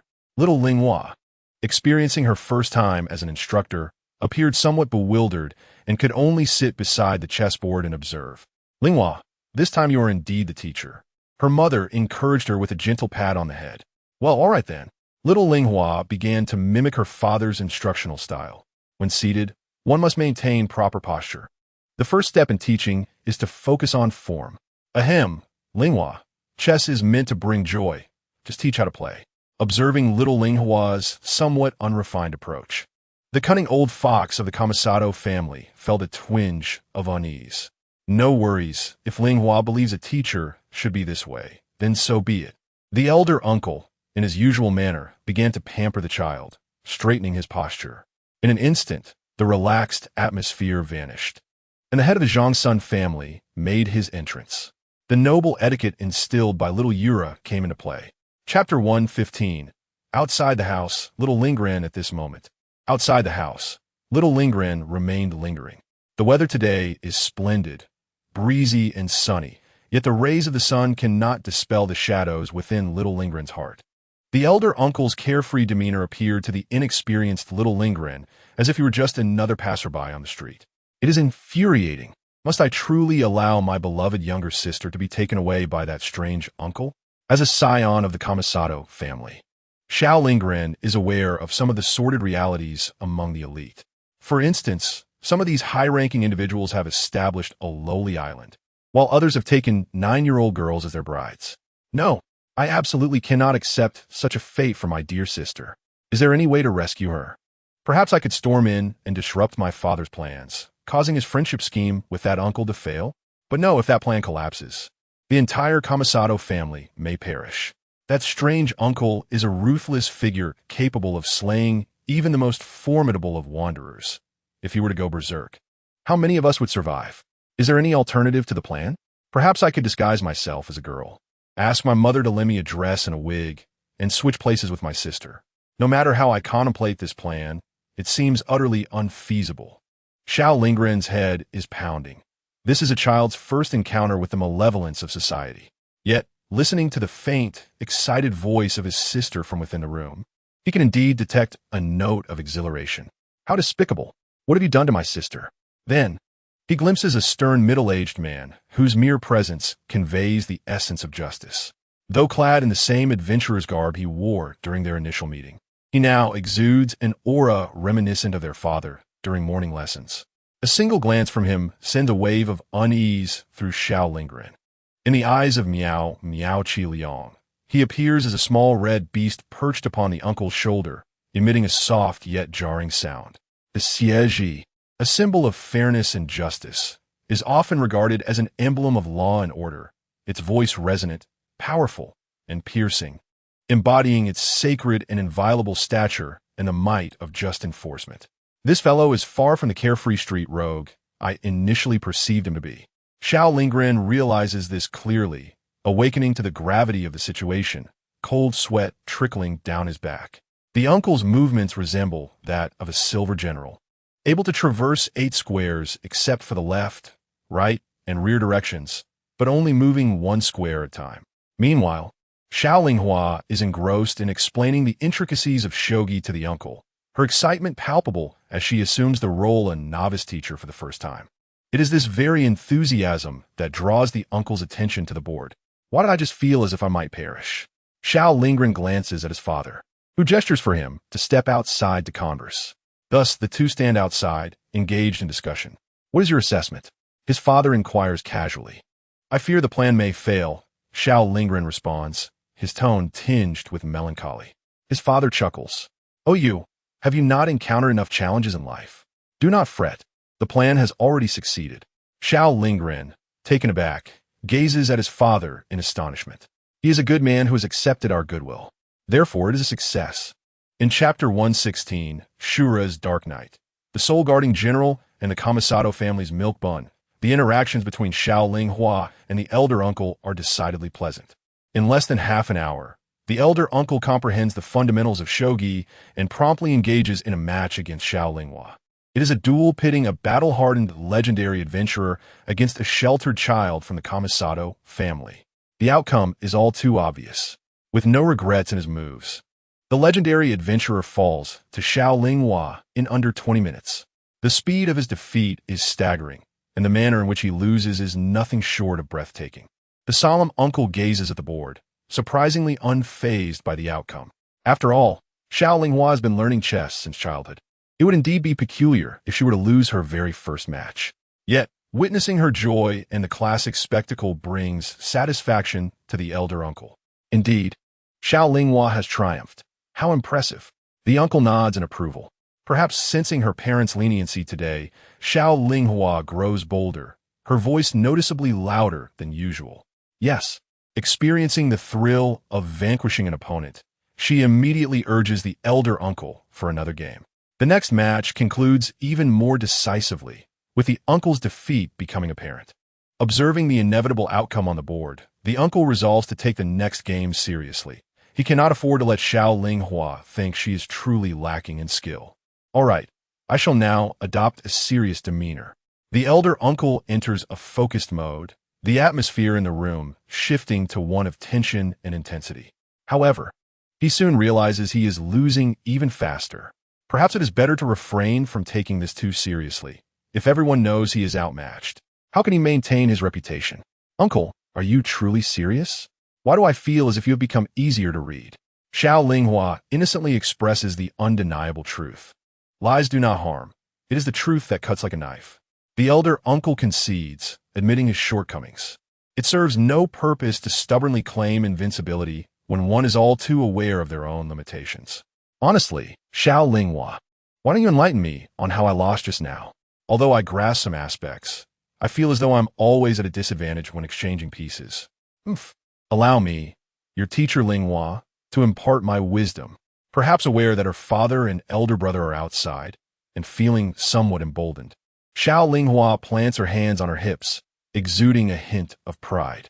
Meanwhile, her mother remains silent, engrossed in her artwork, capturing the essence of Xiao Linghua's current demeanor in a sketch. The elder uncle readily approves of this. After learning a thing or two, the uncle challenges Xiao Linghua to another game. While he may frequently lose, there are moments of triumph as well. Checkmate. A triumphant cackle escapes the elder uncle as he revels in his victory. Xiao Linghua, observing the elder uncle's carefree laughter, feels a strange sense of confusion, despite her loss. She cannot summon any sorrow or disappointment.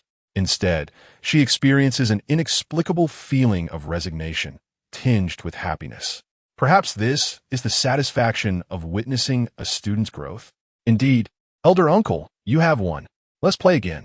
Though she had previously addressed him politely as uncle, she now finds herself unconsciously calling him elder uncle. Xiao Linghua's eyes sparkle with vivacity. Although her upbringing keeps her somewhat restrained, the joyous atmosphere permeates her being. In Chapter 117, the conclusion of the first encounter, it is evident that playing chess is a mentally taxing and time-consuming endeavor. While time may seem to slow during contemplation, the cumulative nature of strategizing various moves can lead to an unforeseen passage of time. The victory ratio stands at approximately 9-1. Xiao Linghua with 9, the elder uncle with 1. Ultimately, the elder uncle, having lost too frequently, collapses onto the floor. I can endure no longer. I am utterly exhausted. Xiao Linghua, gazing at the elder uncle with a hint of dissatisfaction, wonders why he has suddenly ceased just as she was beginning to enjoy the game. Yet, respecting his declaration of fatigue, she reluctantly puts away the chessboard. Thank you for the guidance. The elder uncle then turns over, casting a sidelong glance at Xiao Linghua and her mother, clearly feeling somewhat unrestrained. It can only be said that conversing with the two foxes of the Kamisato family is indeed tiring, while spending time with this mother-daughter duo proves to be equally exhausting. Although I am uncertain as to why the Kamisato family is so excessively indulgent towards me, I must admit that it brings me considerable joy. Would you like to stay for a meal, esteemed Jinhu Jiang? Inquired Kamisato, Ayaka's mother. Oh no, perhaps next time.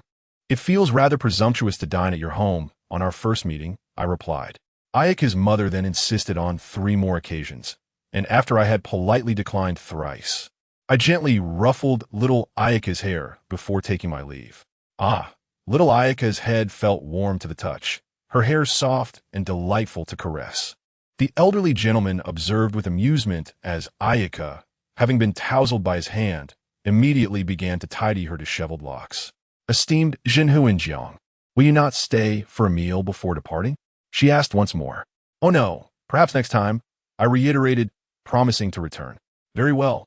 Should you wish to visit again, the Kamisato family will ensure that dedicated personnel from the Adventurers Guild are at your service for transportation. The elderly gentleman glanced at little Kamisato Kaido, who appeared somewhat shy at that moment.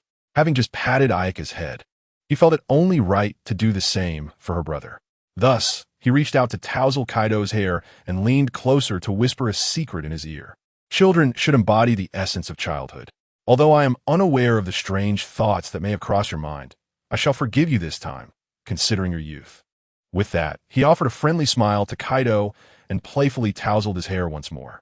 Goodbye, said the cat, Kiliangliang, who had been washing its paws by the Kamisato family's pond.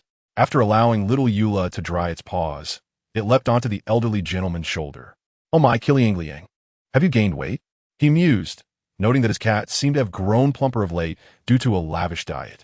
He then leaned out of the carriage to observe Kaido's movements. It was evident that the siblings, Kaido and Ayaka, shared a remarkable resemblance, as they both tended to their hair in the same manner, first the left, then the right. How adorable. Upon entering the carriage, little Eula began to inquire about the elderly gentleman's thoughts. Indeed, I share your sentiment, he replied lazily, reclining against the plush seat of the carriage. One could not help but admire the exceptional quality of the Kamisato family's carriage. It was soft and inviting, allowing one to sink into it, as if ready for a slumber. So what shall we do next? The Kamisato family surely has ulterior motives. Chapter 118. Rumors abound little Eula was not oblivious to the intricacies of their situation. The Lawrence family was always lamenting their persecution, which surely indicated some underlying agenda regarding public sentiment and interests. What else can we do? Naturally, we must accept it, she articulated. Accept. Eula's tone was tinged with confusion. Allow me to share a secret. The Dragon Lord, Morix, has graced us with his presence. Eula blinked, momentarily at a loss. Morix? Are you suggesting that this creature upon my shoulder is akin to Lord Barbado's sacred relic? In that instant, even as a citizen of Mondstadt, Eula felt the weight of her situation. The mere thought that a being akin to Lord Barbado's might be observing from her shoulder was daunting. Perhaps it would be prudent to place this sacred relic upon the altar? She finally suggested. That could work, however. I might have a surplus of such dragon cats in my vision space, he replied. Are you in the business of wholesale dragon lords? She inquired, feeling somewhat overwhelmed. Fear not. As long as we abide by the laws of Inazuma and refrain from wrongdoing, we shall be safe. Should the Raiden Shogun appear, we can swiftly retreat to Liyue with my Anemo ring. The elderly gentleman prioritized their safety. Once assured that the danger was minimal, Eula exhaled in relief. Their journey proceeded without incident, and the trio arrived in Inazuma City, entering the Shimizu residence. The Shimizu residence was bustling with life, and the elderly gentleman felt the weight of the day's mental exertion. Therefore, he ordered a variety of snacks. Meanwhile, little Eula naturally ventured into the kitchen to procure cooking utensils. The majestic cat, Kiliangliang, perched beside the elderly gentleman, let out a call. He chuckled, rubbing the cat's head, then produced a cat toy from his pocket. Kiliangliang playfully chased the toy, darting around the chair in sheer delight. Have you heard? The esteemed Zhenhuan Jiang is still alive. One voice exclaimed. That news is outdated. I've heard that Zhenhuan Jiang belongs to the Kujo clan. Don't spout nonsense. As a merchant, I have reliable insider information. That Zhenhuan Jiang is said to be the guardian spirit of the eldest daughter of the Hiragi family. No, you cannot make such claims. Why must you associate with great figures? If there were any truth to it, they would have made it public by now. Speaking of which, I saw an adventurer receive a substantial bounty at the Adventurers Guild. Another chimed in. How can you suggest that? Surely the esteemed Zhenhuan Jiang cannot simply be an adventurer. I believe he is a great demon who has lived for millennia. The elderly gentleman chose not to interject, merely reflecting on the rapid dissemination of information.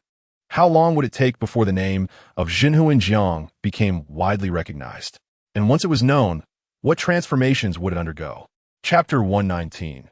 The elderly gentleman's goldfish tale. In these days, the elderly gentleman felt increasingly well-fed. In his leisure time, he enjoyed the company of Kiliangliang, who often perched on his shoulder. During other moments, he considered gently pinching little Eula's cheeks. Just kidding. Currently, the rumors surrounding the Shura, Yi Zhenhuan Jiang, seemed to be escalating, yet the speculation regarding his identity countered the whispers. Some inquisitive individuals sought information about Shura, Yi Zhenhuan Jiang at the Adventurers Guild, but were met with refusal from Catherine, who cited national secrets of Inazuma. This only fueled the flames of intrigue surrounding Zhenhuan Jiang. Indeed, sometimes the unknown provokes greater curiosity and attention. It was precisely due to the confidentiality surrounding his identity that the elderly gentleman found himself with ample time on his hands. Little Shogun, what are you playing? Upon arriving at the fireworks shop, he spotted Shogun weaving something on the carpet with her friends. I'm making rubber band bracelets, she exclaimed excitedly, showcasing her colorful creation. That looks splendid. How do you make it? Show me. Without hesitation, the elderly gentleman joined the group, seating himself beside little Shogun. Oh look, you place the first rubber band on this fork, then hook it over, she instructed. The elderly gentleman felt no shame in engaging with the child's craft, following her lead to form the most basic of knots. Initially, the other young girls were taken aback by his participation, but they soon observed Shogun guiding this uncle in the art of weaving. Hey look, there's an adult making bracelets, they exclaimed, gathering around to watch. The elderly gentleman was met with a flurry of ideas. I believe we could try weaving flowers instead. Why restrict ourselves to mere strings? In summary, the novice elderly gentleman received enthusiastic, friendly guidance from the girls as they explored the craft together. Oh, is that how it works? The old gentleman wielded a small fork, transforming it into a whimsical tool for the children to braid their hair. As Xiao Xiangong observed her friends gathering around, she felt her personal space dwindling. Noticing the emptiness behind the old man, an idea sparked in her mind. Are you certain this will weave clothing? The old gentleman had been enjoying Xiao Xiangong's company, yet he could not neglect the presence of her friends. The truth was, he found the game of braiding with rubber bands rather intriguing and entertaining. Old man, I believe that if you remove the rubber band at the bottom this early, it will unravel, Xiao Xiangong chimed in, leaning against him and wrapping her arms around his neck, claiming the space behind him. Her little face pressed against his. Is that so? The old man found himself momentarily distracted. It was indeed a first for him to be embraced so affectionately by a child, thanks to Xiao Xiangong. Oh no! Xiao Xiangong exclaimed, snatching the clumsy tool from the old man's hands to demonstrate the technique herself. Ah, I see. Today, Xiao Xiangong radiated the charm of an older sister. Meanwhile, the old gentleman was surrounded by children, crafting a colorful scarf made of rubber bands.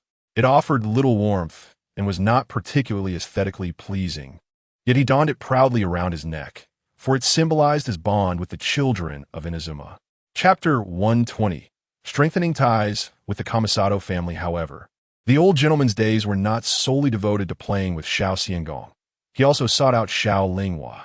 Instead of taking a carriage, he opted to fly with Xiao Yula to the Kamisato estate. With the ability to manipulate the wind element for acceleration, flying proved swifter than running. In under 15 minutes, they arrived at the Kamisato residence. Kiliangliang? Hello. Wake up. The first time flying so high left Kiliangliang somewhat dazed, prompting the old man to gently shake the little cat. Da shu shig, sheng sengyuangi. Alas, Kiliangliang's whimsical chatter had intensified, her voice drifting further from that of an ordinary cat. The old man felt a slight headache, though it was short-lived as Xiao Linghua opened the door to welcome him. Old gentleman, welcome to the Kamisato estate. Her smile was exceptionally sweet, and her polite demeanor, accompanied by a charming head tilt, was a true display of hospitality. The old man found himself utterly defenseless against her warmth, opting to disregard Kiliangliang, the chattering little cat, hanging lazily on his shoulder. It would soon return to normal. He extended his hand, and Xiao Linghua naturally placed hers in his palm. Truly, she was too well-behaved. Xiao Shenhe embodied a subtle, nurturing kind of obedience. Despite her family's circumstances, an ailing mother and a father preoccupied with romance, she learned to adopt the demeanor of a well-mannered child. Thus, she was shy and reserved, evoking a sense of tenderness in others. Fortunately, there was a remedy. If someone were willing to gently coax her, she would happily follow. The only issue was that if one did not take the initiative, she would merely observe from a distance, hesitant to intrude. Hence, the old gentleman always took care to gently guide Xiao Shenhe, gradually helping her become more outgoing. Building friendships with other children provided him with reassurance, knowing that even if Xiao Shenhe remained shy, she would be content. In contrast, Xiao Linghua's obedience was openly displayed. Her well-rounded upbringing and strict family values meant she did not suffer from internal conflicts. Instead, she naturally embodied the traits of a good child, keenly observing and adjusting her behavior based on those around her. She would proactively seek to alleviate any distress and would refrain from interrupting when one was weary. This was a stark contrast to Xiao Shenhe's yearning but timid nature. Xiao Linghua was unafraid of rejection. Though it might sting, she would still seek out companionship the next time. At that moment, Xiao Linghua took the old gentleman's hand and led him into the living room, while Xiao Lingren watched from the adjacent room, feeling a mix of frustration and concern. This cannot be. My adorable sister seems to be growing increasingly fond of this old man. What if one day he becomes the most trusted boy in her life? Lingren, calm yourself, came the soothing counsel from their mother. Taking a deep breath, Xiao Lingren found it futile. His beloved sister was currently playing with the old man. Their time together was already limited, primarily spent on homework. What could he do to ensure that the old man did not grow so close to Xiao Linghua? Xiao Lingren instinctively recalled his earlier thoughts of cross-dressing. Chapter 121. A lesson with Xiao Linghua. After all, the old gentleman appeared to favor charming little girls rather than those he would marry. Moreover, their mother had dressed him in feminine attire before. If he could just persuade her, cuteness would suffice. Yet no, a man must not stoop to such actions. He chastised himself. Calm down, calm down. Xiao Lingren found himself in turmoil. Meanwhile, the old gentleman and Xiao Linghua found themselves at ease, for Xiao Linghua still had her flower arrangement assignment to complete. Along with that, she had a tea-tasting task. Thus, the old gentleman decided to join her in this artistic endeavor. A large flower should occupy about 60% of the arrangement, followed by greenery at 30%, then a few smaller flowers for embellishment. Enthusiastically invited by Xiao Linghua, the old man felt compelled to participate in the floral artistry. However, he soon realized that the placement of his chosen flowers did not align with his vision. Not quite. Old man, your choice of position is excellent.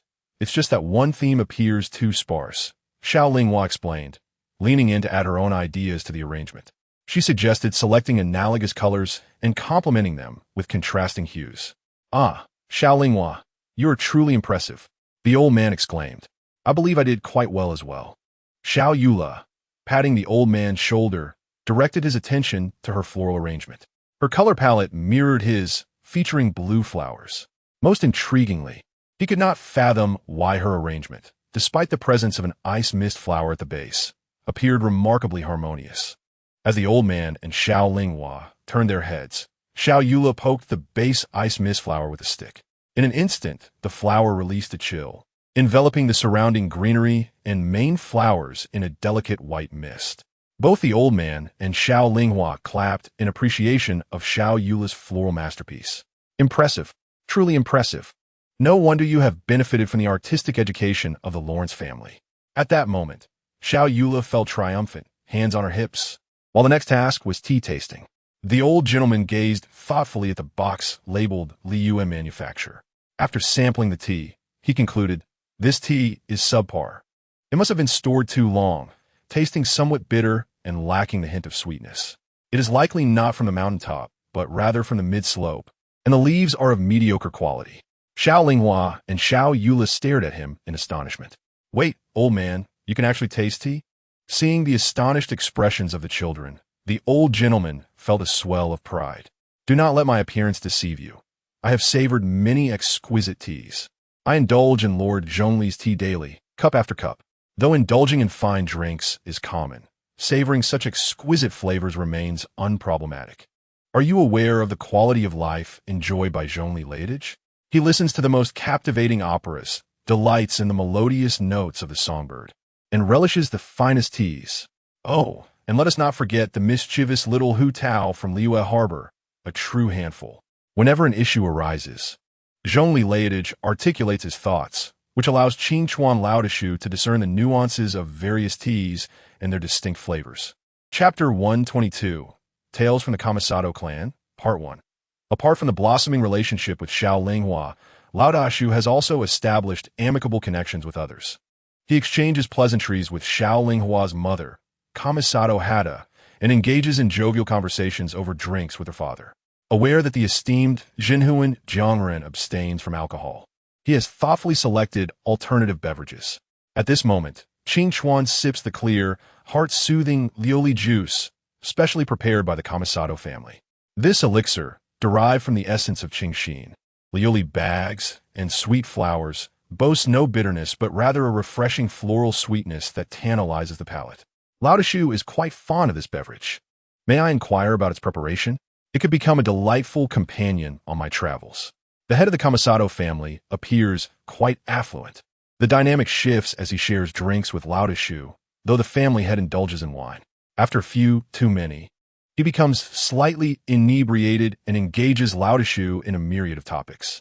Although trade routes have recently flourished, there are reports of new wandering warriors emerging. It's perplexing. Our ancestors spoke of these individuals as exceptionally courteous, yet their actions are often deceitful. Moreover, the two other families, the Haiyu and the Qiu, have begun to stir unrest. The Kamisato family's loyalty to the esteemed general remains its cornerstone. Laodishu chooses his words carefully, aware that the head of the Kamisato family has succumbed to slumber at the dining table. Despite his perception of this man as a cunning fox, it seems he may simply be overwhelmed by the pressures of life, losing track of moderation while seeking solace in drink. As the most profit-oriented member of the family dozes off, the gathering becomes increasingly lively. Jinhu and Jiangren, I have heard that you have traveled to numerous places. Kamisato Hada initiates the conversation. I have not ventured far, merely to Mondstadt's Dadapa Gorge, Dragon's Pine, and the perilous borders of Liyue. Laodishu begins recounting his explorations in Teyvat. The Kamisato family, now consisting of 3 attentive members, listens intently, while the family head snores away. The Dadapa Gorge, known for its triad of hilichurl gatherings, is intertwined with ancient seals.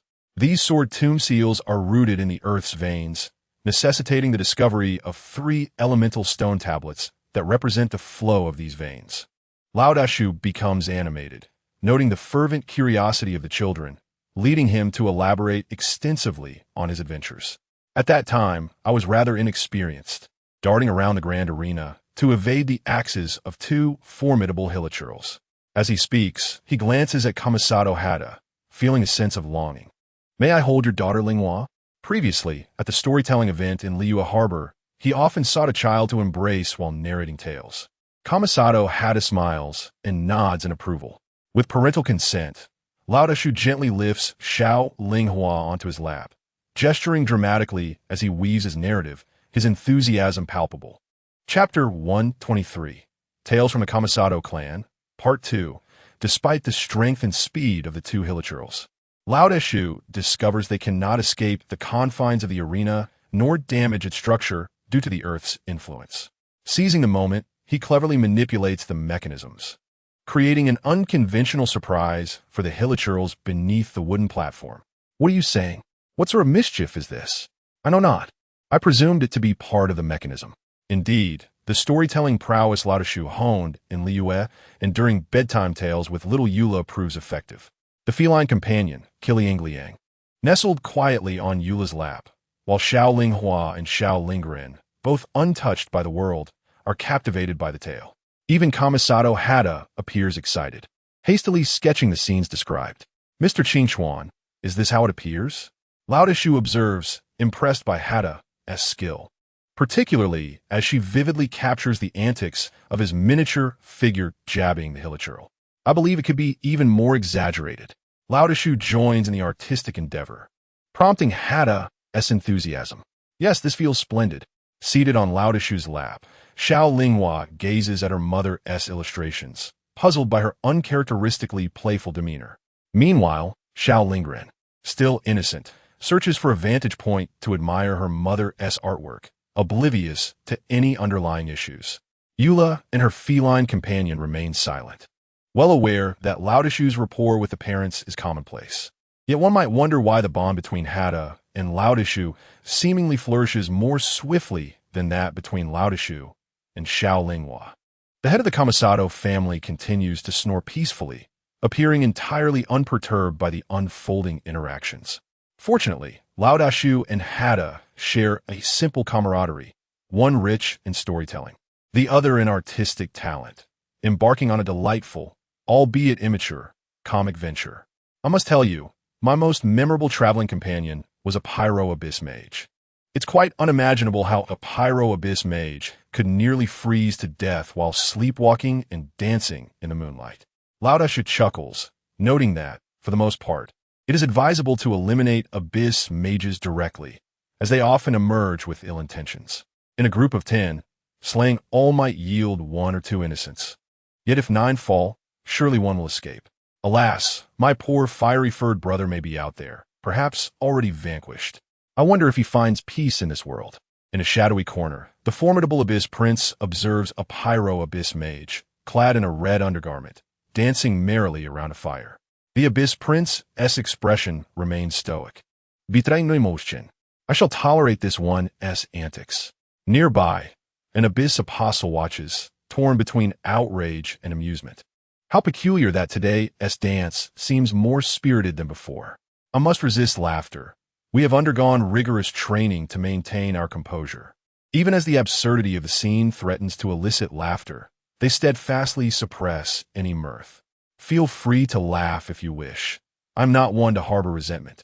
The Abyss Mage muses, utterly oblivious to the chaos he creates, consistently locating the red undergarment even in his somnolent state. Today, the tone of Master Kong seems somewhat numb. Laughter echoed in the dim corners, filled with a lively spirit. In chapter 124, the head of the Kamisato family was still soundly asleep. Something felt amiss. Kamisato, Ayaka, suddenly sensed a significant issue. When had her dear sister settled upon the lap of that old gentleman? Moreover, why was her mother engaging in such cheerful conversation? And when had she come so close? This was decidedly peculiar, very peculiar. Ayaka approached her father's side. As the heir of the Kamisato family, they possessed their own method of discerning inebriation. A gentle squeeze on the wrist of the head of the family revealed a startling truth.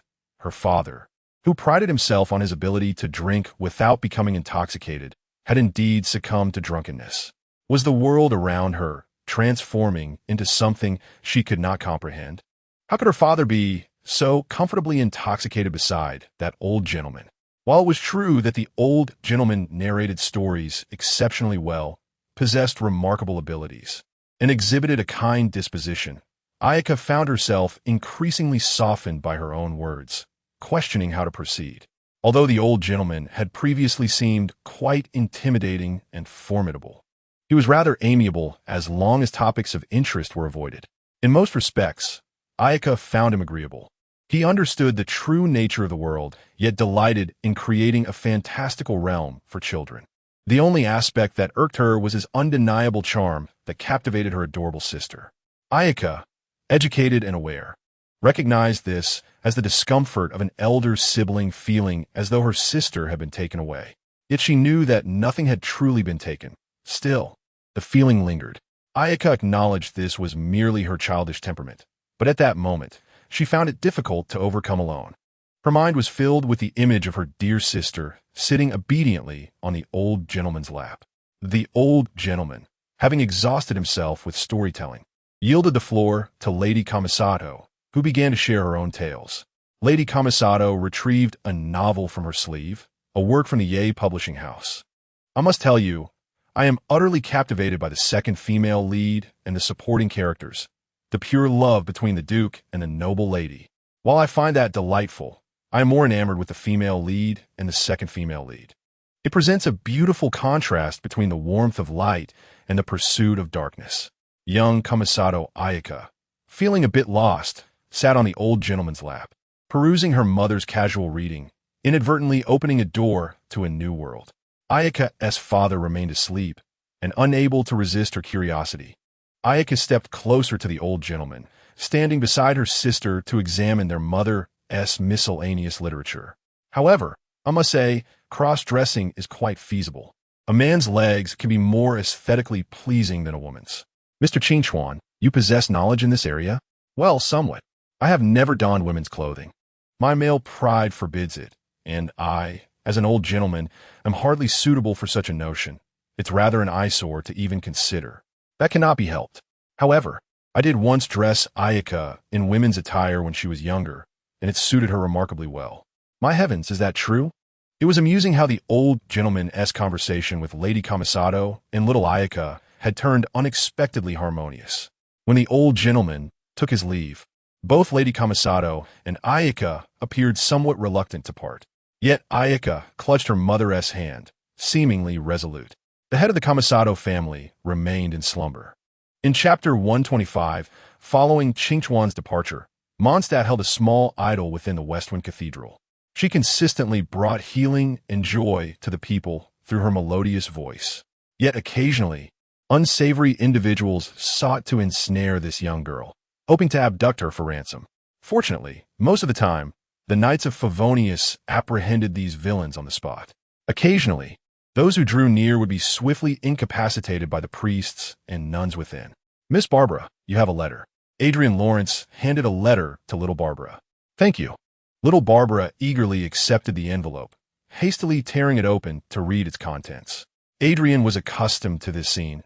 Each time the Liyuan nobleman, who educated him, wrote to Barbara, she was filled with joy. Adrian, a current member of the Knights of Favonius, bore the code name Flame Knight, once part of the Lawrence family. He had been exceedingly rude to the people of Mondstadt, much like his relatives, always looking down upon others. However, after descending from the snowy mountains and receiving a vision, His personality underwent a remarkable transformation. The arrogance he once displayed was replaced with humility. Initially, the people of Mondstadt viewed his actions with skepticism, suspecting it to be a new scheme from the Lawrence family. Yet, the young man's thick skin allowed him to extend equal praise and respect to every citizen of Mondstadt, engaging warmly in community tasks. While one could argue the sincerity of his compliments, they were undeniably pleasant to hear. Consequently, the public's perception of Adrian improved significantly. Much like how people tend to judge a good person who commits a bad deed, many who once loathed the Lawrence family now cherish the sincere young man Adrian. Recently, Adrian underwent an evaluation to join the Knights of Favonius. The Grand Master, Farja, initially intended to endorse him due to the Lawrence family name. To his surprise, individuals from the community spontaneously came forth to speak favorably of Adrian, leading the Grand Master to question whether the Lawrence family was plotting something. Yet, observing the prominent virtue etched upon the current head of the Lawrence family's face, Adrian wielded a weapon inscribed with the character for virtue. Rumored to be a creation inspired by his fascination with Liyue culture, Grand Master Farja pondered that if the Lawrence family were indeed acting, they were investing far too heavily into this charade. This abstract notion made Farja feel it was improbable to be a mere act. "I was merely enlightened by a noble," Adrian humbly stated. Furthermore, he found the sensation of being liked far more gratifying than being universally disliked. "Lawrence family? What is that? I'm unfamiliar with them." "Oh, I believe that's my surname. I suppose I cannot ignore that." Adrian continued to encourage the younger members of the family to associate with him, leaving the entire Lawrence family in disarray. Farja inquired whether Adrian required assistance, considering the Lawrence family was somewhat out of favor, yet their cultural heritage was invaluable. Adrian, however, graciously declined. "Do not worry, Grand Master Farja. The Lawrence family will eventually transition into a new era. The current chaos is merely temporary. Once my cousin returns from that noble-ass side, everything will settle. What I am doing now is merely preparing the Lawrence family for her arrival." At that moment, Farja perceived a sense of devotion in Adrian's eyes. In Chapter 126, the old gentleman's daily life in Inazuma unfolded. "Have you heard? A great adventurer from Liyue has recently arrived in Inazuma." "A great adventurer? What of it?"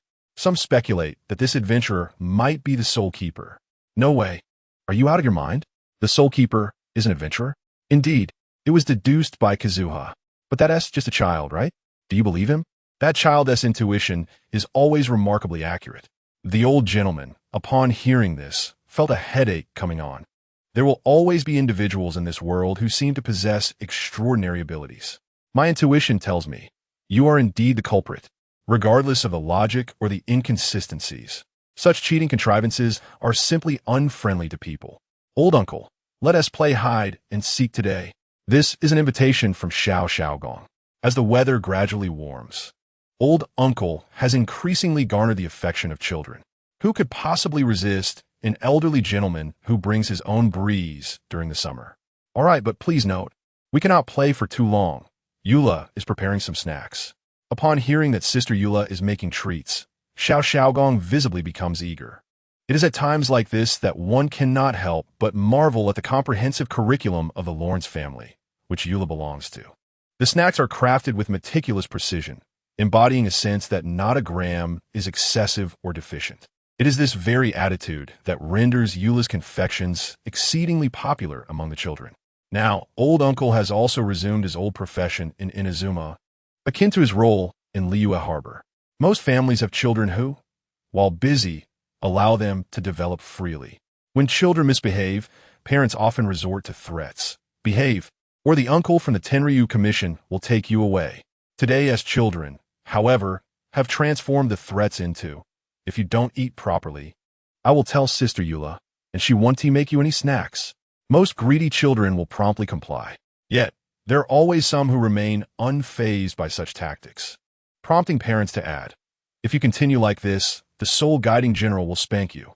And if that fails, it escalates to, "I will take the place of the Soul Guiding General and spank you myself for not eating properly." The cries of children easily attract old uncle, who then steps in to mediate family disputes. Generally, these conflicts are resolved amicably, though occasionally, some disputes prove unresolvable. Fight? How exhilarating. Either you defeat me, or I defeat you. Oh by dang. When faced with such exceptionally rebellious children, old uncle finds himself at a loss, merely watching apologetically as the child's parents discipline them. Eula, however, bears no dissatisfaction towards this, save for one minor grievance. As the heat rises, cuddling the adorable cream-filled bun becomes quite uncomfortable. Though old uncle's anemo affinity is pleasantly refreshing, it lacks sufficient coolness. If only I could obtain an ice vision. She muses, fully assimilated into old uncle's company, gently stroking the head of the cat-like creature, Chi Liang Liang. Once the snacks are baked to perfection, she carefully removes them, adds cream, and presents them to old uncle, who is orchestrating the children's play. At that moment, as Eula steps into the grove, she is instantly surrounded by children. Sister Eula, what did you make today? It looks delightful. Eula typically glances up at old uncle, who, waving his hand, signals for her to proceed alone. As for me, I possess an extraordinary sense of professional ethics when it comes to hide and seek. Until I am discovered, I shall not emerge. Go on, enjoy. Eula respects old uncle's wishes and humorously shares the snacks with the children. Thank you, Sister Eula. Chapter 127.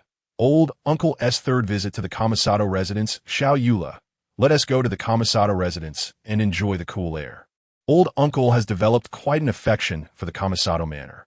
After savoring the small cake that Eula had saved for him, he set off with her to the Kamisato estate. Little Ayaka, upon seeing old uncle with a cat on his shoulder, welcomed him warmly and ushered him inside. Soon, old uncle found himself in a spacious room with the Kamisato family. Interestingly, every summer, the residents of the Kamisato household gravitate toward the head of the family, as the Lord possesses an ice vision that emits a chilly air.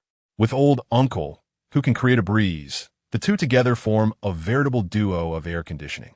You cool the air, and I'll create a breeze. Before long, the room will be refreshingly cool.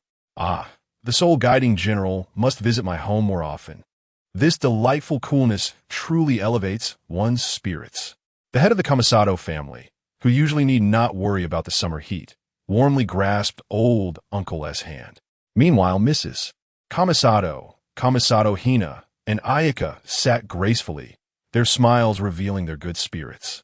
The cat-like creature, Chi Liang Liang, had undergone a remarkable transformation, previously lethargic from the heat. It now darted playfully around the room. Eula, having just soared through the skies, remained composed, seated across from Ayaka, observing the scene. Ha! I will certainly come often in the future, but why haven't I seen that child, Ayato? Old uncle inquired, curious about Ayato's whereabouts. The head of the Kamisato family maintained a cheerful demeanor. That child is currently attending air training courses. His schedule today is quite packed, so he likely won't be able to see you. I see. Old uncle thought little of it, settling cross-legged and finding a comfortable spot to listen to Ayaka's lessons. However, he was taken aback when Ayaka stood, retrieving a cushion from her kneeling seat. She placed it on old uncle's lap and then sat on the chair she had crafted for him, leaning back into his embrace as the chair's center was left empty. Old uncle nearly raised his hands in surrender, startled. According to Article 176 of the Inazuma Penal Code, any violent or coercive act of indecency against individuals aged 13 or older is punishable by imprisonment of 6 months to 10 years. For acts of indecency against those under 13, the same penalties apply. At this moment, the head of the Kamisato family fell silent, while Ayaka appeared excited, gazing up at her father, seemingly seeking his approval. Father, I have an idea. I believe it is sufficient to draw closer to Ayaka. Father, I trust you can discern the intentions of the soul-guiding general. He does not seek profit, so sincerity is paramount. This is a necessary sacrifice. No, you are the future heir of the Kamisato family. How can you? Head of the family, I believe this approach is viable. Hina, you seem to agree as well. I understand. Ayaka grasped old uncle's arm and began to sway, drawing closer to old uncle. Surely, that is an easy task. I share an excellent relationship with him. Chapter 128. Miss Kamisato Ayaka's actions surpassed the expectations of everyone present, with the exception of Xiao Eula. This little one from the Kamisato family had even thought to add a cushion. Eula nodded in satisfaction. As for old Uncle being sought out for a hug by the little one, he had witnessed such occurrences frequently in Liyue Harbor. Had it not been for her own expiration, the head of the Kamisato family, observing the bewildered expression of the soul-guiding general, ultimately decided to let the situation unfold. Very well, let us commence the lesson. Hey, are we really not going to intervene? Observing Ayaka, treating him as a chair, old Uncle found himself at a loss for words, simply allowing her to play with him as she pleased. Head of the family, it seems you have forgotten about me. This gentle voice evoked in old Uncle the quintessential essence of Inazuma's feminine culture, Yamato, not Ashiko. Listening to the voice, one can discern a character that is tranquil and reserved, gentle and considerate, mature and composed, speaking little yet acting with propriety, exuding elegance and refinement. This individual interacts with others in a serene manner, proceeding with caution and thoughtfulness, embodying a natural grace devoid of rigidity. It seems that she is endowed with virtues such as kindness, patience, humility, loyalty, and diligence. When confronted with disputes, she employs a soft smile to resolve conflicts, embodying the beauty of a woman with inner strength masked by gentleness. The elder gentleman glanced towards the entrance. Before him appeared a striking young lady adorned in a blue kimono, her long hair cascading down to her waist, and her tall figure radiating beauty. In terms of appearance, stature, and voice, if one were to draw a comparison, the elder gentleman would express gratitude toward Xiao Yula for broadening his appreciation of beauty. She bore a slight resemblance to the future Xiao Linghua, but possessed the demeanor of an elder sister. Unlike Xiao Xiaogong, who exudes a passionate, sisterly charm that encourages overcoming troubles together, this young lady emanates a soothing presence, willing to embrace all of one's worries, a comforting confidant. What drew the most attention was perhaps the beauty mark located just below the left corner of her mouth. A beauty mark? Upon further inspection of her height, could this be Lingren? What is concealed beneath her bosom? I could perceive no flaws. Hold on, what if she is not Lingren? The elder gentleman turned to the head of the Kamisato family, who cleared his throat a couple of times. This is the eldest daughter of my second brother's family, Kamisato, Ayako. She has recently come to study etiquette here. Greetings, Miss Ayako. Qingchuan felt he could discern no apparent flaws and decided to feign the existence of this young lady. Hello, Lord Zenhunjiang. It is a pleasure to meet you. I am Kamisato Ayako. Xiao Linghua, who had been sitting on the elder gentleman's lap, was suddenly lifted away without a hint of hesitation, as Ayako took her into her arms. The elder gentleman had no objections.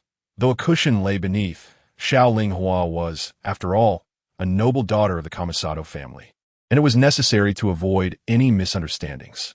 However, the unexpected occurred. After pulling Xiao Linghua away, Miss Kamisato, Ayako, reached out to grasp the elder gentleman's arm. Her cheeks slightly flushed.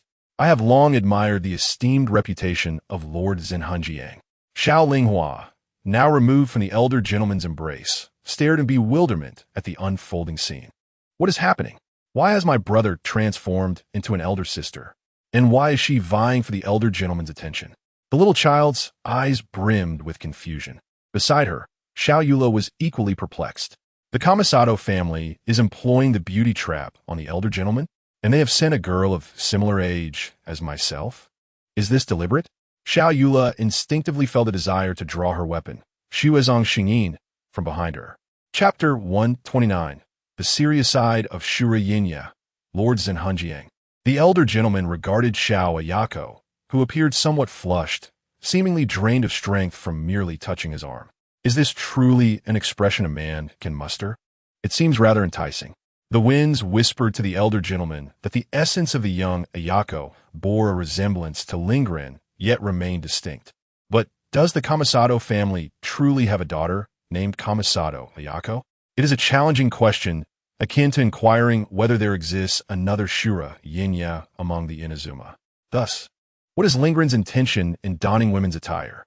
Could it be that seeing his sister's happiness has left him unsatisfied, prompting him to impersonate her? Haji Ling, I acknowledge your efforts. To go to such lengths for your sister, you are indeed deserving of being Kamisato Linghua's brother. Yula, please take Qi Liang outside. The elder gentleman spoke earnestly to Xiao Yula. Elder gentleman, Well, all right. Xiao Yula, slightly bewildered, complied and picked up the playful cat, Qi Liang Liang. Although uncertain of the situation, she chose to trust the elder gentleman who had rescued her from the Lawrence family in the snowy mountains. Furthermore, if the elder gentleman were truly interested in such matters, would it be Ayako who captured his attention? Madam, please take Xiao Linghua outside as well.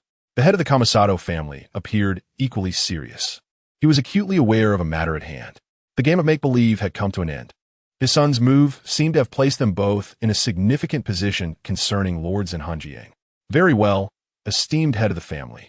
Kamisato Heidei led Xiao Linghua out of the room. As they departed, Xiao Linghua cast a puzzled glance at the suddenly tense atmosphere within. Just moments ago, everyone was in high spirits. How had it turned so grim? While her parents were present, Xiao Linghua had been well protected, and she remained an ordinary girl receiving an education. Outside the room, Xiao Yula followed closely beside them. Upon seeing Heidei and Xiao Linghua, she realized her previous misjudgment. However, her gaze towards the room was tinged with concern. The conversation within was of such gravity that even the closest companions were excluded from hearing it. What could be such a troubling matter? Should the elder gentleman cause a scene within the Kamisato family, I would promptly treat this mother-daughter pair as hostages. Inside the room, silence prevailed. Neither the elder gentleman nor the head of the Kamisato family spoke. Meanwhile, Miss Ayako maintained her persona. Mr. Qin Xuan, should I step outside? The elder gentleman placed his hand upon Miss Ayako's shoulder. In an instant, she became subdued, kneeling obediently beside the elder gentleman, presenting a demeanor of quietude. The elder gentleman then turned to the head of the Kamisato family. I have no desire to intertwine personal emotions with interests, for the emotions of children are innocent and pure, the most genuine of treasures. They do not form attachments based on materialistic gains or interests, but rather on the feelings they harbor toward the person. The elder gentleman spoke with earnestness, the stern aura previously felt by Miss Ayako resurfacing. Unlike the previous display of intimidation, this time, the emotion of anger was palpable within the atmosphere. Chapter 130, Lord Zenhunjiang, Shura Yinya. Xiao Linghua is a delightful child. I find her utterly charming and wish to embrace her. If you intend for her to interact with me, I hold no objections. For my bond with Xiao Linghua is genuine, founded on mutual affection and friendship. This relationship is pure.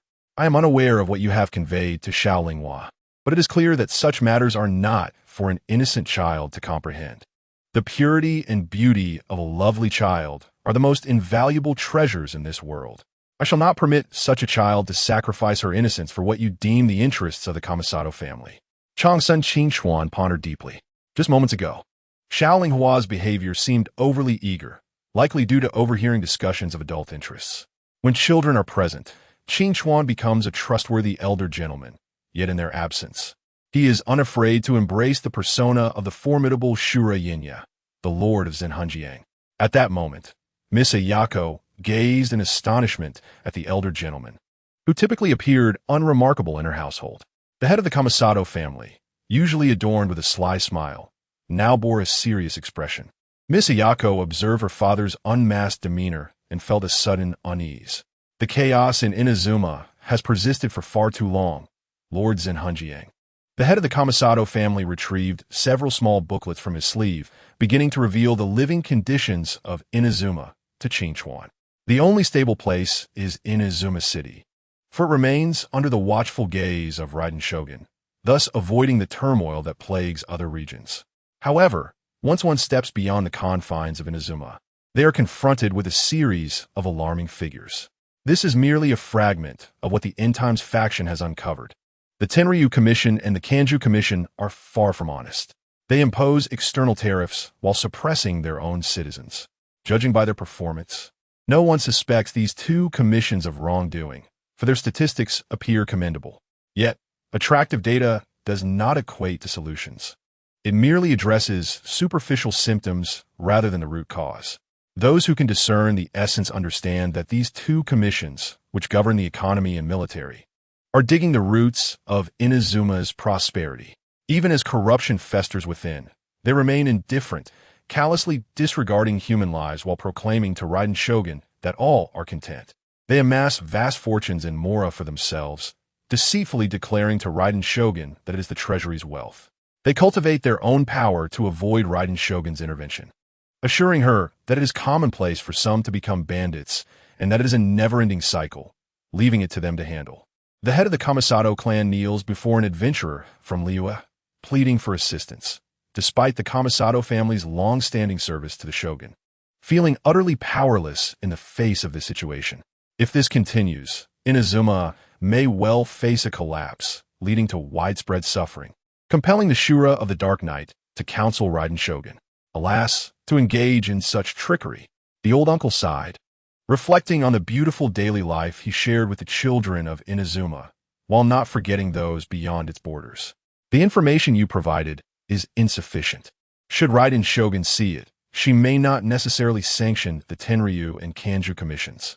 It is indeed feasible for the End Times faction to mobilize everyone to seize the core data of the two commissions. At this moment, the head of the Kamisato clan exuded a sense of desperation. What can be done? Let's set forth and be busy.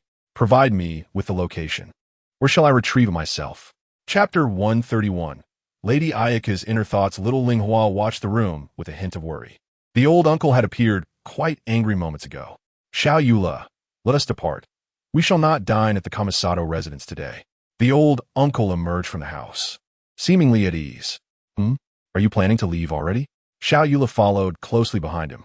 The old uncle stopped before the somewhat anxious little Linghua, smiling as he affectionately ruffled her hair. Next time, do not feel compelled to please me due to your parents. We are good friends and must treat each other sincerely, right? Little Linghua gazed at the old uncle, who at that moment seemed unchanged from when they played together. Yes, sincerity, she replied, rubbing against his large hand. However, she added, but old uncle, I believe I've always been sincere with you.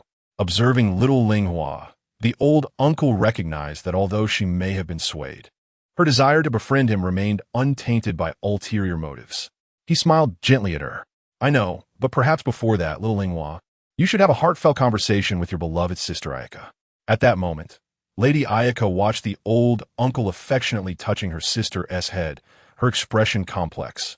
She had previously harbored disdain for this old uncle's closeness to her beloved sister. How could it be that now? The innocence and beauty of children are the most precious treasures in this world, although it may seem irrational and contrary to the teachings of an heir.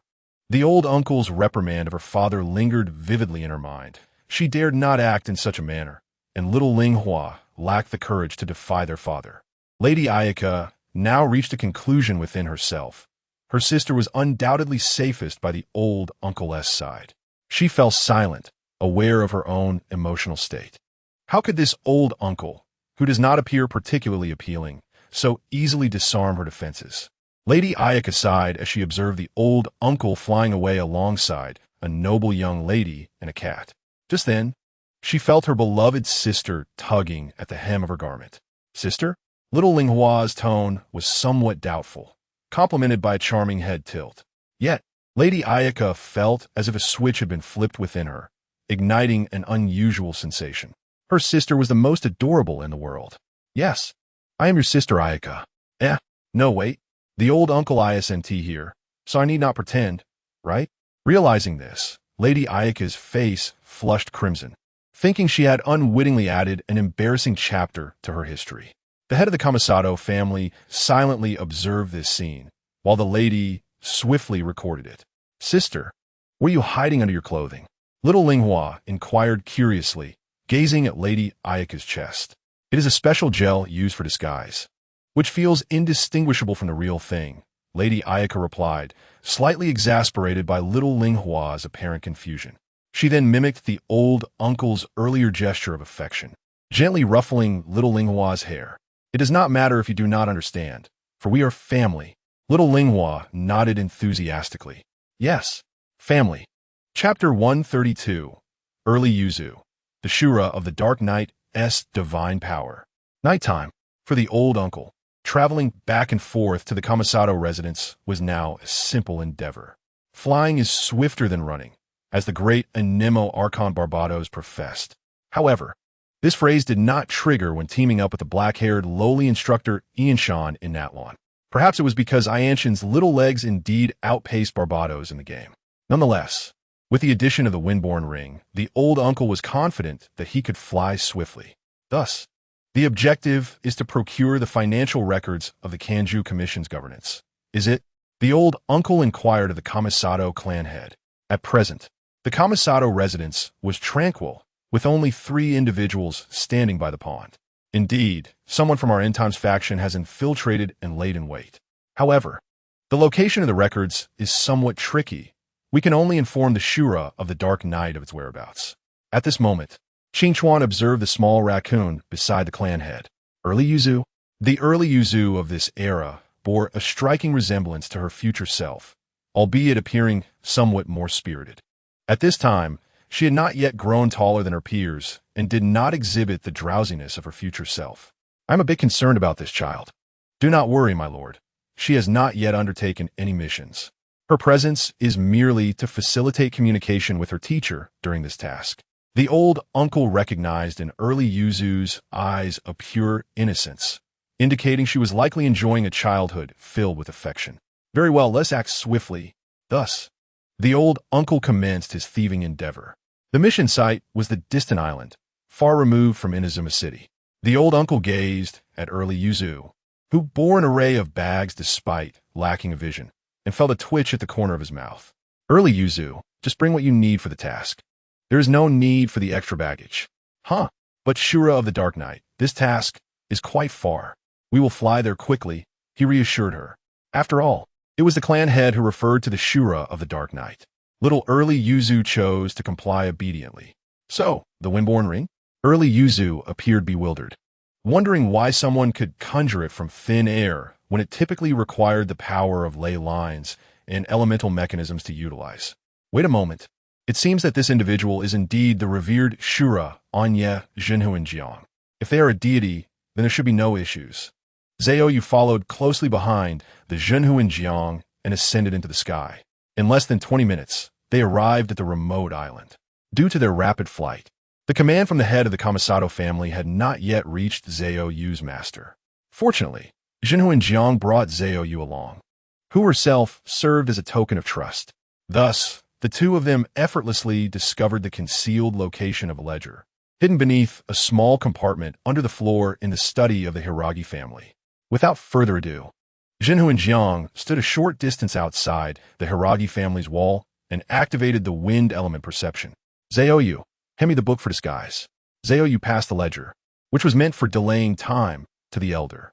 Surprisingly, the ledger, vital to the Hiragi family, suddenly floated into the air. Kid, this is a celestial secret technique. All it requires is control of the mechanism from a distance using the wind element, and then the ledger can be smoothly extracted with the wind element. Silent and stealthy, perfectly aligned with the blind spots. Additionally, use a trace of elemental shielding to prevent any experts from the Hiragi family from noticing. Zaoyu played the role of a morale booster. This mission was truly effortless. Chapter 133. The president is quite tall indeed. Zaoyu never anticipated that executing a task could be so simple. Nevertheless, it was quite favorable, as the spare time allowed her to find a place to relax. However, she was stopped by the elder, who grasped her shoulder. Zhenhuanjiang, is there an issue? After showcasing a display of divine power, Zaoyu's demeanor towards the elder was nearly equal to that of the family head. As for why it was slightly lower, it was because the family head provided Zaoyu with allowance. The elder's expression was complex. Zaoyu, listen to me. I have a friend who was short since childhood, but he only remained so for 10 years. So, please, do not give up, you will surely grow taller. Zaoyu took the elder's words to heart without question. Huh? Will I be short forever? She pondered, glancing at her small hands. What would that entail? Zaoyu scratched her head, as she had not yet experienced the urgency of others growing taller, while she remained the same, completely oblivious to the gravity of the situation. Perhaps you will always be seen as a child? Zaoyu recalled the times she was pampered at the in-game banquet. That would be splendid. The elder was left speechless. Zaoyu, I hope you can maintain this mindset. Knowing what the future held, the elder felt a bit helpless. Speaking of which, Qingchuan indeed had a childhood friend who experienced a sudden growth spurt. When Qingchuan was in elementary school, This friend was among the shorter ones in their age group, but around the third grade, he grew to a height of about 1.30 meters. After that, it seemed as though his height was fixed. In Qing Chuan's memory, that friend's appearance had scarcely changed through elementary, middle, and high school. Qing Chuan could not comprehend it. He was deeply shocked. Therefore, even if one is short, they should not lose confidence. Perhaps in 10 years, they will grow taller. That would be quite good. However, Zhao, you must remember that there are 3 secrets to growing taller. Eat well, and do not be picky. It does not matter if you eat a lot. Just ensure a balanced diet with sufficient meat, eggs, and dairy. Additionally, go to bed early and wake up early. It is best to sleep by 9. And if you can, stay in bed a little longer in the morning. Lastly, maintain ample exercise daily. If you do not run, your body will not know your desire to grow taller, but do not over-exercise or the growth energy will shift to your muscles. The elder fussed over Zhao Yu like a mother hen. At this moment, Zhao Yu was only partially receptive. Oh wait, I did take in a bit of that. She nodded selectively, ultimately departing for her residence under the elder's guidance. The elder could naturally discern this. It's amusing. Who hasn't been a child before? After handing the ledger to the head of the Kamisato family, he took the time to write a Zhao Yu's height growth guide. When the time comes, if little Zhao Yu wishes to grow taller, she can refer to this guide. The head of the Kamisato family regarded the elder's specially prepared purple adventure book as a treasure and placed it into the family's treasure chest alongside the ledger. Chapter 134. Young Lady Ayako's Honesty. The special gel from the endgame banquet is quite useful, though it is excessively sticky. It is not easy to remove. Fortunately, it has a time limit. After a day, its stickiness will dissipate and fall off automatically. To avoid causing a commotion while it remains on her chest, little Ayako must continue wearing her wig and outfit. Thus, she presently embodies the persona of young Lady Ayako. In the evening, the Kamisato family enjoys rare moments of leisure. Except for the occasional absence of her father due to work, the family often gathers to engage in shared activities, such as playing chess, illustrating, or simply lying back and emptying their minds. Tonight, the elder should be coming, right? Little Ayako stepped outside and spotted the elder conversing with her father. She found her current situation somewhat peculiar. She wanted to approach the elder, but felt hesitant. Perhaps it was merely a fleeting impulse. However, how should one articulate it? The pure innocence and beauty of a child are the most precious treasures in this world. I shall not allow such a child to sacrifice their most innocent aspects for what you claim to be the interests of the Kamisato family. Genuine emotions, untainted by ulterior motives? Little Ayako observed her mother engrossed in a light novel and her adorable younger sister. She was acutely aware of the bond shared between her family and herself. Would such emotions manifest with individuals outside her family? If it were that elder? Little Ayako gazed at her reflection in the mirror. In this state, I should be considered a cute child, right? She began to tidy her hair, which, although a wig, still bore a certain feel. Then, she dashed out of the house. Jinhu and Jiang, leave the subsequent matters to me. You should focus on preparing to persuade General. All right. Do not forget to let Zhao Yu sleep more. Children need ample rest to grow taller. After her father accompanied the elder to the door and closed it, young Lady Ayako called out to the elder, who was about to take flight. Mr. Qing Chuan, wait a moment. There is something I wish to tell you. The elder halted the wind beneath him, casting a slightly puzzled glance at young Lady Ayako, whose face was slightly flushed. What is it? Speak freely. In truth, young Lady Ayako sighed inwardly, ultimately voicing what her father did not want her to reveal. The title of Shura Anya Jinhu and Jiang was spread by my father. He forbade me from mentioning it, but I still want to tell you. Is that so? I wondered how such a Chinibi title spread.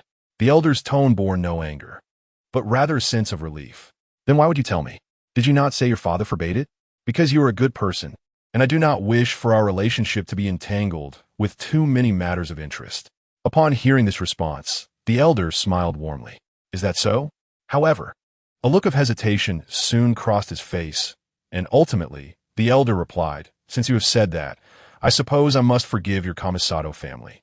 Additionally, young Lady Kamisato Ayako is indeed a lovely child.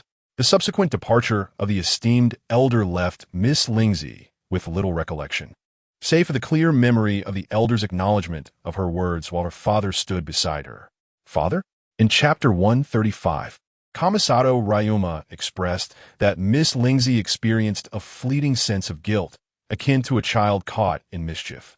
The visage of her father appeared softened under the moonlight. "Well done, my son. You are indeed worthy of my pride," he remarked with a nod of satisfaction. Young Lingzi felt a twinge of confusion, yet her father proceeded to elucidate. Qing Xuan is a man of integrity, akin to a gentleman in Liu's eyes.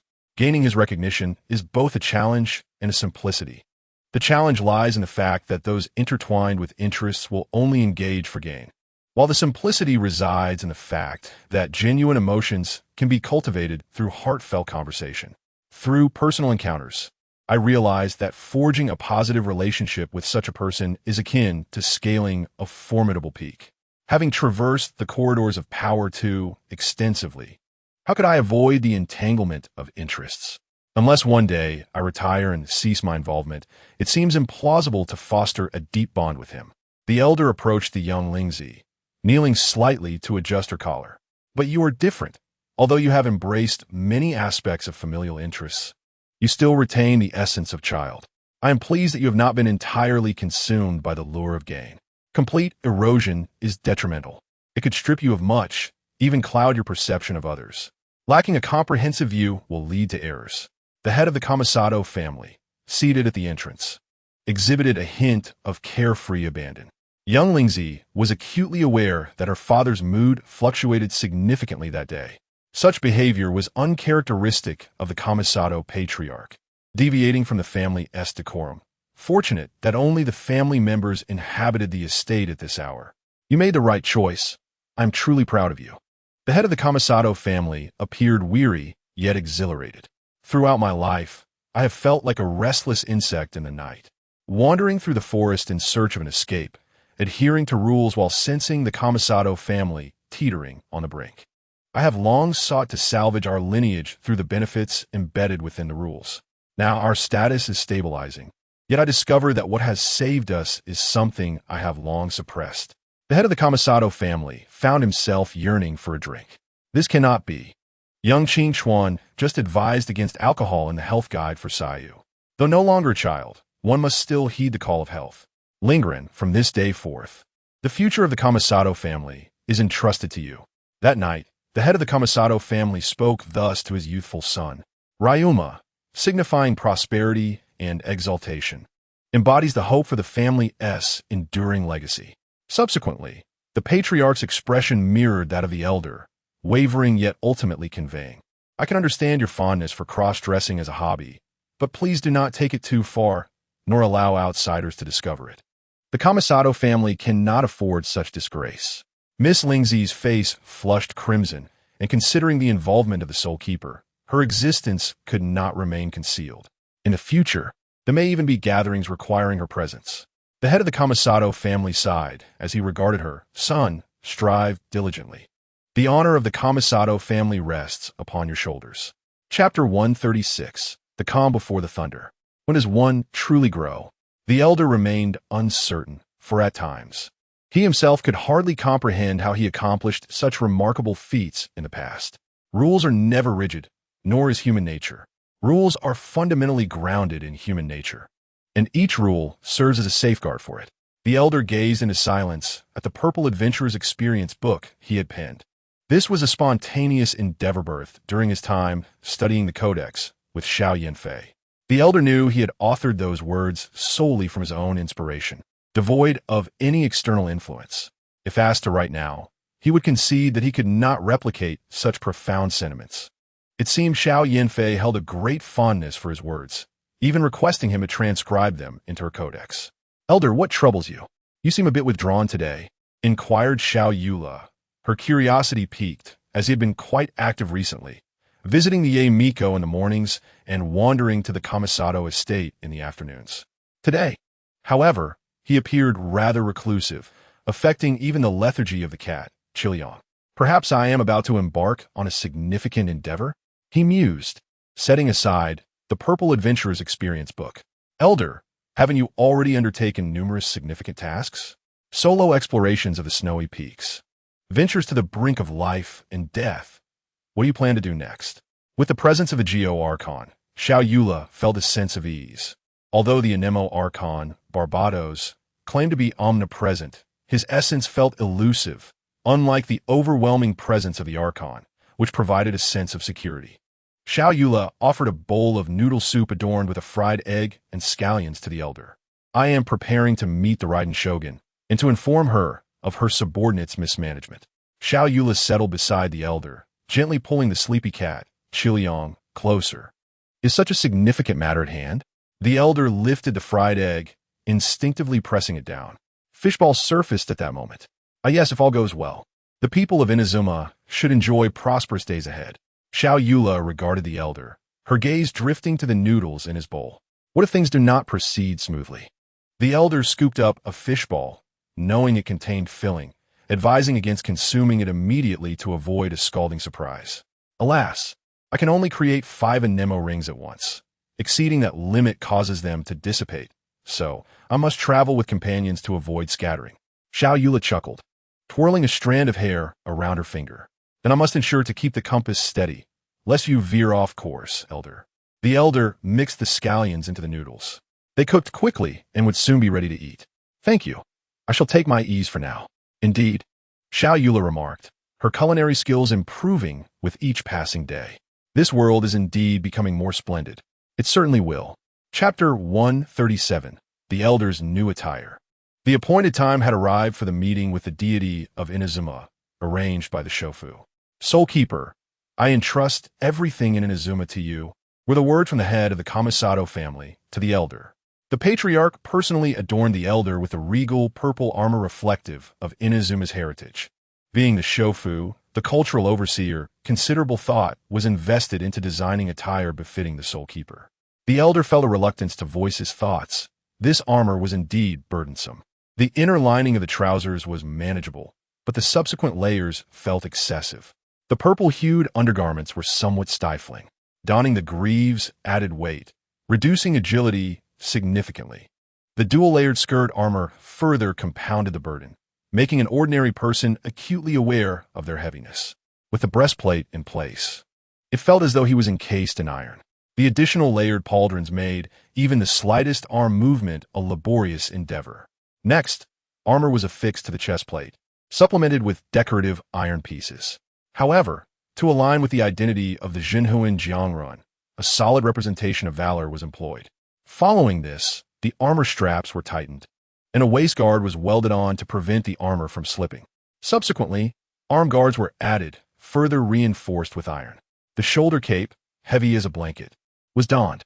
Eventually, adorned in a complete set of violet armor, the elder felt that his mobility had significantly diminished, estimating a reduction in speed by at least 40% without invoking the divine eye.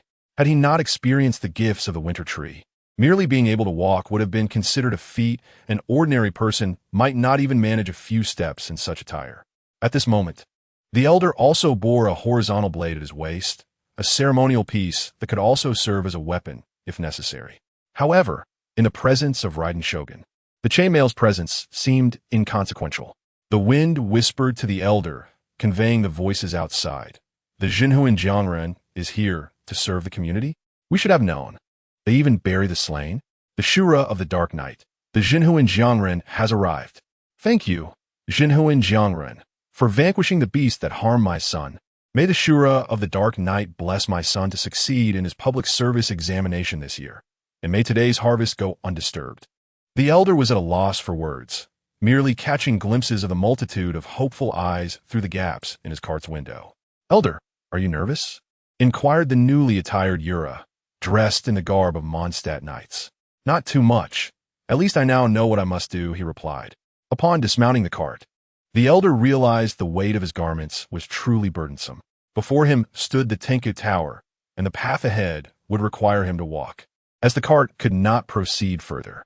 Each step felt heavy as the Shura of the Dark Knight, the Jinhuan Jiangrun, advanced on foot.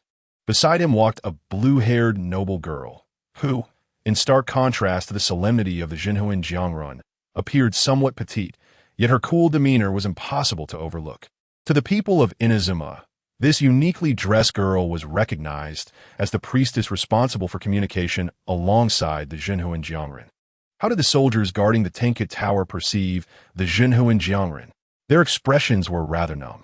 They merely acknowledged the arrival of a significant figure with whom they had little connection. The Shura of the Dark Night, the Jinhuan Jiangren, pushed open the grand doors, confronting the brilliance of thunder. Chapter 138.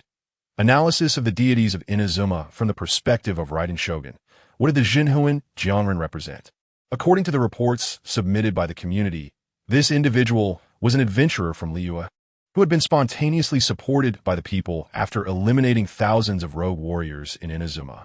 Raiden Shogun held no objections to this. It was customary for Inazuma to engage in trade with Liyue, and the arrival of an adventurer from there was entirely natural. Moreover, their contributions to public safety warranted recognition from her as the deity of Inazuma. While Raiden Shogun could be deemed inexperienced, she was not malevolent. This promise to her people was a dream of eternal stability, unchanging across countless generations. If she were truly a villain, such declarations would not exist. A brief analysis of Raiden Shogun reveals that the true deity of Inazuma is Shuriing. Raiden Shogun may be considered a creation of the general, perhaps even a daughter figure. 5 centuries prior, Shuriing lost most of her friends, including her dearest sister, Jeanne, leading to her seclusion. In her introspection, Shuriing did not wish for the people of Inazuma to suffer as she had. Thus, she deduced that the reason for the departure of those around her was the unpredictable and perilous progression of Inazuma, leading her to resolve to embrace an eternal stagnation. To prevent any wavering of her convictions, she chose to confine herself within a realm of tranquility. Yet, upon observing the humans in need of protection, she sought to fulfill her responsibilities and discovered a method of governance through her ideals, crafting the serious and principled Raiden Shogun from her vision of eternity. She entrusted governance to Raiden Shogun, whom she deemed more suitable for the task, without imparting any teachings. In solitude, Shuriing engaged in self-reflection, determined to prevent any shifts in her eternal convictions that might lead to the suffering of her people. Thus, she endowed Raiden Shogun with the role of warden, ensuring that any momentary impulses would not result in unnecessary loss. Shuriing likely believed that by containing the unstable elements of governance, Inazuma could achieve a state of perpetual harmony.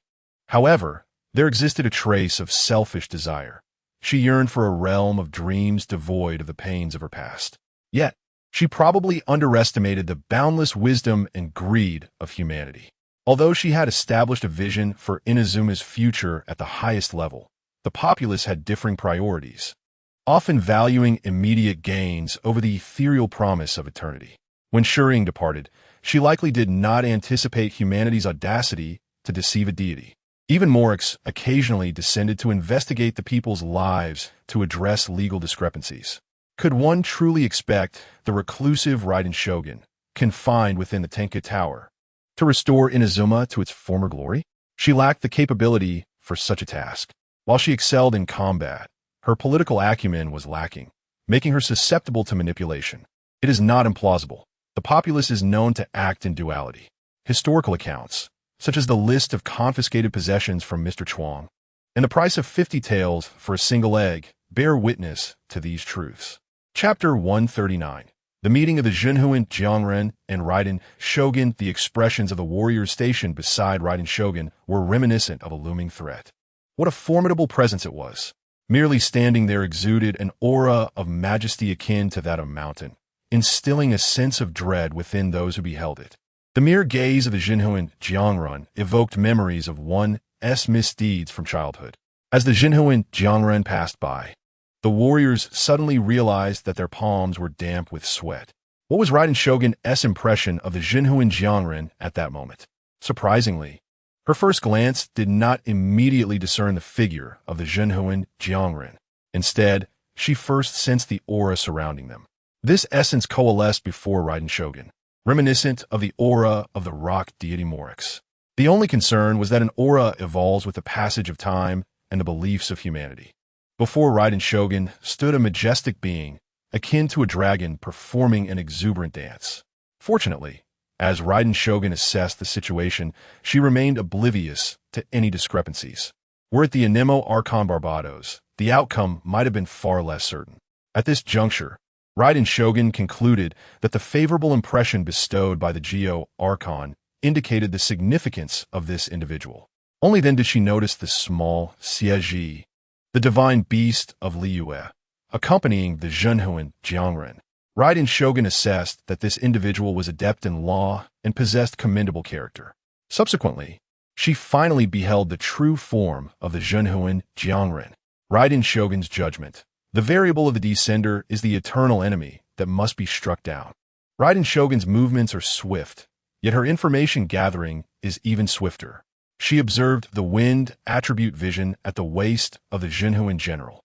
The timing of Raiden Shogun's judgment experienced a reversal, and the situation is roughly as follows. Possessing a vision from the Sky Island is akin to a certificate of good conduct, recognized by the heavens.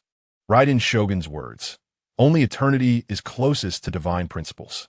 Not being struck down during our first encounter is a sign of a successful plan. It is evident that the vision serves as a certificate of good conduct for the descenders. For the deeds you have performed, I shall personally bestow upon you the title of Shura Knight, Zhenhuan General, and you shall enjoy it. However, it cannot be said to be friendly.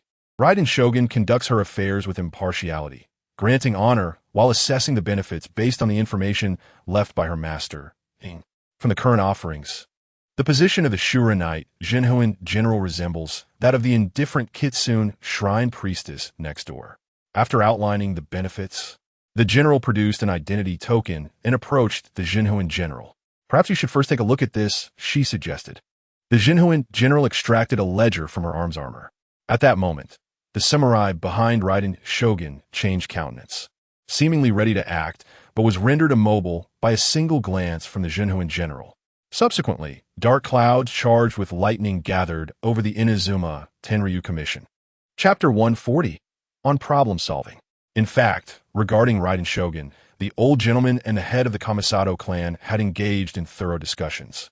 Ultimately, they both reached a consensus, a lack of respect for the divine.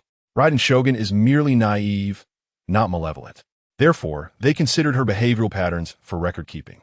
For instance, at present, Raiden Shogun, wielding her long blade, Naginata no Inazuma, intends to exit the Tenryu Commission and strike down 2 of the Daifuku.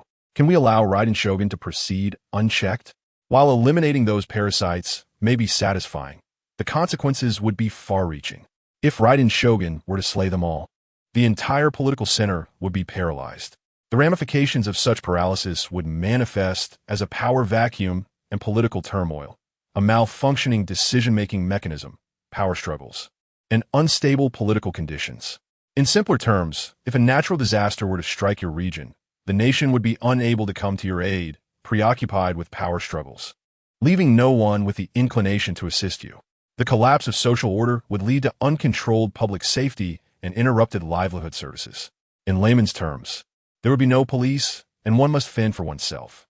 Hospitals would lack resources, and ordinary people might find themselves unable to seek medical help. An economic downturn would ensue.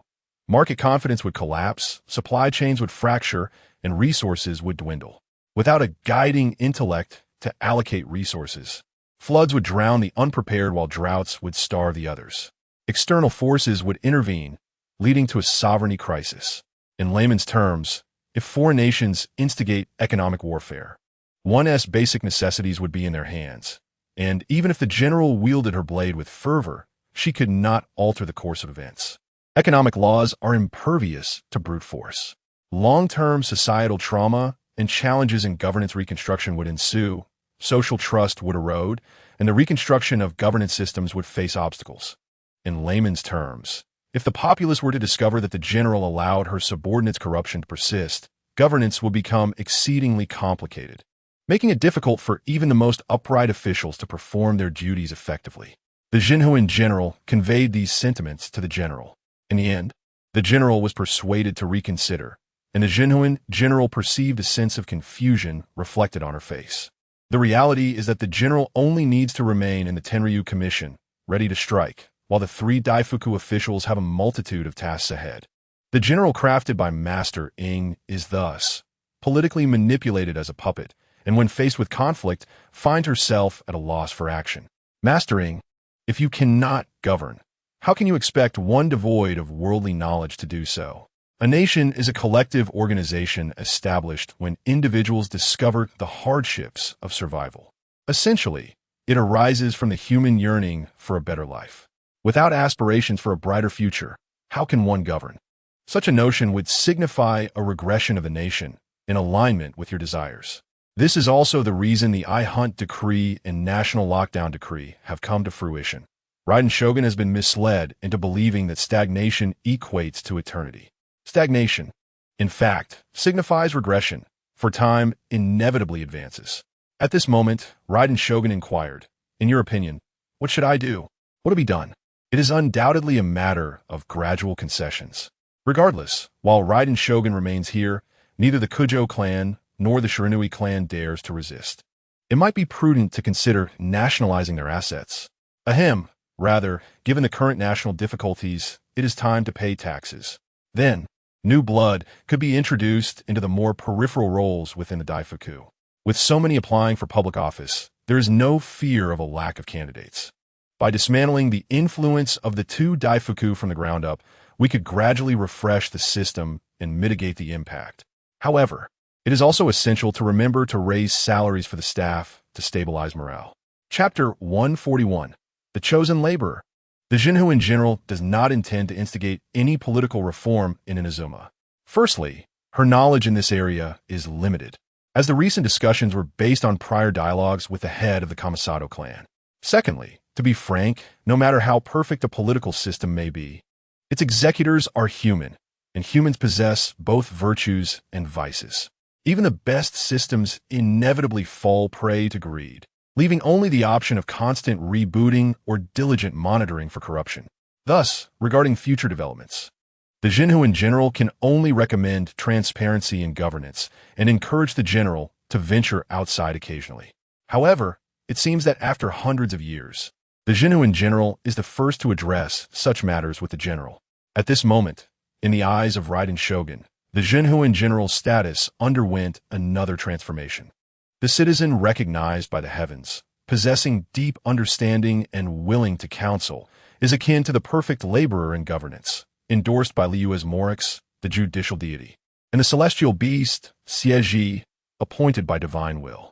The ensuing affairs will trouble you. Should you encounter resistance, I shall assist you, Raiden Shogun stated with utmost seriousness. Amidst the layers of complexity, the old gentleman, now the external brain of Raiden Shogun, found himself perplexed by the unfolding events. "Huh? Are you referring to me?" he inquired, pointing at himself. Raiden Shogun nodded and simultaneously issued several directives. "Do not worry. In Inazuma, to see you is to see me." At this moment, the fortune surrounding the old gentleman, aside from the excitement of battling the emperor, now included the calming presence of the adorable Raiden Shogun doll. No. What I mean is that my position is not appropriate. I believe the head of the Kamisato clan, or the esteemed Yemiko, might be more suitable. This matter was beyond the predictions of the old gentleman and the head of the Kamisato clan. According to their expectations, merely persuading Raiden Shogun would have sufficed, and then gradually guiding her on how to govern without being deceived. The current situation, where the old gentleman holds significant power, was entirely unexpected. When Raiden Shogun first heard the name of the head of the Kamisato clan, her expression remained neutral, but upon hearing Yemiko's name, her displeasure was palpable. "Jinhuin, your status is equal to that of the priestess. There is no need to address her as esteemed. However, due to the commendable advice of the head of the Kamisato clan, I shall arrange for you to serve as her deputy." "Miko, what exactly have you done to displease the general? Why do I sense that you seem to have fallen out of favor with her?" "It is hardly surprising that I questioned your absence in such a significant matter as my visit to the general. It appears your relationship with the general is rather tenuous." Faced with the obstinate demeanor of the esteemed general, the heavily armored elder found it challenging to voice his thoughts. Altering the will of the divine is indeed a formidable task, one that cannot be rushed. Nonetheless, the current circumstances seem to favor the elder. The Kamisato family possesses capable individuals. The Jinhu in general enjoys considerable public esteem, and the Raiden Shogun wields formidable power. In contrast, the opposition consists merely of corrupt officials within the two major factions. The advantage lies with us. Although Inazuma is presently in a precarious state, the future, I believe, will not stray far from the right path. Yes, a bright future should still be attainable. Those unversed in governance, coupled with half-hearted adventurers and a middle-aged patriarch of a fallen clan, sigh, Inazuma's future should certainly improve, shouldn't it? Chapter 142. Why not consult the marvelous deity?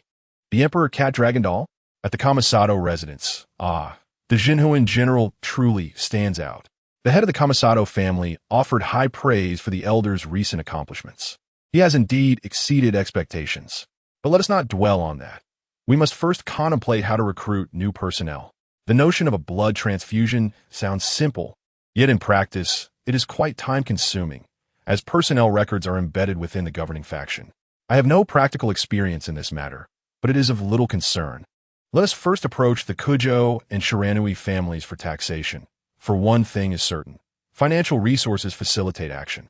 You, too, have not engaged in such matters before. The elder sighed, suddenly feeling as though he had fallen into a situation where the powerful had become tenfold stronger while the weak had diminished by a third. The head of the Kamisato family appeared slightly embarrassed. Who has ever exchanged personnel? The Kujo and Shiranui families have been entrenched for centuries. During this time, the governing faction has molded itself to their interests, with positions serving as entangled realms of family benefit. The Kamisato family has been weak for so long. In this generation, no significant personnel exchanges have occurred. This generation of the Kamisato family almost faced a blood exchange. Had it succeeded, we would have known how it transpired. But the unfortunate truth is that the Kamisato family is still a step away from such a transformation. Inazuma's future is indeed promising. However, it is of little consequence. The elder has his methods. Eula, quickly, set up the altar. I must consult the esteemed emperor. Eula, who was quietly brushing the fur of the cat dragon doll, was momentarily taken aback. Wait, elder, are you serious? To manage Inazuma's state affairs by consulting the deity of Liyue? Eula gazed at the elder, whose vision had inexplicably transformed into that of the Anemo Archon of Mondstadt. Oh well, it is not the first time I have perceived the elder's unrestrained freedom. After all, the Raiden Shogun has mentioned that meeting the elder is akin to meeting herself. This seems unwise, does it not? The head of the Kamisato family appeared somewhat sheepish. Yet he had already grasped the documents in hand. Is the neighboring deity, Morix, a remarkably diligent deity who annually inspects his dominion for deficiencies? And then he glanced at the Raiden Shogun, who seemed utterly lost. The head of the Kamisato family regarded the representative authority of Inazuma in his possession. Well, after all, he has protected our deity, and being deceived is a human failing. I shall take it upon myself to rectify matters for the people of Inazuma. It is of no concern. I am currently the deity of Inazuma. I previously inquired with the Raiden Shogun about seeking external assistance. She entrusted the entire management to me. The elder placed the Emperor Cat Dragon Doll upon the altar, detailing the current predicament, and also inscribed the action plan he and the head of the Kamisato family had devised for the Emperor to review. Before long, the Emperor Cat Dragon Doll came to life, extending its fluffy paw to examine the documents. Ultimately, it nodded and inscribed a large character meaning reviewed upon the paper. What does this signify? The head of the Kamisato family inquired, his tone tinged with uncertainty, seeking clarification from the seasoned adventurer familiar with the Geo Archon. If my assessment is correct, the Geo Archon is quite satisfied, and we may proceed with our endeavors. Very well, let's take action immediately. Chapter 143. Air conditioning saves the world. Can mortals truly replace deities in governance? The elder, having just completed his review, was leisurely enjoying his tea. After all, the children had dispersed to play, and with Xingyin among them, no unexpected incidents were likely. At this moment, those who could share tea with Mr. Zhongli were rather composed youths. It is precisely for this reason that Mr. Zhongli's daily leisure time is ample. As long as Hu Tao does not drag her friends over to him, all is well. Espionage is defined as participation in espionage organizations, accepting tasks from such organizations and their agents, or directing enemy attacks, thereby jeopardizing national security and interests. Xiao Yanfei was still engrossed in her studies of law. Morix fell into contemplation.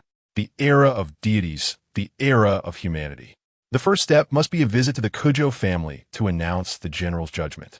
However, there is one more task to be accomplished beforehand. I will play the role of the villain while you take on the role of the benevolent. Understood? The elder explained to the head of the Kamisato family. Rest assured, I yearn for this opportunity. Their roles were clearly defined.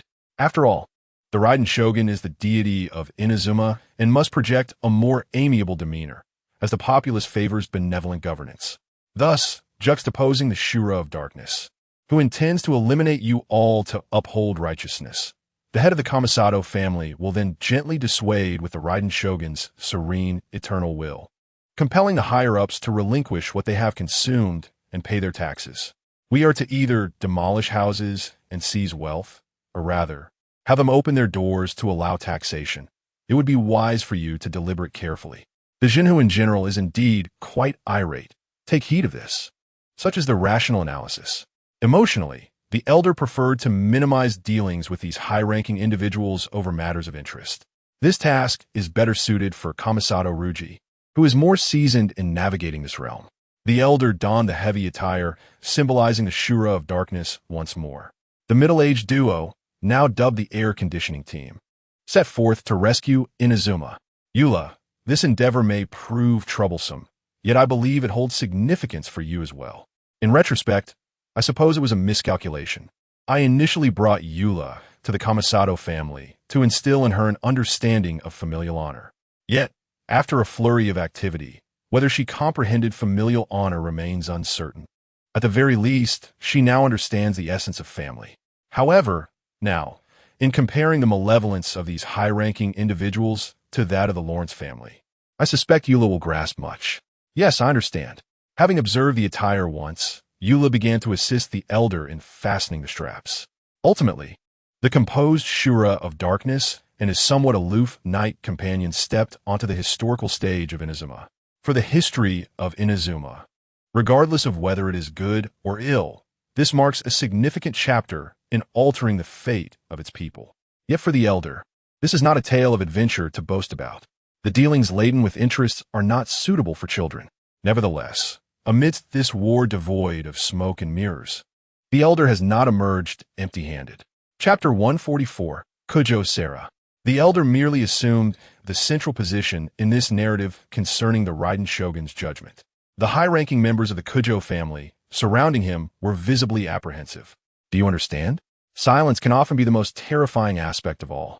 In the realm of horror fiction, the most egregious error is to allow the uncanny to communicate, for when communication is absent, one must delve into exploration and contemplation to unearth chilling revelations. The moment one speaks, however, numerous insights can be gleaned from the sound of their voice. Rational beings are far more amiable compared to the indescribable entities lurking in the shadows. Upon entering the adjudication chamber, Jinhuan Jiang, without a hint of hesitation, took his seat at the head of the table, casting a disdainful gaze upon all the high-ranking officials present. I observe you all like mere pawns. If it weren't for the potential chaos that could ensue from a complete purge, I would have relished the opportunity to eliminate you all. Had it not been for Raiden Shogun's intervention, you would have all met your demise. Once I have drained you of your worth, I shall deliver you unto the law. The penalties for bribery range from 5 years or less for simple bribery to 7 years for entrusted bribery, and more severe offenses carry even harsher sentences. Regardless, an assortment of legal statutes stands before us. In the end, some will face life sentences as state slaves, while others devoid of humanity will be consigned to the depths of the earth. In summary, the elder statesman maintained an air of utmost seriousness at the banquet, appearing exceedingly stern and upright, while the head of the Kamisato clan seemed far more relaxed, merely negotiating the price for a life. Due to Jinhuan Jiang's authoritative presence, no one dared to refuse the Kamisato clan leader's offers. Truly, no one dared, which left Jinhuan Jiang slightly dissatisfied. Honestly, I have merely dispatched a few thousand wandering warriors. Is it so remarkable that I could eliminate everyone here in an instant? A little resistance would only lead to a few more unfortunate souls meeting their end. Is that not natural? I could hardly wipe you all out. It became evident that those engaged in politics were not devoid of intelligence. Foolish individuals do not ascend to high ranks. If someone were to err, one would typically consider the circumstances surrounding their backing. Yet, the individuals present were all high-ranking officials who valued their own lives and dutifully paid their taxes. Observing the Kamisato clan leader's beaming smile made it clear how satisfying this endeavor had become. However, was there something amiss? Why does the clan leader appear increasingly like a comedian? At this moment, Xiao Yula stood gracefully behind the elder statesman, exuding the elegance, dignity, and strength of a noble knight. Ordinarily, one would expect the elder statesman and Xiao Yula to endure a lengthy period of silence. Yet at this juncture, the head of the Kujo clan, accompanied by his adopted son Kujo Sera, approached Jinhuan Jiang to pay their respects. I was that old fox Kujo Takumi, who had colluded with the foolish and enacted the national lockdown and I hunt decrees. Jinhuan Jiang merely cast a glance at Kujo Takumi before shifting his attention to Kujo Sera. Kujo Takumi appeared visibly relieved. It must be said that some individuals are rather peculiar. If you engage with them, they perceive it as a challenge, while if you do not, they feel abased. The elder statesman was indifferent to his demeanor, as his fate was already sealed, and his focus remained on Kujo Sera. Oh, has Kujo Sera grown so much? She is nearly the same age as Xiao Yula, a middle school girl now. Observing the somewhat rigid demeanor of young Sera, Jinhuan Jiang allowed a faint smile to touch his lips. Chapter 145. Kujo Sera and Jinhuan Jiang actually smiled. As an astute individual, Kujo Takumi noticed this immediately. At this very moment, his mind began to concoct schemes to leverage Jinhuan Jiang's approval of Kujo Sera for his own advantage. Kujo Sera, is that your name? This was the first phrase uttered by Jinhuan Jiang at the banquet. Yes, that is my name, replied Kujo Sera, her voice delicate and crisp, though still somewhat formal. The elder statesman could perceive a spark of youthful vitality within her. By the way, how has Kujo Takumi instructed you, Sera? After allowing you to enjoy yourself, how does he proceed with the reprimands? Jinhuan Jiang regarded the head of the Kujo clan with a cold admonition, disregarding proper conduct and failing to learn. Being nurtured under the heavens does not permit you to engage in actions that defy the eternal principles upheld by the general. Kujo Takumi's body instinctively weakened, nearly collapsing to his knees, while young Sera instinctively turned her gaze towards Jinhuan Jiang. What was this situation for Kujo Sera? Ever since she fell from the cliff and obtained the vision, she had regarded Raiden Shogun as her sole faith. Adopted by the Kujo family, she still retained a hint of her childhood innocence. Initially perceived as a boy upon entering the military, she had mingled with her comrades before facing a cold reprimand. After being scolded, she maintained her distance from others, consciously regarding the general's successor as her standard of self-expectation. Indeed, although Kujo Takumi's reprimands contributed to this, the elder statesman suspected that even without such admonitions, Kujo Sera would have held herself to high standards. Truly, such self-discipline in a child is exceedingly rare. Before joining the Kujo clan, she aspired to protect the forest. After her adoption, she sought to safeguard the people. Such individuals deserve respect, wherever they may be. They are the embodiment of humanity's inherent goodness. Jinhuan Jiang gazed at Kujo Sera, initially intending to ruffle her hair, but he opted instead to pat her shoulder. Do well, and do not let your adoptive father, who defies the general's eternal principles, influence you too much. I have faith in you. Upon hearing her adoptive father being accused of contravening the general's eternal principles, Kujo Sera's gaze towards Kujo Takumi sharpened. At this moment, the elder statesman remained unaware of how he was perceived in Kujo Sera's eyes. The Shura Dark Knight, Jinhuan Jiang, personally appointed by the general, possessed the ability to alleviate the general's worries and eliminate threats to the populace, appearing serious and meticulous in his duties. This was the very model she aspired to emulate. Prior to their encounter, Kujo Sera had already placed the Shura Dark Knight, Jinhuan Jiang, on a pedestal, ranking him third in her heart, filled with anticipation. The first was Raiden Shogun, without question. The second was her father, who had consistently instilled loyalty in her. However, Kujo Takumi's current actions of defying loyalty and the general's eternal principles had relegated him to an abysmal position. Now, Witnessing Zhenhu and Jiang holding the high-ranking officials accountable for their sins, effortlessly alleviating the general's burdens, and expressing confidence in her. Kujo Sarah understood the significance of the shoulder pat from her experiences in the military. Brother, I leave it to you. Zhenhu and Jiang's actions were an acknowledgement of her loyalty to Raiden Shogun. At this moment, the name Shura, Dark Knight, Zhenhu and Jiang firmly occupied the second position in Kujo Sarah's heart. Chapter 146. The middle-aged air conditioning duo. After the meeting, this endeavor proceeded remarkably smoothly. The elder statesman, clad in his heavy attire, began to walk, casually reaching out to ruffle Xiao Yula's hair. Huh? Xiao Yula appeared somewhat bewildered. What was the elder statesman up to? Yet, she did not resist, perhaps comforted by the weight of his armor, which offered an unexpected sense of security. It's nothing, I just saw a very adorable child and couldn't ruffle their hair, so I thought I'd ruffle yours instead. The elder statesman was utterly candid. Subsequently, Xiao Yula playfully squished his face. All right, but that rather stern child. Xiao Yula was well aware that the elder statesman referred to the young Kujo Sarah. The child possesses something you lack. When I meet tomorrow, I intend to bring her along to engage in child labor. Recalled stern demeanor and wondered if it was a matter of conviction. Perhaps not. It could be about how one chooses to live. The old uncle gently tousled hair. There is no need to rush. If you cannot find it forever, then continuing to venture with me is not a bad choice. This time did not resist the old uncle's affectionate gesture, instead closing her eyes to savor the moment. If I did not find it, you must keep your promise to accompany me on our journey. Certainly, despite the heavy armor he wore. The old uncle's smile remained warm as they sat in the carriage, and he even tidied his hairstyle to enhance its beauty. The high-ranking individuals are astute and fearful of death, avoiding the foolish act of assassination. After all, while the old uncle critiques the precarious future of, filled with adventurers lacking governance skills and a middle-aged patriarch of a fallen family. If anyone believes it, let me introduce you. This is head of one of the three major political organizations in overseeing cultural authority. Few hold a higher status than him, a cunning old fox amidst a pack of foxes.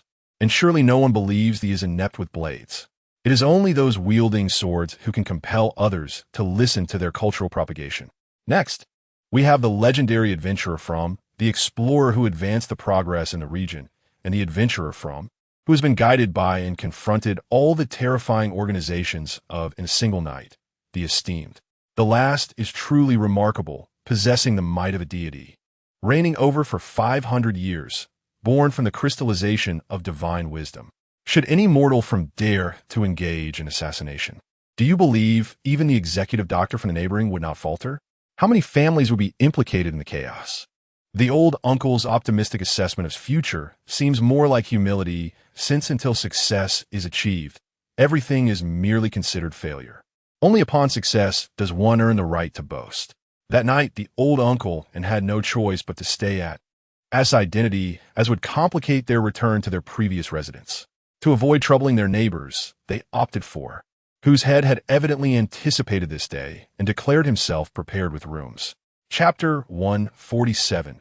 Heartwarming moments after work. The head of embraced his wife, while gently held the increasingly shameless head of the family. The old uncle knelt on one knee. His heavy armor appeared burdensome, yet its flexibility was commendable. "I'm truly overwhelmed," he remarked. It was evident that the old uncle and shared a close friendship. Other children might have recoiled at the sight of the old uncle's armor, but felt no such hesitation. "You worked hard, old uncle," she said, mimicking her mother's affectionate gesture. Although the weight of the armor made it difficult for her to embrace him fully, the gesture filled the old uncle with satisfaction. Innocent and adorable children are indeed angels. This is the very essence of my mission to save. Those in high positions must be banished to the depths of the earth to preserve the purity of the children. Meanwhile, the little cat leapt towards but was caught mid-air. The cat expressed its confusion in a mixture of fox and feline sounds. Subsequently, washed its paws in the nearby pool before allowing to walk on her clothes. Who, then, was truly isolated? It was the future head of the family. Observing the old uncle flirting with her sister, ultimately chose to endure. The upcoming meeting with and the handling of high-level affairs had left the old uncle quite exhausted. After embracing, he did not forget, beckoning her over with a wave of his hand. "Hi, we cannot overlook good children like." The old uncle lamented the weight of his armor. Yet, today's fox-like smile appeared more vibrant. Soon, assisted the old uncle in removing his armor, carefully placing the components of his battle attire onto a designated wooden rack. Instantly, the old uncle felt a wave of relief, as if he were floating, collapsing onto the tatama mat reluctant to move. Nevertheless, he mustered the strength to rise. The odor of sweat emanating from his body after shedding the armor was rather intense. He must wash it off before it disturbed the children. Unfortunately, with the recent heat, even the chill prepared by the head was insufficient. Moreover, the armor was exceedingly cumbersome, and standing in such heat was exhausting. Had it not been for the old uncle's good physical condition and the wind attribute of his facilitating cooling, an ordinary wielder of a divine, I might have succumbed to heat stroke. Considering the weight, wearing it was indeed a depletion of stamina. Thus, it could be said that merely donning this armor sufficed to uphold the reputation of. Now, the old uncle sought refuge in a secluded corner of a pond, waiting for his condition to improve before indulging in a proper bath. Chapter 148. The sleeping old uncle. Although work is something I genuinely wish to avoid, one cannot deny that, at times, it enhances the beauty of life, especially after a fatigued body has been soothed by a warm bath. The sensation of exhaustion dissipating is profoundly pleasurable and truly relaxing. Having just emerged from the bath, the old uncle employed wind elements to dry his hair. The wind element is best suited for drying hair indoors while the warmth lingers. It is ill-advised to use wind elements to dry one's body, as it may lead to colds. Once dressed in fresh attire, the old uncle finally felt at ease as he reclined on the tatami in the oven. The night breeze was refreshingly cool, and no one could fathom the scorching heat he endured that day. As he lay back, he sipped the cool water prepared by, appreciating the simple pleasure of cold water over hot. For sometimes, indulging in a glass of cooled water is a delightful aspect of life. Strangely enough, the old uncle realized he rarely consumed beverages. However, drinking water felt akin to enjoying a drink. The flavor of water varied from place to place. Suddenly, he felt a connection with the from, thinking they would have much to discuss. The old uncle lay back, fully relishing the moment, transforming into a languid salted fish. Closing his eyes, he savored the coolness of the ground and the faintly salty breeze from the seaside, alongside the gentle sounds of the cat. "Oh, you should learn to meow." Just then, emerged from her parents' room. Father often lets me out," she mused, not particularly concerned, though feeling a tinge of sadness at not being able to sleep with her parents. "I shall find the old uncle to play." Approached quickly spotting the old uncle sprawled out on the tatami. "Oh, and there lies the cat Chiliong by the side of the old gentleman." "Old gentleman, I heard today that you met Lady Raiden." A faint purring sound escapes, indicating that the old gentleman is indeed quite exhausted today, having fallen asleep on the tatami without a blanket. Xiao Linghua feels a bit bored, but as a well-behaved child of the Kamisato family, she knows she must not disturb the old gentleman. However, her mother used to do just that, didn't she? Thus, she kneels beside the old gentleman and gently lifts his head, gradually positioning her own thighs beneath him. Afterward, she opens a fairy tale book, selects a story, and begins her bedtime tale. On a sunny day, a monkey was strolling along the road when it suddenly felt extremely hungry. As the story unfolds, Xiao Yula finishes tidying her hair and heads to the living room. Is a story being told? Xiao Yula peers in at this scene. Meanwhile, Xiao Linghua remains absorbed in the storytelling atmosphere. Chapter 149. Leisure Moments in the Kamisato Household. Should I interrupt now? Xiao Yula ponders. Well, if I tread lightly, it should be fine, right? She glances at the lazy cat Chiliong beside the old gentleman. Then, she stealthily approaches him. Oh, it turns out he is asleep. No wonder he accepted Xiao Linghua's lap pillow. He seems to be sleeping quite soundly.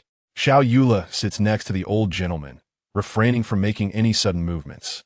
Nevertheless, Xiao Linghua notices her sister's approach and looks up with a smile. Caught in the act, Xiao Yula feels a bit embarrassed. So she simply sits beside Xiao Linghua and begins to read her fairy tale book, playfully poking the old gentleman's face with her finger. Tender sprouts grow quickly, If you don't grow soon, we shall use sharp scissors to cut you down. Xiao Linghua's voice is melodious, even when reciting a seemingly threatening line. It carries an inexplicable softness and innocence. Soon after, Xiao Lingren finishes his homework and emerges. Yes, the poor heir always has assignments to complete, such as analyzing today's meeting with Lady Raiden, regarding how to cleanly extract money from the upper echelons while ensuring they remain too intimidated to act rashly. Comforted by the delusion that paying once suffices, one can only say that Xiao Lingren, as a mature child, contributes significantly to the retirement endeavors of the Kamisato family head. The old gentleman is actually enjoying his sister's lap pillow. Upon entering the living room and witnessing this scene, Xiao Lingren halts his search for his sister. He doesn't dwell on it much, merely curious as he approaches, only to discover the old gentleman sound asleep. Xiao Linghua raises her finger to her brother, signaling for silence. As a good brother, Xiao Lingren naturally acquiesces to Xiao Linghua's request, tiptoeing behind her to see the title of the fairy tale she is telling, The Monkey and the Crab.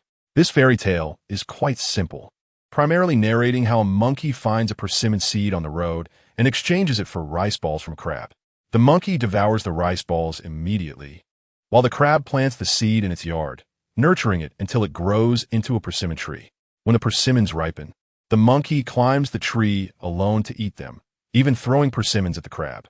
The next day, the crab's friend visits, learns of the situation, and becomes extremely angry, teaching the monkey a harsh lesson. The monkey, moved by virtue, ultimately realizes its error, apologizes to the crab family, and helps them pick the persimmons. They forgive him for free labor, and from then on, they coexist peacefully. One could say this fairy tale is quite classic. The book conveys the moral of the story, teaching people not to be greedy, to keep promises, and to emphasize the strength of friendship, as friends will help each other through difficulties. However, what Xiao Lingren sees is the monkey being chastened into submission. The solution seems rather drastic. If the crab family had no friends, would the outcome have been that the monkey continued to bully them? One can only say that according to the recent assignment, one must first befriend some of the lower-tier individuals in the Kujo and Sho family, allowing this clean circle of friends to replace the corrupt ones. This approach would enable the Kamisato family to crush opposition more effortlessly and with less risk, also easing the trouble of finding talents. Xiao Lingren shakes his head. How is it that he has taken to pondering the adult world at such a young age? It is quite exhausting. Xiao Lingren squats beside the old gentleman. Today has been filled with the burdens of adult matters. I truly appreciate your efforts, old gentleman. Chapter 150. The Children's Story Session. Linghua, drink some water. Xiao Lingren hands a cup of water to Xiao Linghua, who sets her fairy tale book aside and accepts the cup with both hands. Thank you, dear brother. Watching Xiao Linghua sip her water, Xiao Lingren picks up her fairy tale book. Seeing how passionately Xiao Linghua narrates, I find myself itching to join in. Shall we hold a story session together?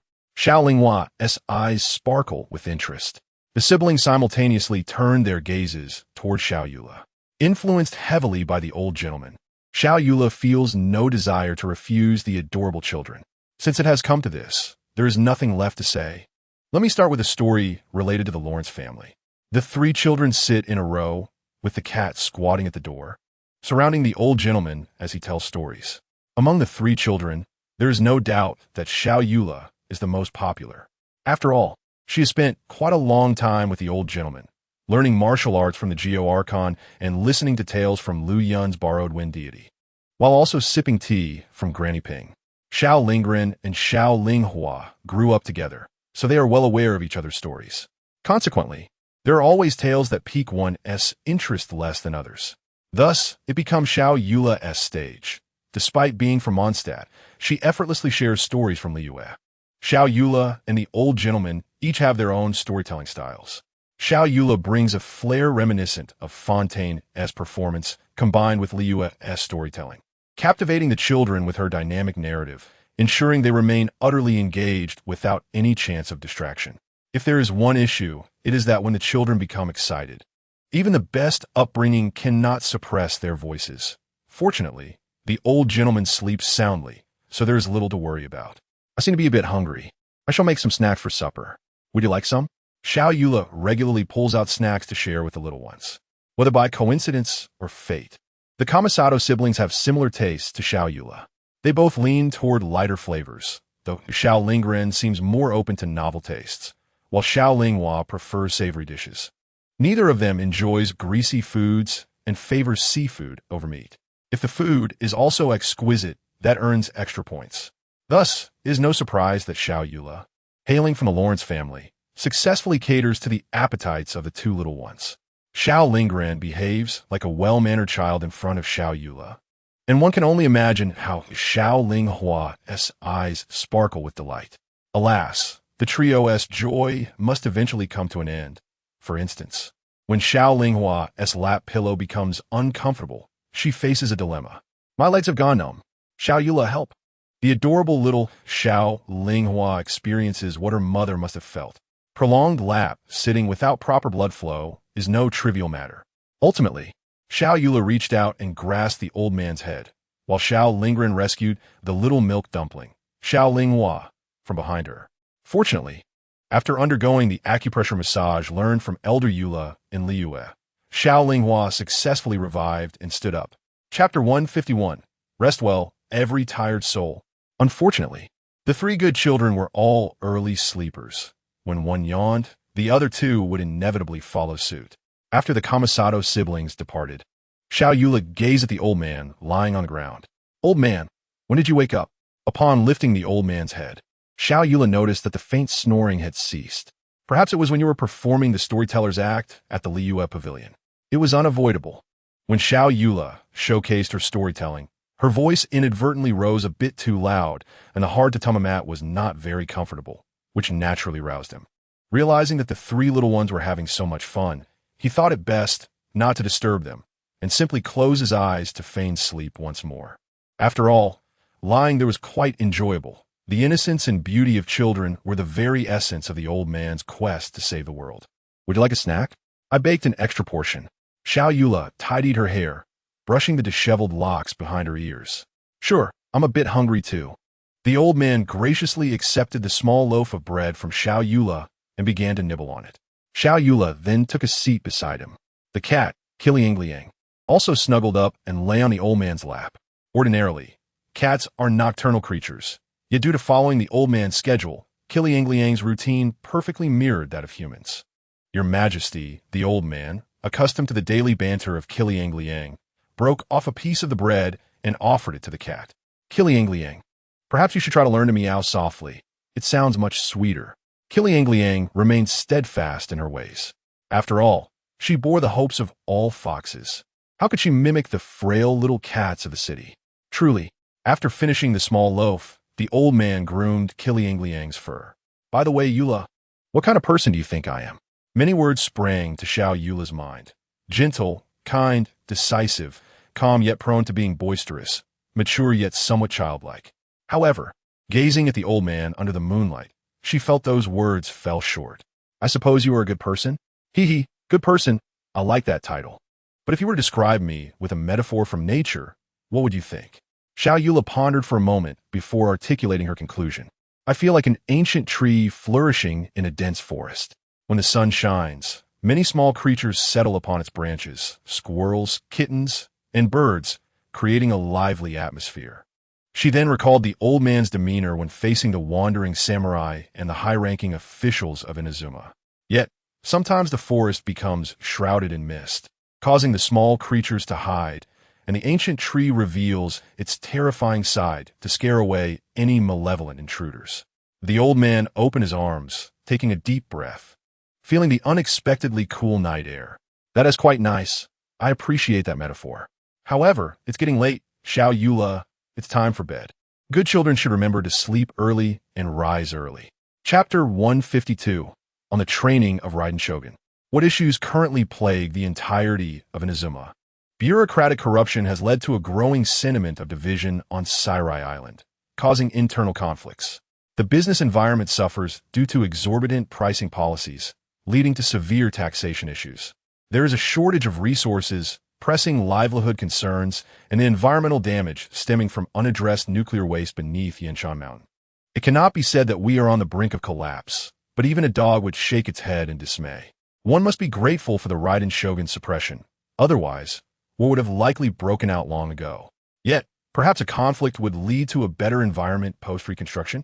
Meanwhile, the spirit of the Shogun, clad in her heavy Shuro armor, returned to the Tenryu Commission. This visit to meet the Raiden Shogun bore significant importance. The Raiden Shogun crafted by Mastering could indeed be altered. The so-called eternity is far from static. This notion is also underscored in the storyline of Genshin Impact. Although the National Isolation Edict and the Vision Hunt Decree have contributed to Inazuma's regression, one must ask whether the Raiden Shogun has remained unchanged. Has she not regressed? If she can retreat, she can also advance. It is imperative to ensure that the Shogun acquires the necessary knowledge, thus alleviating future concerns about deceit.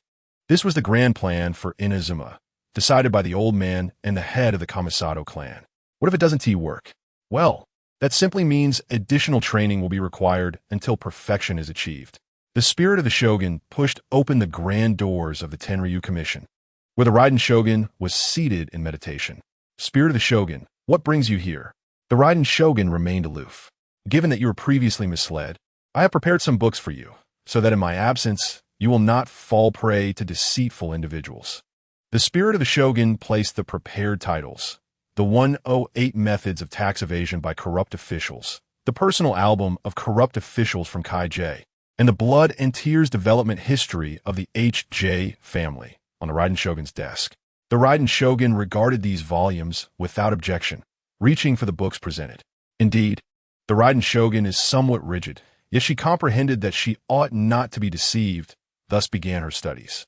She even ventured to inquire further. Are you planning to leave in the future? The old man spoke frankly. Yes, once Inazuma is on the right track, I shall move on to my next destination. You are rare.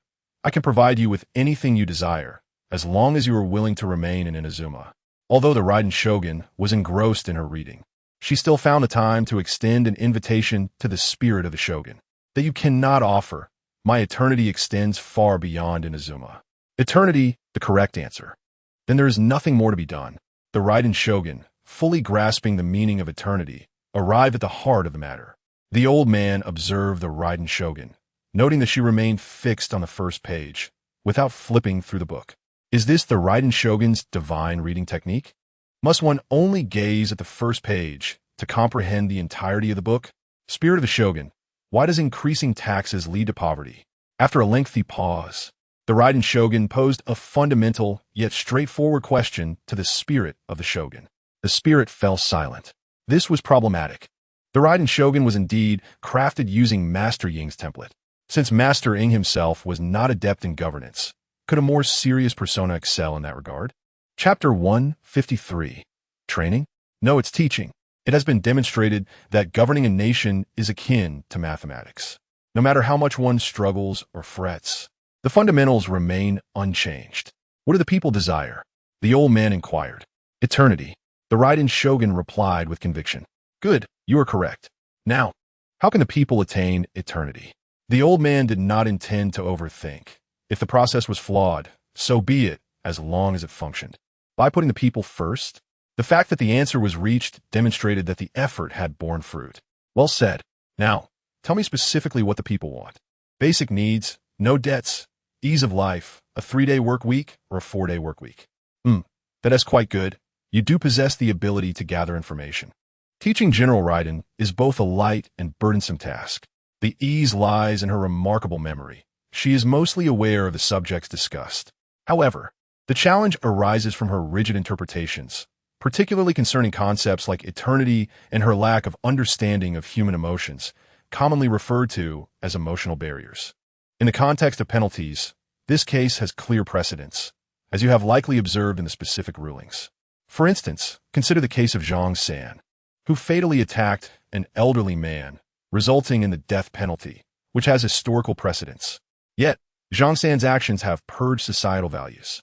The Jinhu in Jiang can only fragment knowledge and impart it to General Raiden, and we must also acknowledge the diligent preparation of the Kamisato clan's head. Without such preparation, the elder's limited wisdom would have been exhausted in mere hours. To be candid, the elder would prefer the head of the Kamisato clan to conduct the lessons personally. However, The clan leader has expressed her busyness and reluctance to instruct the deity. Thus, the elder remains the sole individual capable of enlightening General Raiden about the world. The elder feels immense pressure, as any misstep in teaching could render him a pariah among the people.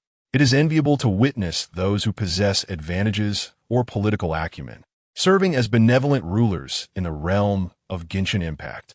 Presently, the elder's teachings revolve around analyzing specific events through the lens of the populace and recognizing the objective laws of economics.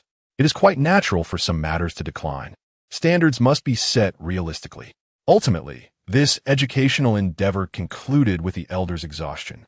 Indeed, the effort mirrored an afternoon spent playing with the children of Liyue Harbor. Upon exiting the Tenshukaku, the elder felt a profound lightness in the outside world. Meanwhile, General Raiden delved into the texts left by the Jinhuan Jiang for further study. Objectively speaking, her learning efficiency may not be high, yet her diligence undoubtedly marks her as a commendable student, albeit one who may struggle to derive substantial insights on her own. The elder's circumstances are equally challenging. As General Raiden learns, he too must continue his own education. Currently, the situation unfolds as follows. The head of the Kamisato clan prepares lesson plans while integrating the elder's infallible thoughts and elements from the Lawrence family's educational approach. After the Raiden Shogun grades the assignments, the elder will refine his understanding and prepare to teach General Raiden the following day. In Chapter 154, concerning the judgment of the fox's prowess in the cottage, the elder's mornings are firmly scheduled with General Raiden, while afternoons afford him a semblance of freedom. After all, the Jinhuan Jiang can only solidify strategies for governance. The actual implementation and the actions required rely on the collective efforts of the people of Inazuma. Even in Teyvat, personal prowess alone cannot govern effectively. Next, the elder considers his impending tasks. As the Jinhuan Jiang, he must visit the Narukami shrine atop the mountain. Despite General Raiden's dissatisfaction with Ye Miko, nevertheless, if the Jinhuan Jiang carries the attributes of a deity, he must adhere to the established protocols. Following the visit to Ye Miko, he will sit alongside Kamisato Ayaka and Kamisato Ayato to attend a lesson. Unlike other travelers who arrive fully knowledgeable, the elder finds himself learning as he goes. Due to the early need for support in saving Inazuma, both Ye Miko and Ayaka have been compelled to initiate practical activities sooner than anticipated. Fortunately, the progress has not proven as arduous as initially feared. Aside from the time required to fill personnel gaps, there are no significant issues. Eventually, the Jinhuan Jiang will deliver a speech to convene examinations for public service, confident that Inazuma is brimming with eager talent. Once the leadership transitions, the political center of Inazuma will mobilize, allowing the elder to address the higher echelons subsequently. The elder summoned the wings of wind, marveling at the power of Barbatos as he donned the Shura Knight's armor and ascended effortlessly. May Lord Barbatos bless those who take flight today. Upon arriving at the Narukami shrine, the elder's prior studies proved beneficial. Although faint, he could discern the scent of a fox, suggesting it had been well cared for yet troubled of late, likely due to recent misfortunes. At that moment, the shrine's priestesses also took note of the Shura Knight's presence and promptly extended their welcome. Is Ye Miko present? Ye Miko? She mentioned she was visiting Ye Publishing House today. The elder then realized that Ye Miko was indeed nearby, deliberately avoiding him. As for the reason, it stemmed from an instinct, a keen intuition regarding the fox's whereabouts.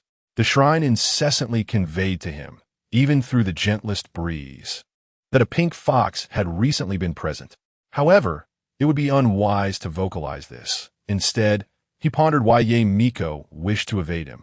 This situation felt peculiar. In the narrative of Genshin Impact, Ye Miko was notably animated upon the traveler's arrival. Why then did her demeanor shift to one of avoidance upon the elder's presence? In this secluded cottage, why was there a fox? Why did merchants pass by the elder?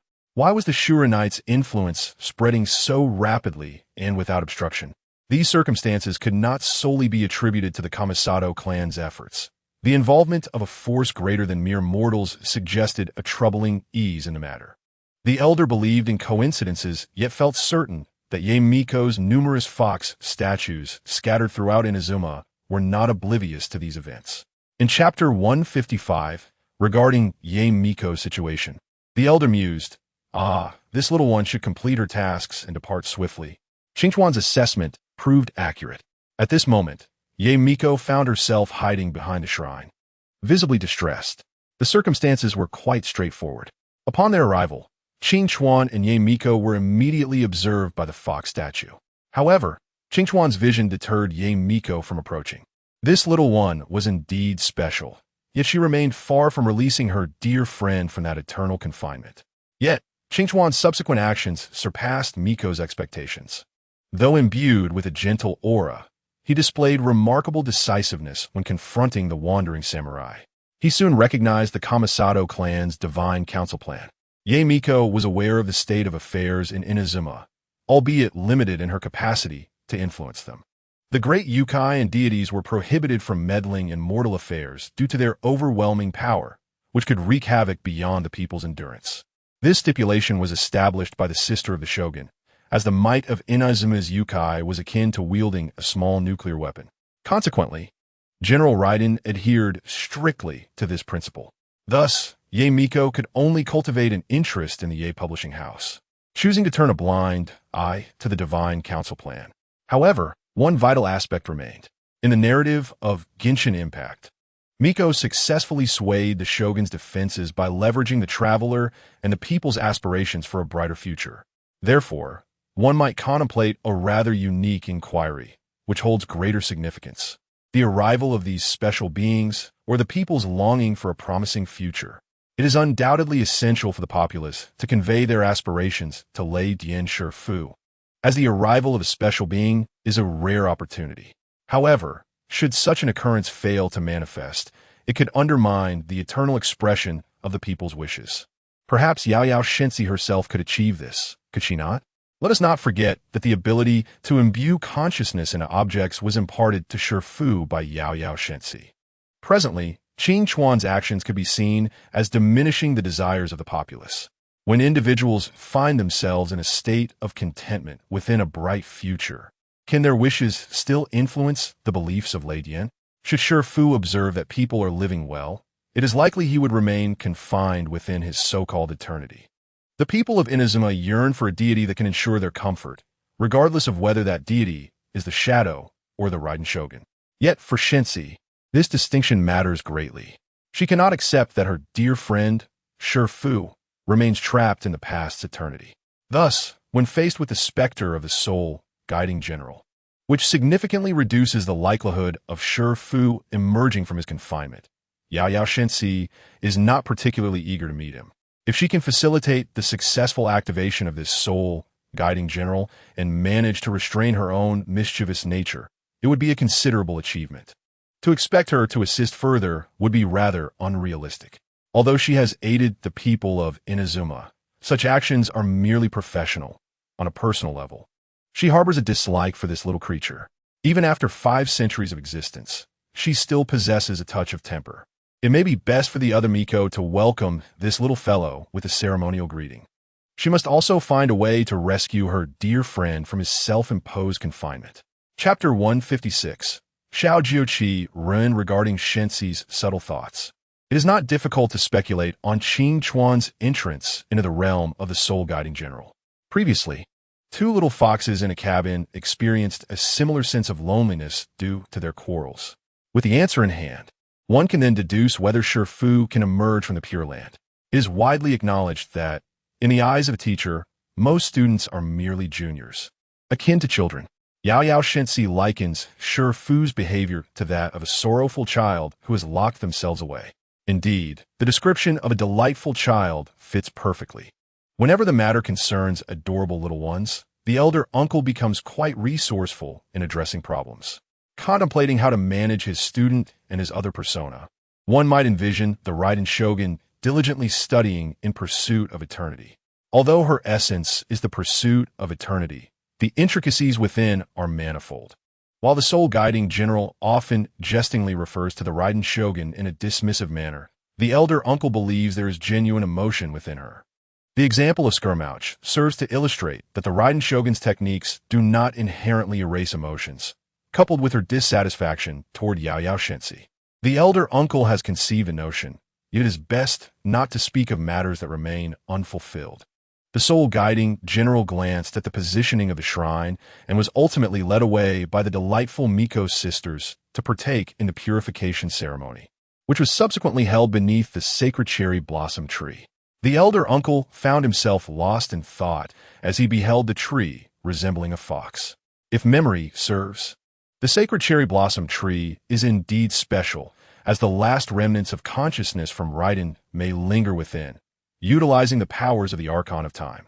Alas, at the ceremony's conclusion, when the soul-guiding general placed his hand upon the tree, it merely swayed gently in the breeze without any further reaction. Following the ceremony, the soul-guiding general fell silent as he gazed at the Miko, who were prepared to don the Shura masks. He mused, could it be that I will receive the same treatment as the esteemed emperor? Soul-guiding general, according to the ancient protocols established by the Raiden Shogun, we must appoint a Miko to liaise with you. Which Miko do you find suitable? Do we require another Miko? It sounded somewhat akin to appointing a secretary. To be fair, the elder uncle has an affinity for Miko attire, simply because he finds it visually appealing. Speaking of Mikas, Jiochi Run should still be serving in the shrine at this time, right? The Miko version of Jiochi Run without a mask. Upon this thought, the elder uncle felt a flicker of interest. However, it seems that Jiochi Run is not particularly fond of the monotonous duties of a Miko. If the child is disinterested, it would be unwise to force her. Yet, what if she has no objections at present? The elder uncle summoned the wind, swiftly locating Jiochi Run, who had just finished her tasks at the ceremony. Surprisingly, although in the original narrative Jiochi Run is depicted as a young girl, her extensive credentials and studies in Liyue suggest she may be older than she appears. Yet now, she seems only slightly older than Hu Tao and younger than the soon-to-expire Milk Bun and Xiao Yanfei. Considering his identity, the elder uncle refrained from inquiring directly, as such a question would likely compel her to respond affirmatively, regardless of her true feelings. I am merely an ordinary individual. The title of soul-guiding general does not carry the weight it implies for me. Thus, let us conduct an anonymous vote. Those willing to serve as my Miko may express their consent, while those unwilling may indicate their dissent. The soul-guiding general presented a rather peculiar request. Chapter 157. Jiuqi Ren's sister, a Xing while labeled as anonymous for the soul-guiding general, who has awakened elemental perception, is essentially a matter of real names. Those disinclined to accept should refrain from voting, as the critical focus remains on whether Jiuqi Ren consents. In response to the soul-guiding general's unusual request, the leading Miko expressed no objections and proceeded to relay the instructions. Ultimately, after much deliberation, Jiuqi Ren chose to indicate her unwillingness. Faced with this situation, the elder uncle found himself at a loss. It is essential to respect the child's wishes. Consequently, he opted for Miko with long black hair. Jiuqi Xing, Jiuqi Ren's sister, is affectionately referred to as a Xing among the shrine's Miko. In the original narrative, she is the Miko often teased by Yao Yao Guji. There is also a short-haired Miko named Lu Yi Na Na, who is the sister of Lu Yi Yuan Pingzong and is responsible for capturing early fruits in the original storyline. While curious about the striking difference in hair color between Jiuqi Ren and a Xing, it is ultimately inconsequential. The elder uncle's choice of Jiuqi Xing was not solely based on her being Jiuqi Ren's sister, but rather because she was the quickest to express her willingness. Soul-guiding general, should you select a Xing, although she has completed all Miko training, her age may raise some hesitation from the Miko who initially attended to the elder uncle. At this moment, a Xing appeared to be no older than a middle school girl, comparable in age to Xiao Ling Run and Xiao Yula. The soul-guiding general observed the slightly excited Xing and nodded in approval. Her aura was imbued with the essence of the Guji, suggesting she receives considerable favor from the Guji. The attending Miko smiled, satisfied with the elder uncle's approval. Following this, a Xing would proceed to the elder's residence to handle various divine matters on his behalf. Ah, have I forgotten to request Kuu Chosa Ra from the Raiden Shogun? How troublesome it is. The burden of instructing the Raiden Shogun has caused me to overlook such an important matter. I shall mention it during our lesson tomorrow. Perhaps it would be best to set off immediately, as the child's affairs cannot be delayed. Since matters have come to this point, I shall take my leave. I suddenly recall that there is something I need to report to the Raiden Shogun. Should you need to find me, I currently reside at Kamisato House. As he departed, the elder uncle did not forget to discreetly dispose of the papers indicating consent or dissent. As I glanced at the worried expression on Xiao Juchi-ren's face, she sighed in relief as she observed the Jinhuan Zhang's lord clearing away the anonymous votes.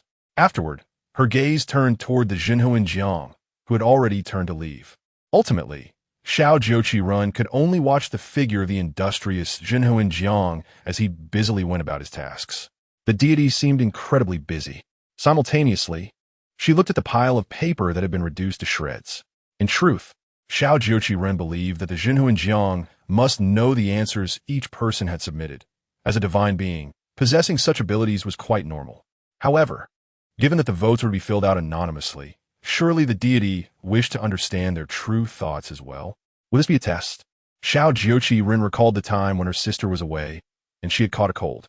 Wanting to resolve the issue on her own, she had woven thorny plants into a circle to wear around herself, hoping that this act would earn the protection of the deity and rid her of her ailment.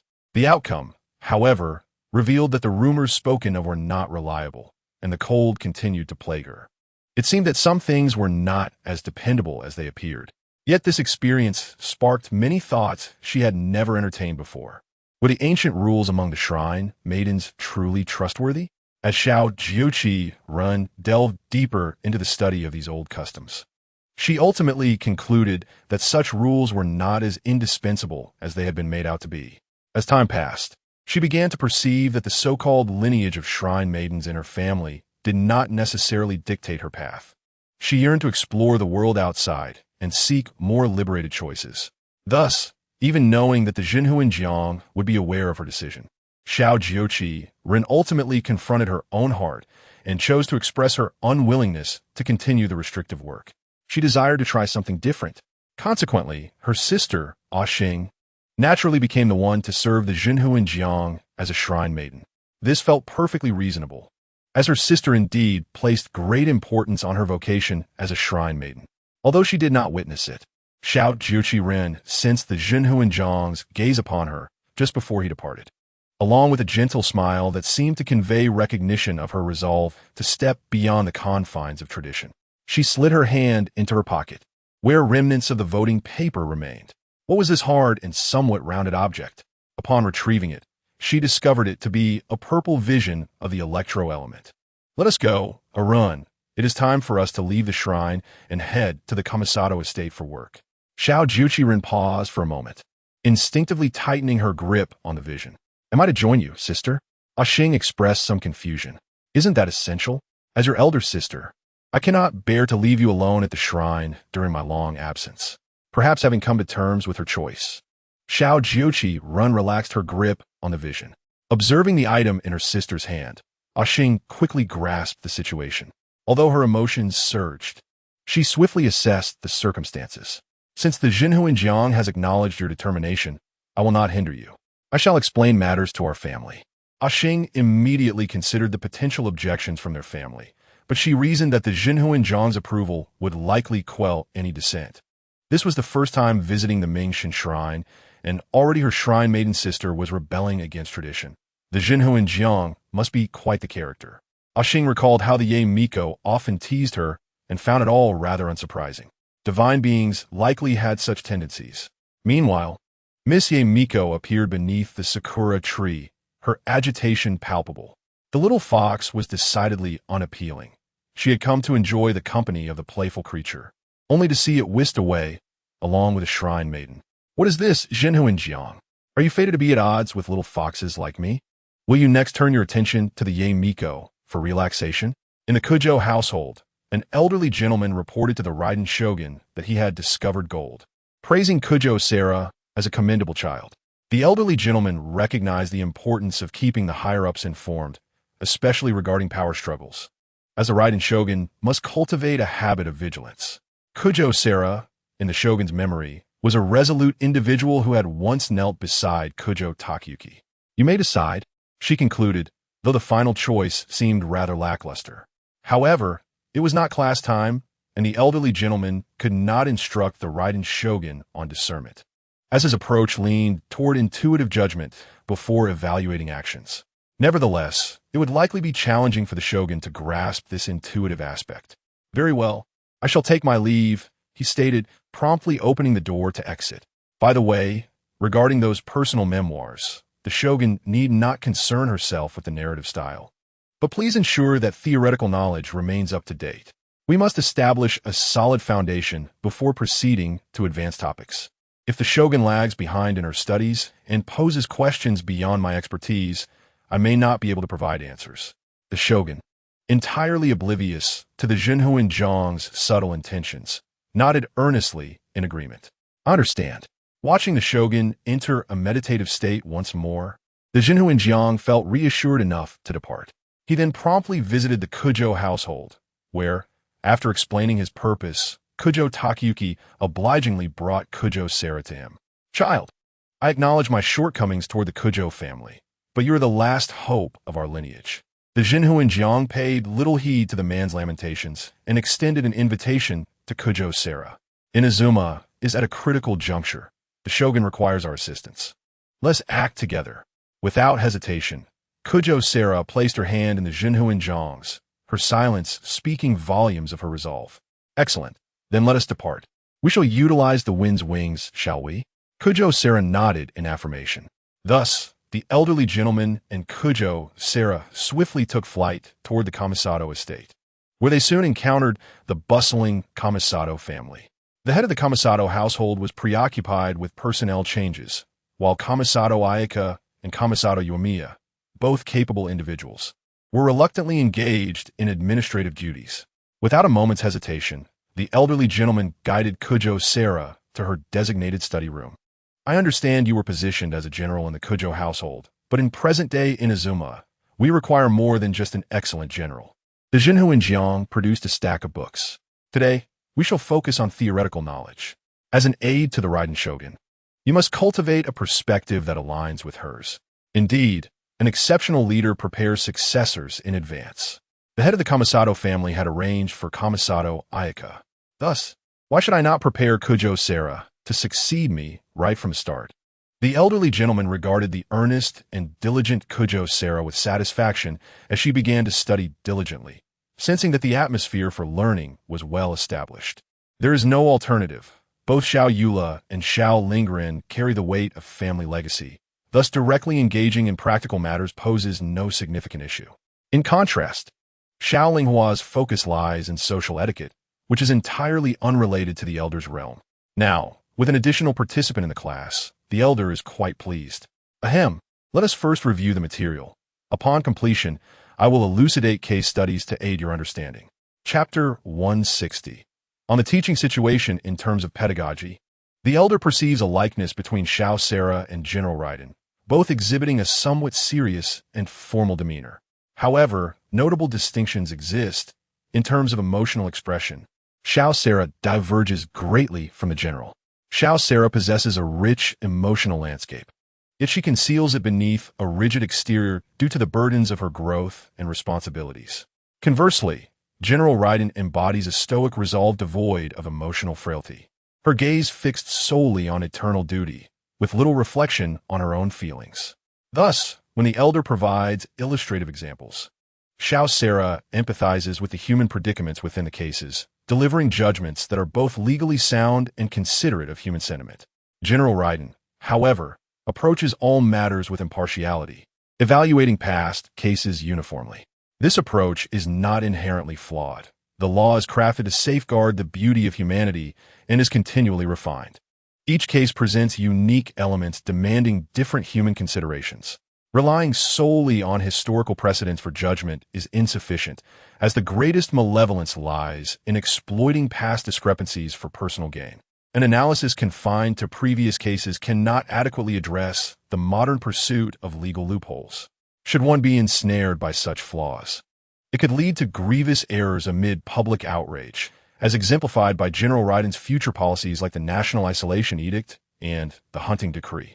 The intention to preserve the current state of eternity inadvertently leads to a regression that distances one from the future. In truth, regression can sometimes represent a form of progress, albeit with a shift in direction. The elder diligently imparts knowledge to Xiao Sarah while also engaging in new contemplations. As time progresses, advancement becomes inevitable. General Raiden's notion of eternity signifies a steadfast present where the populace thrives, discouraging constant aspirations for development. However, even in a thriving society, issues may arise, necessitating the general's adaptation and legal reforms. At that juncture, the concept of eternity may subtly transform into a future-oriented vision. The elder finds satisfaction in his thoughts, recognizing the merit of this perspective. Nonetheless, the subtle influence on the general will likely require time. Patience is key. Once the theoretical foundation is established, practical application will serve as the sole criterion. The elder resumes his study, perusing subsequent courses and referencing intelligence gathered from the Kamisato clan for validation. The saying goes, ruling a great nation is akin to cooking a delicate fish. This phrase serves as a guiding principle. Cooking delicate fish requires careful handling. Frequent stirring can easily ruin them. Ancient wisdom suggests that governing a vast realm necessitates a similar caution, avoiding arbitrary changes. In fact, the political environment surrounding the Jinhu in general is quite favorable, with minimal resistance to change, thanks to substantial influence. To illustrate, while preparing delicate fish, one can freely wield a spatula, whereas in other contexts, it may prove cumbersome. Therefore, the most pressing issue currently revolves around the timing of personnel changes and how to implement effective oversight. The topic of effective governance is particularly intriguing. How does one ascertain whether an individual is genuinely productive? How can one determine if subordinates are diligently working rather than shirking their responsibilities? How can one accurately gauge the market stability? Furthermore, what are the exact tasks being undertaken by one's subordinates? And are these actions both reasonable and necessary? To facilitate understanding, when cooking delicate fish, one must know the species, its origin, and whether it is palatable and cost-effective. The mechanics of using a spatula are innate.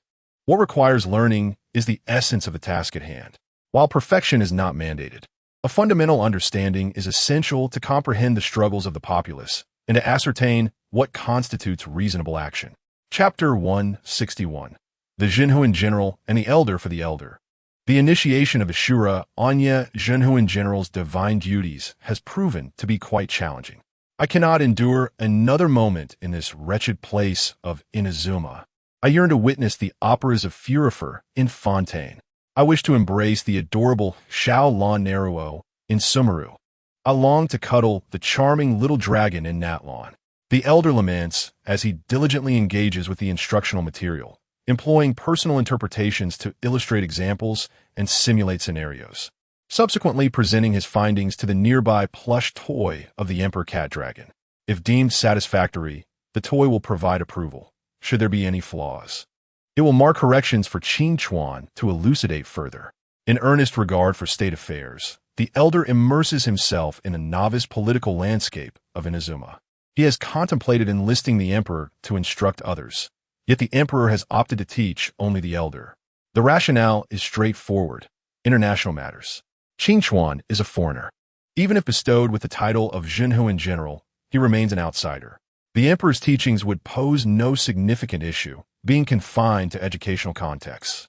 However, the same cannot be said for Xiao Yula, Ju Qiao Sera, and Kamisato Ayaka, as their ties to the nation run deep. Should anything amiss occur as a result of their instruction, it could lead to severe repercussions, jeopardizing the integrity of Mondstadt and Inazuma. The elder cannot bear such responsibility. However, if he teaches Qin Chuan, allowing him to learn at his own pace, any issues arising would fall upon Qin Chuan alone, sparing the elder from blame. This is the inevitable evolution as humanity's era dawns. In conclusion, while beginnings are often fraught with challenges, the elder perseveres. Sarah, the time for rest has arrived. Henceforth, your objective is to revel in joy. Do you understand? The Jinhu in General's tone is earnest. The general, too, grapples with the burdens of eternity. To seek resolution, one must comprehend the necessity of relaxation. The general's respite will be found in shared joy with the people. Under the general's guiding principles, Xiao Sarah stands by the pond, earnestly contemplating how to engage in play. Meanwhile, the elder, adorned in his Shura Anye Jinhuan armor, enters the armory to dismantle his equipment. At last, the day of the Jinhuan general comes to a close, and the ensuing hours belong to the adventurer Qingchuan. Ah, what a liberating sensation. That cumbersome armor has become intolerable. At this moment, Qingchuan's adventurer attire has undergone some special modifications. Xiao Yula, unable to tolerate the appearance of this garb, altered it during their time in Liu, ensuring it remained lightweight yet stylish. This transformation has elevated Qingchuan from an ordinary appearance to one that is visually appealing and suggests an intriguing narrative, ripe for side quests. Gazing into the mirror, the elder finds himself quite pleased with the result. Chapter 162. The encounter between Xiao Yula and Jiu Qiao at long last. The moment arrives for the elder to indulge in his favorite daily ritual of cooking. He strides into the kitchen and quickly engages with the chef, soon gaining access to his own little culinary space. It is time once again to analyze tastes. Xiao Yula and the Kamisato family share similar preferences. They both tend to shy away from greasy foods and favor lighter flavors, albeit with some distinctions. Yula leans towards sweetness, while Ayaka and Ayato have comparable tastes. Xiao Saraku, having just arrived, was questioned by the old man, but no conclusions could be drawn. In short, she stated, "I am not picky." This left the old man at a loss for words. After some contemplation, he decided to prepare a dinner that adhered to the refined style of the Kamisato family from Inazuma. Unfortunately, despite significant progress in his culinary skills under Xiao Yula's guidance, his cooking still bore a somewhat coarse quality. Fortunately, the analysis of wind elements proved to be a considerable aid for the old man. In a moment, the kitchen of the Kamisato household was filled with the sounds of wind. Pots, pans, and utensils. Bow to me. Awaken, owner of the refrigerator. With no one else in the kitchen, the old man felt liberated. Suddenly, he noticed Xiao Kodo Suraku, who was earnestly sweeping the room of the Soul Requiem Lord. Upon seeing Xiao Yula, Xiao Suraku paused for a moment, then courteously set the broom aside and bowed respectfully to her. "Hello, Miss Yula. I am Kodo Suraku. Recently, I have gained the favor of the Soul Requiem Lord and am training by his side. I hope to not be a bother in the near future. I look forward to your guidance." Seeing Xiao Suraku in the old man's residence, Xiao Yula did not think anything amiss, recalling that the old man had mentioned employing this child for labor the day before. "Hello, I am Yula Lawrence from Mondstadt, a longtime companion of the Soul Requiem Lord." Initially intending to describe herself as the old man's traveling companion, she reconsidered, noting that they were currently in Inazuma and that Xiao Suraku appeared to respect the old man. Thus, she opted for a different introduction. "I am aware of your existence, Miss Yula. To have followed the Soul Requiem Lord for such an extended period, you must possess extraordinary qualities. I hope to learn much from you in the future." Xiao Suraku grasped Xiao Yula's hand with utmost seriousness. Observing her, Xiao Yula couldn't help but recall the old man's earlier remarks. "That child possesses qualities you lack. When I meet Raiden Shogun tomorrow, I plan to bring her along for labor." The thought that such a child wished to learn from her was amusing. Progress is achieved little by little, Xiao Yula smiled. It became evident that she was genuinely impressed by Xiao Suraku's sincerity and etiquette. The two quickly engaged in a lively conversation, while the old man had completed his special dish. "It's time to eat. Let us tidy up." Xiao Suraku looked at the old man's adventurous appearance, somewhat bewildered. Where has the formidable Soul Requiem Lord gone? How did he transform into a friendly, approachable adventurer? Chapter 163. The Soul Requiem Lord takes a disciple, noticing Xiao Suraku's confusion.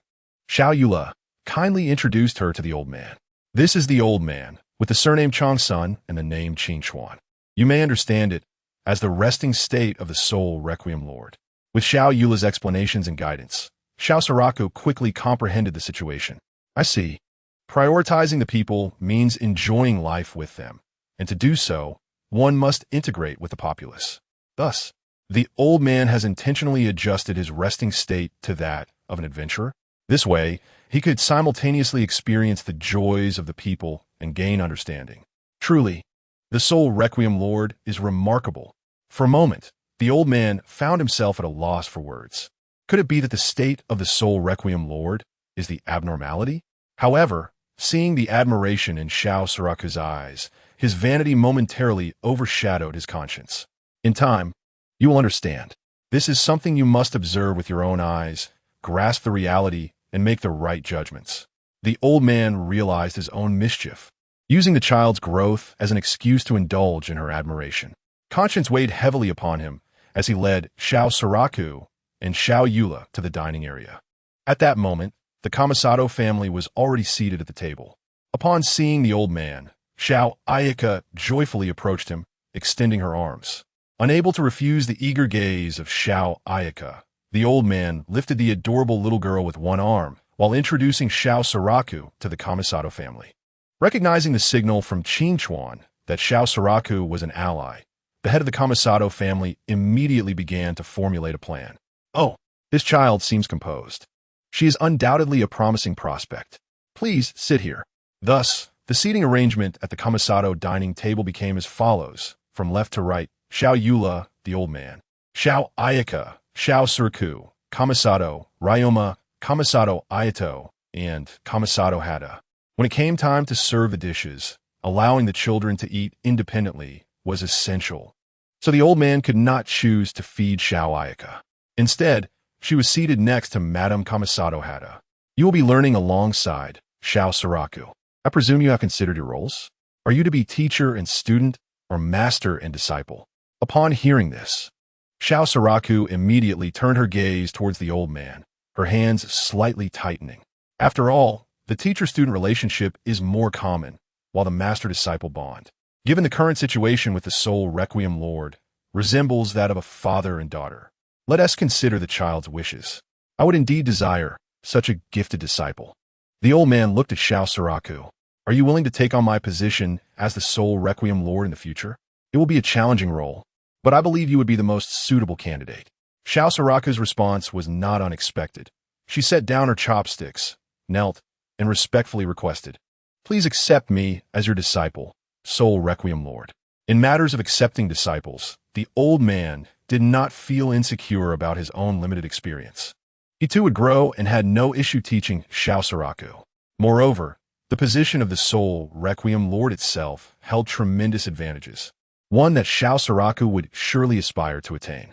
Very well, I shall entrust you with everything, including the position of soul Requiem Lord. The old man smiled with great delight, placing a hand on Xiao Soraku's shoulder. The future of Inazuma lies in your hands. Yes, I understand, Master, Xiao Soraku replied earnestly. Chapter 164. The early maturity of Inazuma's children. The old man routinely observed the children's dining habits. The Kamisato family, much like Xiao Yula, had a strong aversion to greasy foods, preferring lighter fare with subtle distinctions. Xiao Ayaka favored dishes that were exquisite yet mild and pure, such as stir-fried shrimp and sakura machi. Conversely, Xiao Ayato enjoyed refined dishes with more complex flavors, like lotus pastry. As for Xiao Soraku, she seemed to exhibit restraint towards sweets, displaying no particular enthusiasm for the meal laid out before her. In the future, I shall take the opportunity to learn more about Xiao Soraku's preferences. It should be quite easy to discern what delights her palate. One could say that studying the appetites of these charming children had become a rare hobby for the old man, and he believed he might discover even more in due course. Speaking of which, there is another special presence. The soul Requiem Lord's cat, Qiliangliang, has her own little table, complete with cat food that the old man specifically prepared: fish, meat, vegetables, seaweed, and rice cooked in the style of Inazuma. Perfectly tailored to Qiliangliang's tastes, she was the happiest of all present. The culinary skills of the soul Requiem Lord are indeed extraordinary. The head of the Kamisato family, who had inadvertently benefited from the children's meals, expressed admiration, though it was unintentional. The old man noticed that this cat's preferences were quite similar to Xiao Ayato's. Meanwhile, Madame Kamisato shared a fondness for sweeter flavors akin to Xiao Yula, though not to the same extent. I am merely an ordinary adventurer at present. Let's dine first. The esteemed elder was indifferent to the accolades bestowed by the Kamisato family, instead contemplating how to prepare a delightful meal for Xiao Shiro the following afternoon. keenly discerning her culinary preferences. Regardless, the evening was spent in an atmosphere of tranquility, joy, and delectable food. Subsequently, the children expressed their warm welcome to Xiao Shero. Having just concluded their meal, they settled beneath a small pavilion, engaging in light-hearted conversations typical among children. Reflecting on my time in the military camp, I found life to be quite satisfactory, with ample provisions and a personal farm.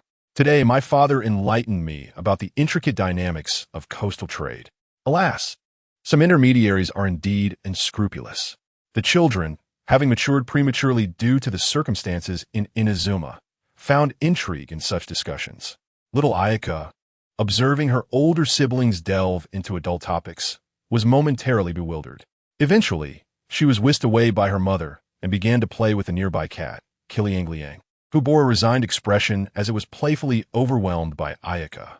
The elder, unsure of how to comment on the situation, engaged in a more adult conversation with Kamisato Nandang while seated in the courtyard. The Raiden Shogun is a diligent student, and with gradual guidance, there should be no issues. However, there is a matter that requires the attention of the Soul Suppressor. What is it? The Soul Suppressor currently holds a highly esteemed position among the populace. Yet their public appearances are far too infrequent. It is essential to undertake certain actions to solidify their status and quell disturbances caused by irrational individuals. There will always be such individuals. Although the Raiden Shogun has personally conferred the title upon the Soul Suppressor, skepticism persists among those who have not witnessed it firsthand. It is not the individual that is feared, but rather the significant troubles that such individuals may cause. As the saying goes, the machinations of the wicked are no match for the impulsive thoughts of the foolish. Have you identified a suitable target?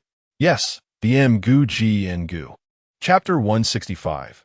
The Gossip of Mgu Ngu. The Mgu Ngu, a self-disciplined humanoid mechanical warrior, is said to embody the memories of the first-generation master of the secret sword style, Tengu. The elder happens to possess some knowledge regarding this entity, which has ties to the Master of Shadows. For those who follow the official announcements of Genshin Impact, they would recognize the artwork depicting the Master of Shadows alongside a friend. In this scene, a demon girl named Ygi Chio enjoys the Master's lap pillow. 500 years ago, she was tainted by the abyss and, having lost her sanity, attacked the Master of Shadows. After the Master, showing mercy, severed a part of her, she vanished without a trace. Ygi Chio has a firstborn son named Ygi. At the time, no one understood why Ygi Chio had attacked, only knowing of her assault on the Raiden Shogun. Consequently, her son became reclusive and eventually secluded himself, likely residing in Kate Den village.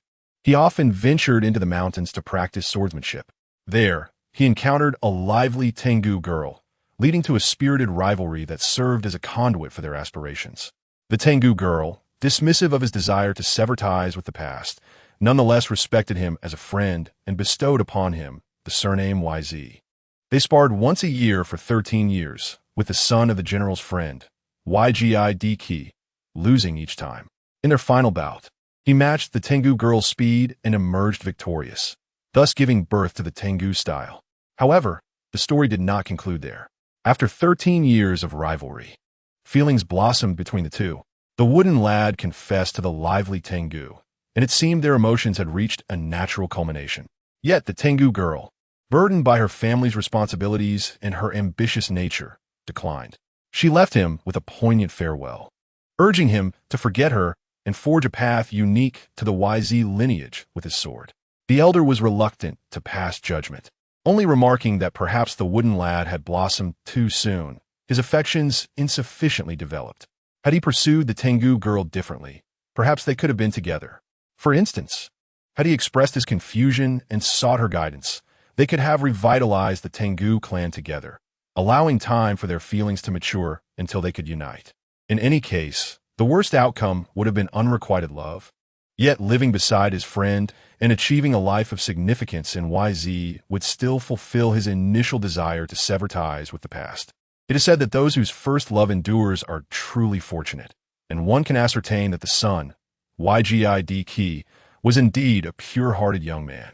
Ultimately, Ygi, now known as YZD, likely achieved great success.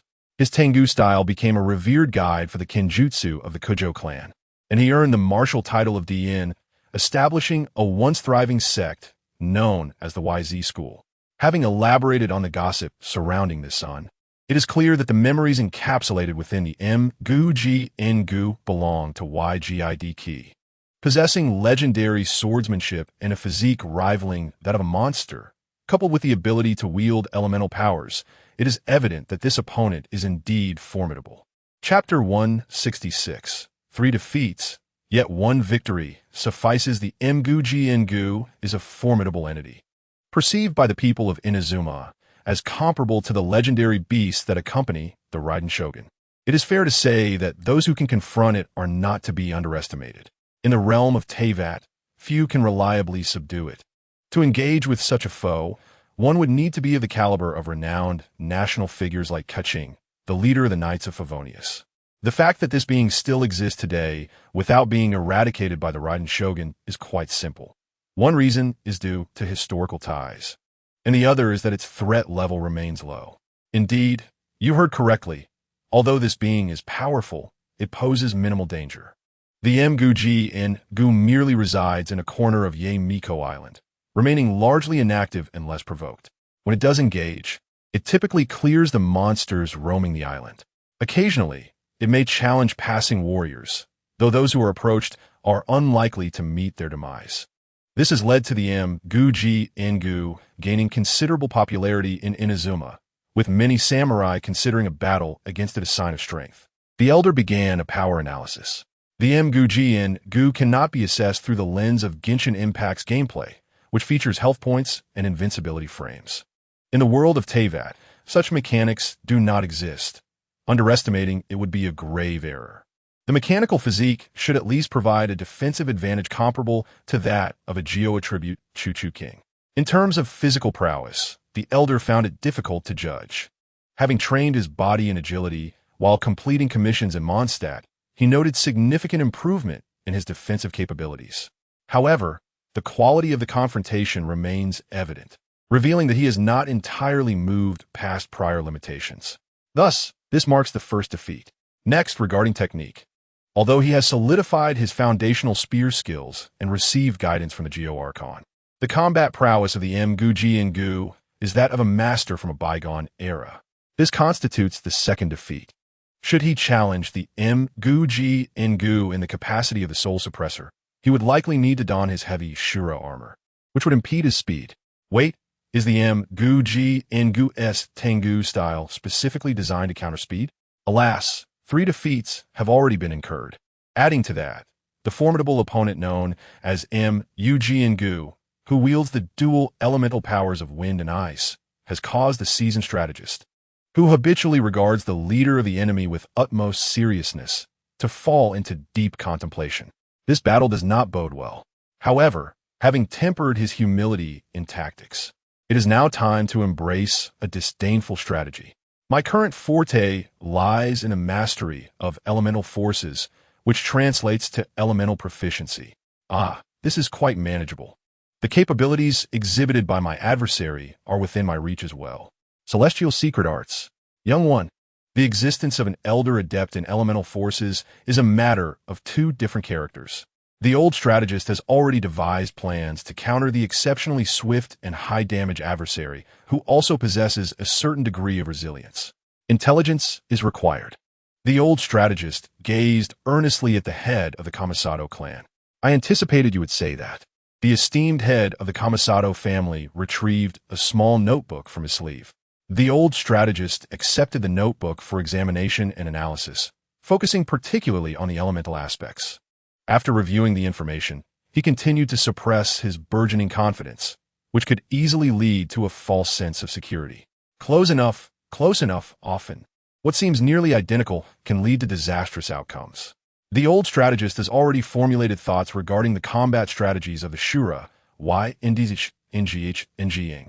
Not only must victory be achieved, but it must also be accomplished with flair. Next, he planned to approach M-gu-ji-in-gu for some practice to gauge his proficiency. Chapter 167. Interactions with the children during leisure time. Discussions of serious matters are generally eschewed unless a topic is elusive. Having comprehended the information on paper, the old strategist estimated that the time was ripe for a cleansing of the body. Recently, due to the necessity of donning the Shura, Y, Indish, and GH in armor, he had been compelled to rely on wind elemental forces for cooling. While that may be inconsequential, his minute control has significantly improved. Moreover, today's removal of the armor resulted in a markedly more pleasant aroma compared to yesterday. Otherwise, it was likely he would have needed to shower before entering the kitchen and again after dinner. Subsequently, he unreservedly joined the group of children. With adult discussions concluded, it was now the children's leisurely time, leaving the tasks for tomorrow's self. Xiao Yul and Xiao Ling are in pause their discussions of the day's affairs, observing the childish old strategist. However, the three of them found themselves at a loss for topics to discuss. After all, only young children revel in games of hide and seek. The older children are less inclined to such pursuits, particularly considering that the three elder children present are all politically inclined, bearing substantial internal burdens. What leisure activities are suitable for older children? The old strategist, however, had an idea. Speaking of which, the YZH-Ing has recently launched a summer recruitment event. Would anyone be interested in participating? Is it a plan to write a novel? Xiao Ling fell into contemplation. This was an endeavor he had never undertaken. Despite having time in the evening, the act of novel writing seemed daunting. Well, the SHF-Ing has exclusively introduced deep participation in the YZH-Ing activities, and recently, the novels from YZH-Ing have become increasingly frivolous, necessitating intervention from the SHF-Ing. This is certainly not due to the fact that Xiao Ling, who and his esteemed mother are currently watching with great excitement. To write something, Xiao Yul unconditionally supported the old strategist's idea. She had already begun to ponder what to write. How about a tale of a lively Mondstadt girl embarking on free adventures and a Liyue nobleman ensnared in a deep palace? The SHNGH-Ing must have intentions behind such actions. Crafting a good novel allows one to share joy with the populace and understand their preferences. Simultaneously, novel writing inevitably reveals personal information, enabling a better grasp of one's knowledge and inner self. Xiao Sh. Lu found the old strategist's words quite reasonable, which left him feeling somewhat flustered. Relax, there is no need to overthink this. Writing requires little. You merely need to envision a fantastical world and gradually depict its essence. Xiao Sh. Lu gazed at the old strategist in astonishment. It was a rather peculiar sensation, akin to the reassuring presence of the general, yet distinctly different, perhaps softer. It resembled a clear spring in the mountains. In the KUTO household, where Xiao Sh. Lu was treated almost as a tool by the KUTOF-Ing. This was her first encounter with such care from an elder. For a moment, she was at a loss for words. Xiao Yul quickly sensed Xiao Sh. Lu's predicament. As a senior, she adeptly shifted the topic. By the way, old strategist, you should participate as well, right? What do you intend to write? Chapter 168.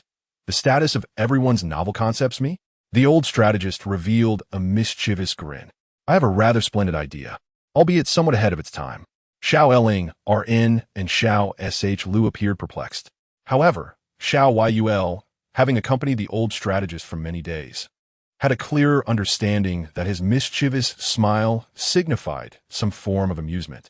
It seems the old strategist is seeking some form of entertainment.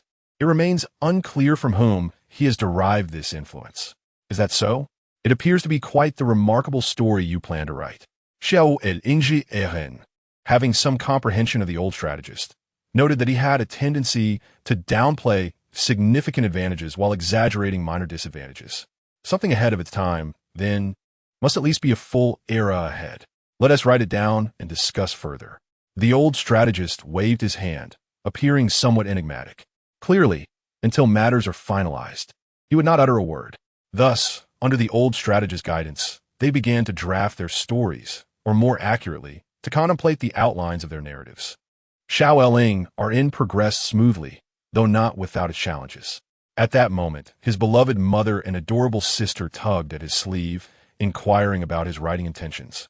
Upon learning that he had no ideas, they promptly designated him as the ideal elder brother for writing. They commenced brainstorming based on their own ideas and Xiao Eling, RNS suggestions.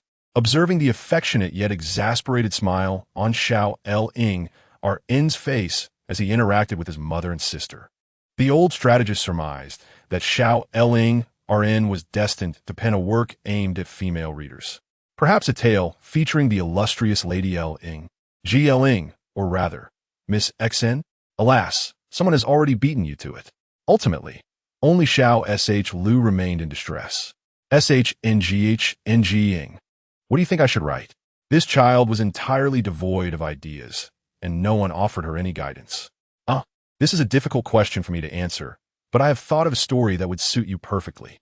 The old strategist, not one to decline assistance, was determined to provide Xiao Sh Lu with a good idea. He then retrieved paper and pen from Xiao Eling, RN's sleeve, and began writing the title. The overbearing general falls in love with me. After glancing at the earnest Xiao Sh Lu beside him, he felt that might be too stimulating for a child of her age. So he opted to change it to something more suitable. Matters the Tengu girl must discuss with the right in general. The title certainly has the flair of light novels. But would it be inappropriate? The old strategist swiftly crossed it out, penning a new title. Chronicles of Narukami. This one seems just right. Although this title, in the era before time travel, would likely have been unremarkable, in a nascent literary environment of Ying, it stands out as grand and captivating. It can only be said that the current literary landscape is akin to a pioneering phase. Once a genre emerges, it becomes the vanguard. The name Chronicles of Narukami is excellent, but what should I write about? The old strategist chuckled softly, extending his left hand, palm up. I cannot interfere with this, but I can offer you assistance. Come, place your hand upon mine. The contact between our hands can be regarded as an intimate yet comfortable social interaction that adheres to etiquette. Chapter 169. The elder's choice. After Xiao Sha Luo placed her hand on the elder's palm, he gestured for everyone around to maintain a semblance of quietude. Now, close your eyes. Xiao Sha Luo obediently shut her eyes. There is no need for excessive contemplation. Simply absorb the sounds of the surrounding breeze. The whispering of the wind is rather gentle. You can hear the little foxes frolicking in the woods. Presently, the leaves of the forest are a vibrant green, and squirrels scurry along the branches. The birds perched above engage in playful banter with a little. Observing Xiao Sha Luo's tranquil demeanor, the elder's elemental wind energy began to swirl around her. At that moment, a formidable presence approached, roaring with fury. The creatures of the forest commenced their flight, and you felt compelled to step forward to halt their exodus. Standing before them, you beheld the colossal figure bearing down upon you like a mountain. You knew retreat was not an option, for they were right behind you. Yet, as the mountain descended, a streak of lightning struck from the heavens. The elder, witnessing the transformation of Xiao Sha Luo into a state of heightened awareness, recognized that events had reached a critical juncture. The subsequent narrative, however, must be left for Xiao Sha Luo to contemplate. Thus, the elder enveloped her in a delicate barrier of wind. There is no need for concern at present. Xiao Sha Luo should be oblivious to our discourse. If her thoughts are sound, she will likely pen her inner reflections inspired by the thunderous general. Following this, the rest of the group began to formulate their own narratives. Now, it was the elder's turn. It is widely acknowledged that for a book to achieve success, apart from the author, title, cover, and content, the prevailing societal context plays a crucial role. For instance, the previously mentioned title, Ming Shunji, would likely fail to garner attention from readers who had previously consumed less refined literature. Yet in this era devoid of distinct genres, it is indeed timely. The elder gazed further ahead. In 10 years, Lord Morix intends to retire, ushering in an era defined by humanity. Therefore, why not compose a tale exploring the governance of mortals in place of deities? After all, one can weave tales as grandiose as they wish. Although at present it appears that the elder is merely a subordinate to the god of thunder, it seems plausible that mortals might indeed govern in the divine stead. Regardless, this is of little consequence. The denizens of Liyue likely dare not even ponder such notions. Since we are in Inazuma, it is only fitting to assume the role of a fictional historian, directly constructing the ancient history of Liyue envisioning a bullet striking me a decade hence in Liyue. In order to align with the light and novel ambience of Inazuma, one must also consider the neighboring Honkai impact.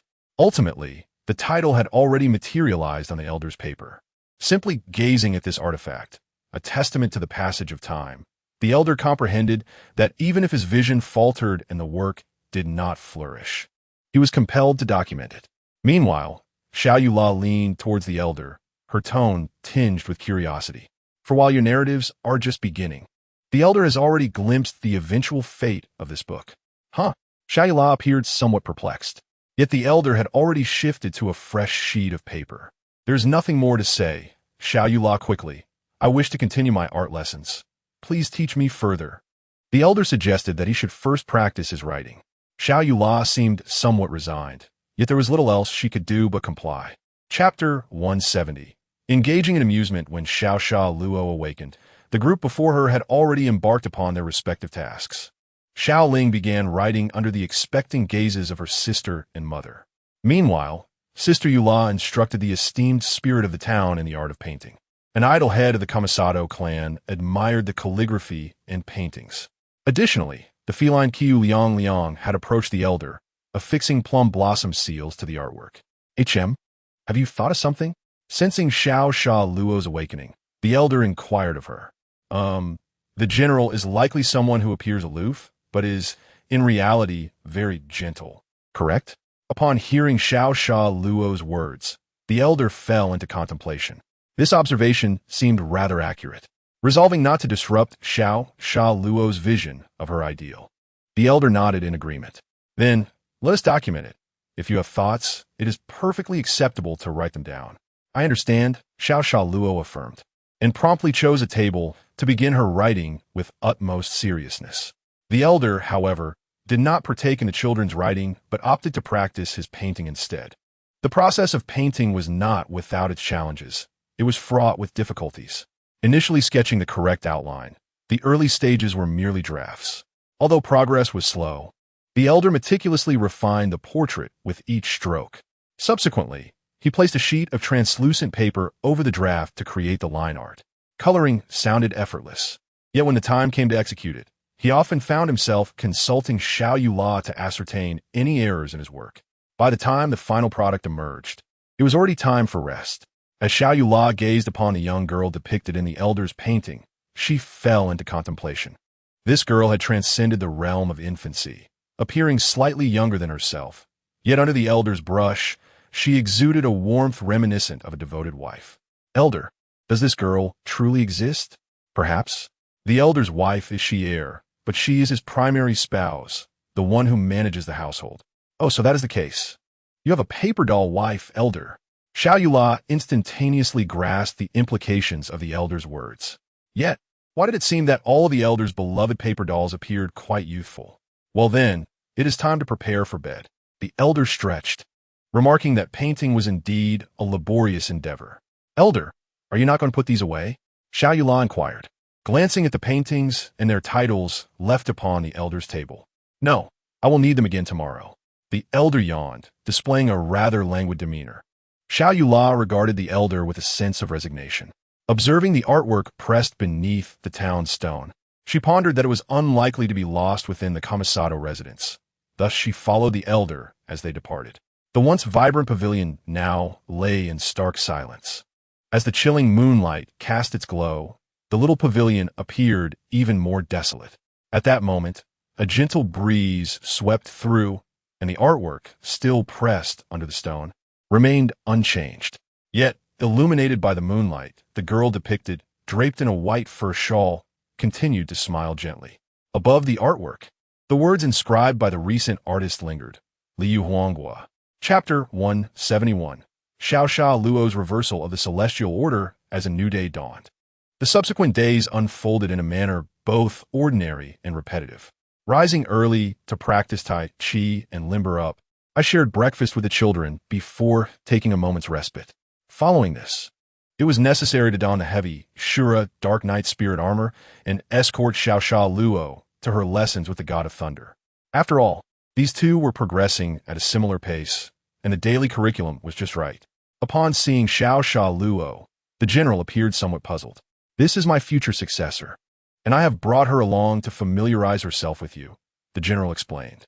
The god of thunder nodded, indicating her understanding and accepting the presence of an additional student during her lessons.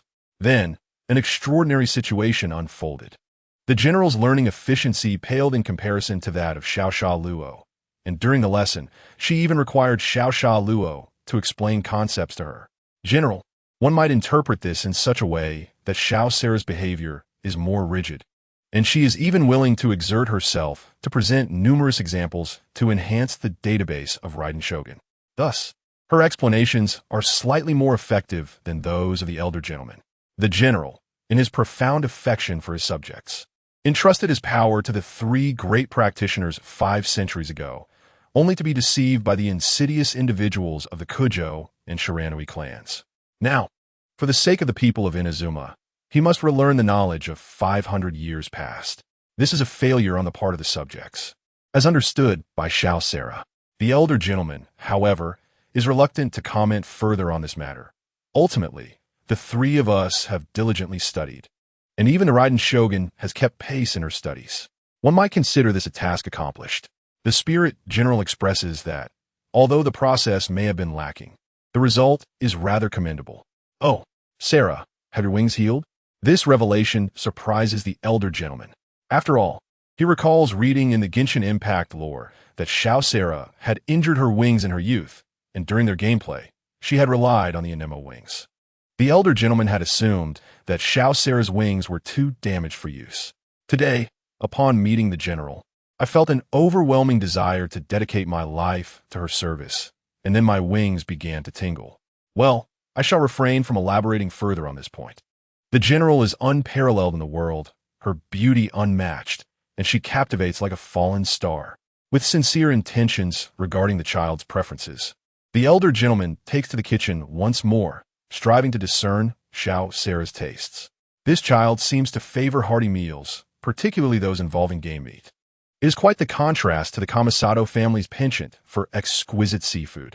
Should the day arise when I take Xiao Sera and Xiao Ayaka to Liyue for a meal, these two might inadvertently spark a culinary rivalry between the renowned Liyue establishments.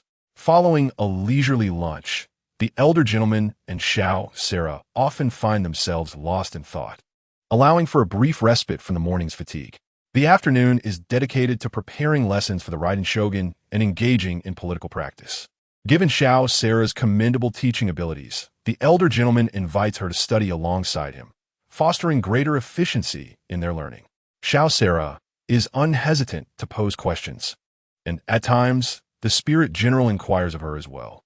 Should both find themselves stumped, the elder gentleman will consult the esteemed Morix, the dragon deity. Chapter 172. Humility in inquiry is a virtue. Some may exclaim, "Oh dear, this elder gentleman is quite lacking. As a traveler and a spirit general, he dares to seek counsel from child."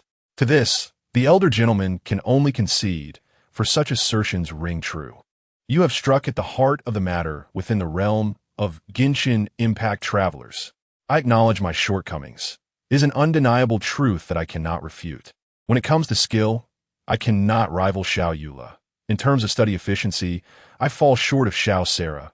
Politically, I cannot compare to Xiao Ayaka. In an elemental mastery, I am outmatched by Ancien Yun. As for defensive prowess, I am eclipsed by Zhongli. There are many areas where I find myself lacking. This is indeed my failing. Prior to my traversal, I relinquished all knowledge back to my professors. In my pursuit of examination success, I relied heavily on rote memorization, absorbing as much as I could, yet I cannot claim to have truly learned anything applicable in university. Thus, for those aspiring to traverse, remember to maintain your intellect at its peak. Do not become like me, seeking answers from children. If you wish to avoid such a fate, diligently revisit your high school examination materials. Thankfully, I can offer another perspective to veil my embarrassment. I am humble in my inquiries and eager to learn. Yes, it is better to phrase it thus. I am acutely aware of my own limitations. For the sake of preserving my pride, is that pride truly of any worth?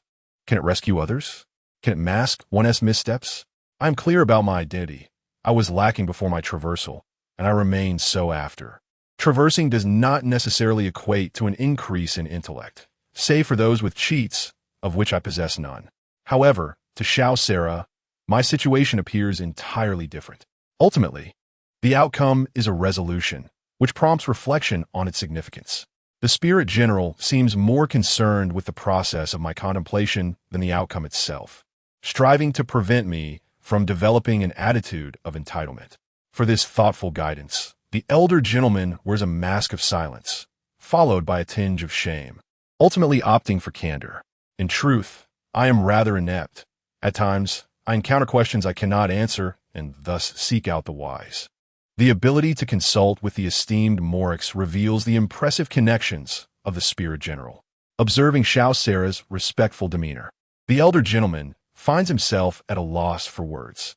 Have I grasped the concept, or am I merely continuing my introspection? The elder gentleman is perplexed. However, the ability to connect with the venerable Morix for lessons attests to my own formidable network.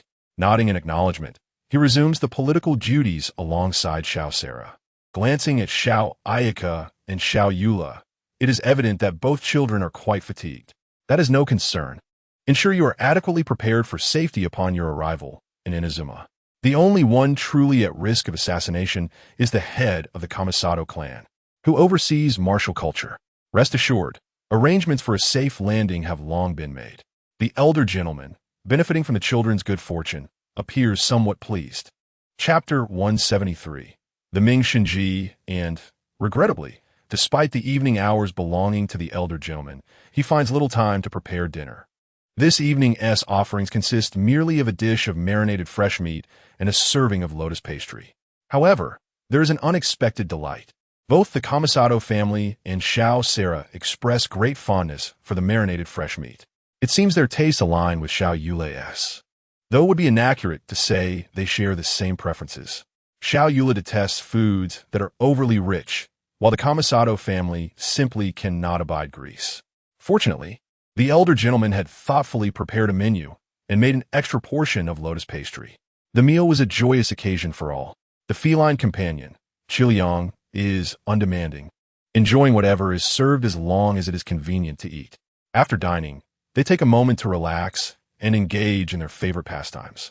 Xiao Sarah writes with the speed and precision of a human typing machine, producing exceptional work. The elder gentleman glances at the story Xiao Sarah has penned. How shall I describe it? One can clearly discern the commanding presence of the general and the pure admiration of the Tengu maiden within the text. Yet, it is evident to any discerning reader that this narrative unfolds between a caring yet strict Tengu maiden and a foolish martial artist general. Readers are drawn to the implicit relationship that is not quite romantic, yet holds an undeniable allure. The elder gentleman, observing Xiao Sarah's fervent admiration for the general, draws a sharp breath. My dear, your talent is extraordinary. You write so straightforwardly about your encounters with the general, depicting a tender yet protective relationship. What a beautiful dynamic between ruler and subject. Coupled with Xiao Kujo's cultivated writing style, the ancient prose captures the general's amiable nature, enhanced by the current political climate under the Raiden shogun's rule. A perfect score is warranted. This book is destined to be a bestseller at Ye Publishing House. Then comes the tale of Xiao Ayaka. Under the guidance of her mother, a seasoned veteran of the literary world, this child has already outlined her story's framework. The narrative unfolds the tale of a family heiress named Pinkwan Shizuku. Initially, she is depicted as an exquisite young lady from a noble lineage, embodying grace and kindness. And beloved by all, she enjoys a harmonious home, blessed with loving parents and an adorable younger sister. However, one fateful day, her family incurs the wrath of two despicable, powerful clans, leading to a covert extermination by the armies dispatched by these clans, unbeknownst to the esteemed General Raiden. Yet, thanks to the valiant efforts of her family's warriors, Miss Pinkwan Shizuku survives, having witnessed the harsh realities of the world and the loss of her loved ones. Her demeanor undergoes a profound transformation. Disguised as a man under the moonlight, she brandishes a katana, resolute in her quest for vengeance against those who wronged her family and the individuals who once cherished her.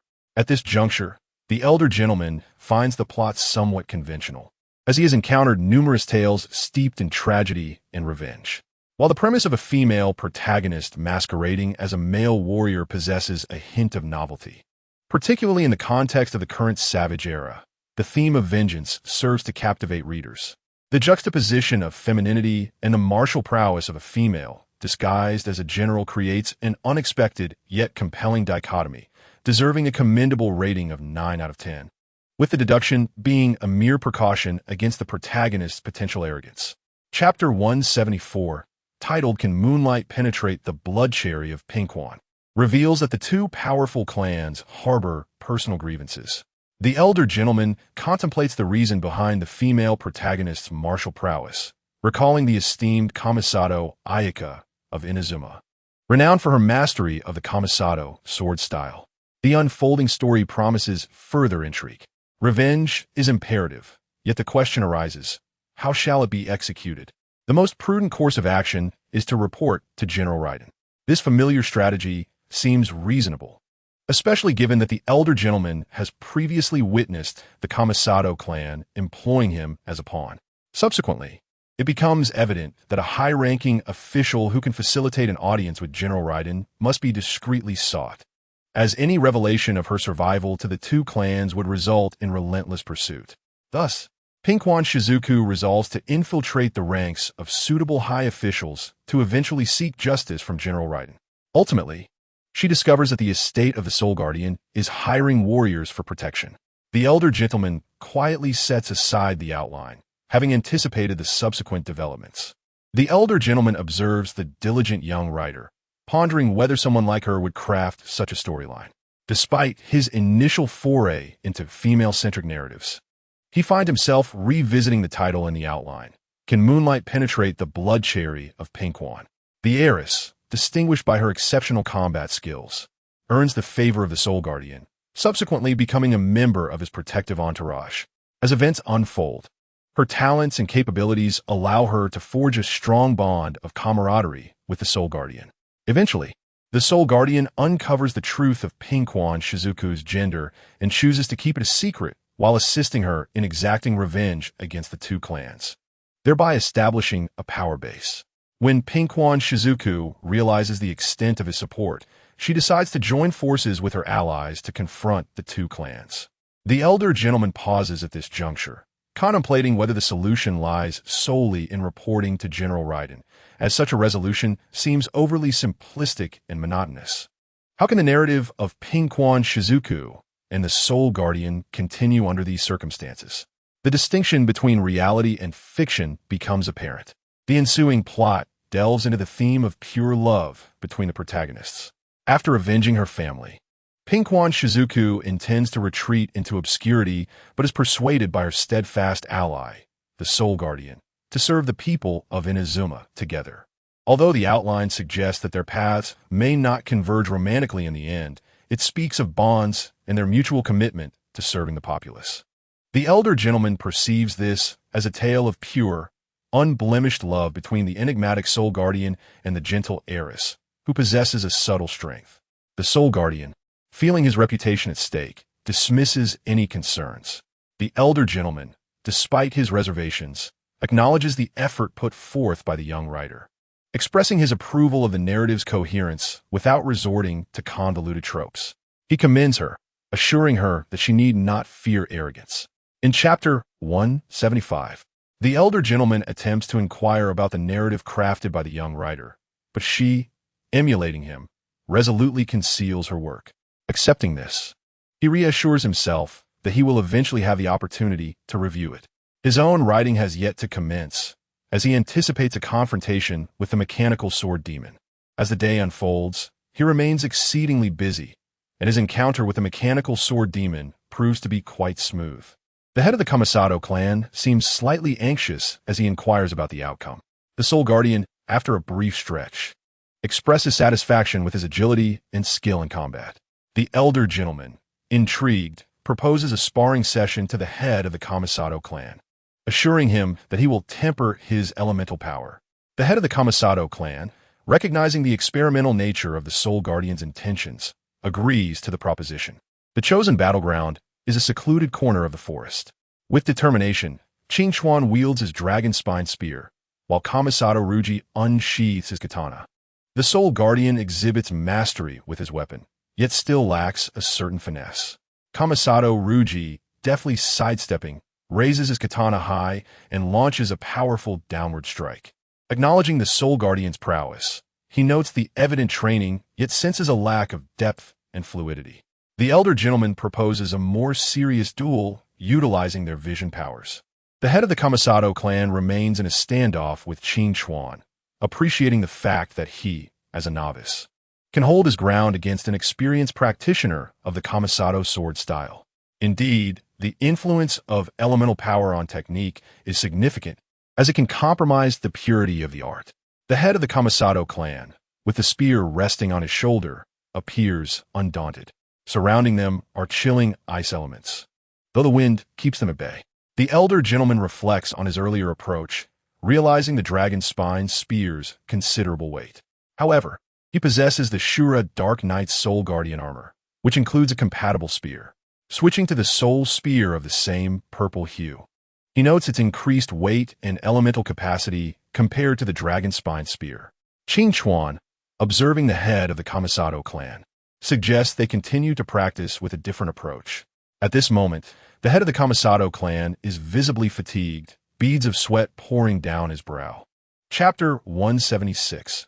The arrival of the Jochi ninja sister's life has become quite uneventful.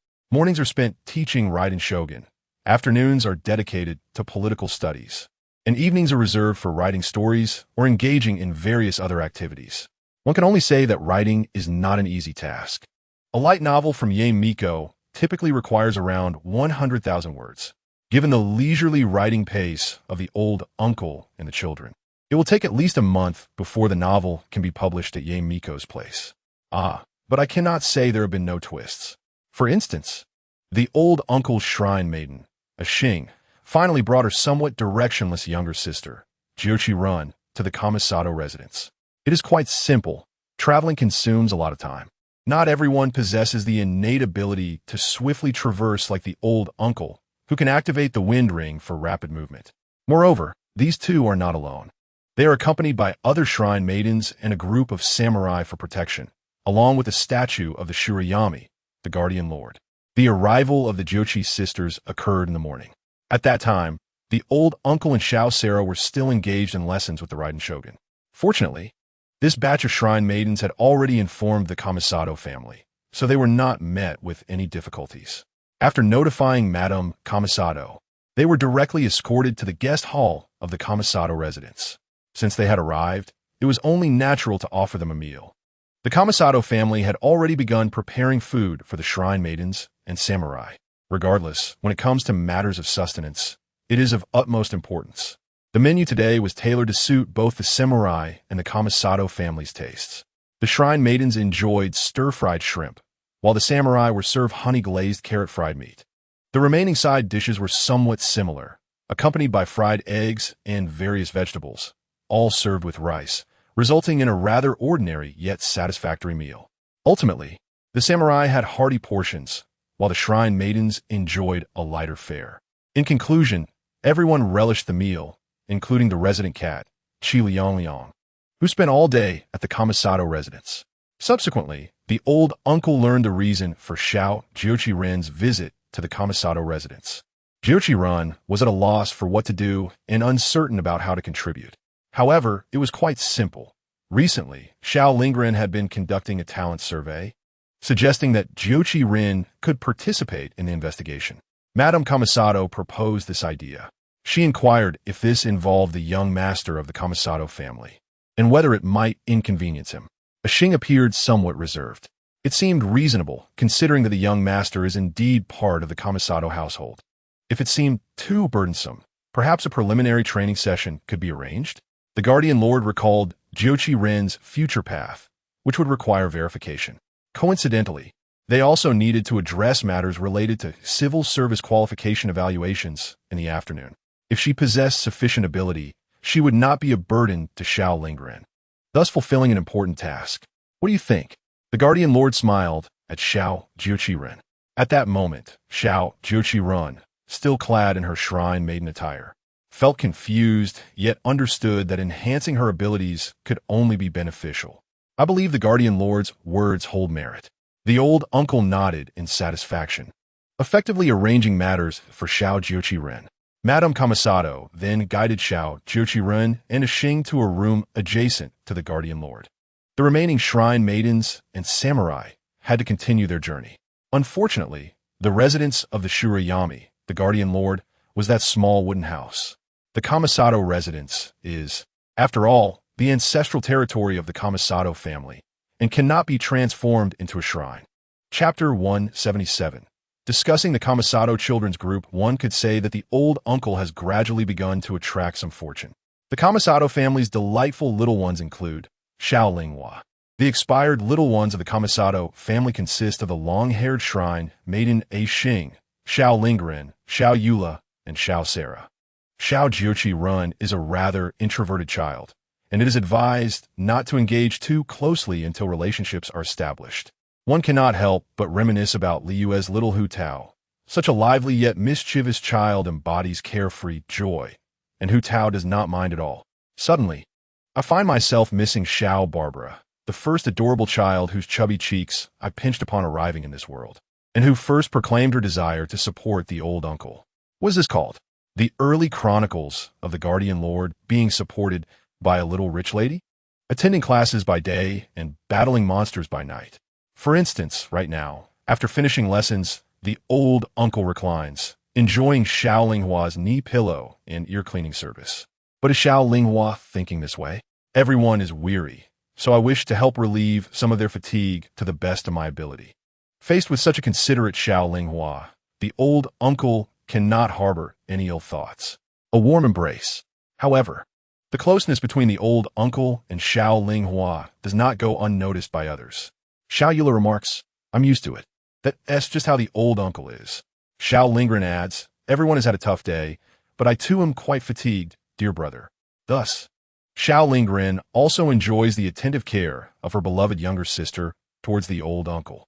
Xiao Lingren states, "I have no objections." Xiao Sarah offers, "If the Guardian Lord has any needs, I can assist." Naturally, the old uncle, as a paragon of virtue, declines Xiao Sarah's offer. Xiao Yula observes the situation with a senior's gaze directed at Xiao Sarah, noting that this old uncle is like this. As children grow, they become more aware of boundaries. Xing comments, "Actually, this should be part of Shrine Maiden's duties." To this, the old uncle can only respond with helplessness, suggesting to Shrine Maiden A Xing that if she finds herself too idle, she could join Xiao Linghua for lessons on the Kamisato family's cultural teachings. Xing agrees. But fortunately, while her primary duty of serving the deity has been supplanted by Xiao Linghua, the task of offering prayers remains, and she can still tidy up the room in her spare time. What likely brings Xing the most joy are the manuscript from the children and the old uncle. This novel brings genuine delight to Xing, who is truly experiencing a rough period. Xiao Yula's stories highlight the beauty of journeys and landscapes. Xiao Lingren's depict harmonious family life, and Xiao Sarah's illustrate the dignity and routine of the great general.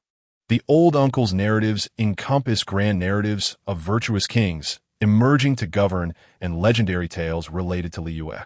One can only say that Xing is thoroughly satisfied. The only complaint might be that there are too few words. However, in the presence of the Guardian Lord, the Kamisato family, and the Kujo family, which editor would dare to demand faster updates? All Xing can do is wait for the next day's updates in real time.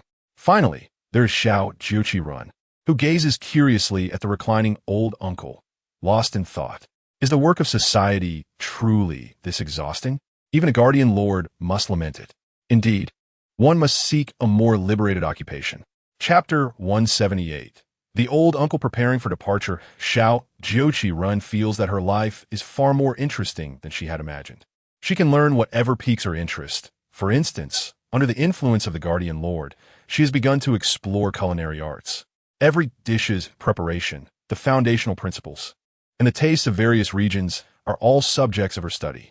One can only say that while busy, the knowledge she acquires is invaluable, leading her to feel an overwhelming sense of fulfillment. At least she does not find herself questioning the utility of what she is learning. The Guardian Lord is about to duel with a magical puppet sword demon. Bring along the cat, Qi Liang Liang. We need to head to Bayun Island to prepare for the witness. Although serving the Guardian Lord is unfeasible, assisting the Guardian Cat, Qi Liang Liang, poses no problem. All right, I understand, Xiao Jiuqi Ren replied, extending her arms as Qi Liang Liang leaped into her embrace. At that moment, Xiao Jiuqi Ren remained clad in her shrine maiden attire. Why hasn't she changed clothes? The reasons are quite straightforward. Jinhu Jiang expressed that the Miko outfit of Xiao Jiui is adorable, reflecting on the fact that her opportunity to study peacefully was largely due to Jinhu Jiang. Xiao Jiui gazed at the ever-comforting Xiao Linghua and resolved to don the Miko attire. Having come to this household, it is only fitting that she participates in her designated responsibilities. Her sister's ability to reside and dine here stems from her duties as a Miko. Conversely, Xiao Jiui feels she is imposing on Jinhu Jiang, who has graciously reassured her that it is of no consequence. Nevertheless, she cannot shake off the feeling of guilt. Moreover, she finds herself uncertain about what other garments to wear. It seems that Xiao Jiui is indeed an exceedingly ambitious child, dressed in the Jinhuan armor. Jinhu Jiang was poised for action. At that moment, as Xiao Jiui entered the courtyard, she beheld Jinhu Jiang in a serious demeanor. He appeared strict and just, embodying an unwavering presence akin to a mighty mountain. It is truly difficult to reconcile such a formidable figure with a playful, childlike smile he wore the previous night as he playfully pinched his own cheek. The cat, Qiliang Liang, struggled momentarily, prompting Xiao Jiui to release her. Qiliang Liang then leaped onto Jinhu Jiang's shoulder, perching there with an air of seriousness that complemented Jinhu Jiang's calm authority. Xiao Jiui found this entirely unsurprising. Qiliang Liang remarked, "We, as foxes, must uphold our pride and not bring shame to the old uncle." Thus, Jinhu Jiang activated the accelerated wind ring, whisking the members of the Kamisato clan toward Bayun Island. Concurrently, numerous individuals intrigued by Jinhu Jiang's prowess flocked to Bayun Island, most of whom were samurai. Those wielding blades were, in truth, rather unstable elements. Should Jinhu Jiang falter, it would complicate governance in Inazuma. However, such concerns held little significance for Jinhu Jiang at that moment. Upon landing, he approached the Shojin sword demon, with whom he had clashed on several occasions. The Shojin sword demon, recognizing a recently acquainted comrade, emitted an excited chirp as it rose to its feet. In Chapter 179, the battle strategy of Jinhu Jiang during the dark night of the Azura unfolds. Most of the samurai present possessed considerable skill, with some even wielding divine eyes. Yet, the Shojin sword demon proved to be an exceedingly formidable opponent, one that they struggled to contend with. Why was this so? Because the Shojin sword demon's Tengu slash was extraordinarily swift. Among the samurai, there were those who had previously engaged in combat with it. It's too fast. I can sense its strike, yet my body cannot keep pace. Observing a renowned samurai with divine eyes, another elder proudly remarked in my youth, "I could hold my ground for a while." Is that so? Holding your ground means enduring a couple of sword strikes?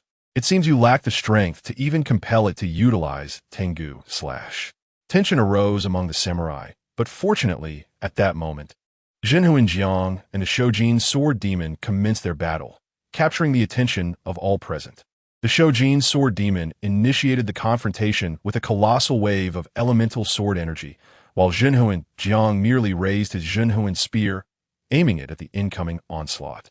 The formidable wind and ice-infused elemental sword energy dissolved upon contact, as if ice met lava. Around Jinhu Jiang, warriors shaped from wind gathered, likely spirits summoned to suppress malevolence. Meanwhile, the Shojin sword demon swiftly appeared before Jinhu Jiang. Tengu slash. It was an exceedingly rapid strike, reminiscent of a prior encounter where the demon had failed to grasp an elusive figure. "I have completely severed the past, yet I can no longer see you." This sentiment was steeped in profound sorrow. However, the strike missed. Jinhu Jiang had merely stepped back slightly, causing the blade to pass without impact, though the residual energy was neutralized. At this juncture, the spirits accompanying Jinhu Jiang followed suit, aiming their weapons at the advancing Shojin sword demon while powerful wind elements coalesced at the spear's tip, forming a swirling vortex. The Shojin's sword demon swiftly retreated, leaving behind its ice-infused form. Yet, a peculiar vision emerged in its mind, an image of her departure. If only it had steadfastly remained by her side, perhaps the outcome would have differed. The Shojin's sword demon executed a windmill slash, but its previously reliable elemental force faltered, dissipating almost instantaneously. In its stead, Zhenhuanzhang's aura intensified, resonating with an undeniable determination. Though merely a whisper, the Shojin sword demon recalled the mournful farewell, instinctively launching a dual assault with its ethereal form. Will I ever find her? Will I? The demon could no longer discern the answer.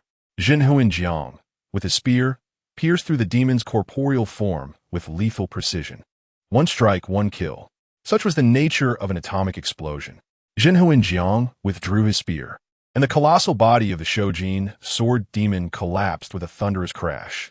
The samurai, who had been boasting moments prior, fell into a hushed silence. They had anticipated Zhenhuanzhang's victory, yet none expected it to be so utterly decisive.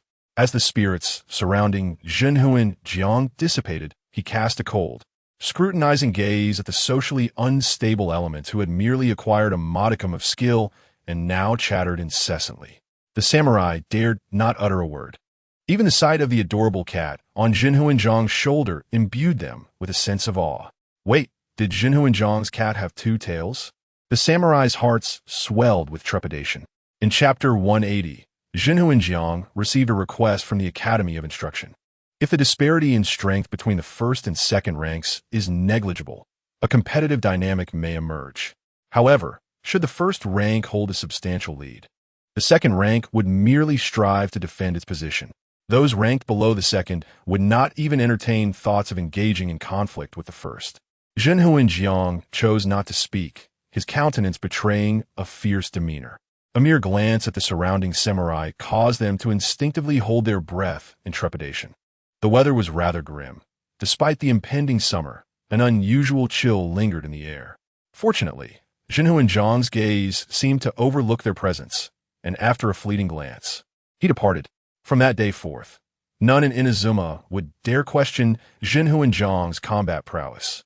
After watching his figure fade into the distance, the samurai cautiously resumed their fragmented conversations. Those warriors certainly seem formidable. The old uncle, who had shared bonds with countless wandering samurai, sought solace from Xiao Linghua. Meanwhile, Xiao Jiui, slightly exasperated, stood behind the old uncle, gently massaging his shoulders after the rigors of battle. Xiao Linghua, unable to offer much assistance, merely placed her hands atop the old uncle's, soothing his weary spirit. Yet, for the old uncle, this was more than sufficient. The innocence of these lovely children could always mend the wounds inflicted by the storms of life. All right, I must return to my tasks. Let me see what else requires my attention. He affectionately ruffled Xiao Linghua's hair, prompting her to extricate herself from his embrace, remembering to pull Xiao Jiui along as she departed. There are certain matters of gravity that children must remain oblivious to. The elderly gentleman perused today's documents and unexpectedly stumbled upon something pertinent to himself, a knowledge-sharing application from the Jiaoling Yuan. Confused by the submission, he meticulously examined the paperwork. It is well known that students from the Jiaoling Yuan often conduct research papers throughout the Teyvat continent. Moreover, the Zhenhuanzhang's cabin is indeed a remarkable sight, naturally attracting students seeking fresh material for their theses. This particular student had spent 3 days ensuring the comfort of a fox carrying a notebook, successfully gaining access to the cabin to study the research manuscripts left behind by the Zhenhuanzhang. The title of the study, Research on the Tactile Reception of Fox Species and Their Physiological Stress Responses, left the student awestruck. It was important to note that the elderly gentleman had utilized the Jiaoling Yuan's research format when composing these notes. Additionally, foxes in Inazuma have been relatively under-researched by scholars from Sumru, making this investigation a first of its kind. The student briefly entertained the notion that the Zhenhuanzhang might be a venerable elder from the Jiaoling Yuan. But after extensive searching through the list of scholars who might have visited Inazuma, he found no clues. He reported his findings to his supervising mentor, who deemed the knowledge to possess immeasurable value. Consequently, he submitted a request for permission to transcribe the work and send it to the void of the Jiaoling Yuan.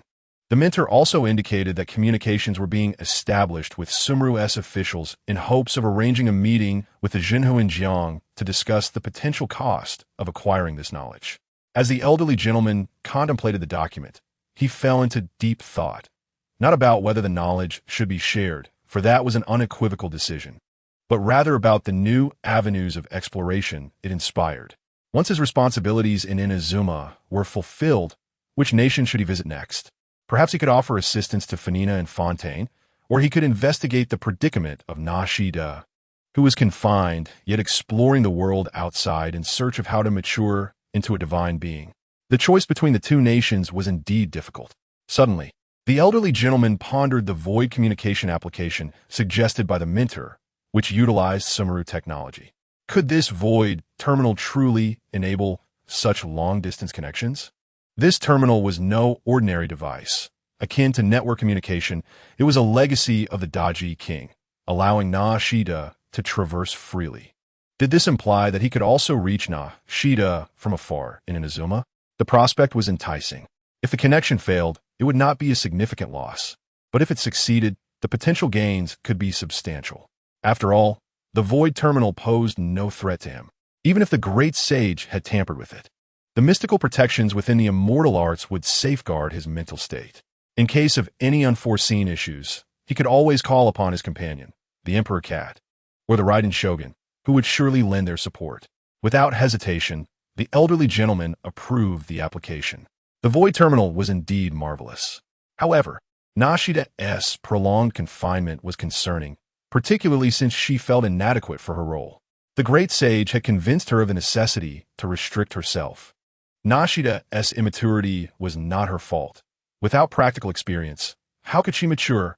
The Jiaoling Yuan had even confiscated Nashida's novice gift, the god's heart, depriving her of developmental resources, which hindered her progress immensely.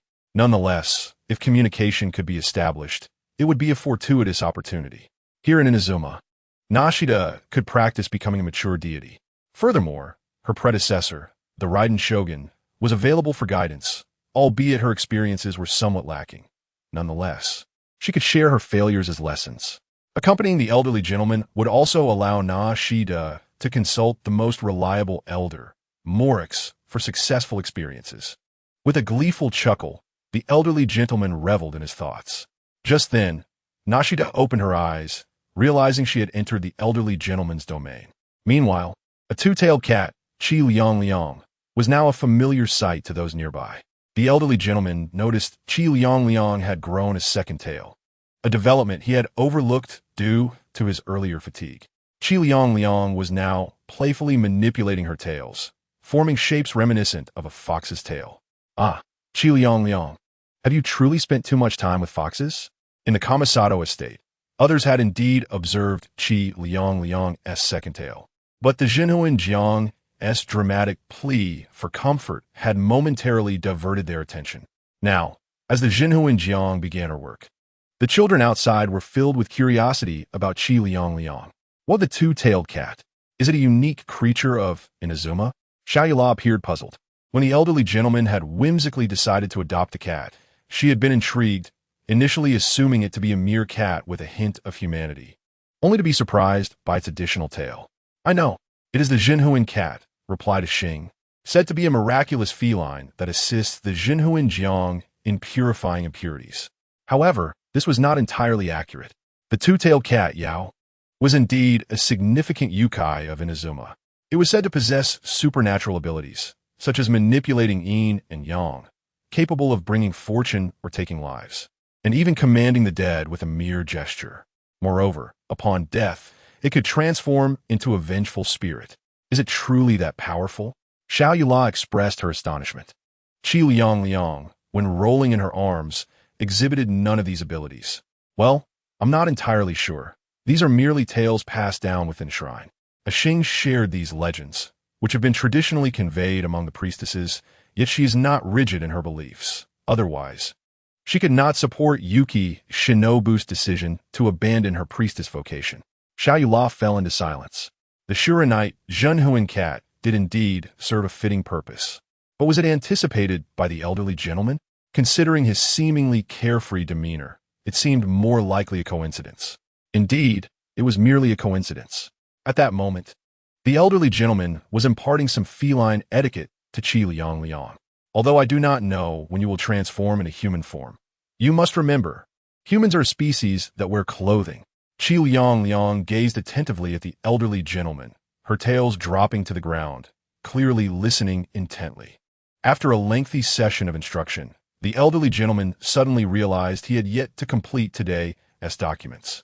Never mind, Qi Liang. You should accompany a Xing to learn about human knowledge. I am far too busy. The elderly gentleman felt a twinge of fatigue from his newfound responsibilities. He had anticipated a night free from the rigors of battling the Moju sword demon, only to find himself consumed by work instead. Great one, Qi Liang called sweetly, then gracefully sauntered out. The elderly gentleman watched her leave, lost in thought. Shouldn't Qi Liang still be unable to speak? Could a Xing comprehend her fox language? The elderly gentleman couldn't help but chuckle at the scene. Subsequently, I took up pen and paper to jot down my speculations regarding Qi Liang's potential transformation into human form, while also instructing a Xing and Xiao Jiuqi to accompany Qi Liang in acquiring knowledge about human society. As for the rationale behind selecting a Xing and Jiuqi for this task, it is simply that they're the least occupied among us. The others, including the Kamisato family and Xiao Yula, are preoccupied with governmental affairs. Presently, Inazuma is in a period of personnel shortages, where capable individuals are stretched thin. Fortuitously, a Xing is responsible for serving the divine, making her exceptionally qualified to instruct Qi Liang. Meanwhile, Xiao Jiuqi is engaged in technical studies, so her involvement would undoubtedly be beneficial for Qi Liang. Chapter 183. The dedicated Zhenhuan Jiang. This endeavor is of substantial importance regarding the exchange of knowledge. Thus, the interaction between Zhenhuan Jiang and the Teaching Institute has been scheduled for a later date. The Teaching Institute requires time to prepare the necessary documentation for knowledge exchange, while Zhenhuan Jiang must organize personnel. It is fair to say that both parties are quite busy.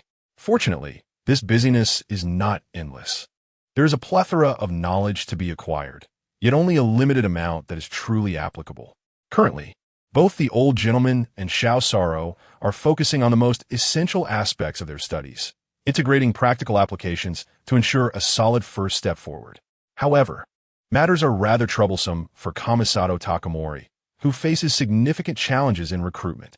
I must tell you, that young man has a peculiar mindset. He was late, which is undoubtedly unacceptable, yet he nonchalantly remarked that being late by a few hours was no big deal. The head of the Kamisato household has taken to venting his frustrations to the old gentleman after dinner. It is essential to observe the wider world. The more one sees, the more one realizes the abundance of foolishness around, and thus one can cultivate a sense of confidence to face the morrow. I find it difficult to articulate my experiences today. I encountered a young man who incessantly boasted of his filial piety towards his mother. My subordinates, weary of his chatter, decided to have his mother take over his duties, only to discover her exceptional efficiency. Consequently, they laid off the young man and appointed his mother in his stead. It must be said, such amusing occurrences are rare, yet the majority of work is still beset with challenges. According to the head of the Kamisato family, the recruitment process is progressing smoothly. They have garnered support from some individuals of the Kujo and Hiragi families as partners, retaining useful personnel while sending the less productive away. The transition is gradual, with careful verification to avoid mishaps. They have also invited the old gentleman to inspect the working conditions, indicating that Zhenhuan Jiang's presence would undoubtedly enhance efficiency. Upon reviewing his schedule, the old gentleman confirmed that he could take Xiao Saro out for social practice in the afternoon, and he gladly accepted. The following day, adorned in his Zhenhuan armor, he ventured out to observe the government workers' conditions. It is noteworthy that being the fearsome Zhenhuan Jiang, merely his presence elicited two honest young men to admit to being 3 minutes late while attempting to downplay their tardiness. In response, Zhenhuan Jiang, though exasperated, maintained a stern demeanor as he scrutinized everyone's work. For the honest young man, he adhered to the rules and deducted 10 mora from his wages. The youth are generally filled with enthusiasm. Despite occasional errors, they strive to perform their best whenever given the opportunity. It is evident that the future of our world belongs to the developing generations.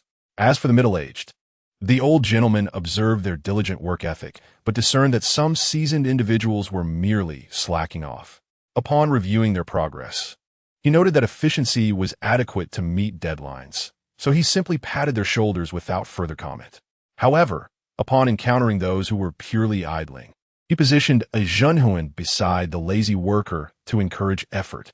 He also utilized his keen sense of observation to identify suspicious individuals, compiling a list for the discerning judgment of the Kamisato family's experienced members. Chapter 184. The patrolling Zhenhuan Jiang Kamisato Takamori expressed immense satisfaction with Zhenhuan Jiang's oversight. According to him, Zhenhuan Jiang had only been present for a day, yet the overall work efficiency had increased by at least 15%. He then resumed his initial plans, informing everyone of his satisfaction and announcing a pay raise for all. After Zhenhuan Jiang had finished his stern address, the head of the Kamisato household assumed the role of the benevolent leader, effectively managing the situation. Zhenhuan Jiang found tranquility in this newfound harmony, earning the admiration of the workers and elevating their productivity. However, challenges soon arose. As productivity increased, so did the demand for consumption, necessitating careful consideration of whether the wages of his subordinates would keep pace with rising prices. To stimulate market consumption, the head of the Kamisato family devised various strategies, such as not providing a cafeteria and encouraging public servants to dine at local eateries. This approach ensured that any issues with restaurants could be swiftly identified, thus enhancing food safety. While it is difficult to predict when life will stabilize, it is reassuring to see progress toward a brighter future. As Zhenhuan Jiang walked through the bustling streets of Inazuma, he pondered how much more pleasant it would be if the citizens regarded him with less fervor. It seems he may have underestimated his own influence. Although he plays the role of the stern enforcer at higher levels, the common folk appreciate his stance against injustice, leading to a perception of him akin to a tiger amongst them. Meanwhile, the middle management fears scrutiny from Zhenhuan Jiang regarding their performance, complicating matters as their parents only inquire whether they are working diligently under Zhenhuan Jiang's watchful gaze. Yet at the grassroots level, the unfortunate old gentleman finds himself in a playful game of hide-and-seek with children in the nearby woods. Many kind-hearted aunts have taken to gifting him boiled eggs and buns. Qing Chuan, observing the boiled egg in his hand, fell into deep contemplation. How, he wondered, had this basket of eggs made its way to him despite his swift escape? Nonetheless, he deemed it an inconsequential thought. As he peeled the eggshell, he found the boiled egg quite delectable. "Old gentleman, I found you here," a familiar voice chimed, belonging to the charming Lan Xiaogong. "Oh, I am still unaccustomed to the warm reception from everyone, as I feel I have accomplished too little." With the presence of the delightful children, Qing Chuan instinctively adopted the demeanor of a mature elder. The old gentleman was not surprised that Xiaogong had located him. After all, Zhenhuan Jiang's patrolling activities were significant news likely to circulate widely. As Xiaogong, being the elder sister, managed to find the old gentleman hiding in the woods, it was hardly surprising. Xiaogong climbed a tree and sat beside the old gentleman. "You must have accomplished quite a bit, right? I've heard everyone speaking of a Zhenhuan Jiang who eradicates evil and serves the general, addressing injustices in the world." The old gentleman extended the basket towards Xiaogong, saying, "I have indeed done too little. I can still achieve more. But can you guess who the owner of this basket is?" Xiaogong, observing the distinct mark on the cloth atop the basket, recognized its owner with ease. "I know this. It belongs to Mrs. Yamada, who has her own little stall. It is said that anyone who steps within 7 paces of her stall will be guaranteed a breakfast, a presence that can be deemed legendary." Who would have thought that the revered Zhenhuan Jiang would also fall prey to such circumstances? Chapter 185. A long-awaited chat with Xiaogong. Mrs. Yamada truly is a legend. The Zhenhuan Jiang has developed a profound understanding of the skilled individuals among the populace. However, with everyone now engaging in commerce. It appears that their efforts have not been in vain. With this thought, the old gentleman felt a sense of lightness as he leaned back. Yet, it was evident that he had overestimated the tree's capacity to bear weight and underestimated the mass of his Shura, Anya Jinhuan armor. In an instant, the tree, unable to endure the weight of the old gentleman, splintered. Bang! That was a muffled thud. Hey, are you all right, old gentleman?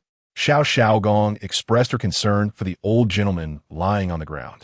Mifine. I instinctively used the wind element to cushion my fall. The old gentleman couldn't help but admire his swift reflexes. Speaking of which, there was a particular incident from before his journey through time that he took great pride in. While jogging at school, he had been lost in thought and inadvertently stumbled, causing him to fall. Remarkably, he managed to roll upon hitting the ground and resumed jogging as if nothing had happened, astonishing his classmates. The instinctive use of the wind element to soften his landing was an action he hardly believed himself capable of. While he may not boast of many things, the ability to elegantly remedy unexpected situations was quite impressive. Don't ask where the accident came from. I simply saved the day. The old gentleman rose and used the wind element to dust off his armor. When Xiao Xiaogong climbed down from the tree, the Jinhuan Jiang had once again regained his imposing demeanor. See, I am unscathed. The old gentleman displayed a hint of pride. Yes, you're truly remarkable, old gentleman. Xiao Xiaogong's words could hardly be likened to those of an elder sister, making it hard to discern who truly held the position of authority in their conversation. Nonetheless, the old gentleman, slightly obsessive about cleanliness, despite having dried his hands with the wind element, felt compelled to wash them. After retrieving a bucket of water from his divine eye, he washed his hands, and when dry, he placed them atop Xiao Xiaogong's head. She did not oppose this gesture, instead beaming at him with a radiant smile, resembling a little sun. She even pressed her hand against his, refusing to let go while affectionately rubbing her palm against his. Indeed, she truly embodied the essence of a little sister. The old gentleman, accustomed to being healed by the presence of children, felt no desire to say much more. This life has been worthwhile. Speaking of which, the last small gift I gave your father, Longzasuk, he should still have it, right? Yes, my father adores that gift. He hasn't taken it off since the day he received it. As Xiao Xiaogong spoke, she pulled out the earphones gifted by the old gentleman from her pocket. As for me, I only wear them when I'm making fireworks. Otherwise, I prefer to hear the original sounds. Ah, I see. That is quite agreeable. The old gentleman nodded and continued to engage in casual conversation with Xiao Xiaogong. If you have the time, you might consider visiting the Guardian Forest. I've heard my little cabin there has been transformed into a shrine. I can't say much, but the little foxes there are familiar with me. Prepare some food, and they should be quite friendly. Chapter 186. What connection does the Jinhuan Jiang have with my old gentleman? Xiao Xiaogong seemed to have a yearning for the little foxes. With that, there was little more to discuss. He would report to Xiao Xiaogong's father and take her to meet the foxes. However, before that, he needed to change his clothes, for venturing out in the Jinhuan armor would undoubtedly attract attention. Thus, the old gentleman chose to store the armor within his divine eye. Xiao Xiaogong stood watch outside the grove, ensuring no one stumbled upon the old gentleman changing. Well, it's not too scandalous. After all, I am wearing shorts. Fundamentally, I'm rather conservative. Every time I remove the Jinhuan armor, I feel an immense sense of relief. In high spirits, the old gentleman exited the grove and effortlessly lifted Xiao Xiaogong high above him. Hey, old gentleman, isn't this a bit too conspicuous? If it had been Xiao Hutao, she would probably cover her face, but Xiao Xiaogong was different. She even greeted the nearby uncles and aunts. Oh, is Mrs. Ito doing laundry? It's Xiao Xiaogong. Who is this young man behind you? Oh, it's the old gentleman, the one who's been taking care of us. Oh my, is that Qing Chuan? I was wondering why I hadn't seen you around lately. Well, I recently found a rather busy job, but thankfully it pays well and provides meals and accommodation. Then I must congratulate you. What is there to congratulate? It took me ages to finally have a moment to relax. One must say, the head of the Kamisato family is doing quite well in public relations. The townsfolk are aware of the existence of Ashura Anya Jinhuan Jiang, yet they possess only a vague impression of his appearance. While some onlookers may have seen his true form, honestly speaking, it is the Zhenhuan armor that truly defines him. Even when people have an impression, they might say, "Hey, Qingchuan, don't you resemble the Zhenhuan Jiang quite a bit?" Really? I feel the same way, but unfortunately, I can't portray the same solemnity as the Zhenhuan Jiang. Ah, that is indeed a pity. I've heard that Ye Miko enjoys hosting events. I'm sure you would secure first place. Of course, it's a piece of cake. The old gentleman chuckled, holding Xiao Xiaogong aloft as they made their way to the Nagano Hara fireworks shop. Upon reaching the entrance, he finally set Xiaogong down, only to notice that her face had turned slightly red. It seemed that being hoisted up high had made even her shy. The old gentleman couldn't help but smile, both inwardly and outwardly, as he approached the drowsy Longzasuk and gave him a gentle nudge. "Wake up. Your daughter is about to be whisked away. Welcome to the Nagano Hara fireworks shop. Ah, it's Qingchuan. Long time no see. What have you been up to lately?" Xiao Xiaogong's father appeared to be in a daze, caught between slumber and wakefulness.